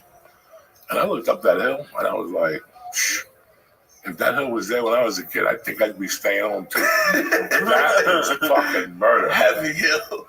North Bergen with the hills. That particular one is a mile straight, and you ain't done yet, bitch. It's a mile straight at a pace. Forget that fucking, that thing you walk on? Yeah. You ain't gonna be doing that shit up that hill. Have you seen anyone slide down it? Dog. Just focus on going up it. You know what I'm saying? That's What the fuck is wrong with you? Sliding down would be. I would just sit at the bottom of the No. If water. you want to slide down, I'll take you to the hill behind the police station. Oh, I'm not planning on sliding We'll wrap down. you up with aluminum foil. Okay. And when they get like a foot of snow, we'll just roll you. And just more to the point you're going to die at. Not from hitting, but from the heart attack. Because that hill is like this. I don't want to have And this the happen. one down one is Right. like this too. It's 246 and the police station hill. Oh And even that street, you got to go around. no! You pass by Eggersy's And then shit. go down. No, Dog, those hills, you're dying. They call it Dead Man Hill. Dead Man Hills. Dead Man Hill. Who? Yeah, we were kids on 46. 2 people died on that block. There's cemeteries there. Oh yeah. So 30 years ago, 40 years ago, 50 years ago, they didn't know what the cemeteries are on the hill. When it would rain and it would wash the graves Shut out. up. And one time a casket flew out of it and came floating down 46 and hit the bottom with Carlos Quintero. Oh man, It's fucking insane, those hills, dog. what a disaster. I still remember being a kid. There was a softball field behind that. Okay, there was a baseball field or something. Right. On 46th Street Yeah, the field. baseball field's still there. Yeah. Okay, there was a field there. And one night I was about 12. And I went over to Anthony Balzano's house. Because you want to talk about times changing? Let's lay it on the fucking line right now. And we're talking about we're playing basketball. It's about 8:30. And all of a sudden, Anthony, I'm going home, man. I ain't seen him. All of a sudden, Anthony comes to the gate. And he goes, Coco, before you go home, my father wants to see you. Perfect. I go over there with the giddy salute. You hungry? You're hungry. We got sandwiches. We got meatball. Chicken He paw. was always very. What you need? Want a t-shirt? So he's like, can you tell your mom you want to sleep over? I got work for you tomorrow. And I go, yeah. He goes, what kind of work? It was construction work. You were working with Frankie and Peter and Jimmy and Anthony and Dominic and a bunch of kids from the block. He gave us all work for a day. Oh wow. Okay. He goes, I want you here at 6. So why don't you guys just stay in the fucking house? So we all went and got our shit. He set up, we listened to Kiss records all night, You had fun. Faggotry, yeah. Young kids. Someday I'm going to fuck a chick like that. Yeah, I can't wait. They even got hair on their dick. You got the same condom in your pocket. So we got up at 6. We gave us a great breakfast. It was summertime, so it wasn't even cold out. We all went up there, tons of water, tons of sodas, tons of sandwiches. Then he had a meeting. He goes, here's the deal. You're going to break everything down, but if you see a cop car or a city car, you got to duck. And ever since that time, I knew I wanted to be a gangster. It was fucking hysterical living down there. And that's how I met your family. Because it was the Marcos against somebody else. And at that time, you rented out a truck. You sat behind the truck and played bongos. So they had a spick on there. So it was like Team A. And I was growing up at Carmine's pretty much. So I was political. And in those days, you didn't go out. I don't like the facts. This is how you vote, whether you like it or not. But I like that. Like 2 or 3 of the guys went to knock on my door and they talked to my mother and they talked to me. And I remember like that. That was just nice. And I was going to vote for them anyway. They didn't have to go through the whole room. But they knew my mother was involved with numbers. So there had to be a little piece of the action. But I understood all these things growing up. But that was what, and I remember we tore that place apart.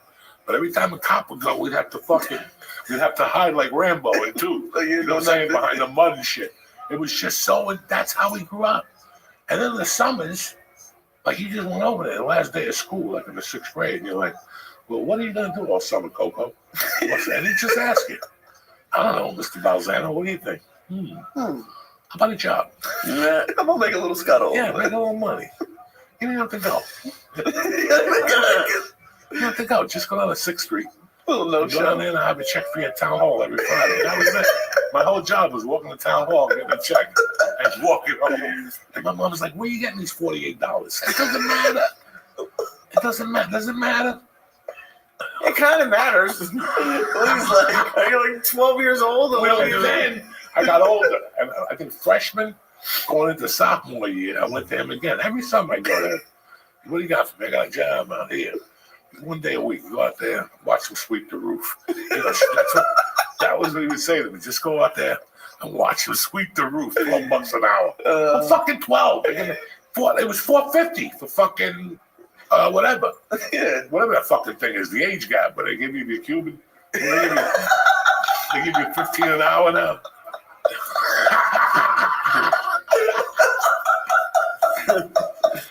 There's something wrong with my uncle, guys. So it was hysterical.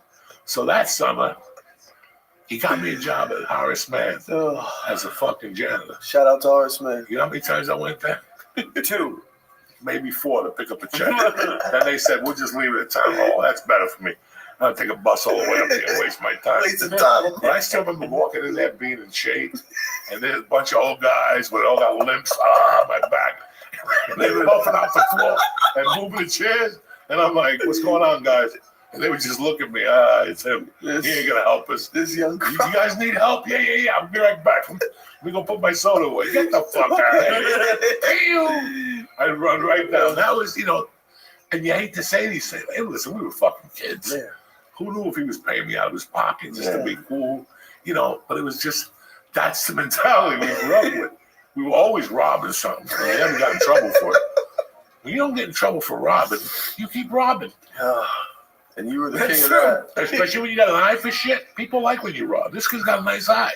He's bringing good money in. Yeah, he's a nerd. I'm not coming to your house with a stereo with wires on it. I'm coming with a box designed. Newest TV. Presentation. I have presentations.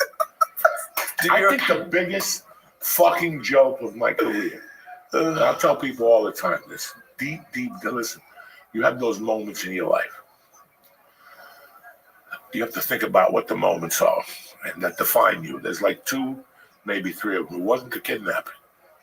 But one of the things that put me on the map and it made people go, I don't know about coke, was when I robbed Michael's jewelry. In 1981, I was fucking 82. I was 19 years old. I lost a bet. I had to pay the bet. He was a coach. He was one of my coaches. I loved him to death. I had to pay the bet. I couldn't stiff him. It was $2,000. Oh.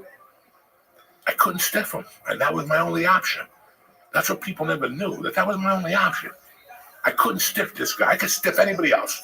If it was anybody else, I would have told them to go fuck themselves in a heartbeat like I had done before. Right. But I couldn't do it to him. So, and I called him like a man. I go, listen, man, I'm trying to get your money. You're going to have it on Thursday. But if I get into beef, I need to know that you're going to help me a little bit. And he goes, what are you talking about? I go, if you get a call from somebody, which they will call you, I need to know that I have your support on this because I'm going all out to get you this money so you don't look bad. I'm going all out. Now, he had no idea what I was talking about. No. And I robbed that jewelry store at 11 in the morning that Thursday. And by 3 o'clock, I called him up and I go, let's meet. And I gave him his money and I gave him a gold chain. And I said, this is my souvenir to you dumb fuck. I robbed Michael's jewelers. Even he looked at me like, no, you didn't. I go to lunch with that guy once a week. Like, it was fucking absurd. Oh my God. We robbed at 11 in the morning. I'll never forget this. We robbed at 11 in the morning. We were back in the house by 11, breaking up jewelry. Nobody knew you. Breaking up jewelry? Yeah, like there was cops. You could hear the sirens, and it was us 3 just taking the jewelry out and straightening it up. Then we picked our own shit. And we were fucking, I hate to say the word. I'll say it for the Spanish people. We were spics. And I was the only Spanish guy there. It was 3 white dudes. All of us were white, but I was the only spic, and all of us, from that moment, we put on the thickest bracelet, and we had the 3 thickest, longest golden chains. And I'll never forget walking down, what's the top of your grandma's block? Grand Avenue. Walking on Grand Avenue. It's 3 in the afternoon. We just robbed this place. And we're walking on Grand Avenue with the jewelry on. With a bag of jewelry, like to sell on the street, like Puerto Ricans. And I'll never forget, 2 dear friends of mine were driving. And as they pulled up, they even uttered the words, like, look at these motherfuckers that pulled it off. Because usually when people tell you shit, they don't do it. What happened? We're down there. The cops. I had robbed that place 2 times already. I knew all the inside doors and out. For me to rob it a 3rd time to balls, but I was desperate. That's dangerous. And I had been setting that up. It was one of those things that you look at and go, you know what? I'm not going to do it today. Right. But eventually, I'm coming back in to get mine. And I checked it out. It wasn't connected. It wasn't plugged in. There was no lock on it. There was nothing. But I know for a fact, in my heart, I will tell you this today, that when I did that day, like by 3 o'clock, we already were walking down Grand Avenue. By 5, everybody was paid. I had already cut a deal for a pound of Thai stick, which I'll get to you later. And we had already bought like fucking an ounce of blow by 8 o'clock. And we still had 2 bags of jewelry left. And that was Thursday. And I'm walking down the hill like at 5 in the morning with the jewelry coked up out of my mind. And I bump into, God rest his soul, Kurt DiLorenzo. And I go, Kurt. And now I trusted Kurt like I trust you guys. I can give Kurt this and it'll be there with the water at that level. I go, I don't want to bring this home in case the cops raid me tonight. Smart. Put this in your grandmother's apartment downstairs. I went home, I took a nap. Dog. Now Kurt was built like a Greek god. I get up, I eat my breakfast, I call Kurt. I go, I'm on my way over. He goes, good. There's some people over here that want to see. I'm like, fucking Kurt. I'm probably going to walk into the cops. Bro, I walk in. Kurt has got you know those dealer tables? You know the fucking mink? It was black. He had it on his mother's table. He had all the jewelry put up. He had no shirt on. And he had like 10 gold chains on. And he had a pocket full of cash. I'm like, Kurt. And a bunch of people were there. He was having like a yard sale. And he was asking people for more money than I would because each chain had a label on it. Like if it said 1,800, I'd say, give me 800. Kurt was like, give me 1,000. So I get there, he just handed me a bunch of money. And I gave him a chain and his mother. And even Chris, the brother, tells me today, she died with that chain. She loved that fucking chain. I gave everybody a fucking chain. Like, I was like Johnny Chain. It was, just to think of what the fuck we were doing at that age, just to put in perspective. Like we had just graduated. I didn't graduate. The dudes I ran with, I just graduated in June. None of us had jobs. We were just getting off the fat of the land the whole summer. We were walking into places that had 30 air conditioners. We had 30 air conditioners at one time. At 200 apiece. Those went like this. I took them up to Nick's Pizza and put them in front. And Nick was out there. Come here. Cigarette. 250. Cigarette. Oh, yeah, everybody made an angle. But the gold chain thing was just like after that, it just spread like fucking wildfire. We were like kings for 3 weeks. We were eating fucking. You should have seen us eating breakfast, eggs, and steak every morning. Like gangsters going down Seaside with fucking getting a big room upstairs. No more 18 room and a guy. And then we were having we robbed it September 18th of 1982. We had because it was that Monday was Pittsburgh fucking Dallas. We lost on Monday Night Football. That's tough. To the coach. We had nobody else to put the bet in with. We're like, it's a lock. Let's do it. Call the camel. Call the camel. And we put the fucking bet in. Oh, God bless that man's soul. Oh, my God. And I had to pay him his money. That's what a lot of people never fucking knew about me. Now, the camel had a partner, another gym teacher. And I, one day, was with the camel. And the camel called the main house. That's in those days you had to call them and go. They would ask you before you signed up with them, what type of car do you have? And you'd have to say the black Tesla. That was your code. So you call, who's this black Tesla? One day he called and he said a different car name, and I didn't know. I just took the name to go in my memory bank, and I was calling that place every night, banging it out. And one night I get a call from the camel. He goes, "Hey man, somebody banged up like an $8,000 bill on a different gym teacher. Do you know who that is? Not even a soul." I would come back. I would leave for 10 years, come back, and they'd bring it up to me, dog. He's really hurt. He's hurt. You're terrible, man. Is he the best league? Well, of course, but you were saying like that was like one of like the stealing was like a changing moment in your life. That situationally, from what was going on and how I was living, my mother had died 2 years earlier. I was out there fucking running wild. And this was just, it let me know I was alive at that time. I was dead for 2 years. And as stupid as the story is, it let me know I was alive. Because that's another, like, because what I was thinking was, like, you had a buddy who you gambled with, and he lost, and, like, he'd spent, like, a summer working 3 jobs or whatever, and, like, I was going to ask if you ever thought about doing that, but I'm not saying you're proud of what you did, but it sounds like it was kind of good for you. Is that what you're saying? At that age, I had nothing holding me down. It's not like I had a mom or a dad I had to report anywhere. I was basically a nomad living in my friend's basement. Right. Okay. And what was they were either going to beat me up or whatever. I couldn't do it to him because he had to go to his people now and go, this guy don't have the money. And I got to put him on a payment plan, which is worse because they juice you, Lee, Right. for 10 points. You need those points Or 7 points, and that's even worse. So it's just a bad. This is 82. Fucknut got in trouble a year later, and he lost 160,000. God rest his soul. In the 80s, He was my brother, that kid, and he was a great kid. He lost, bro. He was up a ton of loot going into the Redskins against the Dolphins, and he went the wrong way and sat on people's action. And it was not a good morning that next morning.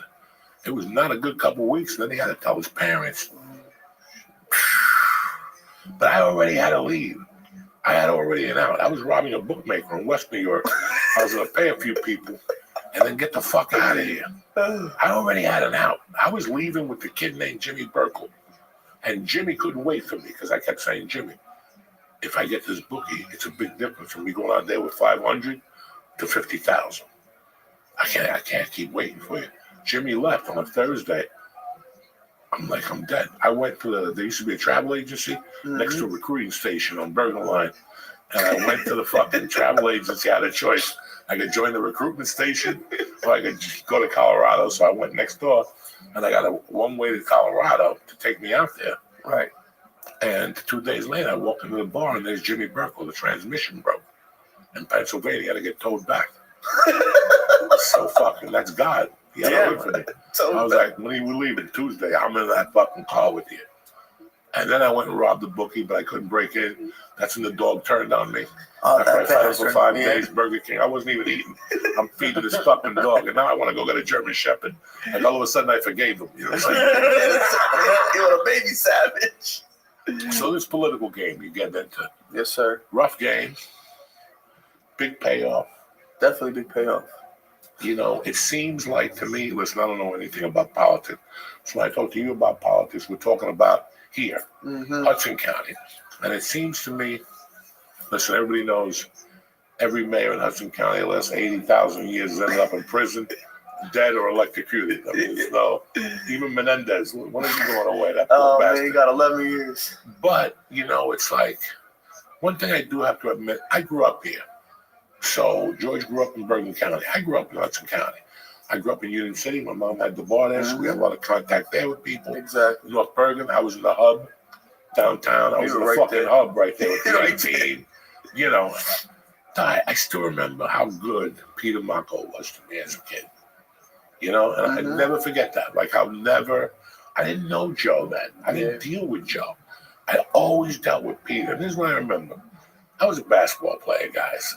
And there's nothing like going to a basketball place and there's no net. Or the net is broken. Especially if it's made out of metal. The worst. It gets caught up there and now you gotta you gotta jump after every fucking shot and get the goddamn. I swear to my mother's grave. I would go to 38th Street Park or any other park I was at. But 38th Street, I would go there and the kids tangled the net at night. I would just fucking cross the street, ring the Balzano bell. Marianne would go, what's going on? Nothing. Can I use your phone? And I would call fucking town hall. I knew the number in the back of my head. Get that ticket. Can I get the mayor's office, please? Yes, who's this? Coco Diaz. Hold on.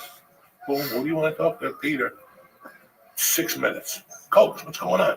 Mr. Mark, I don't want to bother you. I know it's hot. You got a lot on your plate. But my fucking net is down over here. Come on, man. Bro, by the time I hung up the phone and went outside, There was a truck, some Puerto Rican dude with a ladder, with another guy giving him a wrench. You know, when you're a kid, you don't forget that shit. Of course not. On a hot day. I also don't forget how, you know, he used to go, do you guys play there all day? Yeah, I'll have something for you by 1 o'clock. And a week later, he always sent the prison sandwich. You know, the bologna with the American cheese. He brought the sandwiches. He brought the School lunch. you know, the peel and eat cheese, this fucking loops.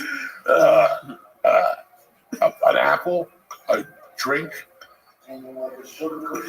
Yeah, there was like an orange drink. It wasn't orange juice. It was orange drink. Right. And it was still, you know, but I remember then they used to send down those buses. They took you to Yankee Stadium, bitch. I went to with no seatbelts and shit. Jumping up and down. Yeah, you know, these little fags today got seatbelts, air conditioning. We had that hot tin motherfucker. Nobody ever died like that.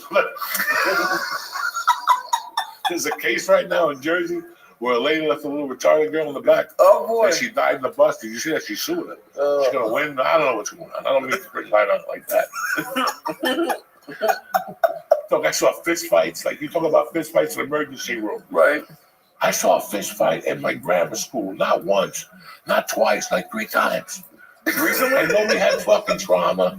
Nobody had to see the school council. I can't come to school tomorrow. I saw Louis Hernandez beat up the principal. You just went home. You didn't tell your parents. How was school today?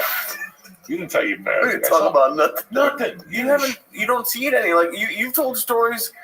Fucking fist fight at your school. You saw parents coming and beat up teachers at your school. Tremendous. Northburg in the late 70s. No, and this is why I say to people, like, and I know you heard a ton of this shit from your uncles, because that generation, like you have 3 generations of uncles. Let me tell you something. Your Uncle Mike, that was fucking 80, 81. They had their own issues. And then Vinny showed up, and that's a crew of 84, 85 who won the states. Yeah. And that's animals. Savages. Because they picked up what we were like, we're going to go our own ways now. They're like, well, we're picking up that torch. Bring out the fucking shovels. We're going right in. Like Frank Sinatra. They were 85. 85. Mm-hmm. I left in 85, but the winter of 84, those kids won the states. And North Bergen had become powerhouse. No, it wasn't even the football added to what was going on in the city of North Bergen. Oh yeah, and the city of North Bergen, like every other city in Hudson County, was going off because this was the main shipment of the drugs. Lincoln Tunnel Hotel, all those hotels you see out there, all those fucking Ramadas and all that shit. They had the old lady upstairs and 2 machine guns with the kilo and the family of 6 downstairs. It was a family vacation. That's when they bring in 10 kilos of coke. You went to the hotel, you met them, they took it. They went to there was no American Dream Mall. They just went out there and looked, ooh. And then they got back to the You know, I mean, that's where all that shit started. That's where all that shit started. All those dirty hotels you see on Route 3, where do you think they were staying? They're still there. That Howard Johnson, you walk in there, you test positive. They used to be Howard Johnson's, right? On Route 3, Secaucus. It's not close to anything. And they have a restaurant in the building. I knew 10 dudes that would set their coke up there and then stay at another hotel with their wives and kids and put like a mule there at that hotel until you get up to Union City. And then they expanded, and then this whole fucking town was fucking twitching for 3 fucking days. I'm just that blows because like I go to hotels now and they like you need ID, you know, like I can't imagine just getting all these hotel rooms. Name and it's just a name and cash. Name and cash. You kept it simple. All those hotels on Tunley Avenue, those are sex hotels. Filthy. You ever go to one? I've been to 2 or 3 of them myself. That's where you take your girlfriend. You start scratching when you leave there. Everybody's itchy in the car. I've never definitely been to get grabs. You know, that's not grabs is like you walk in there, you get grabs. Those are the dirtiest of the dirty. Dirty. Still there, the Domino Inn, right down the block from my grandma. Dog, they have a tub in there. You know how many times I went from fucking your grandfather's over there? I know one night particularly, I went right from there. Right down the block. And they had that jacuzzi, and you could see little kids in there, like what they were going to look like 10 years from now. Oh, that place was fucking disgusting. You woke up in those places, you didn't know what was worse. like your life. Like when you open your eyes in one of those hotels, you look over, you're like, all right, I must have fucked her. And then you look at your money, that's gone. You look to see if there's coke left, that's gone. Everything's upside down in the air. The mirror's broke, the straw got broken in half, and your fucking page is going off. You owe like $10,000. Like, what are my options? What are my options? Let me commit. She's waking up. Did my boyfriend call? I don't fucking know if your boyfriend called. What do you know? I was gonna say, is this a place you bring a girlfriend, or is this a place you bring someone who, like, you if don't you picked want? them up at Corky's, Right. Like, there was like 2 girls I picked up at Corky's. I was homeless. I was homeless. I take them there, get a shower them up. Nobody knew nothing. Nobody knows nothing. Next morning, everybody goes home. There's no breakfast. There's no buffet. It's $30. The towel is dirty. There's blood on it. You know, $30 a day, Lee. Damn it. Oh yeah. or it's by the hour. Right? But if you get closer down to the Ramada, that's the first time I ever freebased. Was down in those hotels and shit. Fond memories. That's when the guy invented the word tremendous. By the hour. By the hour. Do they just come and knock on your door in 55 minutes? Like, what do they do? 5 They'll minutes call late. you up, dude. Yeah, it's 50. You pay. It's always an immigrant guy. There ain't no white guy named Chuck working behind the window. It's somebody you don't understand and you're in midnight. Because they don't know what they were getting into when they got You gotta hired. finger up your ass. And also this guy wants us $18.50. And you're like, you gotta be fucking seriously. Is it 3 hour minimum? That's hysterical. Trust me, I don't even need 3 hours. At the end of the day, at the end of the day, I saw that list that Americans are like the worst. We last like 6 minutes at average. 6 minutes. What's in the 3 hours? I want to talk to you for 2.5 hours about what? About the 3 channels we're looking at? You know, I'm watching fucking. You don't have to stay in the I'm room. watching the fucking Lone Ranger. You know what I'm saying? I want to say one thing. I got a call from my uncle the other, like probably around Christmas. He goes, "You see that thing on the news?" I was like, "What are you talking about?" He goes, "The band that's blind. They're up and down. They're jumping up and down in front of the tree." The blind band. Oh my God! It was a bunch of kids. I think you might have been lying. You were tormenting me. On the holidays, I don't know what I was saying. Dog, I wanted a deep tan for like 60 days of mushrooms. I wanted a deep. Every other day I was eating. I would push the envelope more and more, and then I would experiment. I do like 7 grams, then 2 hours later. Once you do the mushrooms, you gotta eat them straight. If you do more later on, it's not gonna work for you. Oh, right. At least it didn't work for me. It was deep. But I'm back now, like fucking, tip top Magoo, a couple days at the hospital. He's in his prime. And now we gotta go for it. That's it. Little by little, you get healthy. I'm happy for you, I'm Joe. taking my vitamins. What are you happy about? That you're not in the hospital. Oh, thank you. I'm happy. And the only thing I'm not mad about, but when you were talking about that band, there's only like 3 or 4 of them. But when you find a video you like, there's nothing that gives you more joy. Like I was just thinking about that black dude who put the firecracker in his eyeball. that video that got sent to us on Acid Church with the dude just dancing.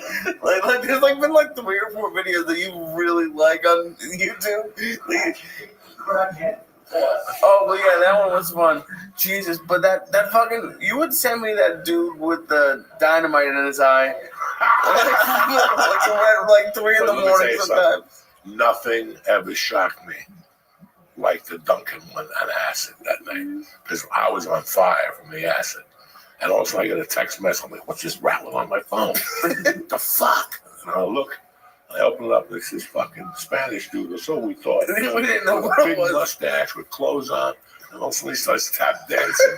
And he starts taking off his clothes. And this guy had no dick. It was like a vagina. And I sent it to everybody in my phone. West Coast, East Coast, I didn't care where you And were. you don't even text. Me and Ari, that guy, Ari, teach me how to do this. Teach you how to do it. Send everywhere. Send it to the Pope, whatever we could send it to. The next day, only one person took it back. That ain't right, though. I'll have to see if I can find it somewhere. It came on my phone about 2:30 in the morning. I had to wake up, my wife, the kids. It's terrible. It shocked us and shit. We had to say a prayer. Oh, my God. Because that one was scary because it wasn't that like it was like pixelated. So he was in the back a little bit. He's like, "Oh, this dude's just dancing, having a good time." And then he gets closer, and his dick was like like those balloons that can blow up into animals, but before you blow into it, and it was just like stringy and just kind of hanging there. And he's just fucking flopping it around, and that like I think those videos are the hardest to hear you laugh, like those. You know, Nicholas, it's funny because I still remember you being young. Your brother being 2-3 years older than you, and you being at your grandma and your mom with the stroller. Oh. And I bumped into you somewhere else with her. And this time you were walking. You guys were going to a game. So an athletic event. My mom was always taking me to games everywhere across the country. But I grew up with your mom. It was your Uncle Greg that said, listen to the Dirt album. I already liked Alice in Chains, but I wasn't sold. And I'll never forget, every time I put that album on, I think of Greg at that bar on top of, on Kennedy Boulevard, on the top of 90th Street. Whatever that was there on the corner. Yeah. Now it's a diner. Yeah. I remember when that bar was there, the annoying guy.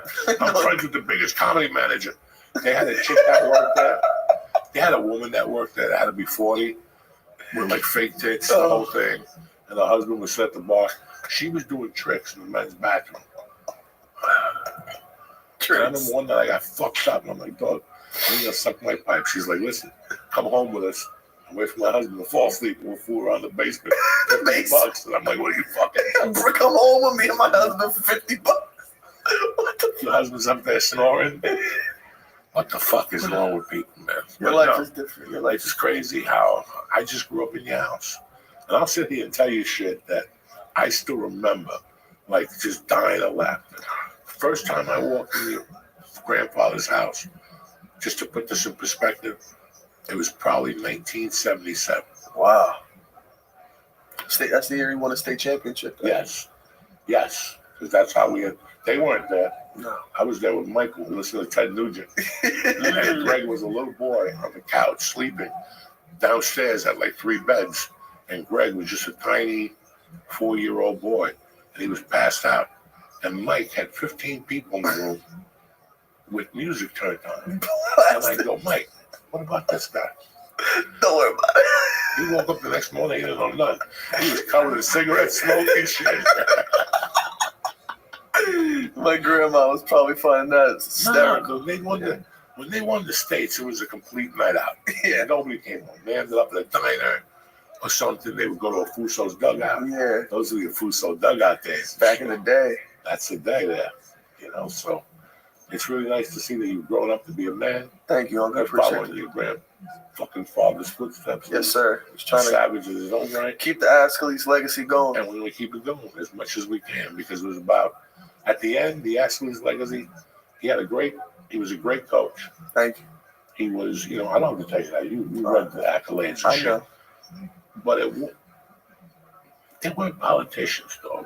They were going to do this for the kids no matter what. That's their job. Yeah.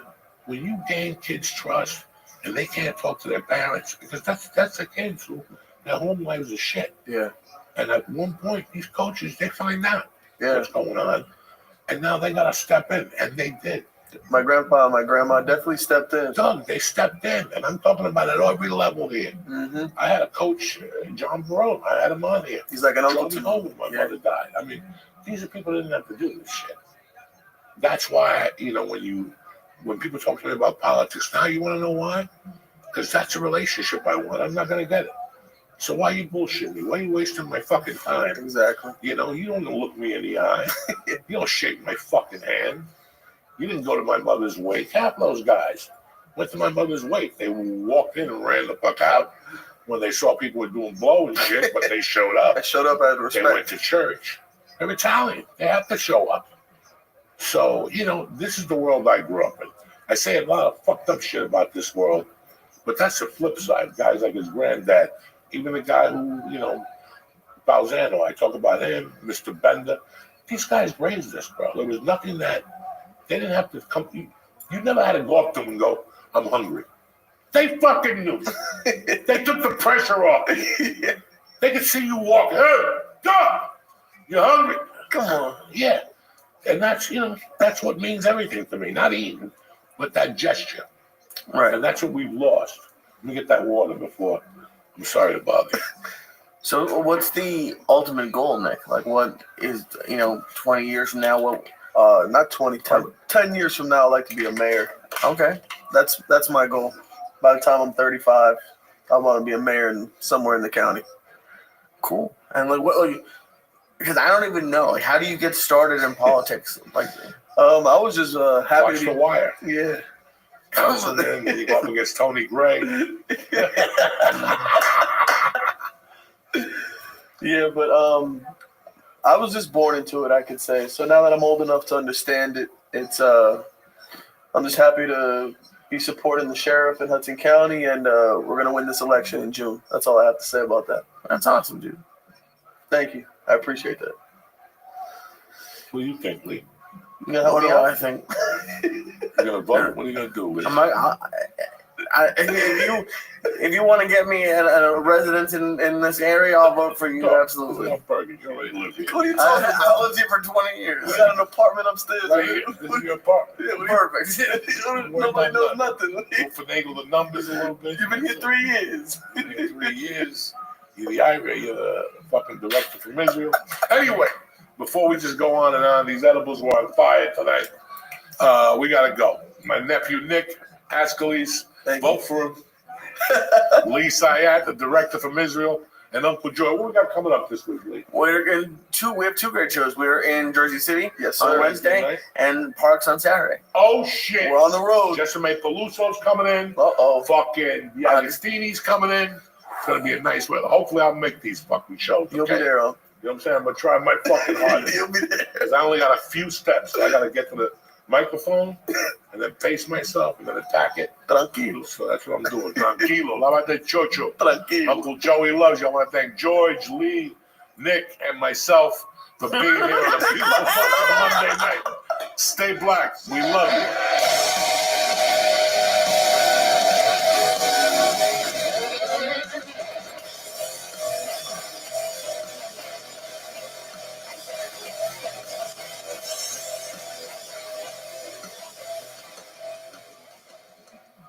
Hey, Uncle Joey here. I want to talk to you about something. If you miss the cereal of your childhood, but don't miss the sugar, there's something you're going to love. It's called Magic Spoon, and it tastes like nostalgia. Magic Spoon has got a ton of protein, but still tastes just like the cereals you remember eating as a kid. Every serving of Magic Spoon has 13 grams of protein. Again, 13 grams of protein, 0 grams of sugar, and 4 grams of net carbs. It comes in flavors like chocolate chip cookie, birthday cake, and even peanut butter. Listen, my favorite, I dig the peanut butter. I like peanut butter. So if you eat breakfast on the go, Magic Spoon makes cereal bars that you can take anywhere on the go. So do me a favor. Get $5 off your next order at magicspoon.com/church, CHURCH, or look for Magic Spoon on Amazon or your nearest grocery store. That's magicspoon.com/church for $5 off.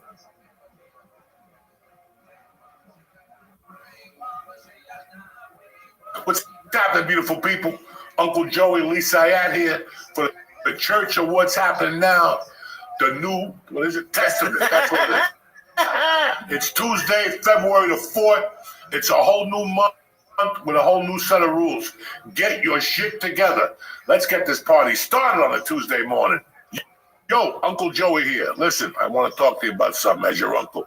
Get your sex life in gear with Blue Chew. They make it easy to be awesome in the sack. I'm talking about little bubbles will be coming out of your muffler. This company delivers ED meds with the same active ingredients as Viagra, Cialis, Levitra, but as a chewable tablet. And here's where it gets nice. It comes right to your door, discreet packaging. No nosy neighbors won't know nothing. You understand me? Even your wife won't know. Nobody knows. Listen, I love Blue Chew. Why? Because it's convenient. It's right there. It tastes good. You can pop it with water. You can pop it with spit. You know what I'm saying? You can be under the rock and come out of the rock. Sling it, Jack. So you can take it anytime. day and night and get ready to transform your game. You know what I'm saying? You know what it's like to have a cape on and just walk around your apartment naked? Think about that. Get some Blue Chew. Blue Chew just wants you to have confidence and perform at your best. So discover your options at BlueChew.com. Make life easier by getting harder. Forget about it. Discover your options at BlueChew.com. And we got a special deal for church listeners. The first month of Blue Chew is free. What are you talking about, Joey? Free, cocksuckers. BlueChew.com for more details, important safety information. And we want to thank Blue Chew for sponsoring the church. Again, go to BlueChew.com and let's get the party started here, all right? It's February. You got 2 weeks away from giving out chocolate. Like, forget about that. Show up with a cape, a bow tie, and Blue Chew. Uncle Joey here. If you want sparks to fly in and out of your bedroom, you need Via. Via's High Love Gummy. Strengthen libido, increase blood flow, and intensifies your experience. You know what I'm saying? They got THC and THC-free gummies, vapes, THCA flowers, topicals, and calming drops that are made from the highest quality American source hemp. Whatever you're looking for, Via delivers. Listen, this is my favorite right here. These things will put you on another planet. You follow me? Is that what you want to hear? What do you want to hear? It's mellow. I run through the... No! These are good. You wake up, you're hungry, and when you wake up like that dude from the TV show that would always wake up with drool on his face. Anyway, there's no medical card required, and Via ships legally to almost every state in the United States of America. So if you're over 21, you better be over 21. You better not be 16 doing this stuff. Check out the link to Via in our description and press code Joey, Joey, to receive 15% off. And if you're new to Via, they're going to give you a little gift of your choice. All right, who's better than Via? Nobody. Yo, they'll ask you where you're headed about them. Tell them Uncle Joey sent you. This month of love, elevate your love life with Via. Welcome back to church!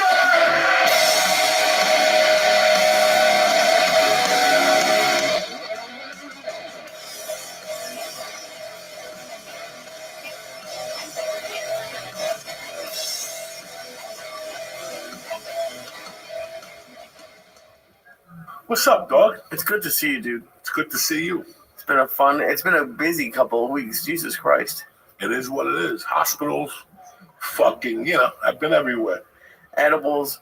Dude, I found a bottle of the old ABXs at my mom's house. I feel like they get stronger if you just leave them around. They do get. My brother in Jackson still has stars, and he's got them in his freezer. Really? And he still eats them from time to time. He goes, he gets fucked up. He says, I gave him like a bag of those big purple ones. Right. 200, he saved them. And you never save anything. You don't have a safe anywhere with your favorite of anything. I tried. What do you mean you tried? I tried. I got a bag of weed that's really good. Right. I'll split it in half and I'll put it away. And I'll go to a weed store next day and get another bag of it. But I always have that put away. What happens is, after I smoke that other eighth, when I go back to this, right, I'm done. 2 weeks later, my tolerance goes up. Right. So that eighth I put away is fucking null and void because I already smoked 4 grams of it. Right. But can't you save it for 6 months and then break it out? No. In case of fire, you got to do what you got to do. You know what I'm saying? I ain't much of a save. I started out as a saver, you try. But I did coke for 27 years. That shit never gets saved. I'm going to save this for my wedding. Fuck you. We're doing that right. And I tried. I had friends that go, I buy a gram of coke and do a line, and I put the rest in the refrigerator. Yeah, okay. Good for you. That don't work for me. No. You never seen a God. No. I save. I'm such a fuck. I hoard everything. I probably, when I left LA, probably had 100 of those free joints. Oh. That they would give you. Those bad breath joints? Oh, yeah. Oh my God. Is that what you call them? That's it. They don't do nothing but give you bad breath. And everybody's like, I got a free J. Listen, throw that J away. There ain't nothing in that J but sticks and stems. You know, what people got to realize was when you got a pound of weed in LA, like we lived there. Right. I don't know what they do now. They would take that weed, break it up into little buds, and then shake the keef out of it. That's the first thing that's done. They shake the keef out of it. Right. All right. Then they take it and they put the buds that they could sell or whatever. And then you got a bunch of shit. And they'll fucking. How many times did I go to Kushmar and buy the shake for $20? So like single eye. I mean, at that time it was like $100 for an eighth, for a quarter, and for $25 they give you 3 grams of shake. And it was the same weed, you know. But they'd sell shake, then they take those stems that you're not going to use, and they grind those up in one of those espresso machines with the shitty weed that's in the bottom, and they roll free joints for you. But they mix it with everything else, every other Salamanca fucking weed that they have. Right. So by the time you get, I don't even smoke those. I'm going to be honest with you. Pre-rolls don't do it for me. I go to a weed store and go, give me the pre-roll that fucking killed, Kennedy, and they'll fucking give me this has stars in it, African toenails, high-level weed. It's been dipped in weed honey. I go home and nothing fucking happens. You know what happens? I cough my fucking brains out with that garbage. So I like looking at the weed. Like people say to me, well, don't you buy pre-rolls? I'm like, no. First off, I want to look at that weed. I want to feel it. I want it to become one. You know what I'm saying? These kids today, anybody today, they don't do that. But you can, at least like in Massachusetts or even anywhere in New York, they're all like pre-packaged. You can't smell weed anywhere, can you? No, but you have an idea. I go on the website and I go to the company and I have an idea. Yeah. When I go into a weed store, I don't go in there to take their advice. I go up there with my own advice because they're smoking Salamanca weed. Really? I mean, they were trying, well, this tastes good. Like I went somewhere the other day and the girl's like, I got this tremendous indica, 25%. I go, look, put that away. Put that away. They ain't going to do nothing for that. Then they start with the terpenes and, Right. I ain't got no time for these hoes. I just don't. So I go in there prepared because they'll start throwing different brands at you. Shit that's on sale, or shit that looks pretty, or it tastes like a lifesaver. I ain't got no time for that shit. Dude, do you ever like just tell them to be quiet? Who? The dispensary people? No, I just... You let them finish their sales? First of all, I'm fucking deaf. So they can talk to their fucking mind's content. And I'm a professional. I know how to turn this ear off or turn this ear off. You turn your earbuds off? No, not the earbuds, the eardrum. Oh, okay. I say, I don't listen to this shit. I thought didn't you used to have the, whatever it's called, the ear? Yeah, the hearing aids. Hearing aids. But they're $2,800 a piece. Oh. And during fucking COVID, you had to wear the mask and they fling off. At $2,800, I'm walking around like the man with one fucking earpiece. Forget it. They're in my shaving kit. I don't even bother putting those things on. No. They got a new thing that you put on your phone and you put earbuds in. Oh, just like the earbuds. It's an app that you could have, and people think you listen to music. But again, with what's going on in the world right now, I don't want to listen to half this shit. No. Like, you know what I'm saying? Like, you just like, what the fuck is going on? I had a very interesting weekend. Okay. It's a little bit ominous. No, but I always have a great weekend. It was to do with my daughter. Okay. She wasn't getting into albums. Vinyl. So I gave him my record player, but we couldn't figure out the other shit. I said, don't worry about it. I ended up going to Kohl's, and there was a little fucking stereo on sale at Kohl's for $140 with speakers, the whole thing. I got it for her. We gave her some albums for Christmas. I go up there the other night, and she's listening to the albums. And she's opening them, like we did, and reading the fucking, and Dad, look at this poster they sent me, and this and that. And I'm like, wow. And I'm looking at all this, and the whole time I'm like, but she doesn't know what that album is really for. It's to roll joints, and the seeds would roll into the middle when we were kids. I don't think it's for that. Huh? I don't think it's for that. Unless you're a half a fag and you want to look at the picture of a guy holding on to lightning. That's not what it's there for. You know what I'm saying? No. So, no. In fact, I bought some of those albums in Burbank. Like, if you look at my album collection, like half of them I bought in Burbank at that one store. There was a couple times I bought albums, double albums. There was still fucking seeds or rolling paper, and I'm like, this is a good fucking album. Okay. So, but what? Jesus Christ. So what is she into now? So, excuse me. She sent to Billie Irish, which the one album ain't bad. She plays in the car, and I'm like, this ain't fucking that bad, you know. But the other shit is kind of weird. Chaparral, which is good, but not really, you know, and something else. So she says to me, Sunday, can we go? So we've been looking for an album shop, and, you know, vinyl records, the shops are going out of business. Another one went out of business in Summit. It's been open for 70 fucking years. Damn. And it's closing this week. So I don't know what's going on. People aren't buying vinyls at the stores. They're going online, and now that fucking Amazon and eBay? No, Amazon and Borders Books, whatever. Oh, okay. What's the book company? Barnes & Noble sell albums. But they sell like the Beatles. They'll sell Soundgarden, Super Unknown, but you're not going to find like a live album in there. You're not going to find... It's like reprint. It's not the old original ones. Yeah, they're all reprints. Well, half of these things you're buying are reprints. Anyway, we find the place in Red Bank, which is fucking dynamite. If you haven't been to Red Bank, New Jersey, that is a cool fucking town. And my friend is the chef there, but he didn't work Sunday, that cocksucker, because he has, oh my God, Char. That motherfucker, Chef Phil, he makes these little, it's beef and potatoes. Did you have that? It's these little fucking pieces of meat over there. Oh my God. And you get the yellowfin sushi, but he makes it differently. Oh my God. And the dessert, look at Lee, he's already melting. I saw crab hands. No, that's not the place. No, Jesus Christ. No, thank God. I went to this fucking record store, and it was great. They had great stuff in there. She's over here, over there, and I realized I got no fucking wallet. But I had cash, thank God. She drops $200 in this record store, like on 6 albums. Damn. We go home. She's playing the album. She's having a great time. I went upstairs to watch it. She's a fucking 12-year-old kid, guys. So now the Grammys are on last night. And she's like, Dad, the Grammys are on. I'm like, okay, you can watch them upstairs. I ain't watching no fucking Grammys tonight. I'd rather watch The Wire, anything but the fucking Grammys, you know? Right. So I hear her up there yelling, yay, yay. And all of a sudden, at some point, I hear her go, you know, yay.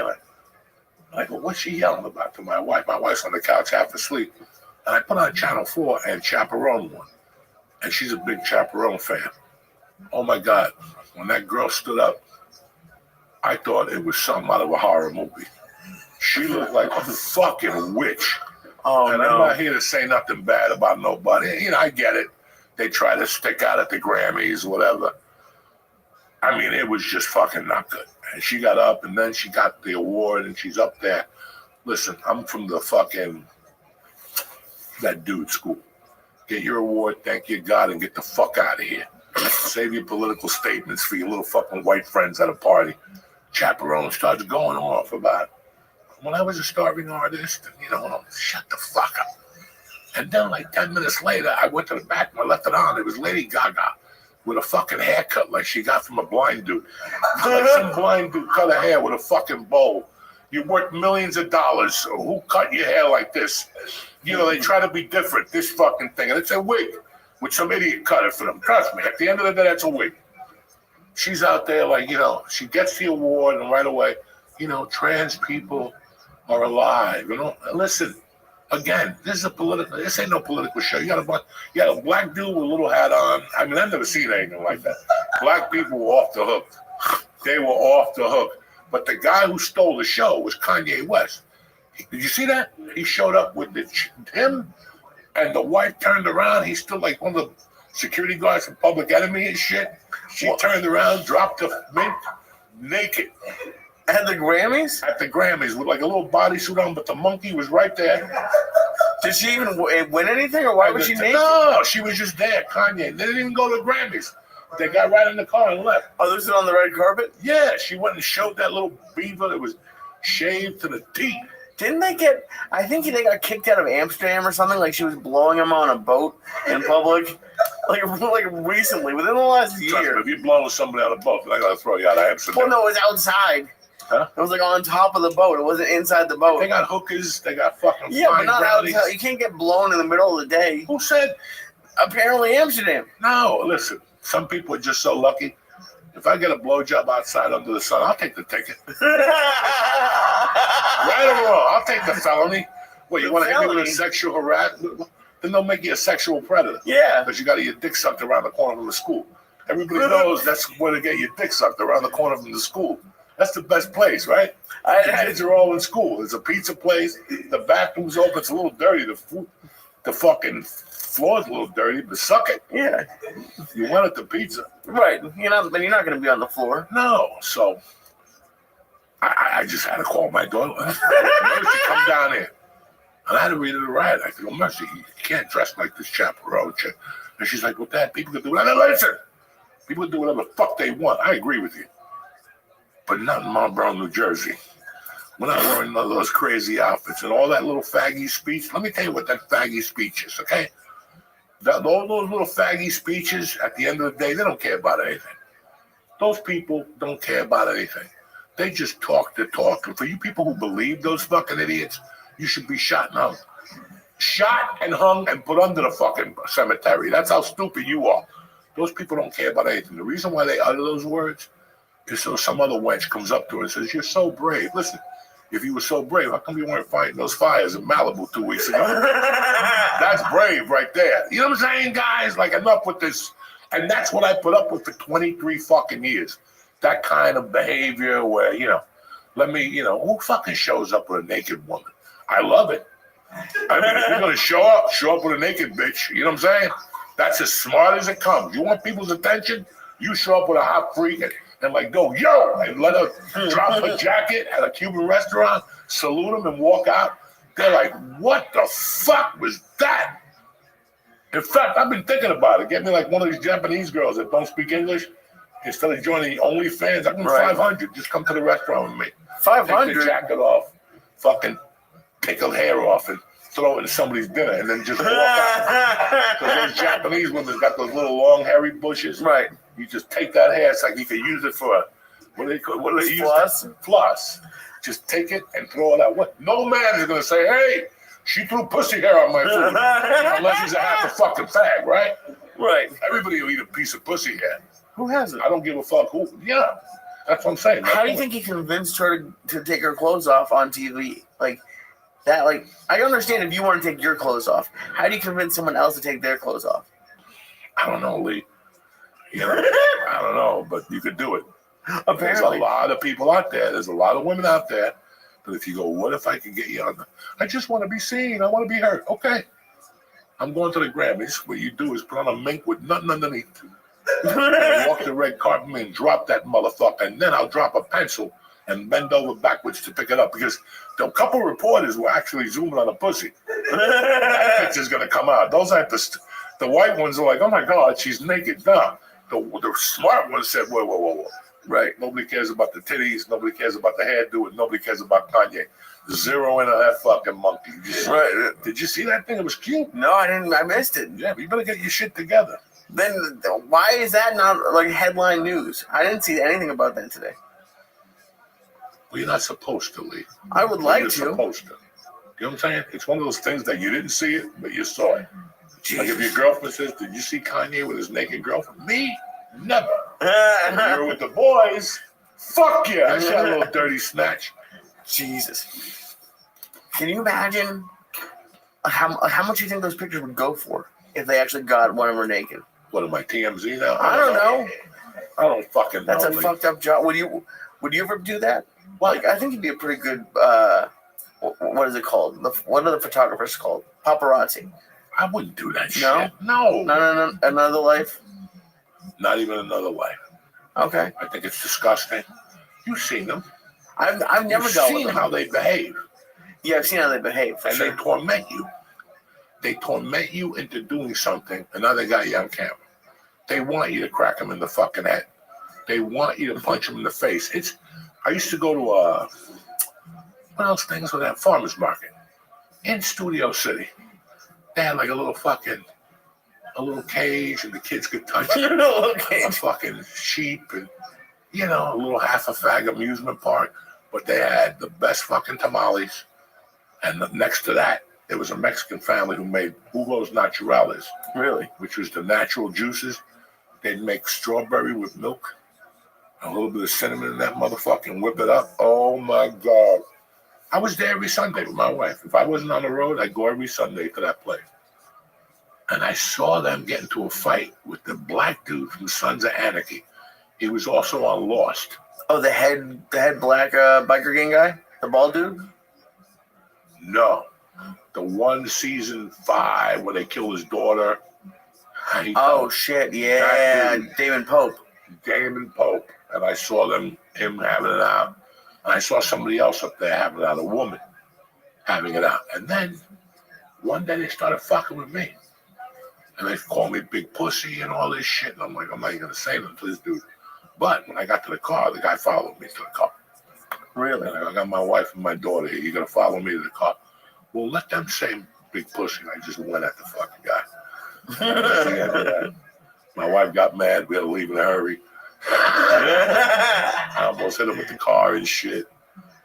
Jesus. That was the end of that. I never went back up there after that. And then they signed like a law against them. Really? Yeah, but they're everywhere. They're like at the. They would hang out at Jerry's Deli at night. With the one attached to the bowling alley? No, the one that was in Beverly Hills. Oh, okay. They closed it. They would hang out there. They would hang out at the Improv. Like I would see the camera and go, I'm going the other way. TMZ would hang out up there and ask the comedians questions. I don't want to talk to those people. Did you see some comedians like walking towards them on purpose, like getting ready to be interviewed? Oh yeah, they can't wait. I don't want to be on TMZ. Fucking, what are you doing out? Tell me, people tell you, listen, there ain't nothing to talk about. No, I'm from the Led Zeppelin school. No fucking faggy interviews, no television appearances, nothing anybody ever calls me. But still, I don't want to do any of that stuff. No. I don't even want to go to weddings anymore. Like I made up my mind like 2 months ago. I'm like, because I was getting all these invites to weddings, and I'm like, these people have no fucking idea. There's nothing I hate more than a fucking wedding. To sit there and make believe I'm happy, I'm not happy. It's Saturday. There's got to be something going on. Nebraska's playing somebody, right? There's something going on. I got to sit here for 4 hours. That's what you're trying to tell me. Right. And I'm going to be back here in 2 years because you're going to divorce the fat fuck. And then I'm back here. I'm a positive guy, but seriously. Right. Seriously. How many times have you been sitting at a wedding after 3 hours? You're like, this bitch is going to fucking leave him for 3 hours is a long time. It's a long time. They take a lot out of you. Weddings are demanding now. It's just not show up at the VFW. My mother's cooking something at the house later on. It's extravagance and pigeons and, fuck you. Fuck you. The only way I would give my wife a pigeon is if I sent it to the hospital and she was a virginized virgin. Like approved. Like pussy's tight, muffler's tight. But anything slipping after that, like she had a little encounter when she was 18, listen, that the pigeons are out. The white dress is out. We're going in there. Don't even invite your family. You're a whore. Don't even invite them for. What are you going to invite them for? You dirty bastard. You ever go to a wedding and like you fuck the chick that's getting married and you got to sit at the table and go, this is terrible. You went to a wedding of someone who you fucked, the bride? Well, she invited me to a wedding. Why would she invite you to her wedding? Because white women are fucking creepy and crazy. They want to sit there. Hey, we used to date each other. Oh my God, that's so cool. Meanwhile, you're looking at it going, I used to take it out of your ass and come on your face. And your poor boyfriend, this insurance salesman with white socks, he don't do that thing. Where do I see the connection? Where's the fucking connection here? When I lived in Boulder, they all got together. We dated for 8 years. 8 years, he did everything to her. Right. He lit a pussy on fire. He knocked her up. She had an abortion. They let her have a leg in there. You know. And what do you want to talk about? 8 years, they didn't marry her. 8 fucking years. These people want to get together and chit chat about what? Fuck that. About what? What the fuck we gonna chit chat about? I can't. And now, I know we've talked about it forever about you traveling to weddings. But after this week, can you imagine getting an invitation to a wedding that you have to fly to? That's not happening. That's crazy. 3 hours to a wedding, you're definitely not gonna see me. if the wedding is not in Marlboro on a Tuesday, because I don't want to go on a Saturday. Saturdays are the best day of the week. You're gonna ruin it. But who has a wedding on a Tuesday? Well, get it together. It's the new best day to have a wedding. I got married on a Wednesday. I went against all the odds, and it was great. Fuck it. The Wednesday before Thanksgiving. No presents. Don't get dressed up. Just show up, eat, and get the fuck out. And it worked out just fine. I was very happy. Yeah. No pressure. Right? When you go to a wedding, you got all this pressure on you. Did she already get the toaster? You know, does she have it? Is her father-in-law going to give it to her? It's always pressure. You got to go get a belt, right? Then you have to go to a wedding, George. I have to go get a belt. Now? Who needs a fucking belt? You know what I'm saying? I got to go shopping for a fucking belt to sit in the church and then make believe like, there's a beautiful church. No, it's not. Then you got to say lies. You got to lie all day. It's a very beautiful church. Look at us. 1800, the Napoleons. And you'd rather be home watching football? I'd rather be home stabbing my eyeball to death with a pencil. And then you got to go to the reception. And that's always fun, but the food sucks. And they always put you at a table with some fucking hillbilly that you don't even know. You know what I'm saying? Like, right, some aunt that flew in from Wyoming. She's picking her toes at the table. And you got to sit there. No, listen, leave me at home. I'll send you a nice envelope. And you can knock yourself the fuck out. I was just at a casino in like the middle of nowhere this weekend. You think you've seen everything, and then you see someone like I saw, I think, like 3 women with, like, I'm not talking about trans women. I'm talking about women with beards this weekend. Were they guys with beards? No. And they were just women that let themselves go. They just haven't, yeah. They just had a couple. They were fully. They just had a couple of like really long hairs. Now let's back it up. Right. Did they have one of those warts on their face with the hair? Not this one. I've seen that one before, like a little mole, and it's like around the mole. Where were you?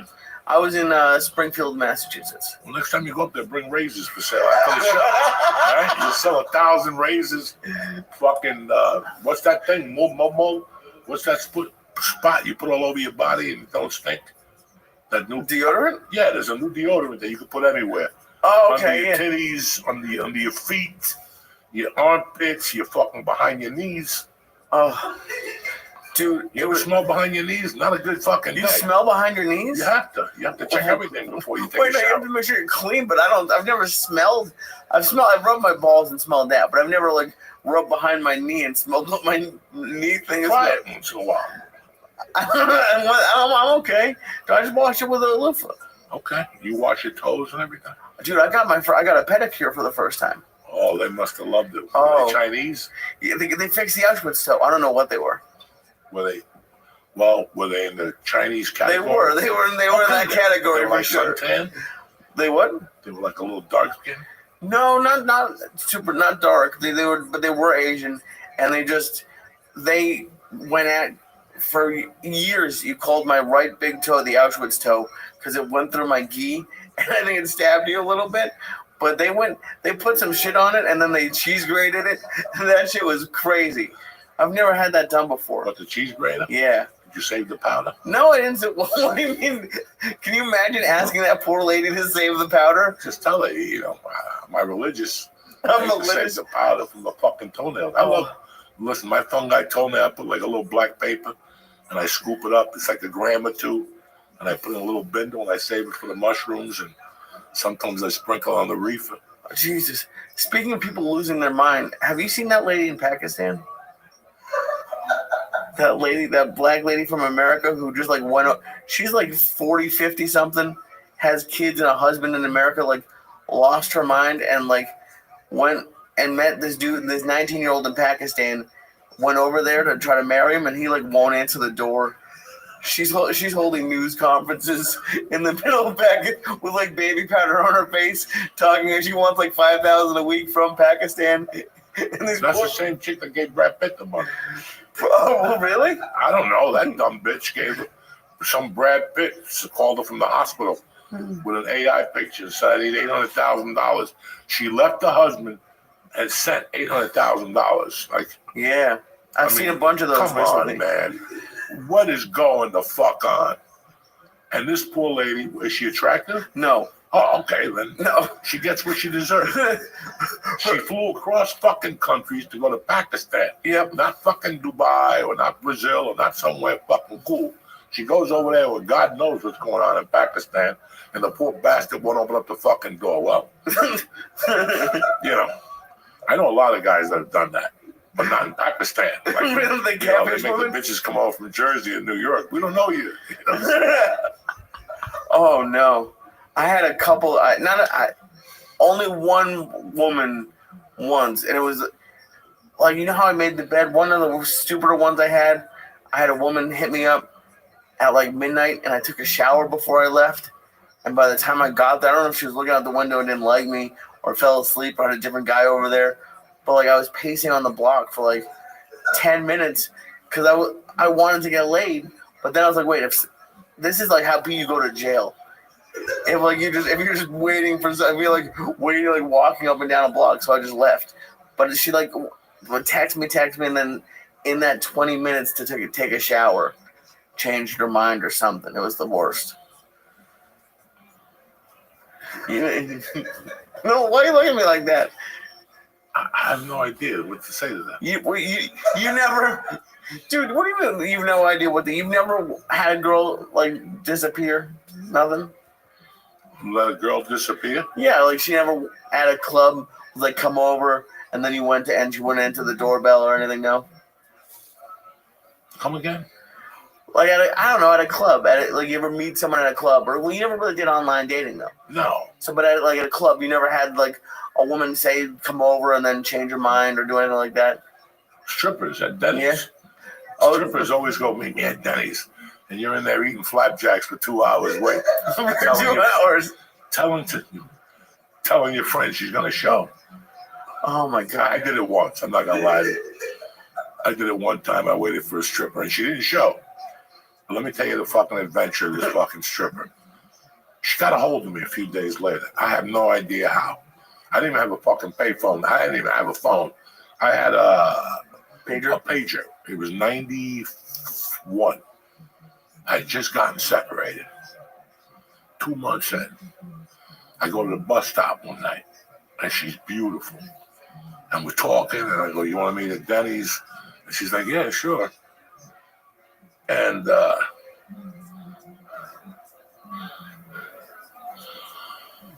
And she's like, yeah, sure, I'll meet you at Denny's. And then she didn't show. Like 2 days later, she fucking got my page and paged me. She goes, are we still going to meet? And I go, yeah, we'll meet, whatever. What do you want to do? And she goes, I want to go to dinner. These days, I had no money. I was just living off credit cards or whatever I could. I'm like, all right, you want to go to dinner? And next thing you fucking know, I got a call from my ex-wife. We're not even fucking divorced yet. And she goes, there's a girl sitting in my chair getting a haircut that she's going to go on a date with you tonight. This could only happen to me. That was the end after that. Like, I How did they find? It was just random. They went to your ex-wife's salon?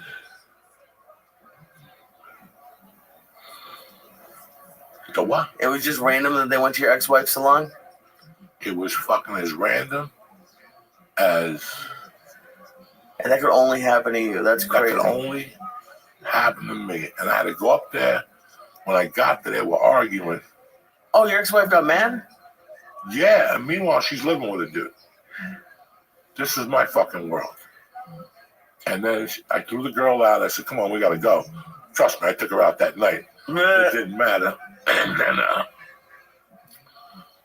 And then fucking, I took her out a couple times. She was dynamite, but that's what she did to me that night. That fucking girl fucked my shit up. Who the fuck walks into a chair that belongs to your ex-wife and says, I'm going out with a fucking comedian tonight or some fucking shit? Jesus Christ. And what did your ex-wife do? She was pissed. She it was a long time ago. Fucking my agents know. I just was watching, I don't know how I found it last night, but I saw that clip last of whatever his name is, that joke. I don't have a girlfriend, but I have a woman who'd be very upset if she heard me say that. What's his name? I'm not sure. God damn it. It doesn't matter. Everyone, he's a one-liner comic. It's a fucking great joke. I don't fucking know. Listen, I'm just fucking happy that, man, I don't know what's going on with me. Today I had to yell at the doctor. You had to yell at the doctor? I had to go off today. Why? Once and for all. Because, dog, it's 2,000. It's 2,000 fucking questions every time you call the doctor. Now, I was in the hospital for 5 fucking days. Do you know how many fucking questions they ask? And I would tell them, please don't ask me. If you don't see my wife here, make believe. I'm not going to know. Fuck that. 3 minutes later, are you on diazepam at the house? I have no fucking idea. That's my wife's number. Call her. She'll tell you every medication I'm on, when I take it, the whole fucking deal, okay? I get out of the hospital and I call my main fucking doctor. My Escovedo. I love her. Filipino, love her. Thorough, takes her time. Fucking amazing. I got out of the hospital, whatever. On a Wednesday, I called the Wednesday afternoon. And I come in to see you. I got out of the hospital. Yeah, I got the report. Blah, blah, blah. Yeah, I want to see you. Okay. How about March 18th? I'm like, are you fucking kidding me? It's fucking January. What is going on? And I go, you know what? I'll call some other time. I thought that she prescribed what I needed because they won't prescribe something. You can be dead and they won't prescribe. You got to go down there and pay the $35 and waste an hour and let them check everything, the whole fucking deal. So I called back this morning and this is after calling. Look, supposedly I was dying, my lungs. Then I go to the aftercare and they're like, we don't even know what you're talking about. We're not even going to give you a prescription. There's nothing wrong. And I'm like, okay. I'm like, why'd I go to fucking Brick? I lost 2 hours of my time. To come all the way down here, you give me nothing. I'm trying to work them for the oxygen. The tank at the house. Why do you do not want a tank? Oh, fuck yeah. To do what? That's when the party starts. That's when I take you to the next level. No, whatever. I don't really want oxygen. But, so they send me home. Pulmonary. You're going to die. You got 5 funguses in your lung. February 26th, I see these cocksuckers. So I might be dying. What's this fucking, they put this fucking thing in your head. I'm not dying. It's just bullshit, you people. And then today I call the doctor. You want, oh, yeah, we're waiting for your call. We got all the paperwork, 14 days. Okay. You're not going to see Escovedo. We got another doctor for you. I go, listen, it's not happening. She's my doctor. Well, she's busy. That's why we belong to Center State, because we have a circle of fucking people. And I'm like, listen, it's not fucking happening. And she's like, Jose, that's the only. I go, listen, I'll tell you what. Give me a date when she's open. And he goes, well, what about the prescriptions? I'll live. Just give me a date. She goes, hold on 5 minutes. Then she got back, can I call you in 10? Yeah. How about fucking Wednesday at 10:10 in the morning? Don't fucking lie to me. Don't lie to me. I don't give a fuck. I'm cutting it down coffee. She's okay. She'll fucking see me. It's so hard. Like RFK's gonna put the sugar back in Coke, and they're gonna, take back fucking Apple Jacks, and we're gonna, we're gonna do all these great things. What they need to overhaul is the medical system, and it wasn't this hard in LA. No, dog. I did what I wanted in LA. I did what I wanted at Bob Hope Dope, but then my doctor retired. And now it's going to be thrown to the wolves. So I moved when he retired. And then my heart doctor retired. That motherfucker still calls me. Fucked up at night. Coked up. I miss you, man. He lives up in Northern California. Yeah, it's you can't get in. I don't remember the last time I've been to see like a guy. You just go to urgent care. I know we have a young audience here. But you all have parents. Mm-hmm. And I want you to know it's fucking, you just don't call the doctor. Like, listen, between us as family, I didn't have to turn myself into the hospital. I could have done all that shit at home. But I knew what the test I did in there would take me a year to complete. And insurance would balk. When you're in there, they're rocking and rolling. That's why I went in there. They stabbed me 10 times. They did this. They put a fucking metal in my wrist. They did 1,000 things, but I got that thought out of my fucking head. Right. And that's peace of mind to me. I still got problems, and it's going to take time. I'm better than when I went in there, and it's going to take time. I just got to fucking rest. I see it now. It's fucking different. And like you're great. You're a nice guy. Like I never. Good morning, Miss Aquarius. How are really you? Get upset or go off. How are you? I'm well. How was your night? It was good. Did you sleep well? Yeah. Excellent. Were you ready to take on the day? Yep. Excellent to hear. All right, I'll see you tonight, God willing, okay? All right. And I'll probably be in here to take a nap when I come back. Sounds like a plan. I'll be here for you. All righty. Take care. Later. That's it. Thank you.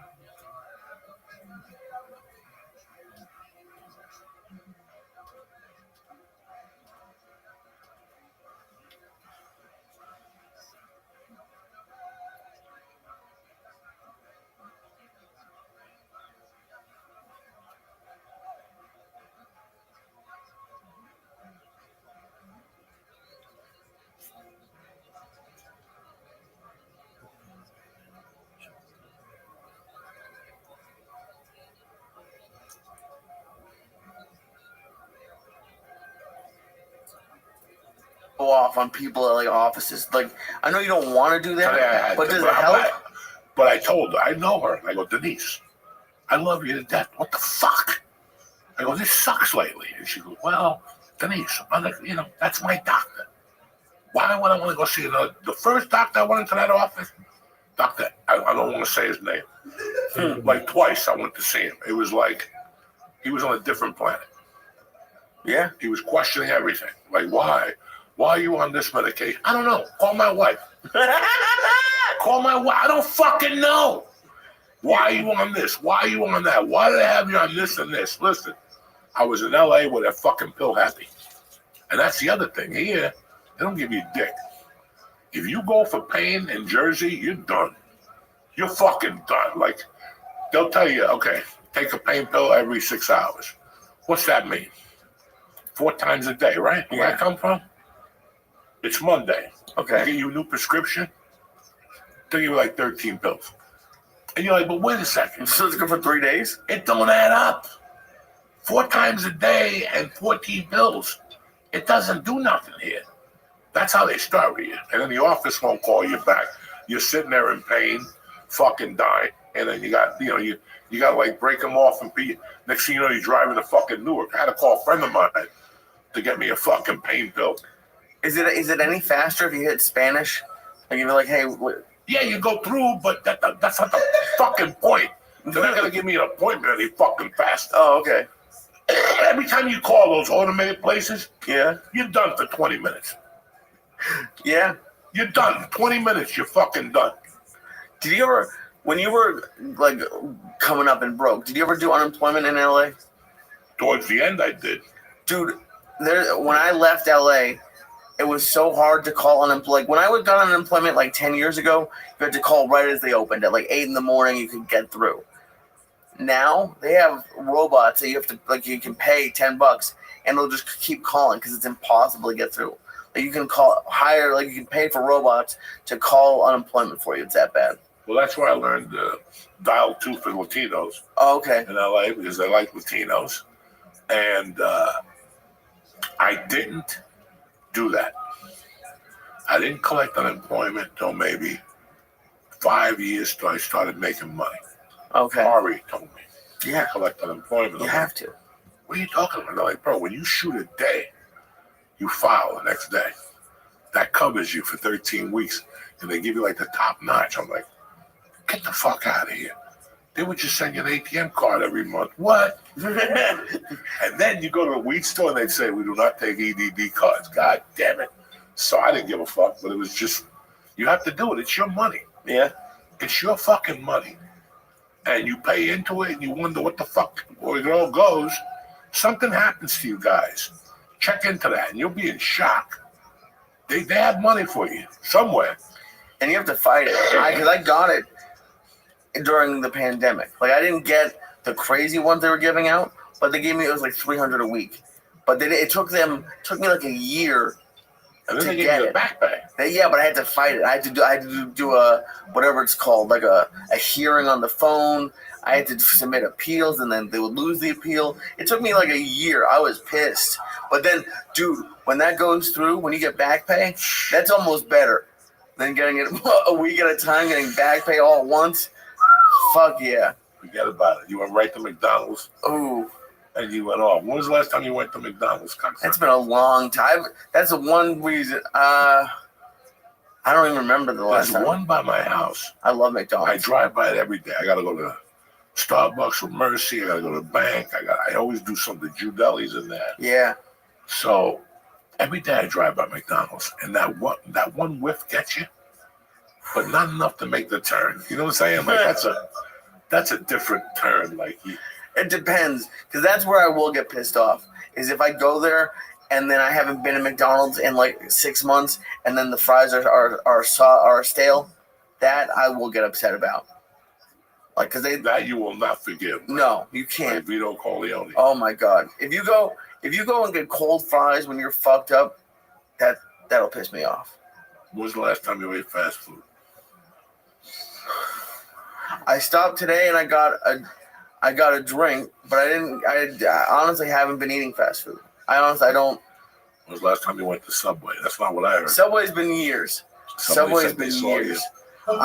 They saw you at Subway with a chick with a beard. No Subway, but what did I do? I got breakfast at Cracker Barrel yesterday.